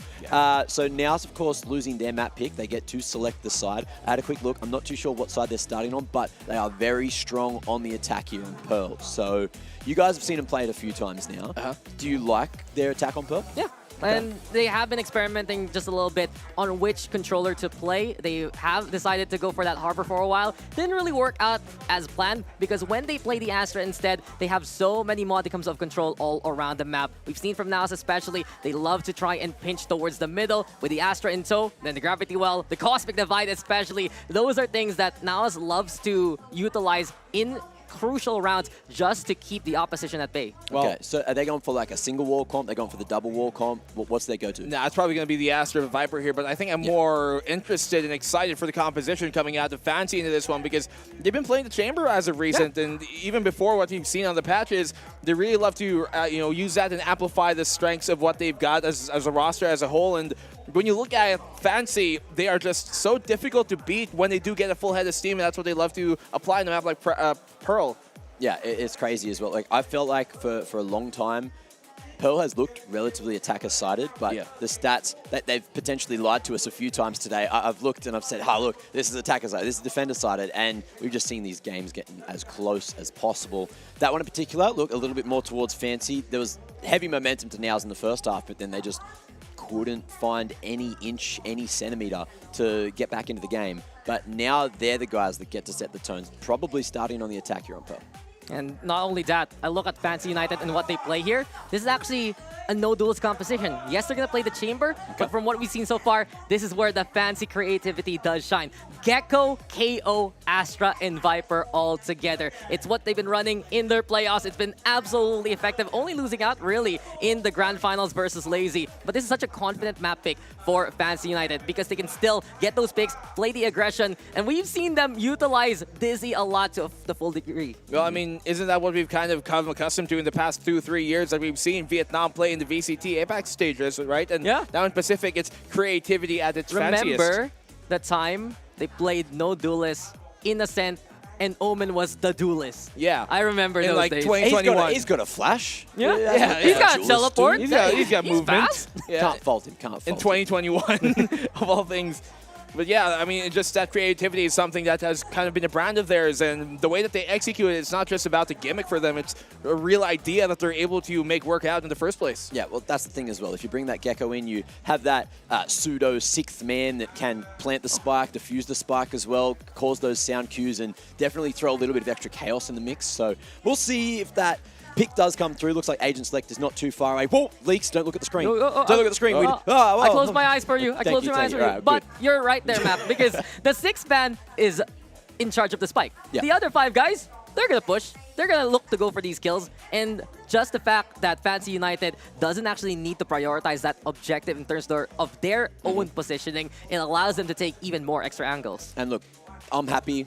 Map 1, going in the bag for Fancy United. Map 2, if it goes in the bag for Fancy United, then me and Komodo are going to get our predictions correct, which puts us ahead of the curb. Not going to say I told you so. Not going to say I told you so. But it's a contest now. Hey, I'm not getting ahead of myself, but I am keeping count. I'm going to be keeping count all week to make sure that we are all aligned onto who has the biggest brain from all of the talent. Of course. Brownie points. And here we go. Who has the biggest agent pool? Oh. We got that Yoru. We got that Yoru. It's out. It's out. So I guess what really intrigues me about this is Fancy does not play the Chamber at all right now versus Naos Esports. They didn't feel like the updates were enough. Jin's going to be on that Killjoy, but Nizzy is stellar on that Yoru. He's just so impeccable with Dimensional Drift. He finds so many openings, makes plays by himself alongside Fancy's utility. Yeah. I think my biggest concern right now is we're seeing this Yoru without the Omen that we see on Haven instead, and they usually make that kind of silencing play to catch out opponents instead with it. Yeah, it's going to be, I think, a difficult thing for Naos to deal with. They're not used to playing against Yorus like this, especially to the caliber of Nizzy is, and so if you're a fan of the Now esports squad, you're definitely going to be worried, especially seeing it how they're playing the exact same comp we've kind of come accustomed to for this squad, which gives at least Fancy United here a lot more research in their prep. Does any team in the Philippines pull Yoru out? Ever? Not really. Not anymore. So it could be uncharted territory for Nows to sort of navigate during, these live rounds. Obviously, they know how the agent works, but have they really been looking that hard into Nizzy's gameplay? It's one thing to anti-strat, basically, so big shout-outs to LD Analyst there for Naos, but it's a different experience once Nizzy is there in your face. And we saw that in Fracture. You think that Naos could actually get that kill onto Nizzy on the Phoenix, but he would stand there, he would find another angle to play, he would still get the multi-kill instead, and Nizzy is absolutely red hot right now. This is perfect for Fancy United as their biggest gun is ready to shoot. The thing for me, right, that Yoru ult, the dimensional drift, if Fancy United have insane communication, nice little pings, you've got that double wall comp, you're going through a couple of Viper walls there, you can just get free kills. If you're pinging out where the enemies are, you're just able to run up to them, get the free reconnaissance. Untouchable, literally untouchable. Flash them in the face, and then allow your team to flood through a wall. Like, I can see this working out wonderfully for Fancy United. In theory, we'll see in practical if it's going to work out. It's going to be a nightmare, I think, here for now, to be frank with you. I mean, it might be their best map, one of their best maps at the very least, but it's not going to come easy. That Fracture might have looked easy at the start, but we saw how that ended. I have a hot take, honestly, about Fancy United. I love hot takes. I do feel that their duelist compositions are so much better than their non-duelist compositions. Even though historically it's something that they kind of run as much as possible, just because that front line just leads that charge and sets a different kind of flagpole that Fancy United suddenly like, oh, we can go all the way there. That's really cool. A second thing to take note, if I'm not mistaken, I think Wukong's actually playing in this game right now, from what I've seen from Agent Select. So that substitute, and he was a star player back in Stage 1 and for the early, I'd say, career of 2023, 2022 Fancy United. Okay, so have you seen much of Wukong before playing for them? Do you know how he's going to fit in? And you can answer all these questions for me in just a moment. It looks like Map 2 is going live, and it's the first time here in Ascension Pacific we get to put our eyes on Pearl. Oh, and there we go, ladies and gents. We are back, and we are going to see if Fancy United can seal the deal here, or will this be the time now for Naos to recover? Texan Black and Blue still here with you. Big shout out to Mac yet again for being there for us on the panel. But to answer his question, Wukong, well, he fits Fancy United like a damn glove. He is just aggressive too. He can frag on out, and in the sky, well, sky's the limit for him. Well, let's see how they exactly perform, right? Now it's here, trying to soar high as they can. Attacking round for them. B side is going to be their option. Yeah, now it's esports looking to find a way to optimize themselves. Toxic Screen into play, coming in from the shop. But look at Nizzy go already. Has a blind side available, goes for the flash, and leaps on up. Let's not forget, this is the newest patch, but Poppy Chulo prepared for it to get that first takedown. They get the shutdown here in the Nizzy. They're waiting here. Look at this for now. Just trying to exercise discipline. Dash on in quickly from Job. The Trailblazer perfect on time from Witz. What a bite from that doggy. Fisho will fall, and now Esports now making their way towards the site. We're looking a little bit different from last tournaments we've seen. Witz already with that takedown. And it's all up to Yes I Can instead. But Daos, they're clear with the utility. So solid and so well timed. Yeah, I mean, we see them have these good starts, as we saw a while ago in Fracture, but it was about closing out that game that became a problem. And they're in a similar problem here now, Dax, where their second half is going to be on the least favored side here, at least on Pearl. And so now potentially put themselves into a glove. Yeah. I look at Fancy United stats, though, since you mentioned the sides. Actually, interesting enough, their defense, I'd say a little bit more superior to their attacking side during Stage 2. And as of right now, if Naos can just get these clears, it can be them setting the goalpost yet again. We've seen, though, from that first map, never count Fancy United out.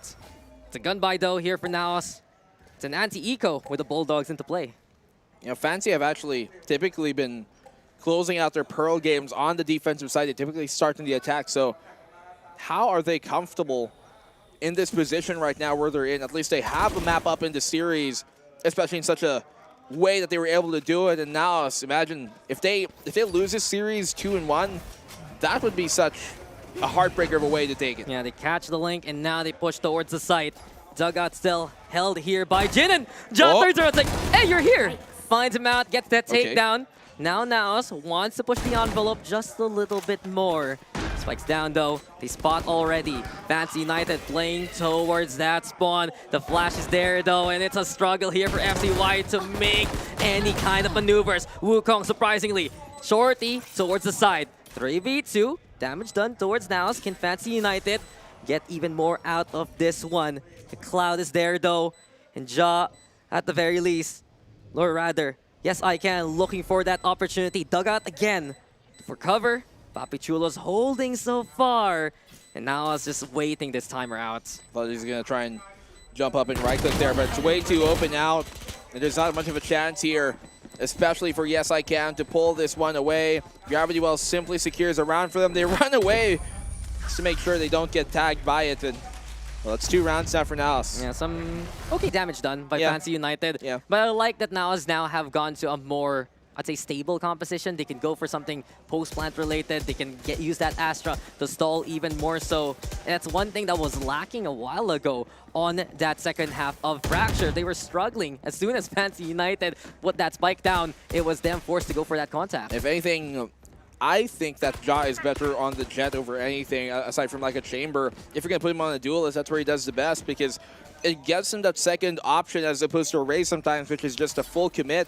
And it also gives him opportunity to use the Operator that we know he's made a name for it. I mean, some people might debate even if you're going to play the Raze, put Mojer on that role instead. We see it sometimes from Naos when they play Bind. But Fancy United, I'm waiting for their Yoru antics, okay? The rifle round is here. Well, Yoru on the Nizzy. Yeah, he's far though. Picked the wrong site to do it. I tried, okay? I wanted to see it happen. Then again, Jaws there to try and clear utility out. There we go. With a Gravity Well, courtesy of Yes I Can. As per standard, Astra Viper going to be the bread and butter here of Fancy United. Jin just staying towards connected right now, letting Naos through actually, and it's up to Yes I Can instead. Jin would take down Papi Chulos there though. Yes I Can holding close, but now still in lethal distance. Over onto the corner, Wukong just hiding in plain sight. Eventually though, gets that takedown. It's still trade for trade here. Yeah, it's good by Senator Carl to only let that be the one though. So trade out immediately. Bulldog here in the Papi Chulo. They don't have much utility to keep him off of this spike aside from the Soul Gravity Well. This is winnable though for Fancy United. They both have rifles. They have light armor at the very least. These 1v1s are crucial, and Papi Chulo does not disappoint. Nizzy all alone now. Doesn't even have the fake out for company. Can he find an angle to try and play the flash? The stars being set up here by Senior Carl. And now time is on their side here. Fancy United, they go for the tap. They don't bait out. Eventually, Gravity Well is there. But in the end, Nizzy just wants to do some damage. Papi Chulo falls. Can Nizzy get one more? They just evacuate instead. Now also will get another round going. Yeah, they get the plant down.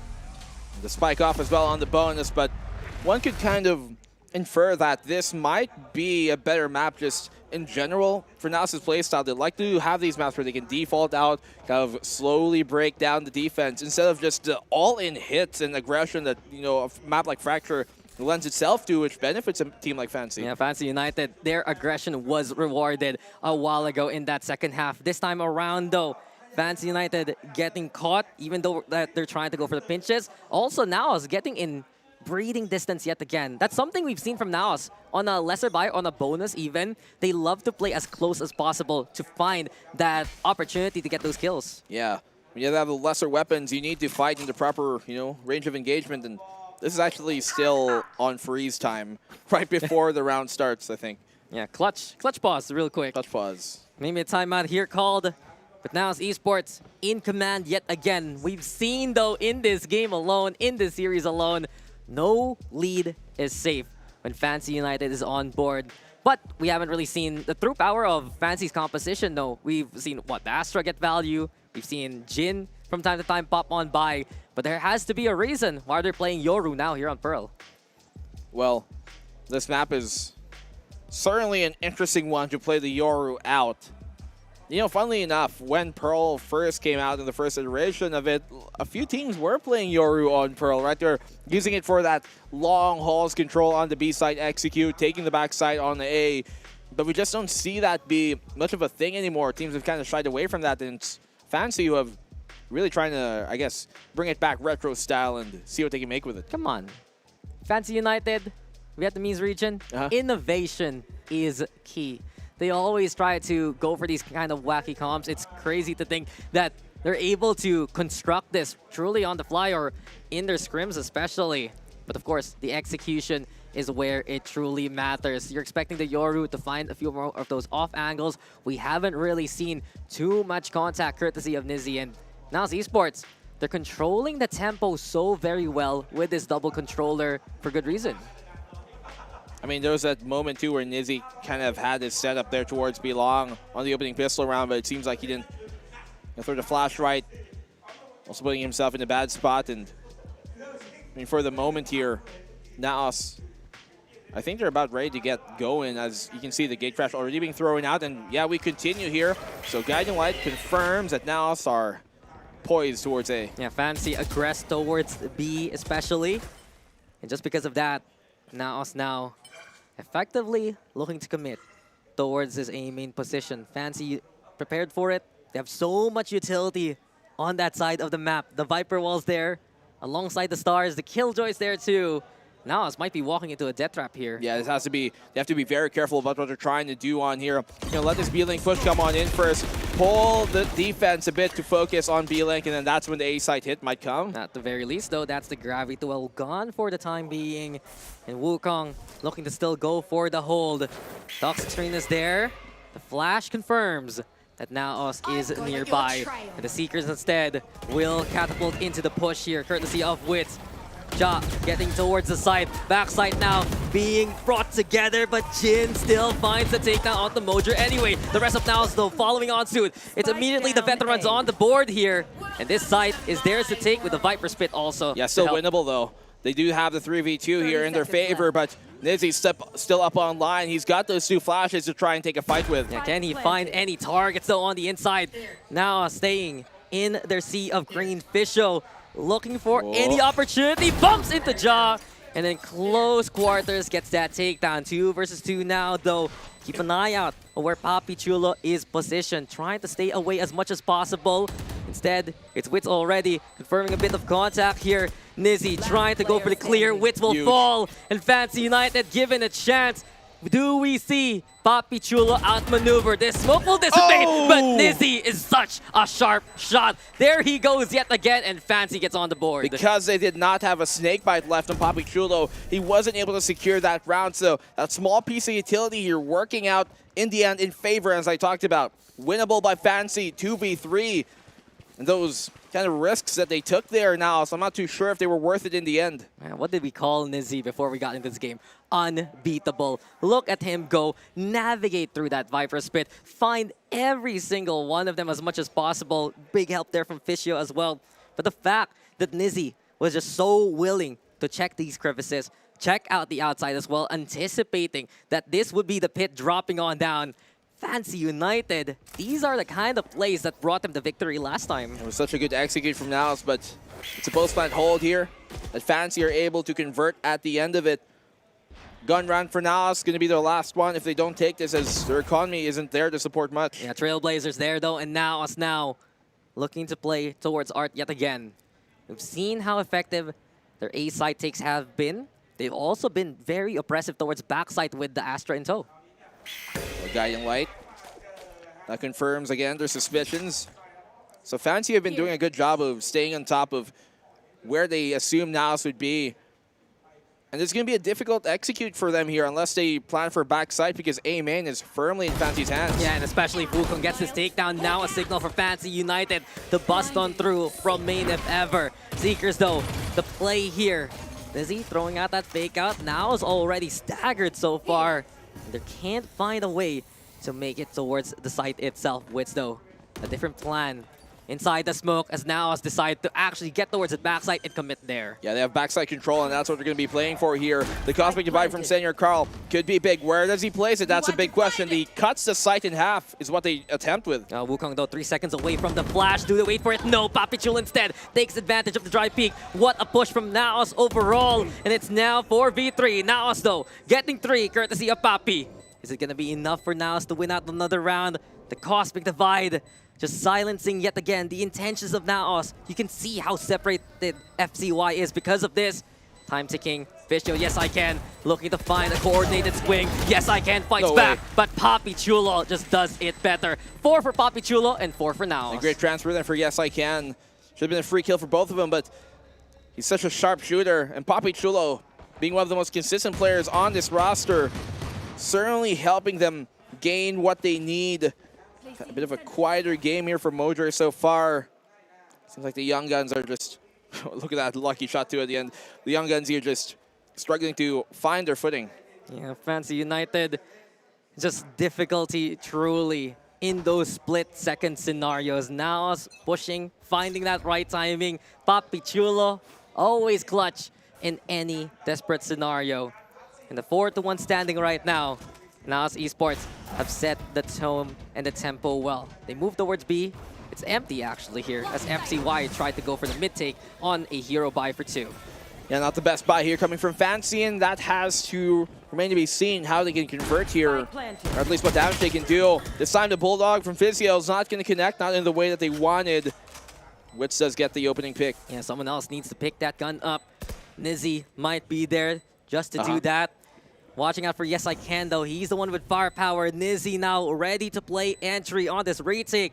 Blindsides are available, but they're just creeping instead. Cutting noise, looking for a timing, but Senior Carl flicks in time. Wits with 3, and Naos is all right here on the site. 1v3 at the end, long range, no way, with a classic, of course. That's a first for Modra actually in this game. 6 rounds in, and they finally get things going. You got a bookworm. I'm glad you noticed that. Yeah. There's a Chewbacca thing, there's the bear, and, well, there's Naos just clearing out this site. It was a eco state anyway for Fancy United. They did pick up a few rifles, but the gamble to play towards mid, it just seems like for Naos now, since they don't see any pressure, they don't see any presence, they're a lot more sure about taking these sites. Yeah, you can see that be a problem a while ago, like earlier in the map, where they'd be wary, especially even on Fracture, of gaining themselves that control, even when they're in it. Nizzy, good for the one, but he's not able to back out. Yeah, no, the gate crash is a little too late there. Naos Esports, a quick trade immediately. And as now, they move towards that B site. It's 4v4 for the time being, I believe. Toxic screen is still there just to make the lives of Fischio and Jin a lot more difficult. But with this kind of time, Naos Esports can rotate accordingly. Well, 4v5 as of the moment here. They got those Seekers to really kind of figure out where Fancy are, and the fact that they found the pick off makes us even more accurate. Look at the positioning here coming in from Yes I Can, but bails out. At least he gathers that info and where Naos potentially could be coming. Yeah, Seekers though into play we've seen for Naos. It's been instrumental for these round takes. Wits now moving here towards the double doors. Jin prepared. He knows Wits is there and sees the shoulder and gets the takedown. Fancy United now, a bit of an advantage and a strong utility setup awaiting Naos. And now they equalize things up here. 4v3 especially, they've taken that advantage. Wukong, good pick. And now Fancy just decimate Naos on their push on him. No real way to get a foothold of the site.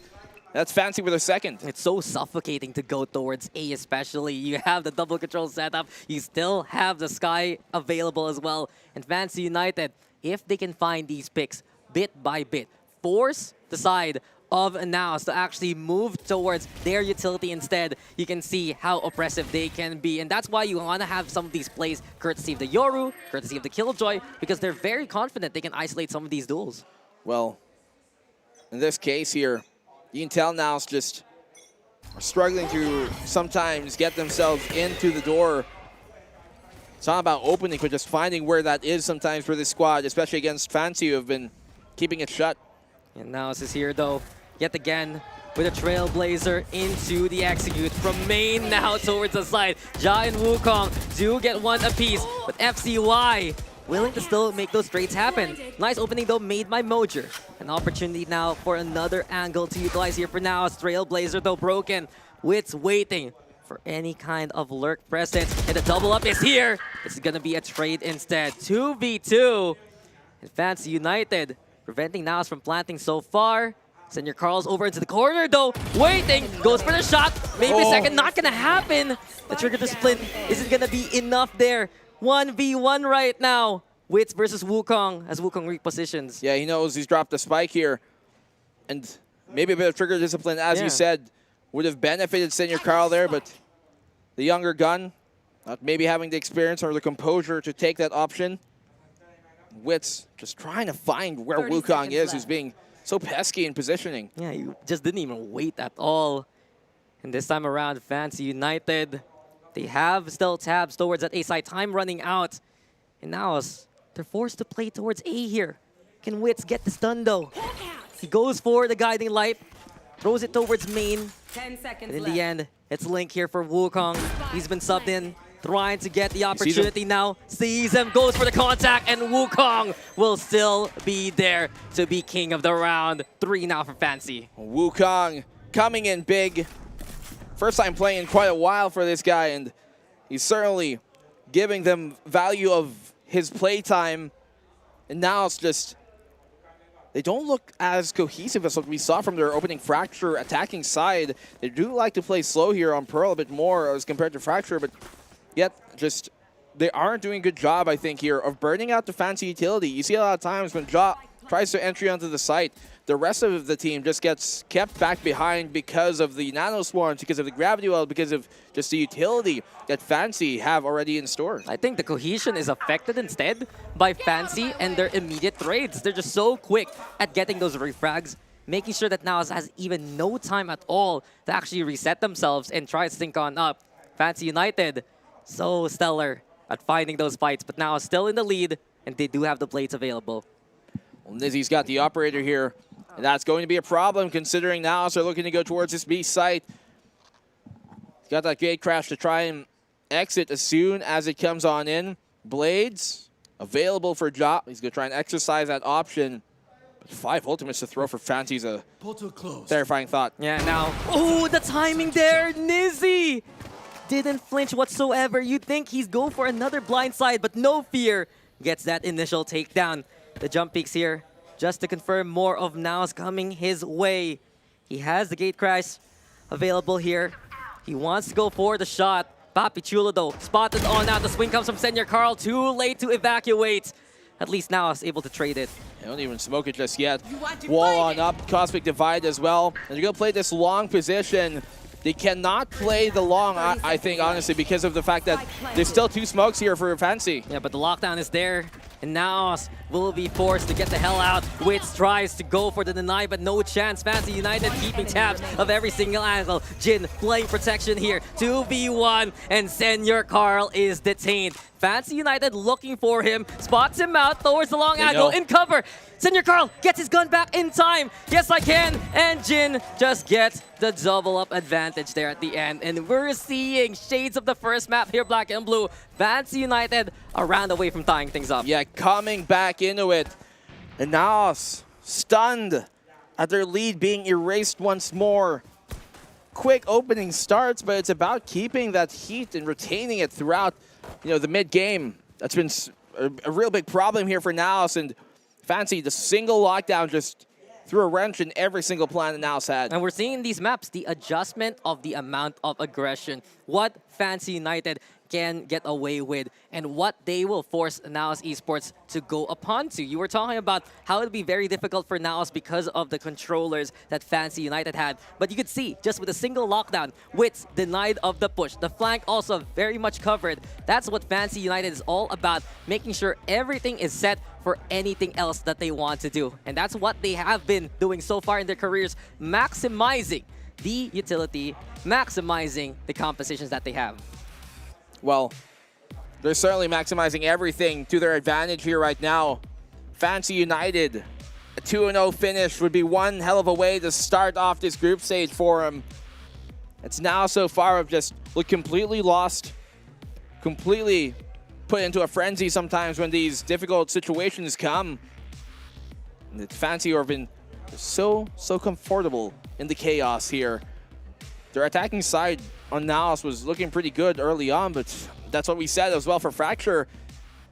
And with Fancy still having, the ultimate advantage here, they've got lots to keep this streak going. Look, if Paper Rex is controlled chaos, at least Fancy United is cause chaos. They create that kind of kerfuffle. They make sure that they find opportunities that would not be there in the first place. And as of right now, they still have the Dimensional Drift. They still have that Viper Spin as well.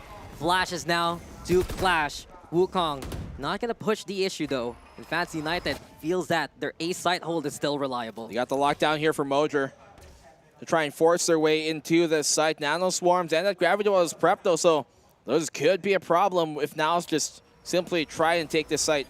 Yeah, hey, Fancy United.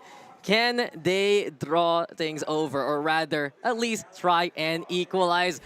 As a matter of fact, though, Naos Esports, I think the initial concern here is their initial plans work. They have some strong executes. They have some strong set plays at the very start. But when Fancy decides to turn the page, change things up on the aggressive angle, suddenly find that kind of contact, well, it all disperses for Naos, and it was a problem while ago on the first map. It's becoming a problem here on Pearl as well, that they can't just rely on their usual smoke antics as well as their Seekers to get the job done. Well, quick tech here coming out to try and get things set, but I mean, I'm going to give you a high five before you continue. High five. You're doing great, man. Yep, that's all we're going to talk about here. I mean, now so far, they're the ones not really doing the best that, you have liked to see. And Fancy have just completely turned it up a notch. Coming on in from at map number 1, the way they did in the second half. And just one has to wonder like how the momentum would change here in this series, especially looking at how, well, really Fancy just are so, I guess, competent in every single attempt they have. Yeah, now they have to shrug off what Fancy United brings at them, because that's what Fancy does in the first place. Initial pistols, they don't really go in favor of Fancy United. They use that time to try to rethink their plans, to figure out how the now setups do actually work on out. And from that point on, they know exactly how to fortify. And I'm still going to go after their A and B setup here from Fancy United. You see sometimes that there's that mid presence coming in from Jin. You also have Nizzy just trying to get as much distance as he can towards the pillar itself, just to confirm where Naos is coming from. And from that point on, Fancy United, they feel very secure about their defensive setups, knowing the fact that they were active enough to limit the choices of Naos. Well, isn't that the thing here? It's really making it so that Naos have to pick A or B. They don't have much choices, and I don't mean that by sight. I mean by options of what they have to do here. They aren't really given much opportunities to try and divert from the expected outcome, or at least the expected idea that they're going to throw out here. So Fancy's been, as I said a while ago, doing a good job of staying on top of every single plan that Naos have had so far here, especially on this kind of 4-round streak they've retaliated with. Look, we knew Fancy United would be impressive, but right now, it feels like that's an understatement. From top to bottom, from the IGL himself to the duelist, everyone's just performing so far here for Fancy United. And what's really impressed me is not just what we've seen from Fischio on that Viper, not from Nizzy on the duelist, also from Jin, but yes, I can. The fact that he's able to rein everyone in these regards, the chance to overheat is always mitigated here by Fancy United, and he also uses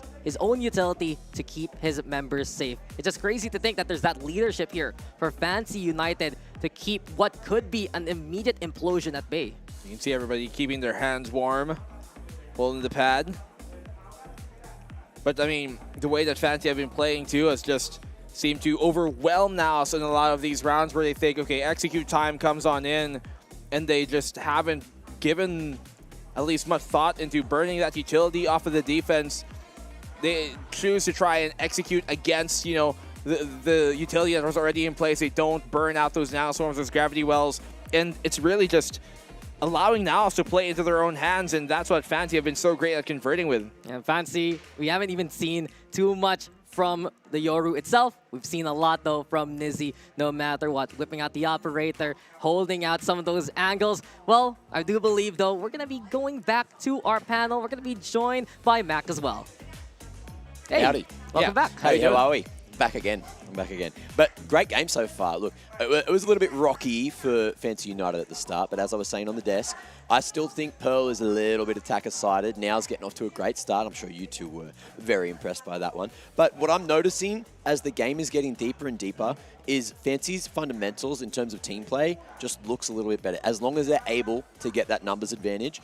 You know, there was the lockdown that came through. You saw, who was it? I think it was Senior Carl stuck in the cutout. You can see Jin was trying to kill him, trying to fight him, and was swinging. But they had the presence of mind in that moment. Jin tucked back into halls, and then I think it was Yes I Can was swinging. Man was going real wide, but then as soon as he had that advanced line, as soon as that contact was made, Jin swung out with him. They played it together, and unless it was a freak of nature from Senior Carl, unless he got that spray transfer, there was no hope for him winning that round. So. I think that's one of the best phrases to really kind of put into a capsule of how they've been playing. They have the presence of mind to do what's right in those situations, and as you said, Dax, they create that chaos. It seems so far that they're the ones much more comfortable living and basking it as compared to now. So just as time progresses, in contrast to that, they lose a lot of the fundamentals that we've seen them build up throughout the time. Yeah, and their roster looking a lot deeper actually compared to now. As you have Wukong here stepping up. We talked about how he's a bit of a star back then before stage number 2. He's an incredible frontline player, and he still does not disappoint on that sky.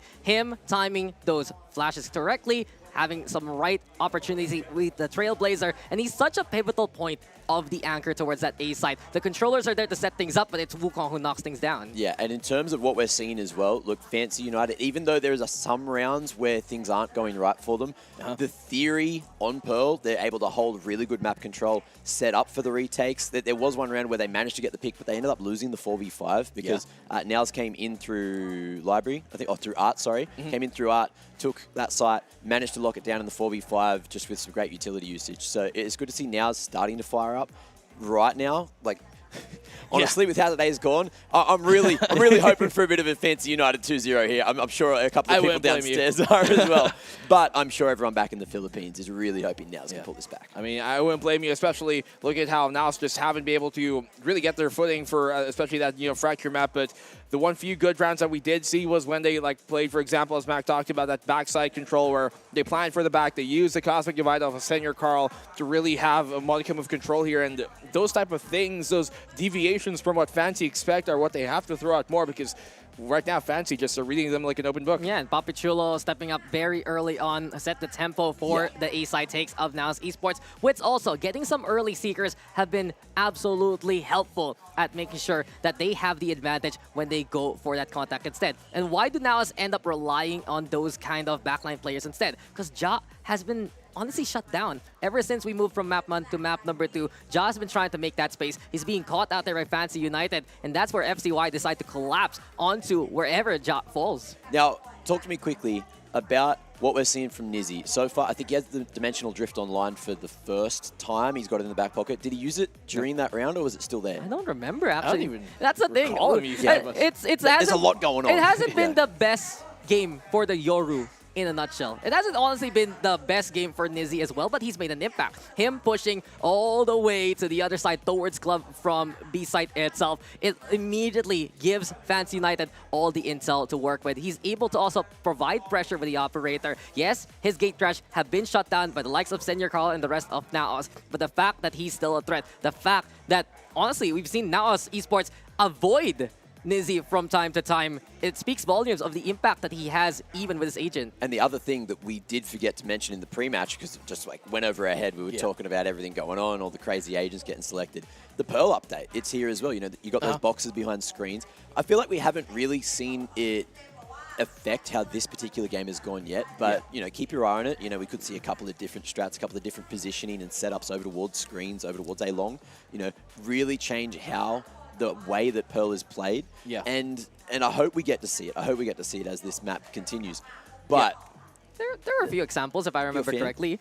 I think Nizzy was trying to utilize that from the pistol round, and especially in the operator round. But 2 times already, now it's just this is a little shorter than expected. You guys want to check that out? And they shut him down that way. Beyond that, though, I am very excited to see how they're going to be looking to vie for back halls control, given that there's that extra bit of cubby. Yeah. There's also that more space on top of tower especially. But since we've seen Ja really not get as much space as he would like, Naos does not want to go for that B site as much as they would like in the first place.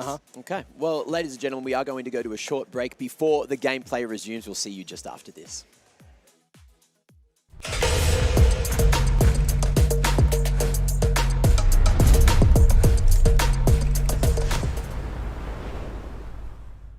I want to talk about Japan, a region that has definitely been growing, has had explosive support for Valorant, and it would mean so much for them to have an extra team represent their region, and this time it's going to be Scars who has that shot. It's really interesting because they're one of the other teams that plays a double duelist composition, and think about how they play off of that aggression. Jemkin is one of those players who has so many first kills and incredibly high ACS. Just in that grand finals alone against Jadeite, he racked up over 100 kills. You know, while, like you mentioned, a lot of people suspected maybe it would be Jadeite, maybe even household names like Crazy Raccoon or Fennel that would represent Japan, still, I think it's maybe good news for the region that a somewhat aggressive team is now trying to evolve, you know, Valorant in Japan and have that extra representation in VCT Pacific.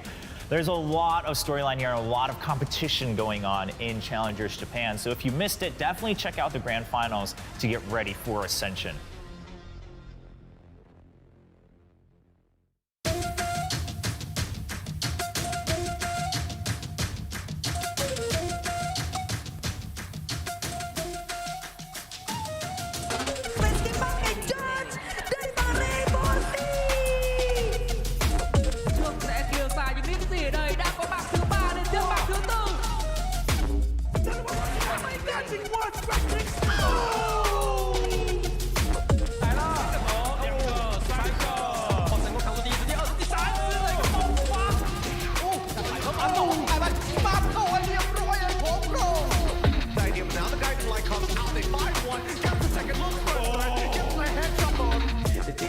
Goes out, Dragon actually picks up another, and another, and another! Dragon! 나도 시동 완료! 공격 준비 완료! 이거 부른 거거든요! Cut off the tip of the spear. They send the rest of them back to what's going on, and Enrique sends them back shotgun. Mother freak! Veto!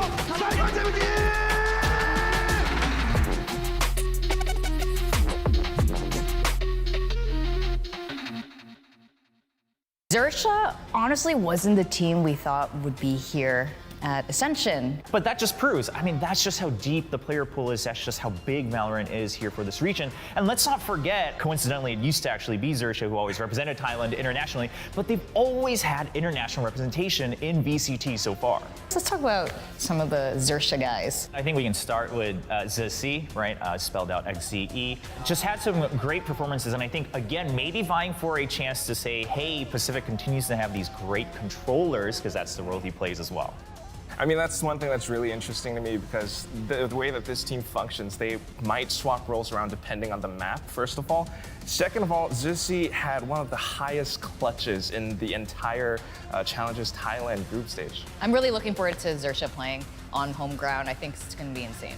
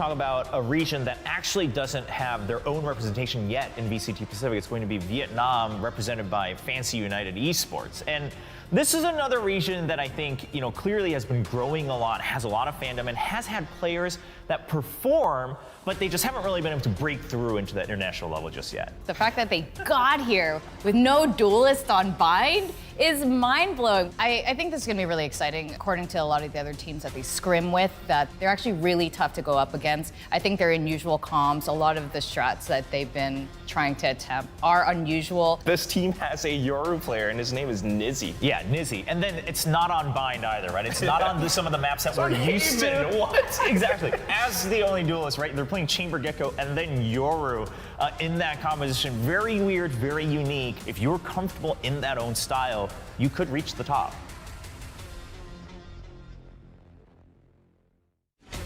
From Oceania, we've got Bonkers, a region that we don't get to see too often. Not a lot of opportunities, just in general. And now in Valorant, they have this chance to get to Ascension. And we saw the support that Ronsky had when he got stage time on Global Esports, right? Oceania fans were just cheering him on to get that representation. If you now have a whole team to represent that region, that'd be very hype. And I just remember how they played back on APAC LCQ last year. I mean, that's where Ronsky really got his shining.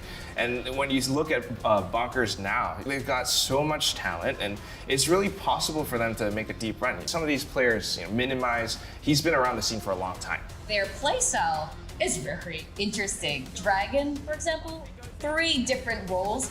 He played Raze, Gecko, and Killjoy. Yeah. Killjoy. Very different, right? Yeah, that's like such a range. They're gonna be really fun to watch.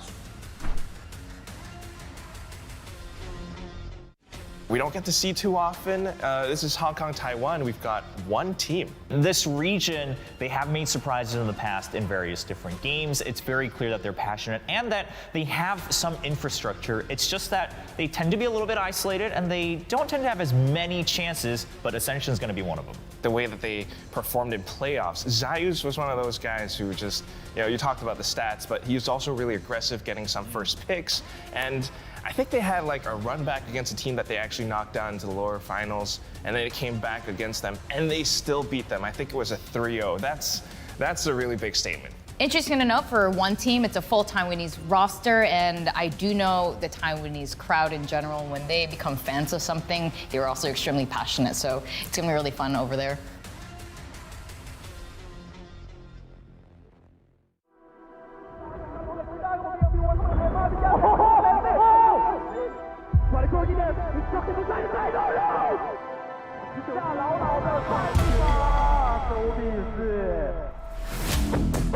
The battle in Ascension, I think it's gonna be really tough. It will be challenging, it won't be easy. It's gonna be very chaotic. I think this tournament will be very hard and a lot of pressure. Buat tim yang tanding di Ascension, we can't just play not to lose. We are here to make sure mistake won't happen again. So I think friendship is something which makes Orangutan different from all other teams. Just want to say, are you guys ready? Because we're done.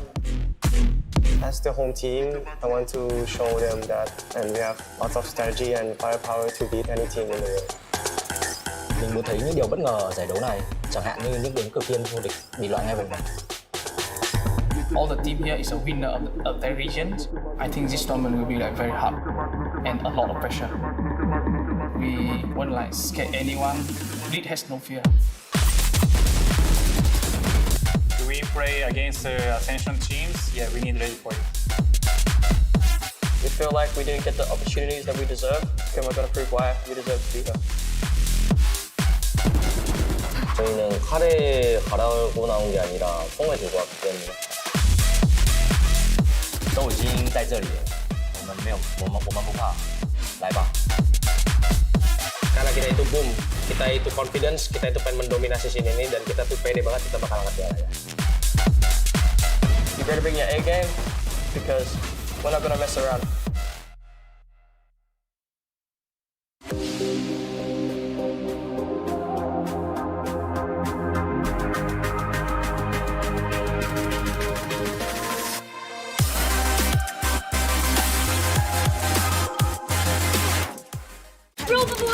Uninterrupted gaming with Grab Unlimited. Free delivery every day.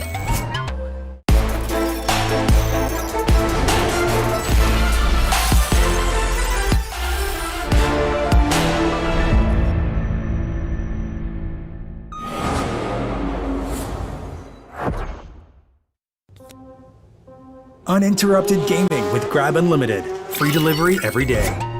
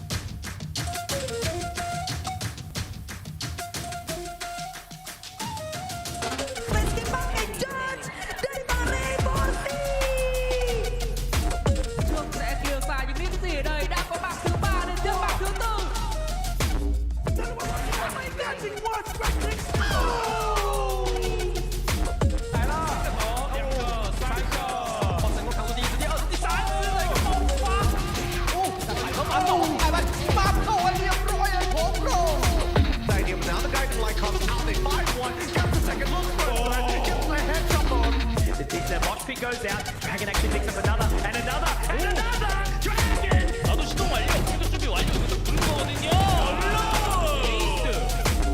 Cut off the tip of the spear. They send the resident back to what's going on, and Enrique sends them back. Soccer. Mother freak. Mito!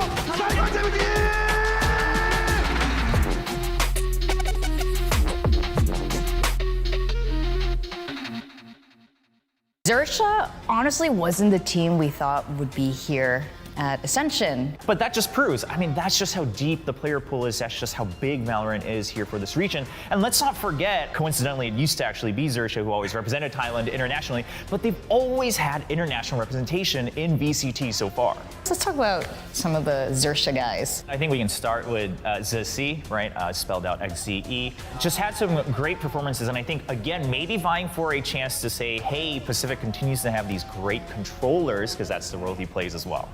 I mean, that's one thing that's really interesting to me because the way that this team functions, they might swap roles around depending on the map, first of all. Second of all, ZC had one of the highest clutches in the entire Challenges Thailand group stage. I'm really looking forward to Xerxia playing on home ground. I think it's going to be insane. I want to talk about Japan, a region that has definitely been growing, has had explosive support for Valorant, and it would mean so much for them to have an extra team represent their region, and this time it's going to be Scars who has that shot. It's really interesting because they're one of the other teams that plays a double duelist composition, and think about how they play off of that aggression. Jemkin is one of those players who has so many first kills and incredibly high ACS. Just in that grand finals alone against Jadeite, he racked up over 100 kills. You know, while, like you mentioned, a lot of people suspected maybe it would be Jadeite, maybe even household names like Crazy Raccoon or Fennel that would represent Japan, still, I think it's maybe good news for the region that a somewhat aggressive team is now trying to evolve, you know, Valorant in Japan and have that extra representation in VCT Pacific. There's a lot of storyline here and a lot of competition going on in Challengers Japan. So if you missed it, definitely check out the grand finals to get ready for Ascension.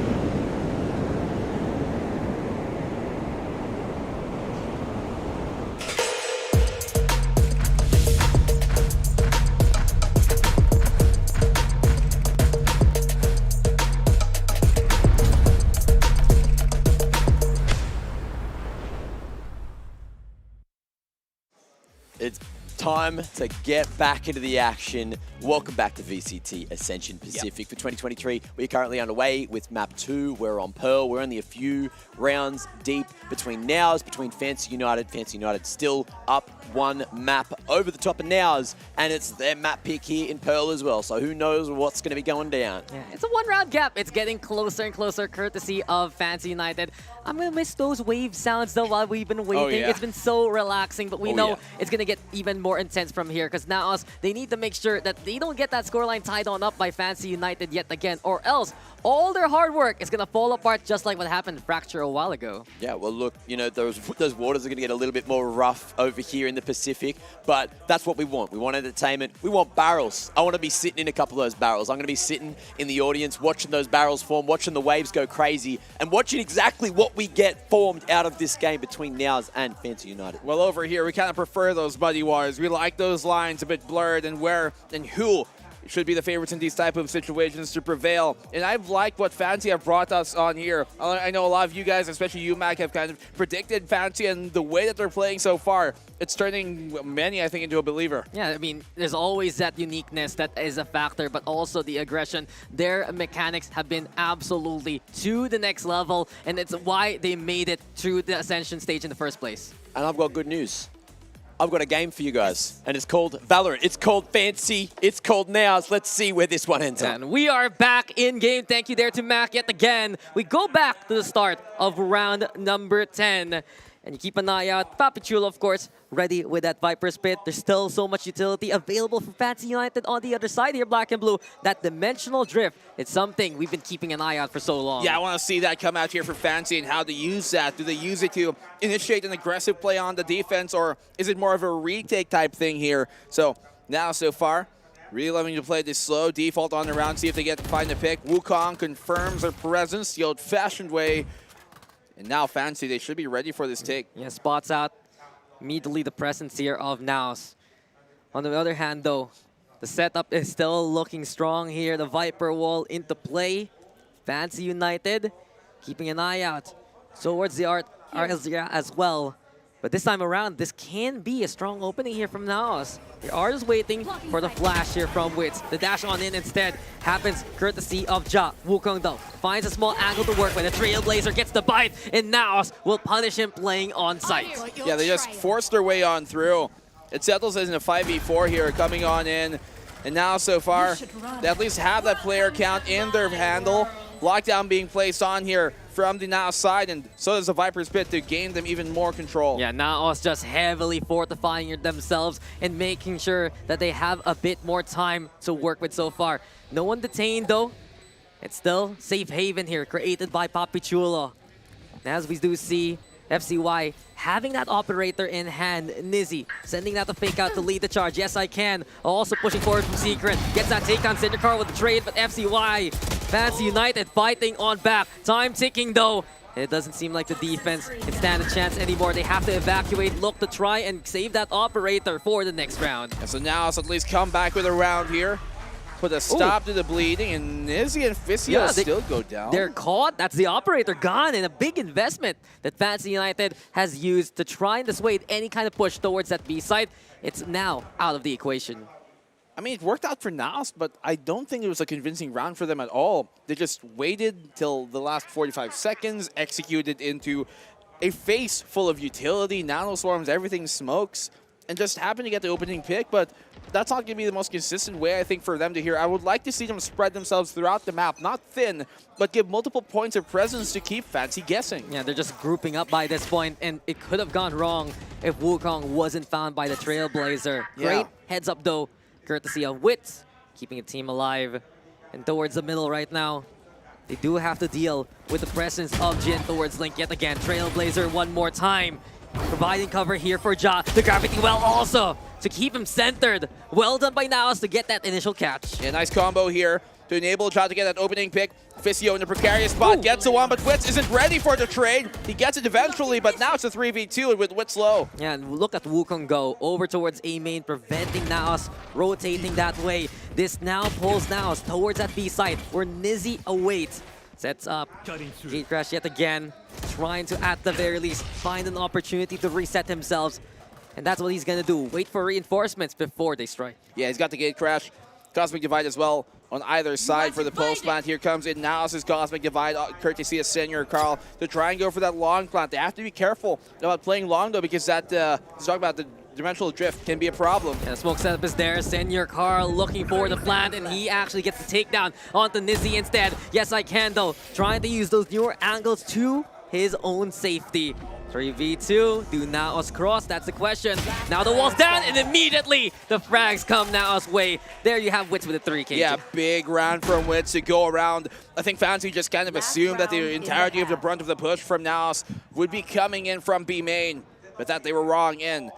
One has to wonder how the momentum shifts after that pause, if they were affected by it, but I mean, it's the same standard that both teams play on anyways. Yeah, Naos is finding a bit of recovery, though. They're making their way towards the site. It's a bit safer now with some of the ultimates that they can utilize. And in the end, Fancy United down by 3 after trying to go for their own kind of comeback. 3 ultimates still available to Fancy. That Dimensional Drift has been in the clutches of Nizzy for quite a while already. But as Fancy United look to make that play towards E main, it's Naos on the different area code.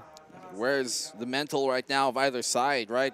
You really cannot understate how that could play into effect. It's now so far have come out of the gates here. The second gate swinging into the second map. The defensive hold, look at this. Ooh. Will they expect? Yes, I can. He gets the one, the second, and Nizzy chimes on as well. They couldn't confirm the kill, and yes, I can. Still fighting back. Papi Chulo eventually stopping the bleeding. The damage has been done. Numbers in favor of Fancy United. Wukong looking to be protected by the wall of Fisio. And with the flash, this dissuades the push of Naos Esports. Not only that, Jin with the takedown. It's Wits now versus 2. All alone, trying to cross towards the site.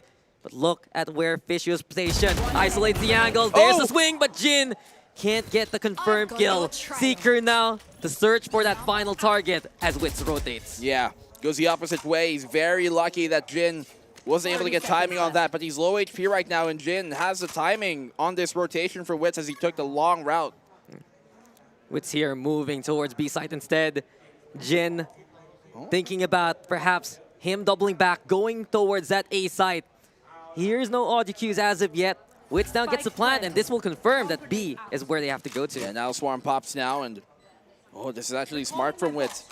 Might not expect this, Jin, because it is planted for that back haul and potentially for long, but he might not expect Wits to actually play here in an off position here on towards Link. He still has a turret, though, and Wits, was he spotted? No. He does have the turret. Staying still into the corner.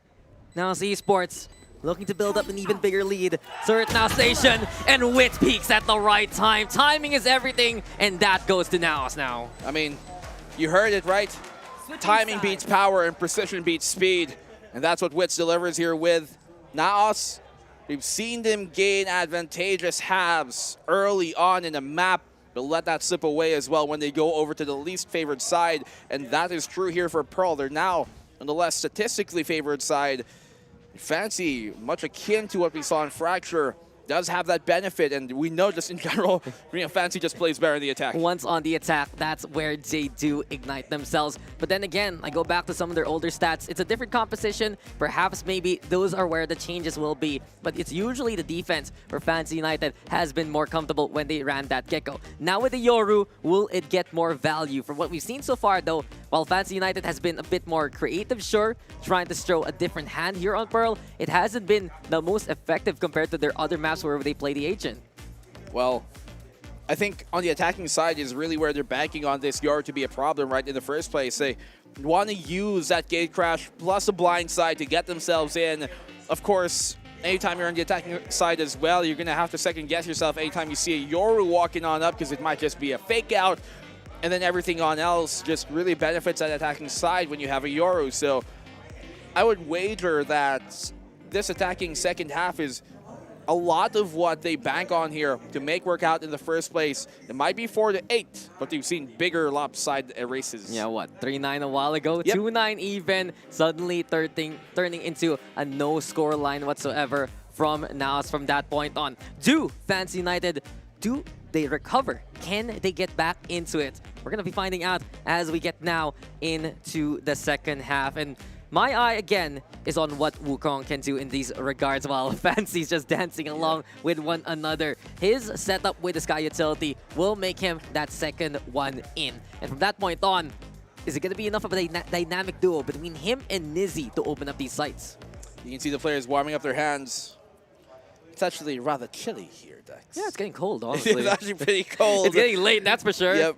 So, of course, they want to keep their APM up, keep their blood flowing, keep the juices pumping, and keep this game going. Now us here, they have a lead. This time around, let's see if they can hold it in the second half. Yeah, is it going to be a possibility as Mojer's the one anchored down towards that A site? All the utility, he has stationed the nano swarms to prevent the cross also from A main. But while this happens, Nao's actually on the flank instead. Aggression there towards Club, over onto the shops as well. Now Naos knows, Fancy United knocking on their doorstep. There you have the gate crash as well. Trailblazer looking for a target. And you can see where Nizzy wants to play from. Inside the Poison Cloud, denied though by Mojer on the exit. Another one perhaps holding still towards Secret. The double swing not enough. Papi Chulo is there for reinforcements. And now it's Esports just keeping Fancy United contained. It's all now so far. Wukong will fight, sure, but Naos will still take the pistol. You see how Mojer was so prepared for that? This man, let's not forget, how did they pick up Mojer Naos? Ranked. They saw the highest rated player at the time. They opened the leaderboard. On ranked, they looked at the leaderboard, #1. And in ranked, you would end up against Yoru's, right? On the map, you're like Pearl. And he was playing anti-Yoru perfectly. They had the utility on the site, especially the nano swarms were completely encapsulating the entirety of the brunt push. And you can see him play that anti-flash, expecting the gate crash to come, and the Yoru right behind him. Yeah, he was playing all the way by Secret. He's the one who will detect if a gate crash does cross his way. And Naos right now, they're just playing this defense, or rather these past few rounds, to absolute perfection. It's just been them figuring out exactly what can work out versus Fancy United. And while it did come down to wits in the clutch a while ago, this time around, it's a bit more perfect. You can see that veteran experience that Wits has coming in big here. One of the few handful of players we actually have here in Ascension who has had experience going to a Masters or a Champions International event, and that really comes in big, I think, in these type of rounds. Yeah, convincing here for now so far. Can they continue on, though? As Plaza now looking to be vied for Fancy United. Yeah. Keep in mind, this is a force buy here from Fancy United. They're looking to take the fight towards Naos, clear out these links, and give themselves opportunities to cross. We're trying to make this force happen here, Fancy. Time is being bled and not in their favor for sure. Defensive push here on that B-long site does confirm that, you know, for the most part, it is going to be safe. So you can expect this defense to anticipate the A push, but I'm not too sure if Naos anticipate the B-link push into the B site. Yeah, they're expecting, though, the push from the small little cubby there, moving into the defender spawn instead. That's what Mojer's keeping tabs of. But you mentioned it, B-link instead. The pressure point here, the lurk, courtesy of Yes I Can, looking to get the catch on the timing itself. And now with presence made, Fancy United getting onside. Jado mixing in with the opposition. Eventually, Nizzy will spot him over there on the opposite end. Plant goes down. Yes, I Can. Times this right as well. And now a surprise of what is coming out of the woodworks. Fancy United take it back. I am one with the Force. The Force is one with me, Fancy say. Now it's just, as you said, unexpecting of the Force buy there. And of that push coming from the B-Link, they gave up the connector control entirely.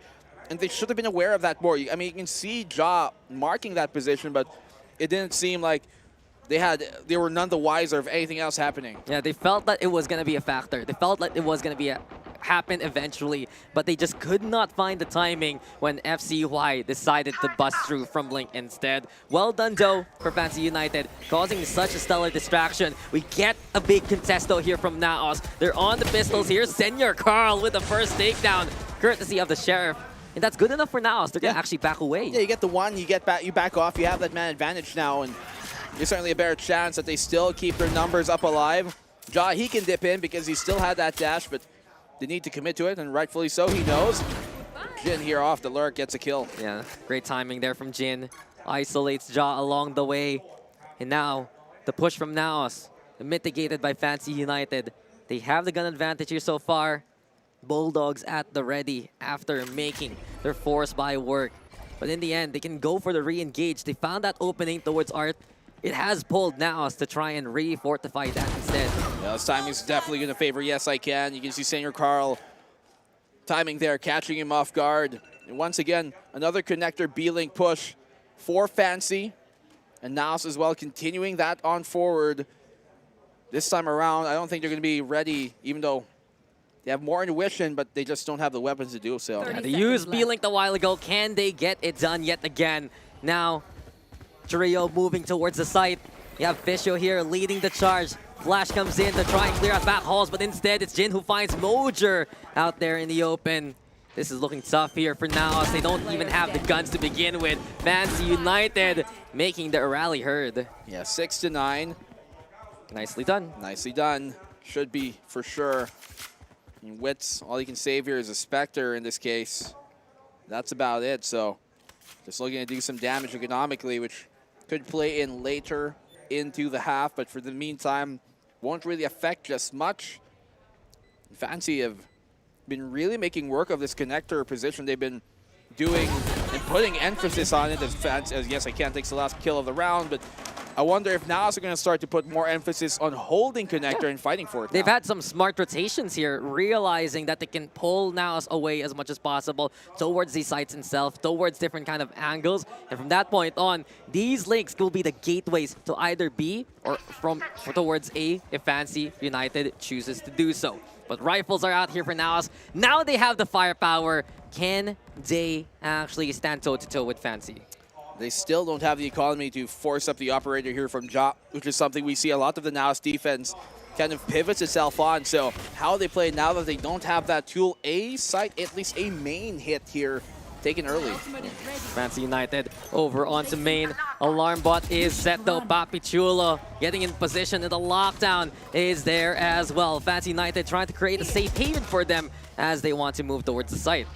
They got the snake bite here right on the cross. They get the plant down, and he can bail out of it as well because he's got the gate crash. So you can see the entire post plant here from Fancy. That's their plan. They're going to play from A main. Yeah, A main indeed. Just backing away so far. Wits though scouting for anyone playing close. There's the tap, but the star is set. Gravity Well now to slow down Naos on this retake. They're trying to force the issue here. Flashes do come. Nizzy yet again trying to cause a little bit of chaos. There's a guiding light. Courtesy of Naos though, keeping Fancy United at bay, but that snake bite is stellar from Fisio. We've seen them play away with utility. Just save it for the post plant instead. And Fancy United getting away with it all yet again. This is another round that they take. Wow, Fancy have had some crazy lineup post plant setups here, and Naos just haven't been able to deal with it. And the next time that Naos see that, I wonder if it's gonna make them want to go around instead, want to try and catch him off the flank, maybe have a triple push from that flank or even a double push just to set off and put off those, you know, the lineups that you see here Fancy continuously use. Yeah, they're just so conservative with utility when they know they have a site effectively for free. It happened there on Fracture through drop. It happens here on Pearl towards A main, and they just lob as much as they can towards it. The snake bites and now the swarms. It's just not popped in time by Naos, and from that point on, it's a 2-round gap now as Fancy rally. Oh well, certainly are slowly crawling back into this one. You can see here the triple push coming from Naos, anticipating this here Fancy. Jin shuts him down single-handedly, not much of a problem. It is an anti-eco, but it's impressive anyway. Jin just stands tall over the corpses of the opposition. And we're seeing here from Fancy, eventually they do solve the Naos conundrum. Naos has had some stellar setups at the start. They have some good plans overall. But bit by bit, round per round, Fancy United is figuring out the weaknesses here of the Naos setup. Oh, what can Naos do in this case? They have to try and make something happen. Mojer and Wits, last two alive. Once again, the defense has proven to be a liability here for Naos. Yeah, the rotation here from Fancy United taking a relatively safer side, getting a few more orbs to boot as well. And Fancy United, they love to maximize every single round that they have. Get those ult orbs, try and get those kills, and make sure the economy of Naos is struggling instead. Well, the defensive side of Naos, as we talked about, has been an issue for them to say the very least. He actually had a single rifle coming out of the round, but still didn't work out. Seems like couldn't find a kill. But as I said, you know, a lot of the defense here of Naos kind of pivots around Ja having that operator. And when they don't have that, especially in a map like Pro, when he's on the jet, you can see them kind of just try for luck in terms of what their options are. He's been a sacrificial lamb. Many a time we've seen Ja just fall so early on, and look at Fancy United go. They were set up, they got the kills. Jin gets 4 even, 1 away from the lockdown now, and you know that's going to be a factor into the next round. Yeah, just comfortable here, Fancy, in this series.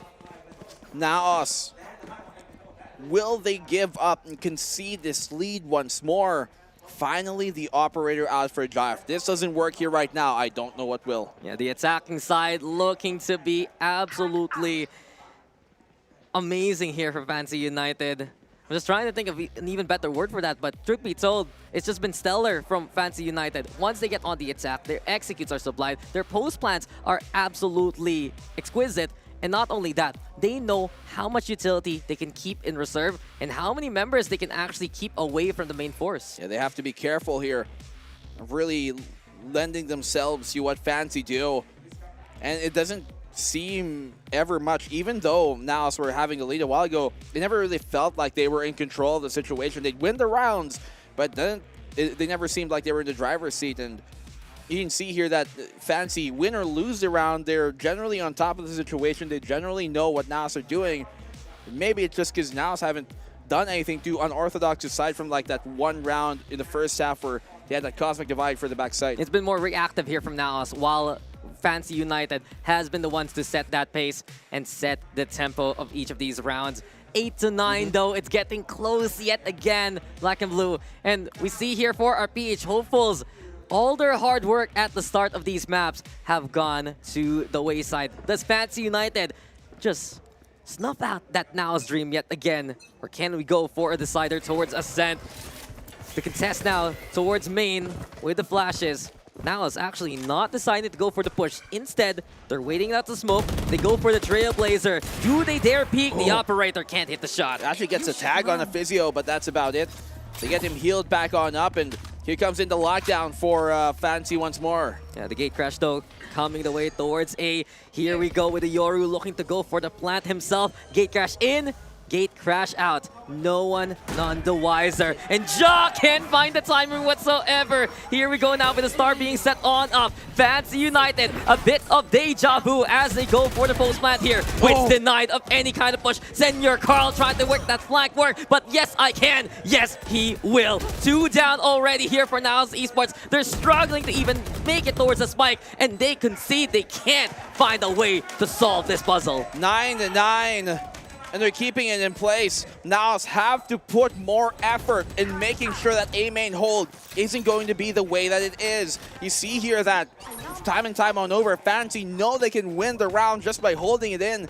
Now obviously Senior Carl was a bit too hasty there. I think the pressure on him has made it so, but you would like to see kind of an anti-strat for that specifically made throughout this game. Maybe continuously have mid control so that it would be an easier option to take that A main back. They also need to deny that Yoru.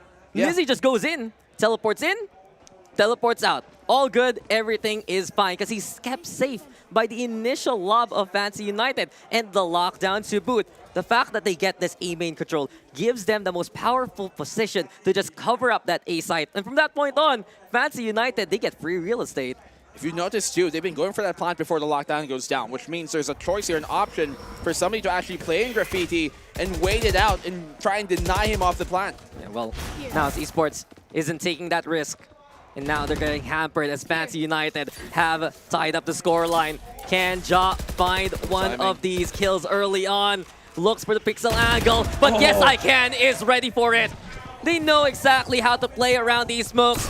Fancy United now looking for a bit of the push. The fake out though has been hit. Naos disengages. Ja just could not find the angle there. You can see Naos, they're already pivoting to try and give up the site because they know trying to anchor things down against the execute, against the post line of Fancy, they just simply have no answer for it. An incredible deny, sure, but does Fancy United still have more in the tank to make it towards the site itself. Wits and Papichulo are there to try and set a bit of a crossfire. 2 down here for Fancy United. Effective hold from now so far. But Jin on the lurk, and Jin gets the timing. Now the re-engage from Fancy United. They double back towards its A side. The flash connects onto Papichulo. Now Fancy knows there's still someone around here. Well, they can get the plant down, but they're trying to be more aware of where Papichulo is. The flank coming from Senior Carl, it finally connects, bringing to a 3v2. Papichulo has to be careful. He can wait for his teammate, but spams through and finds a bit of fortune going his way. Papichulo gets a third, and now stop the bleeding. The clutch king of Naos Esports. All hail Papichulo in that regard. And as soon as he saw that Viper's Pit trying to find more ways towards the site, he just spammed across, knew exactly where Fischio wanted to reposition to help out his teammate, and the rest was history. But with that retreat from both Papichulo and Wits, it gave Naos a fighting chance, plus the fact that they kept, or rather made sure, Senior Carl's flank worked out this time. You know, I doubt that affected the mental of Fancy at all, because they were still playing super well. And now the operator to come out from Physio on that back line. The A site once more could be where they try and make their mark. They know they have an incredible A site post plant, and Naos just have yet to do something about that. The Cosmic Divide here from Senior Carl, I'm not too sure how much that will do in the retake, because considering it's been the lineups here that have been their problem. Yeah, it's been quite a commit from Fancy United as they make their way towards that A site. Now they're maximizing more opportunities towards mid, finding wherever they can bring Senior Carl, and it's really effective anyway, since all Naos needs to do is give the signal to Senior Carl, and he can let that star shine and stop Fancy United in the track. So timeout right now for Naos.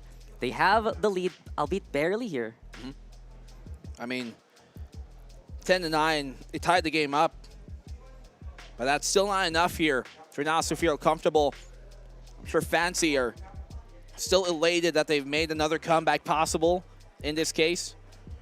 Ja just hasn't been having himself the best game, and for one of their stars, Naos really rely on that. The ever-reliable Papichulo, though, comes in big for that round. And 2 of those vets that have been really tugging the squad across the finish line here, where you see Naos, Wits, and Papichulo getting them the rounds they needed. Yeah, they've been putting in the effort. Fancy United, I believe, they're the ones actually calling that timeout instead. And for Fancy, what they just need to do is find more ways to go for that overrun. We've seen how effective they can be with just the flash play from Wukong alone. What else can they do if Jin starts popping off? It just has been a lurk here from Fancy United. It's an opportunity, yes, for them to try and go for the double up instead. A 2-prong attack towards these sites, and now they move towards B instead here. Well, Ja is back on that operator. Maybe the B side's going to be a different question, but Poison Cloud on out to try and gain them that space. Ja, you can see him trying to boost on up. Angle, and he finds it, dashes away to safety. That's exactly what Naos needs in these kind of situations. The first pick with the operator. Reset now towards Link, protected truly by his own teammates. Wits is there on the opposite end. Trailblazer now figure out the intentions of Fancy United. The Cosmic Divide met by another one, looking to try and keep Fancy United contained. The pulse is there though, and the push comes from Naos. Mojer getting on the board here. Fancy United fights back, but it's now a 1v3. Yes, I can. His optimism absolutely needed to try and clutch this. Senior Carl though with the tap, and Ja will find him and take him down. Naos do get back into it. Well, Ja gets the opening pick, yes, but you see how they're on the retake for the back call. They actually push it together. They actually just overrun. That was much akin to what was working on Fracture a while ago, when they would have these multiple fights where you'd see suddenly 3 Naos players in your face, 2 Naos players in your face, out of the blue. And that's what they need to do more. In isolated duels, Naos have been losing, but when they play as a whole, Naos' teamwork, that's what prevails. Yeah, when they have that cover, right? When they feel that there is that security, especially for Ja, giving him that backup provides him that confidence to just go for the peak later on. And from start to finish, that operator, you mentioned a while ago, a big win condition for Naos Esports. Their defense really does pivot around this, and so fans are going to have to find a way to deal with that if it starts to become even more of a problem. Fancy, though, not dissuaded by trying the B option once more, even though knowing there's an operator on Naos. Yeah, Fancy playing a rare default this time around, looking to find, he'll try to vie for mid yet again. But instead, you can see it here for Naos. They want to cover the cross from A main with the operator. the rest of the utility towards the B site, and Fancy, since they feel like there's that lack of mid presence, they go for that link. They can use it to cross if ever. Connector being a problem here once more. This Poison Cloud gets him to cross safely. And so Wits is going to have to keep mark of this waterfall, of this water rather, to make sure they don't pour out of it. So I'm curious to see now, where do Fancy choose to go? They've been pivoting off the B a lot of times on these connector pushes, and seems to be the case once more. Yeah, the turret of Mojer, though, spotting out Fancy United. Now you see Wits keeping an eye out on defender spawn. Senior Carl inside the smoke as well. And will Fancy United be caught off guard by this? The dimensional drift to scout things over. And Fisho will get that takedown in your face. Fancy United playing a style wherein the Yoru spots it out and the rest of the team executes. Yeah, and that's a strength here of that dimensional drift. Ja has the operator, and you see him just trying to make sure they can get a mark. If Nelson get a pick here early, they're going to concede, and that they do. I think they're going to give this round on up. Yeah, high ground here for Wits, though. Maybe one last peek to call it a day. Yes, I can. Still holding on to the link area, but beyond this, Fancy United, their post-plant looking strong. They felt the presence of Naos Esports. They knew they gave intel away a while ago. And from that point on, a single drift to keep the push safe. There was a scout, and there was the execute. Yeah, when Senior Carl was trying to back off, you can see him spraying wildly, but they just had basically information on where the things were coming. They knew exactly where to pinpoint, put their shots. Ja connects here on the Fisio, confirming where they were. And Fancy gained their 10th round, so it's a nice recovery as well from Fancy, keeping the game close. Yeah, Fancy United just keeping Naos Esports' lead in check. They refuse to give this potential comeback a break. Naos has just been trying to rely on that initial lead, actually, to keep them in the driver's seat here. But we saw in the second half, only 3 rounds. Many of them so far in the latter stages have been defined by Ja's operator. That's one target of opportunity that Fancy United is looking to get rid of. My goodness. Pushing on in here. Fancy have just been such a menace on some of these executions. Once more, the A site is what they're going to be attempting. Late lurk, I think, is the idea here for Jin. He's been pretty successful in that. You can see the ping come off on the minimap, so I think you're trying to be aware of where Ja could be. The soak up is there, but Ja actually breaking the turret of Jin in mid. So they know. They know now there's a lurk happening here from Fancy United. It's a 4-man push, courtesy of main instead. And as soon as the smoke drops, they all look towards dugout so far. Papi Chulo, though, survives with a sliver of HP. That's fortunate here for Naos Esports. Yeah, I mean, so does Wukong and Izzy there, who got tagged through the spam of Wits. So good job by Wits to keep them in check. Still 45 seconds left on the clock. The defense kind of congregating here a bit more towards the A site. And that leaves the B site pretty wide open. Luckily, they do have that the alarm bot instead in the turret for this connector. And while Fancy United has these strong executes, they do love to play it slow, especially in a pinch. The fake out, though, to lead the push towards Link. The Trailblazer is there too. And now as Nizzy goes for the flash, now it's Esports. They're trying to play it towards the secret angle instead. Wits though, with the hold. Nizzy and Fishu on the board though. They're trying to the shorty instead! No need to try, Ja will deny. 1v1 though, Jin versus Senior Carl. The lockdown making E-Space. This might be timing here, but no, the detain is there, and it's Tondo time, courtesy of Senior Carl. Tondo Gaming brought by Naos, 12-10 now. They're on match point. Lockdown being the second player in that 1v2, I guess, gaining them the advantage just when Senior Carl needed it, the free kill in the end. But Ja coming in big with that shorty as well. They nerfed it in this patch, by the way. A single bullet for each of those targets. Yep. And Mojer saving grace there, a last hurrah before he was spelled. Just putting down that lockdown, giving Naos the chance now to try and close out this map. It has been exhausting though here for these two teams. 21 takedowns for which Jin with 22 on the board though. His lurks, they have been impeccable so far. However, it's been spotted by Naos more so than not in the latter few rounds. A pocket full of shells, and Pearl so far has looking to be quite a testing battleground for both of these teams. Close game. Arguably even more so than that first map was, with Fancy running away with it, and Fancy still have the option here to bring this and end this 2-0. They still have economy for these next few rounds. Look at this push. Aggressiveness from Modra and Singer Carl. It doesn't matter which Yoru you bring, he'll take both of them down. 3v4 now as Fancy United try to vie for that mid take. The holds up from now still looking strong towards the site. And at up, Ja even has the Blade Storm to boot. It's going to be such a split decision here for Fancy. You can see now, this connector position once more is something Fancy have been taking a lot of importance into securing. Yes, I can destroys both of that, thus denying where exactly the second player could be. Papi Chulo, I think he got hit by that scan, so they should know he's here towards the dugout. Yeah, he's spotted on out. Fancy United aware of his presence. Now the second flash for confirmation. They're waiting for the swing though, and look at Witz's timing there. Yes, I can. Versus the rest of Naos. He's all alone now to try and give them the chance, but Ja has been felled. Spike is retrieved. What? Time running out, but Naos will stay alive in this set. 13-10 as we force a decider between these two Titans. You can see they're absolutely elated after that one. And Papi Chulo, the clutch master himself, coming in big. How many huge rounds did we see from the two old veterans in Papi Chulo and Witz? Iconic and legendary in their own right. And now they're coming on in here, delivering them the win when they finally needed one. Yeah, just the timing there from Naos Esports, waiting for the cue of the push. Witz was just so patient, holding down towards the smoke on that backside.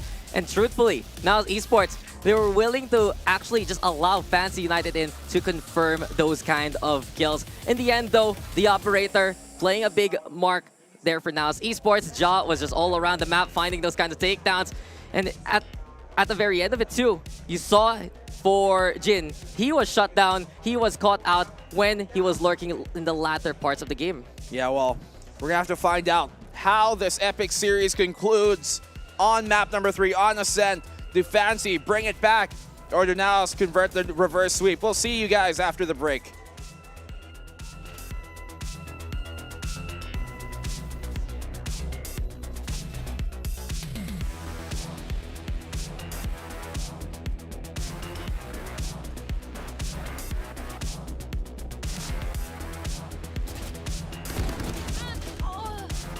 Welcome to my world.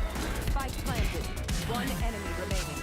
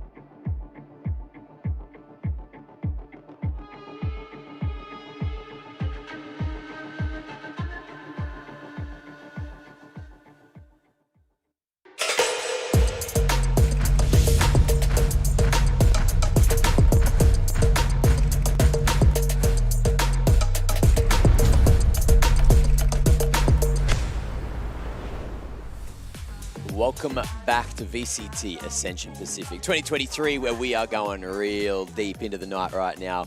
One map each as Nows. They have just enough left in the tank to make it happen all the way to the bitter end and find that final round that they needed to. It looked scary in that second half. Fancy was certainly pulling the comeback again. What are you talking about, Mac? The night is young, and you still got much more to come here.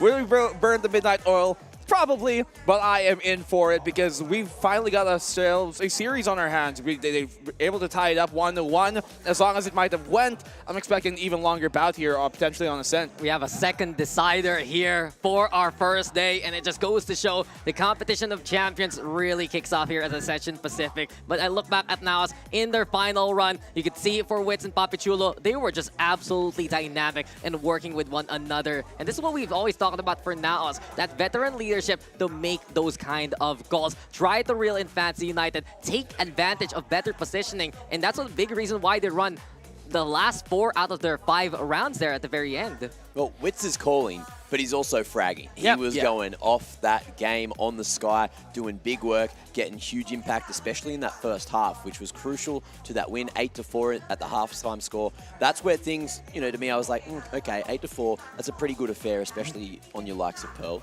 But was it enough? And it ended up being way more than enough. They had that 3-round gap at the end. It was 13-10 as the final scoreline. But yeah, Wits was 280 ACS overall. That is insane, especially for an IGL. Yeah, I think a lot of that is due to the experience we talked about. We touched upon it right during the game itself. He's one of the few players actually in this tournament, aside from like a team like Boom, who has made to a Champions or a Masters event. So that definitely gives you a bit more comfortability in those situations. But he's not getting those frags out of dry peaks. No, he's positioning himself to play off his teammates and really get these double kills from it. Yeah, whatever Senior Carl and Papichulo set up, Wits is there to make an impact. It got very close though near the tail end, but I do feel here for Fancy United, it's just a little gimmicky in how they utilize that Yoru. We saw how incredible Nizzy was on that first map, given the opportunity to frag out on the Phoenix. But now here for the Yoru, he just, okay, I'm gonna put that spike down.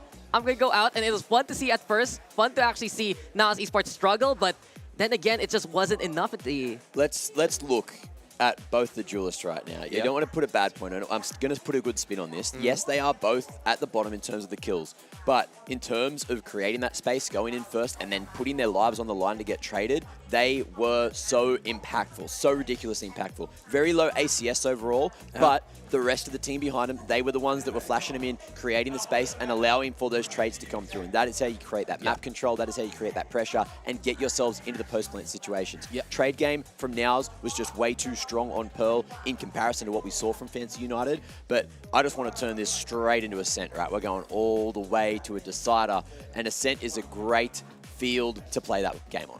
Yeah, and I think it's going to be a pretty equal one as well. I don't expect anything to kind of awry in terms of compositions in this case. And you talked about those duelists near the bottom of the scoreboard a while ago, and you could really see how the differences of that Yoru. I was surprised actually they didn't run that same post plant on A side again right after we saw it work out like twice over in a row.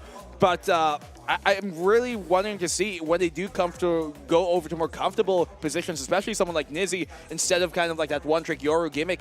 Will it actually benefit them and will it help them close out the series? Yeah, and I wonder what Fancy United will bring now here towards Ascent. They run that double controller as per usual, but double initiator with Nizzy playing something like the KO instead has been that standard. We've seen that adjustment though. Jin hasn't been playing duelist as of yet. Do we get another interesting composition from Fancy United, given this is one of their most successful maps back in their local stage? I also saw that both these teams have a ridiculous amount of Ascent played. You know, one's got like 25, one's got over 50. Yeah, I think that goes back for a little while too. But and recently, maybe not as much, but I can't wait to see how they play this. Also, it needs to be said, Nows, they got that side select going into the third map of the series, so they are going to be starting on the defense.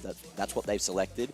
And as I was saying, especially in that first series, I still see Ascent as one of those maps that does look relatively defense-sided. So I feel like Nows, you know, they set themselves up for victory on map 2 on Pearl, which we just saw, and it's probably going to be a similar story here on Ascent. Well, maybe it'll help Nows out this case, because we have seen that the biggest liability for Nows is their defensive half. To be fair, they were playing on maps that do typically favor the attacking side anyways, and they have the, I guess, the more difficult position of closing out on the second half on the less favored defensive side, but that's not going to be the case here, I think, on Ascent. Yeah, but then you look at Fancy United on the other side. They do pick up the pace a lot more on Ascent compared to other maps because of their corner clear potential. When they run that fade, they run that KO. It makes it very difficult for you to try and go for that close contest. And then someone like Jin gets in there. He's able to just dash in, be the target of opportunity, and the rest of Fancy United follow suit. When we see Fancy United on the attacking side, no matter what the stats say, it's that synergy, it's that synchronicity that gives them that edge when they want to fight. Oh, so they're playing a Sova and a Fade comp, whereas they're both also running Jet with the Fade, which I get, you know, people have their preferences, but you mentioned it earlier in the earlier series too. You know, Fade just synergizes so well with that Raze. I feel like Raze is still just such a crucial pick, but look, the verticality you bring in with the Jet, the maneuverability, especially if, you know, you have these teams, you have these individuals that know the movement patterns. You can go for the updraft straight on B, go for the tailwind over the top lane straight in sight, and if someone's on stairs, if someone's sitting backside, they don't see you at all, and you're just up in their face. Yeah, I'm still wondering if that Jet is going to stick, because we haven't seen Ja really have the type of performance that we've come accustomed to when you look at him locally and when you look at him from the past and what he's able to do. And a lot of that Jet is priority because that allows him to play the operator a lot more. That's really where they kind of center the defense around, no matter the map that they've got, as long as he's on the Jet or something like a Chamber. And will that change on here? They go for that double kind of information innie, where on the flip side, they've got a bit more of that suppress. I mean, they still have that Sentinel anyway, therefore, now as esports, they still have that Killjoy, and we will see them on the defense. They can bring out that operator yet again, keep him tucked away, and try to go for those main holds or the middle itself. Ascent, a little bit more straightforward and how they want to run that operator, and I feel like for now, they're going to be a bit more comfy if they still keep Ja on that duelist role. Yeah, I'm seeing even recently now as they've brought some Gecko in there if they want to get a little bit creative. I don't know if we're going to see that. Most recently, they did go back to that KO. You get that suppression, very powerful, especially with the sites as small as they are on a map like Ascent. And here it is. This is going to be the agent select.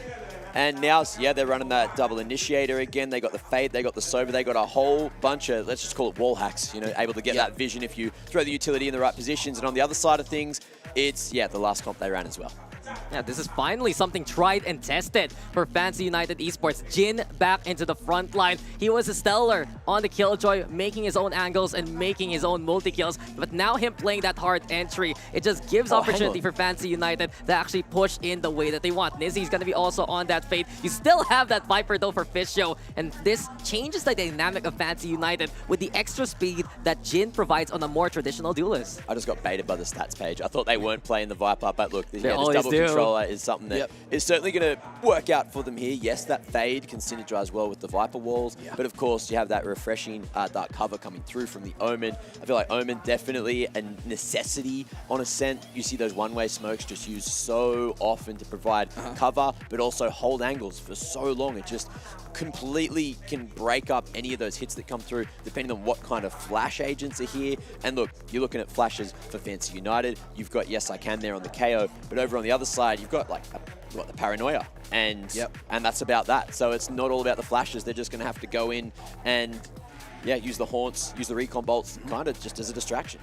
But what Fancy United, I think, here don't have, while they might both have, that Paranoia pressure, they don't have the passive information gathering a Sentinel gets you. There's active information gathering where you use a recon, a scan, a haunt, right, where you gain that actively, and passive where you just leave it there, and if it gets destroyed or shot on out, then you know somebody's there. And that's what at least Naos have here. That leaves them be able to focus on the fight a bit more, knowing their back is checked by a turret or an alarm bot. Overall, Naos will keep tabs on whatever Fancy United will want to do. They have that Sova to be a bit more active, as you mentioned. They're still going to have that Fade anyway. And given the fact that they can gather that intel, whether on the attacking and the defending side, they're going to find out what the movement of Fancy United is all about. One thing Naos Esports does so well in their own local challengers is they just use both of the intels towards the side, and then they just clear out whatever is scanned because they know what the overlap is. Now, for Fancy, of course, they're not playing with that Sentinel. We've gone over that, but, Viper, kind of a pseudo-Sentinel. We've gone over that as well. You throw that utility, it's stuck there for the most of the round unless you can get in the orb. And having that Viper, do you think it's as powerful powerful as having a Killjoy locking down a site on their own, because you do see teams very regularly, you know, stacking a site, four on one site, one on the other, very high pressure on the solo individual to hold that down or play for the retake.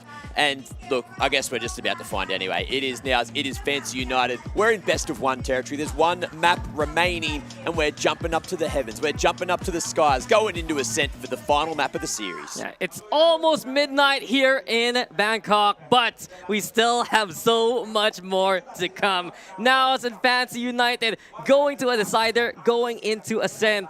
And as we've seen from Fancy United, it's still that Viper for one good reason. It's for cutting up these sites, cutting up these angles, and something they can play aggressively with.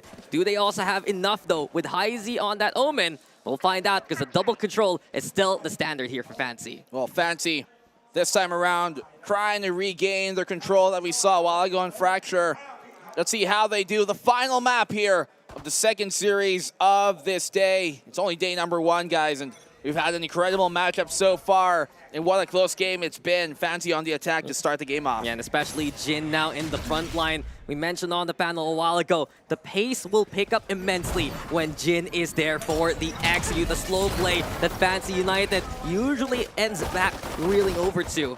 It's not going to happen here. Jin, though, denied by Senior Carl. Fancy with a quick take towards A side still. Yeah, spam on through there, connecting. And this is, I think, a big thing that will help now. Is that Prowler is going to be a big piece of utility. Job good for the one, but Wits, the trades here, they're working out in Naos' favor. It's 4v2. Yes, I can. Looking for the push. Flash through the Poison Cloud. It's perfect. No way! But he can't get the takedowns whatsoever. They're blinded. Sure, but no frag comes his way. Here comes Senior Carl leaping with the knife open. But beyond that, Naos had the numbers and had the angles for the retake. Senior Carl was just like, witness me, and trade off of my position.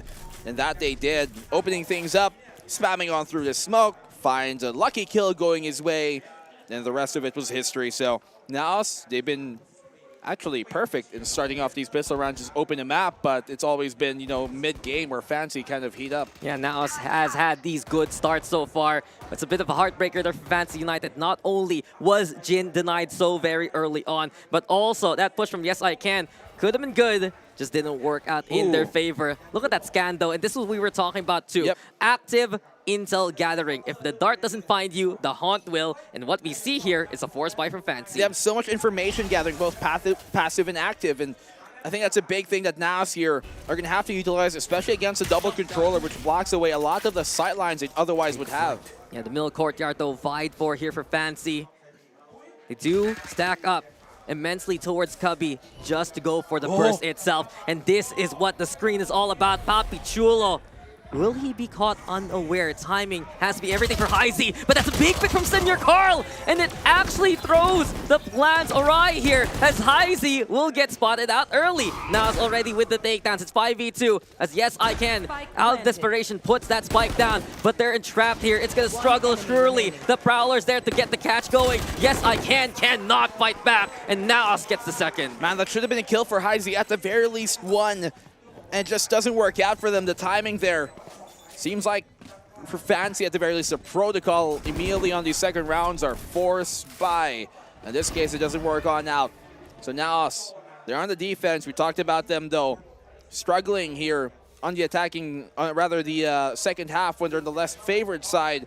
But to be fair, it's been their defense that has been more of a liability. In this case, they get to start on it. Well, if they're able to build up that lead, it helped them out immensely when they found those struggles a while ago on Pearl. But such a crucial kill. That's the problem if your Viper is found out first and foremost. And we see that for FCUI. They want to make a veil just to hide their other intentions. But when that's dropped, especially by Naos, suddenly it's just quick reactions from the defense. Well, Naos has the moment here. On this, it's not even just an anti-eco, if anything. Curious that Fancy still go for that option, considering the first round ended in a 3v1. They weren't able to get enough kills to, I think, justify the force that way. Chop loves playing this position no matter what weapon he's got. He's happy to play a corner that contests the main immediately. And not only that, it's specifically for this toxic screen as well. He's going to find an angle even if it goes up, albeit barely. You can see for Fancy United, this is what they want to do with the Viper all the time. An aggressive angle to cut up that side. It's not enough though for A, they go for B instead. And this is what's great about the composition of now. So you have an initiator per site that has so much information gathered. There's drones, there's the prowlers, there's the haunts, the recons, everything. Senior Carl starts things off, but Jin, that's a good trade for him. Ooh, Senior Carl with a second, but Fancy United overrun the opposition anyway. It's a 2 for 2 that Fancy United can actually scrounge some guns along the path. Yes, I can already with a plant. Wits though, trying to find any kind of angle to lob those shock darts towards to. But as Fancy now holds away towards the market instead. Wits will try to go for the clear. Visio caught out. Ja gets another one too, and Naos Esports, you can feel their excitement now. Bonus made and won by Naos. Oh, what a way to do it too. So I like the tenacity here by Fancy to take those fights and even win them 3v3 on the initial push, finding those market picks, opening up shop, but Naos, at least they keep it secure for their sake. I'm wondering at what point do Fancy start giving us that, I guess, look that we've come accustomed to. I mean, Fancy United have made these rounds contentious. You see, all 3 rounds so far have gone to a spike defuse after Naos Esports wipes them out. You can see that Fancy United, they have the mechanics just to try and even up the odds or at least open up the sides. So there is a fighting chance for Fancy. But Naos, especially from what we saw towards Pearl, it's been smarter decision-making, smarter covers. Paranoia is the play though. Ja now bothered by the haunt. Yes, I can. Actually, able to get a second above him, get that takedown, and Fancy United will find the frag early on. Well, Fancy as of the moment here, still yet to gain a round. Yes, I can. Damage done early towards him. But they do have that null command, I think, so they can use it in this round and still just ignore the amount of the damage that he was able to take anyways if they get him back up afterwards. But Naos, I'm not too sure how ahead of the curve they are here. Yeah, the gamble there doesn't pan out for Naos. At the very least, though, they still have some strong anchors here. Papi Chula and Mojer keeping an eye out on that B site together, looking likely to be hit. And not only that, the Nano Swarm in the way for both the switch as well as the main push itself. Fancy now coming closer and closer to go for the execute. Null commands begin with Fragment also to try and stem that Speedway hold. Look at the Paranoia connect. Fancy, Stellar Utility, but Mojer has no fear. Decides to step up back towards the platform. Get 2, but that one is rescinded as Bishu gets the resurrection on the KO. 4v2 for now. That's what I was talking about. So, doesn't matter. Nullifies there with a null command. The amount of damage done early in that fight, in that opening bout.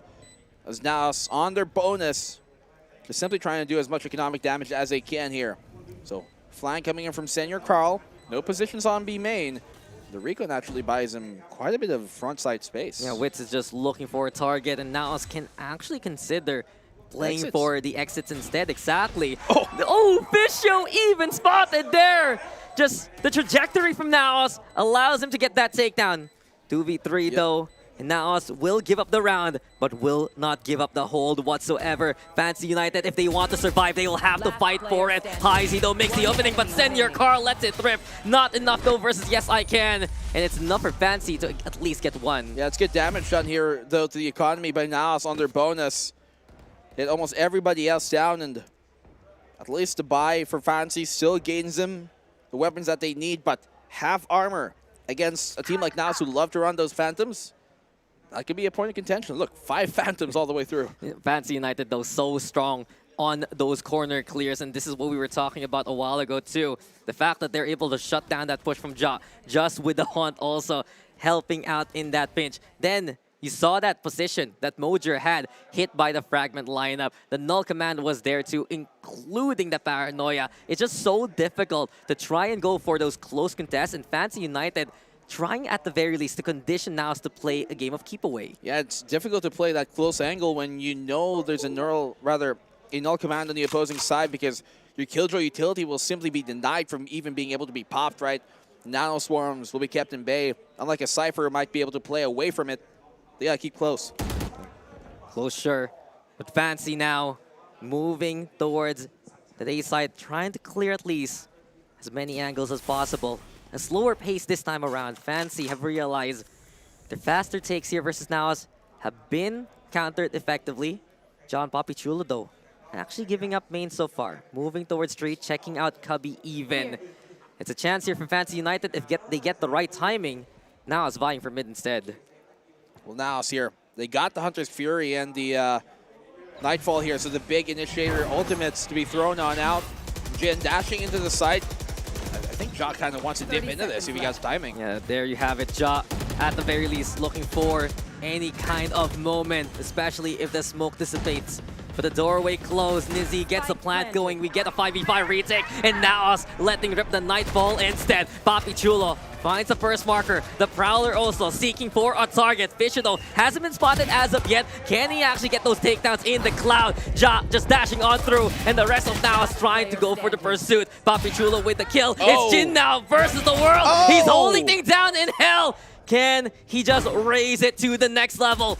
Dashing across to the other side, trying to find another time, another angle, but Papichulo is ready for it anyway. 4-1 now, as Naos, it was a bloody retake, but they made it work. It should have been cleaner, though, I have to say. 1v3 there at the end, getting isolated, but Jin is just such a great talent to try and make things happen. Luckily, they had much more time to deal with that. Otherwise, if Jin was able to, if at least the post-plant was able to hold enough, then Jin would have been able to burn enough off of the clock and maybe make that force out to happen as the time was ticking. Still look at Naos here. A bit of a precarious position economically. Luckily, they got the blades, but that Nightfall just did so much work. Another round, though, and another defuse. Jin just going absolutely nuclear there, down below towards hell. But it just wasn't enough. Too many targets. The clear there from Naos was clean. And especially that they were able to pass through Fishio, still get a foothold onto the site anyway. It allowed Naos to just flood on in towards the site, even if they were getting picked apart one by one. Well, we're in a pause. Oh. Again. Another timeout. Another time to call the stories here. 4-1 though. Naos, they're in familiar territory, but by this point, right, they shouldn't be relaxed about these kind of situations. Fancy has always answered back to fight for these maps. Yeah, Jin's got the blades at least here. They're trying to make some work with it, trying to make something happen. But now, so far on the defense, I mean, it makes sense that they're doing better, right? It's typically around these, I guess, situations around 6, 7, 8, 9 forward in the first half. We do see Fancy gain some ground and at least cut that lead down, potentially top the game, or even take a small lead of their own based on the opening map number 1 and the map number 2 a while ago, especially there in Pearl. And if you're Naos right now, if that happens once more, if Fancy are able to build up a lead here, rather catch up on the lead built up by Naos and build a few rounds in a row, how does that affect the mental of a team here who have just been trying so hard, but Fancy have just been always on the track? I mean, they shrugged it off in the second map, though. It's up to Fancy, honestly, to make that catch-up a reality. There's always that chance. You have 3 ultimates now available. They've been relying on Fishio and his Viper for so many of these 8 takes. But if they move towards B, it's more of a responsibility on HiZ to set things up instead. We're getting back into the game, though. And now it's esports. One more time, one more test coming their way. Well, let's get right into it. Back into the game. Rifle and blades, more than enough for Fancy to play with. Push on here towards that B site. They got the utility faced actually quite up front. And CCR Carl wanting to play off of it to the hot. He still gets it dealt with. Oh, he's still alive and he still gets the takedown anyway. Jin couldn't hit his shots. And from that point on, now still stable onto the site. Big scan too. As Nizzy tries at the very least to anticipate the width push itself. Smoke though gone, and it's Nizzy who does get that takedown. A struggle still here for Fancy United though. They only have 1 rifle to work with, and they're trying to actually exit away towards the defender spawn with a spike in hand. Papichulo, he's going to have a big round here. Let's see, will they check him up close? Gets the 1. Second to follow up, but no, yes I can does. That firepower still in the clutches here of Fancy United, giving them a fighting chance. Now it's trying to go for a pinch itself. I do wonder what the plan for Ja is on that A side, but Mojer instead, it's just immense collateral damage, sprays them down, takes them both down, and it's another round for Naos. But if you want to talk about damage, I think economically Fancy did pretty well there. considering what they brought into the desk, or at least onto the table. Rifle, blades, and they still get 3 of them down. And you look at the economy here of Naos, it's really not the most fortunate you've seen. Yeah, it's still quite a perilous state here for Naos. A single tip of momentum, that economy is not going to be the best for fighting against Fancy United. And then that's when they can get that kind of momentum. Then they can go for that push. And you can see for Fancy United, no matter what situation, they can make space out of what they have. Well, luckily there, for Naos' sake, that Mojo was right on point. But I like the idea from Fancy to kind of pivot off of that position, right? Kind of keep Naos guessing, and the more unorthodox decision-making that Fancy have, it's, I think, really the biggest concerning factor here for Naos in this series. Yeah, bit by bit, Fancy United has gotten more topography of the map. You've seen them go even deeper than expected. You've seen them actually make their way towards Naos' spawn itself. And I do wonder, moving forward, will we get more of a split approach here for Fancy United, given the fact that even with lesser guns, they can find the entry? I'm curious as well, knowing that as how Naos like to play a lot of times, will Fancy start to adjust in the way that they condition Naos to be in the positions they want to be? You talked about, like, for example, Jop being there up the top on Heaven, on towards that A side at the very far corner, and then with to try and circumvent, right, the Viper wall that goes typically across the site that cuts it in half. And if they know now that they can condition Ja to play in a place like that, then maybe they can have a combo to take him out before they execute. Things like that is where I wonder, where do Fancy give us more of that sophistication we saw in map 1 and 2? Yeah, it's been telegraphed though for Fancy United, and I feel like that's their biggest problem so far. Compared to the first 2 maps, this has been more studied by Naos. This is more akin to the Fancy United style. And yes, they get success because of their absolute strength in finding those openings as you're just swatting away whatever fights you have there. It is still a bit more known to Naos Esports, and they've done really well dealing with whatever wall setup the Viper has. They're effective also at catching Jin in the act. And with that shift from Fancy United to a more faster style, truthfully, Naos feeling a bit more comfy against it. Well, I'm curious to see how Fancy use this Viper's Pit coming into the round, if they even use it in this round specifically. That's meant to make that post line more difficult. We see a lot of teams trying to take deep tree or CT control, if it's on the B site in that case, with that Viper's Pit in that post. But now they've played quite a bit far up forward here towards this B site, and you really want to make sure that they don't give up ground for free, and they're marking this A main. Yeah, they're tossing some smokes as well, trying to scare off Naos Esports. Fake out some intentions now. Rotation here to mobilize towards A main itself. And Papi Chulo yet again. Fancy United denied any confidence actually to push forward. They're feeling the pressure, fearing any wine hold so far. Yeah. Eventually, though, you know that Fancy is a team that will still execute anyway. No fear here. Fancy United is coming. Paranoia, though, primed and ready by Papi Chulo. The Nightfell responds here, courtesy of Nizzy. And in the sea of green, it's Naos who gets 2 so far. Fisher, though, on the board. Papi Chulo still holding things down. He's made great plays here on Ascent, on this site. It's not going to happen this time around. Nizzy making it 2v2. Yeah, 2v2. They got the lockdown here in place. Spike flying down. All they have to do is wait for this to gain the control of the site, and then they can assume, therefore, that wine is where they're going to be. Yeah, just stuck into the corner here. Naos Esports now suppressing Fancy United over onto the corner. Mojo already sticking towards halfway. Actually just going to commit onto it. It's up to Senior Card to play Protector, and that he does for Naos especially. 6-1 as Naos just decides to defuse and call it a day. You know, if they just knew about that Fancy were in wine, I mean, you could have inferred in that case. He literally could have just run up to the A main, threw a seasoned wine, then stuck the defuse the entire way through, because they would have had enough time. But still, they do stick to defuse in a different fashion, and still Senior Carl kept them in check, so it all works out in the end. Fancy, though, having trouble dealing with a lot of the anchor positions now have set up for themselves within the sites, and we saw Papi Chulo just be a big menace to their plans. This is the intel inference. You always talk about the active presence of the initiators. The passive intel also provided by the Killjoy. And you've seen from Naos, all of these rounds, I'd have to say, that they come with intention, that they know where Fancy United is stationed, and their calls have been pretty much right so far. I mean, they're making good decisions, I think, in terms of their early game and where they decide to push. It's just been the execution of those decisions that have been a bit miss on the mark as compared to what we were seeing, you know, throughout map number 1 and 2.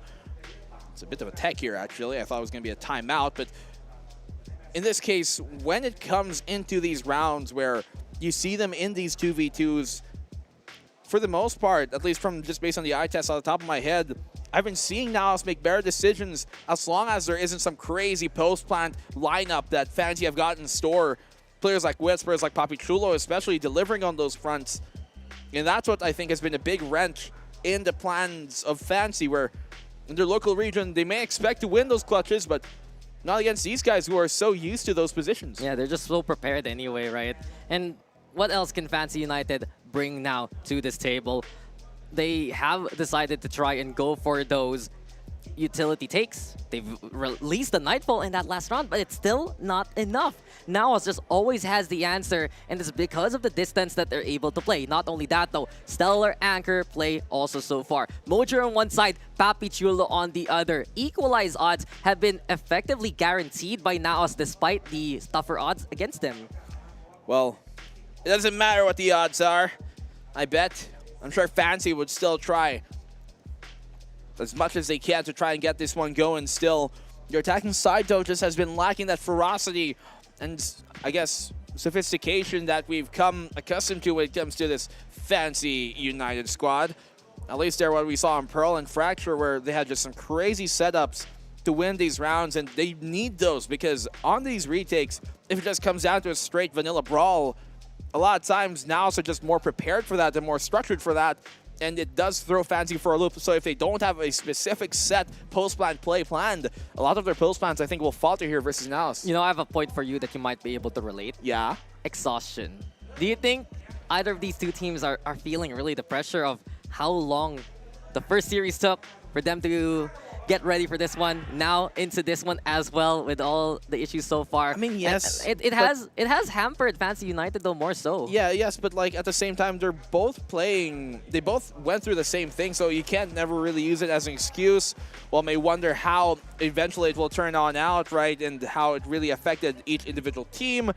But I think at the end of things, it comes down to also the mental of the players and how they're able to deal with those things. That speaks volumes of the presence, locker room wise, of like their coaching and their leaders. Naos has been very peppy though. I think you can hear them sometimes over our microphones. They're very loud. Yes. They're very hyped still, and whenever they get a clutch moment, they're the ones screaming their heads off more so than anyone else. They're able to build that kind of confidence, and it's just been some good energy that Naos has been able to feed off. Yes, it got very quiet once Fracture was done and over. But moving into Pearl, now moving here in Ascent, it's some spirits high here for Naos Esports that I feel like is playing a bit of a factor on the mental game itself. Well, to your point on that, on those, you know, pauses affecting them, let's see if anything changes after this tech.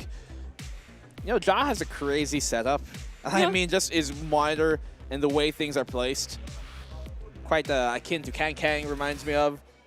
It's like horizontal. But I mean, we're going to see here how we'll get this game continued moving on forward. Wits, obviously, a big leader in that. And our leader for the paddle is right here. He's back. Bang, bang. He's returned. Bang, bang. I'm full of energy. I'm full of energy. Had a green tea. I'm feeling ecstatic. But look, this game so far looking really good for Naos. Solid on the defense, coming out, winning that bonus, winning the first 3 rounds. Looking really, really solid. And that's exactly what you want to see moving into the third and final map of the series. I'm sure you guys are both very happy about that. Yeah, I'm glad we're almost done for the second series, but we still got a third, man. Very true. I think it's just great to see Naos be a lot more convincing in these kind of rounds. Yes, it does come down to the defuse. Yes, Fancy United have found ways to at least put a mark towards the side, but we've seen from Naos that they're a lot more calm and collected in how they find these answers. And usually the answers are Papichulo and Wits. We saw also Senior Carl and Mojo just look at each other and say, you got this, I got you. You can just defuse this. And that intrinsic trust here from Naos, that synergy right now built up when Fancy United has been battering the team again and again for the past 2 maps. Yeah, and it feels like, look, the trade game that I was saying looked better for Fancy United, at least on map 2. feels like that's starting to swing back in favor for now. Maybe it's just still early days. We were talking about how Ascent, like in my opinion, is still mostly defender-sided, depending on, like, the region bias definitely comes in terms of, you know, they play in their own challenger tournaments. Each region might have a slightly different meta, and, you know, if a team is just that much better than the rest of the teams in the region, their stats are going to be skewed anyway. So, look, on paper, internationally, little bit of a movement towards that defensive side. Definitely. So it's going to be interesting how it all plays out. It's going to be interesting how the rest of this game plays out. But that's not playing out just yet. We're going to a break. We'll be back very shortly with the rest of the game.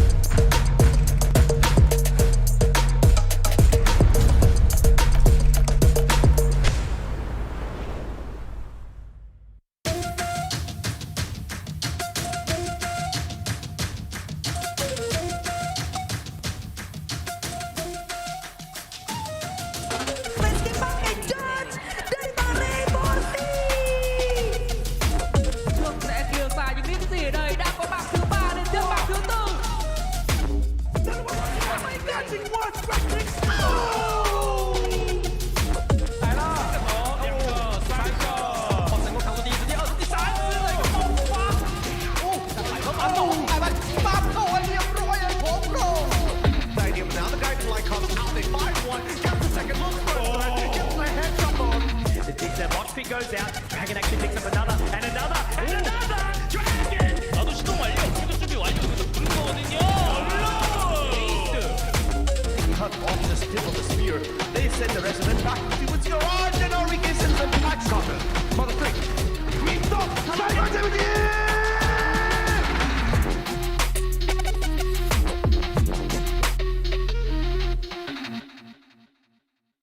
I want to talk about a region that actually doesn't have their own representation yet in VCT Pacific. It's going to be Vietnam, represented by Fancy United Esports. And this is another region that I think, clearly has been growing a lot, has a lot of fandom, and has had players that perform, but they just haven't really been able to break through into that international level just yet. The fact that they got here with no duelist on bind is mind-blowing. I think this is going to be really exciting. According to a lot of the other teams that they scrim with, that they're actually really tough to go up against. I think their unusual comms, a lot of the strats that they've been trying to attempt are unusual. This team has a Yoru player, and his name is Nizzy. Yeah, Nizzy. And then it's not on bind either, right? It's not on some of the maps that we're used to. What? Exactly. As the only duelist, right? They're playing Chamber Gecko and then Yoru in that composition. Very weird, very unique. If you're comfortable in that own style, you could reach the top.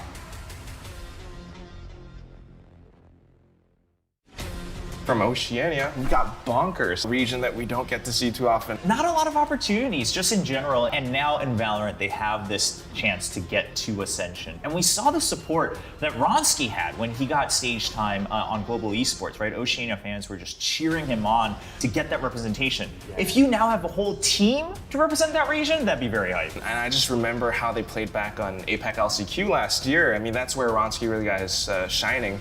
And when you look at Bonkers now, they've got so much talent, and it's really possible for them to make a deep run. Some of these players, Minimize, he's been around the scene for a long time. Their playstyle is very interesting. Dragon, for example, 3 different roles. He played Raze, Gecko, and Killjoy. Yeah. Killjoy. Very different, right? Yeah, that's like such a range. They're going to be really fun to watch. We don't get to see too often. This is Hong Kong, Taiwan. We've got one team. This region, they have made surprises in the past in various different games. It's very clear that they're passionate and that they have some infrastructure. It's just that they tend to be a little bit isolated and they don't tend to have as many chances, but Ascension is going to be one of them. The way that they performed in playoffs, Zayus was one of those guys who just, you talked about the stats, but he was also really aggressive, getting some first picks. And I think they had like a run back against a team that they actually knocked down into the lower finals, and then it came back against them, and they still beat them. I think it was a 3-0. That's a really big statement. Interesting to note, for one team, it's a full Taiwanese roster, and I do know the Taiwanese crowd in general, when they become fans of something, they're also extremely passionate, so it's gonna be really fun over there.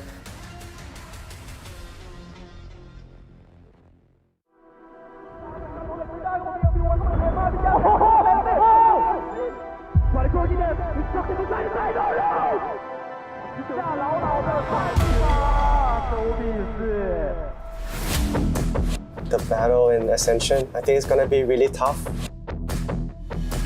It will be challenging, it won't be easy. It's gonna be very chaotic. I think this tournament will be very hard and a lot of pressure. Buat tim yang tanding di Ascension, we can't just play not to lose.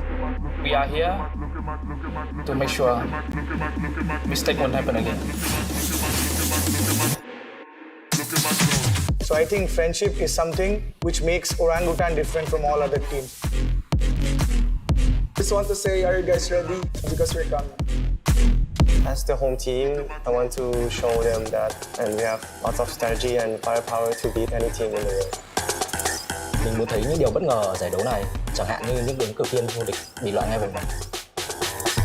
All the team here is a winner of their regions. I think this tournament will be very hard and a lot of pressure. We won't scare anyone. Bleed has no fear. Do we play against the Ascension teams? Yeah, we need ready for it. We feel like we didn't get the opportunities that we deserve, and we're going to prove why we deserve to be here. 저희는 칼에 갈아고 나온 게 아니라 총을 들고 왔기 때문에 都已经在这里了，我们不怕，来吧。Karena kita itu boom, kita itu confidence, kita itu pengen mendominasi sini ini dan kita tuh pede banget kita bakal angkat juara ya. You better bring your A game because we're not gonna mess around.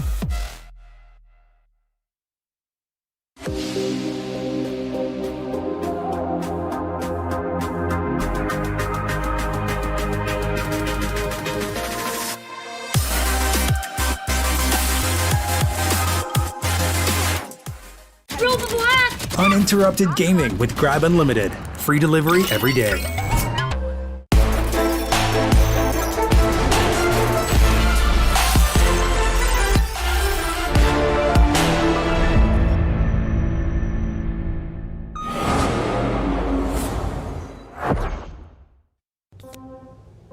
Uninterrupted gaming with Grab Unlimited. Free delivery every day.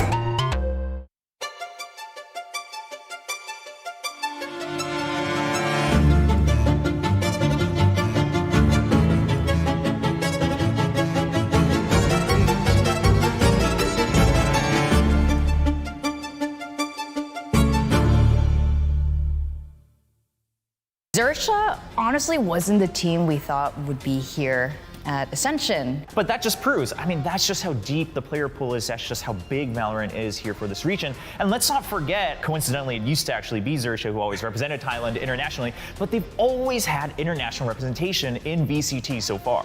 Let's talk about some of the Xerxia guys. I think we can start with ZC, right? Spelled out XZE. Just had some great performances, and I think, again, maybe vying for a chance to say, hey, Pacific continues to have these great controllers, because that's the role he plays as well.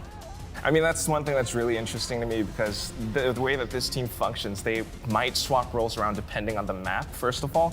Second of all, ZC had one of the highest clutches in the entire Challenges Thailand group stage. I'm really looking forward to Xerxia playing on home ground. I think it's going to be insane. I want to talk about Japan, a region that has definitely been growing, has had explosive support for Valorant, and it would mean so much for them to have an extra team represent their region, and this time it's going to be Scars who has that shot. It's really interesting because they're one of the other teams that plays a double duelist composition, and think about how they play off of that aggression. Jemkin is one of those players who has so many first kills and incredibly high ACS. Just in that grand finals alone against Jadeite, he racked up over 100 kills. You know, while, like you mentioned, a lot of people suspected maybe it would be Jadeite, maybe even household names like Crazy Raccoon or Fennel that would represent Japan, still, I think it's maybe good news for the region that a somewhat aggressive team is now trying to evolve, you know, Valorant in Japan and have that extra representation in VCT Pacific. There's a lot of storyline here and a lot of competition going on in Challengers Japan. So if you missed it, definitely check out the grand finals to get ready for Ascension.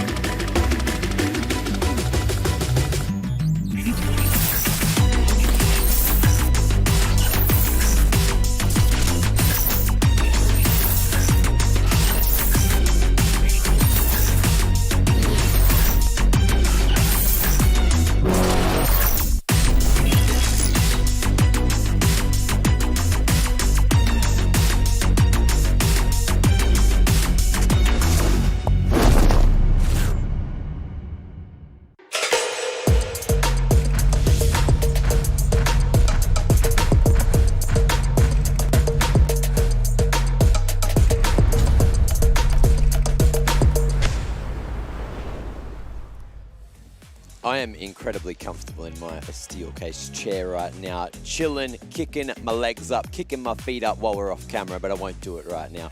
But I've got good news. The game is not too far away. I'm seeing the players getting ready in the server.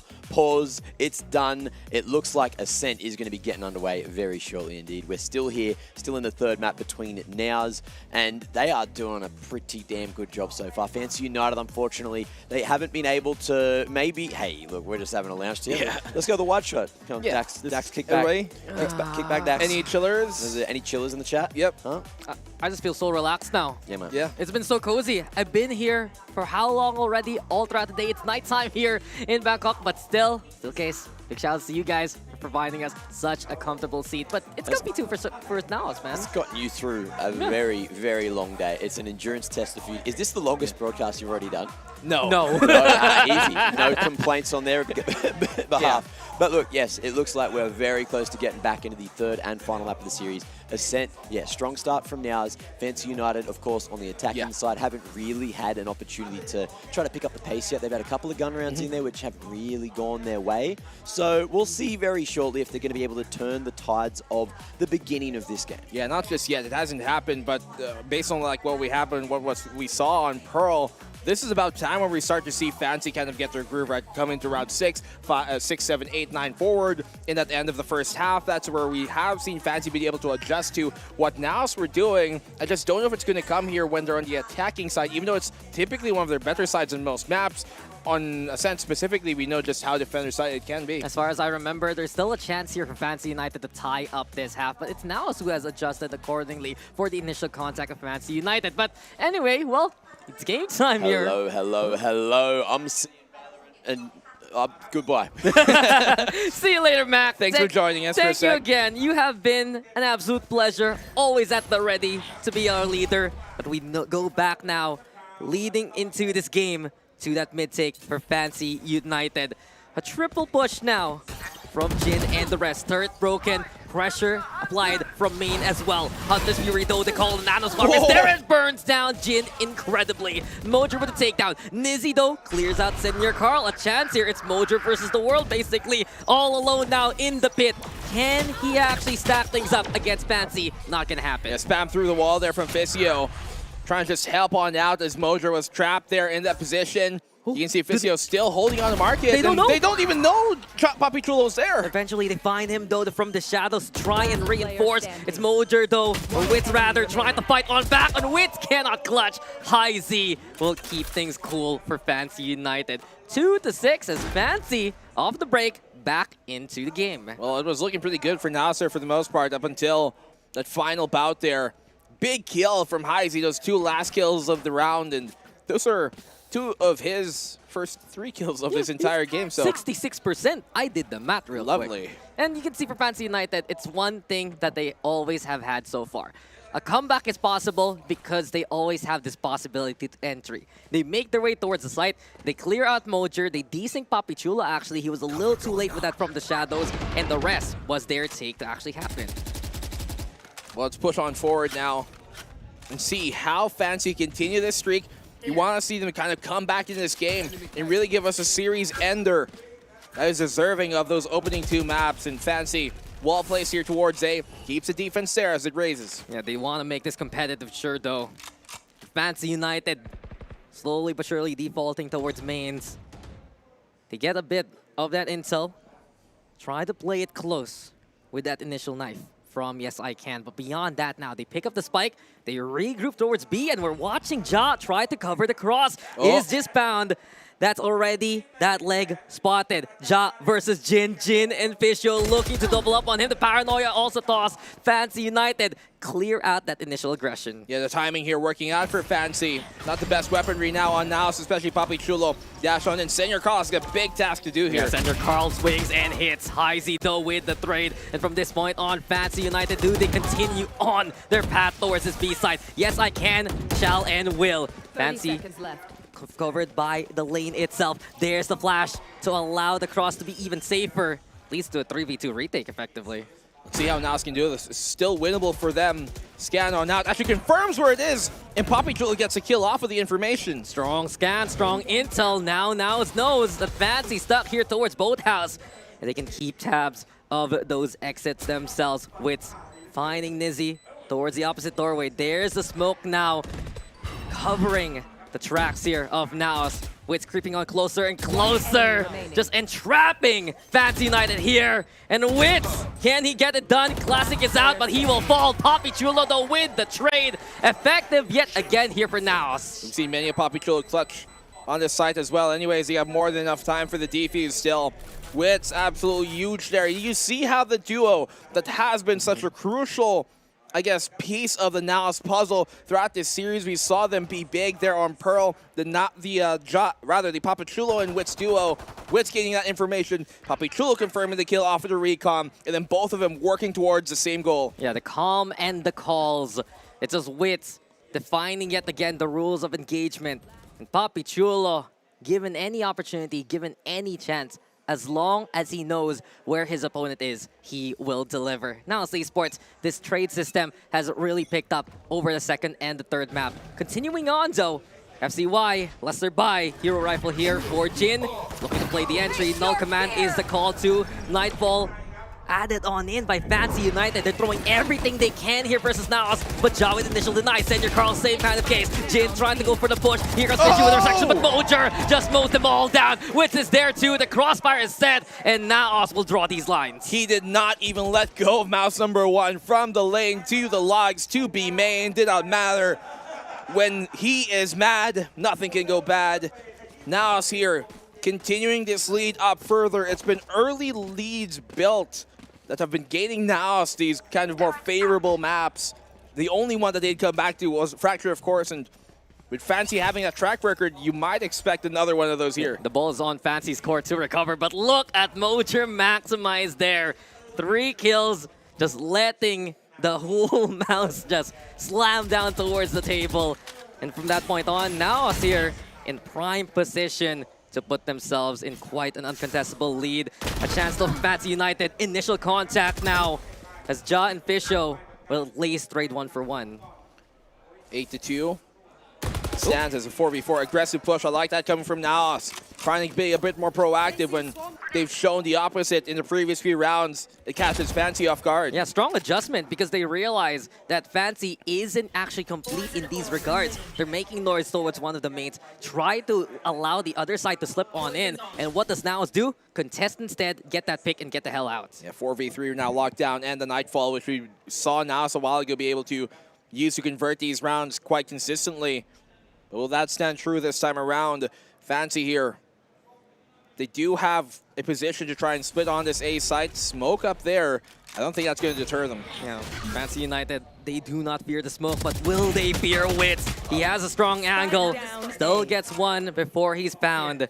Spike now retrieved though, and really all eyes for Fancy United are on Jin. Can he cross on through? Breaks the window. Makes that noise as the glass shatters. Nightfall, though, is the call, forcing Fancy United to try and regroup towards the side. Jin, though, still holds it. Wants to go for the clash versus Papi Chulo early on. Time running out. Fishu's going to be forced to go for the plant. And Senor Carl yet again. He's the protector of Mojer. The best bud, the best pal, keeping his own teammate alive. Fishu now stuck into the corner, courtesy of the lockdown. The Seas making it even more difficult, and everything is set for a Naos round win. Here you have it. Fishu fights, but he cannot fight the destiny that is Naos. Yeah, nicely done here by Senor Carl. You saw he had the lineup for it too, to put it right in place. And Senor Carl coming in big in that round, not just to Nightfall here, Dax, but making sure that he kept those holes plugged, making sure he kept the flanks checked. That's a check mark for another box. And now us yet again, just keeping Fancy United contained. It was a great effort there from Jin, but you know the disadvantage was clear already. And then the chance there, as Mojer had his back turned. Look at Senor Carl play protection yet again. He has just been keeping tabs of his teammates' angles so far in this game, and he's done wonders to protect them. Well, let's see how they can keep this protected. Naos have to get this 10-2, otherwise 9-3 curse, who knows? No, I'm kidding. It happened last time. It happened last time. You can never wait it on out. The push on in here, though. Papi Chulo, he's blind, but no one's checking him. They do, finally. Jin finds and gets that kill. Wits is there, though, to fight on back. Ja will fall, and Fancy United will stand tall towards the side. Still, though, high ground here for Senor Carl. Denies the plant, denies another one. Two fell, and leads to a 2v1 scenario. Can Mojer get the clutch going? It's Nizzy, though, spotted all that, and Mojer with a wall back headshot to get that takedown. 1v1 now. Yes, I can.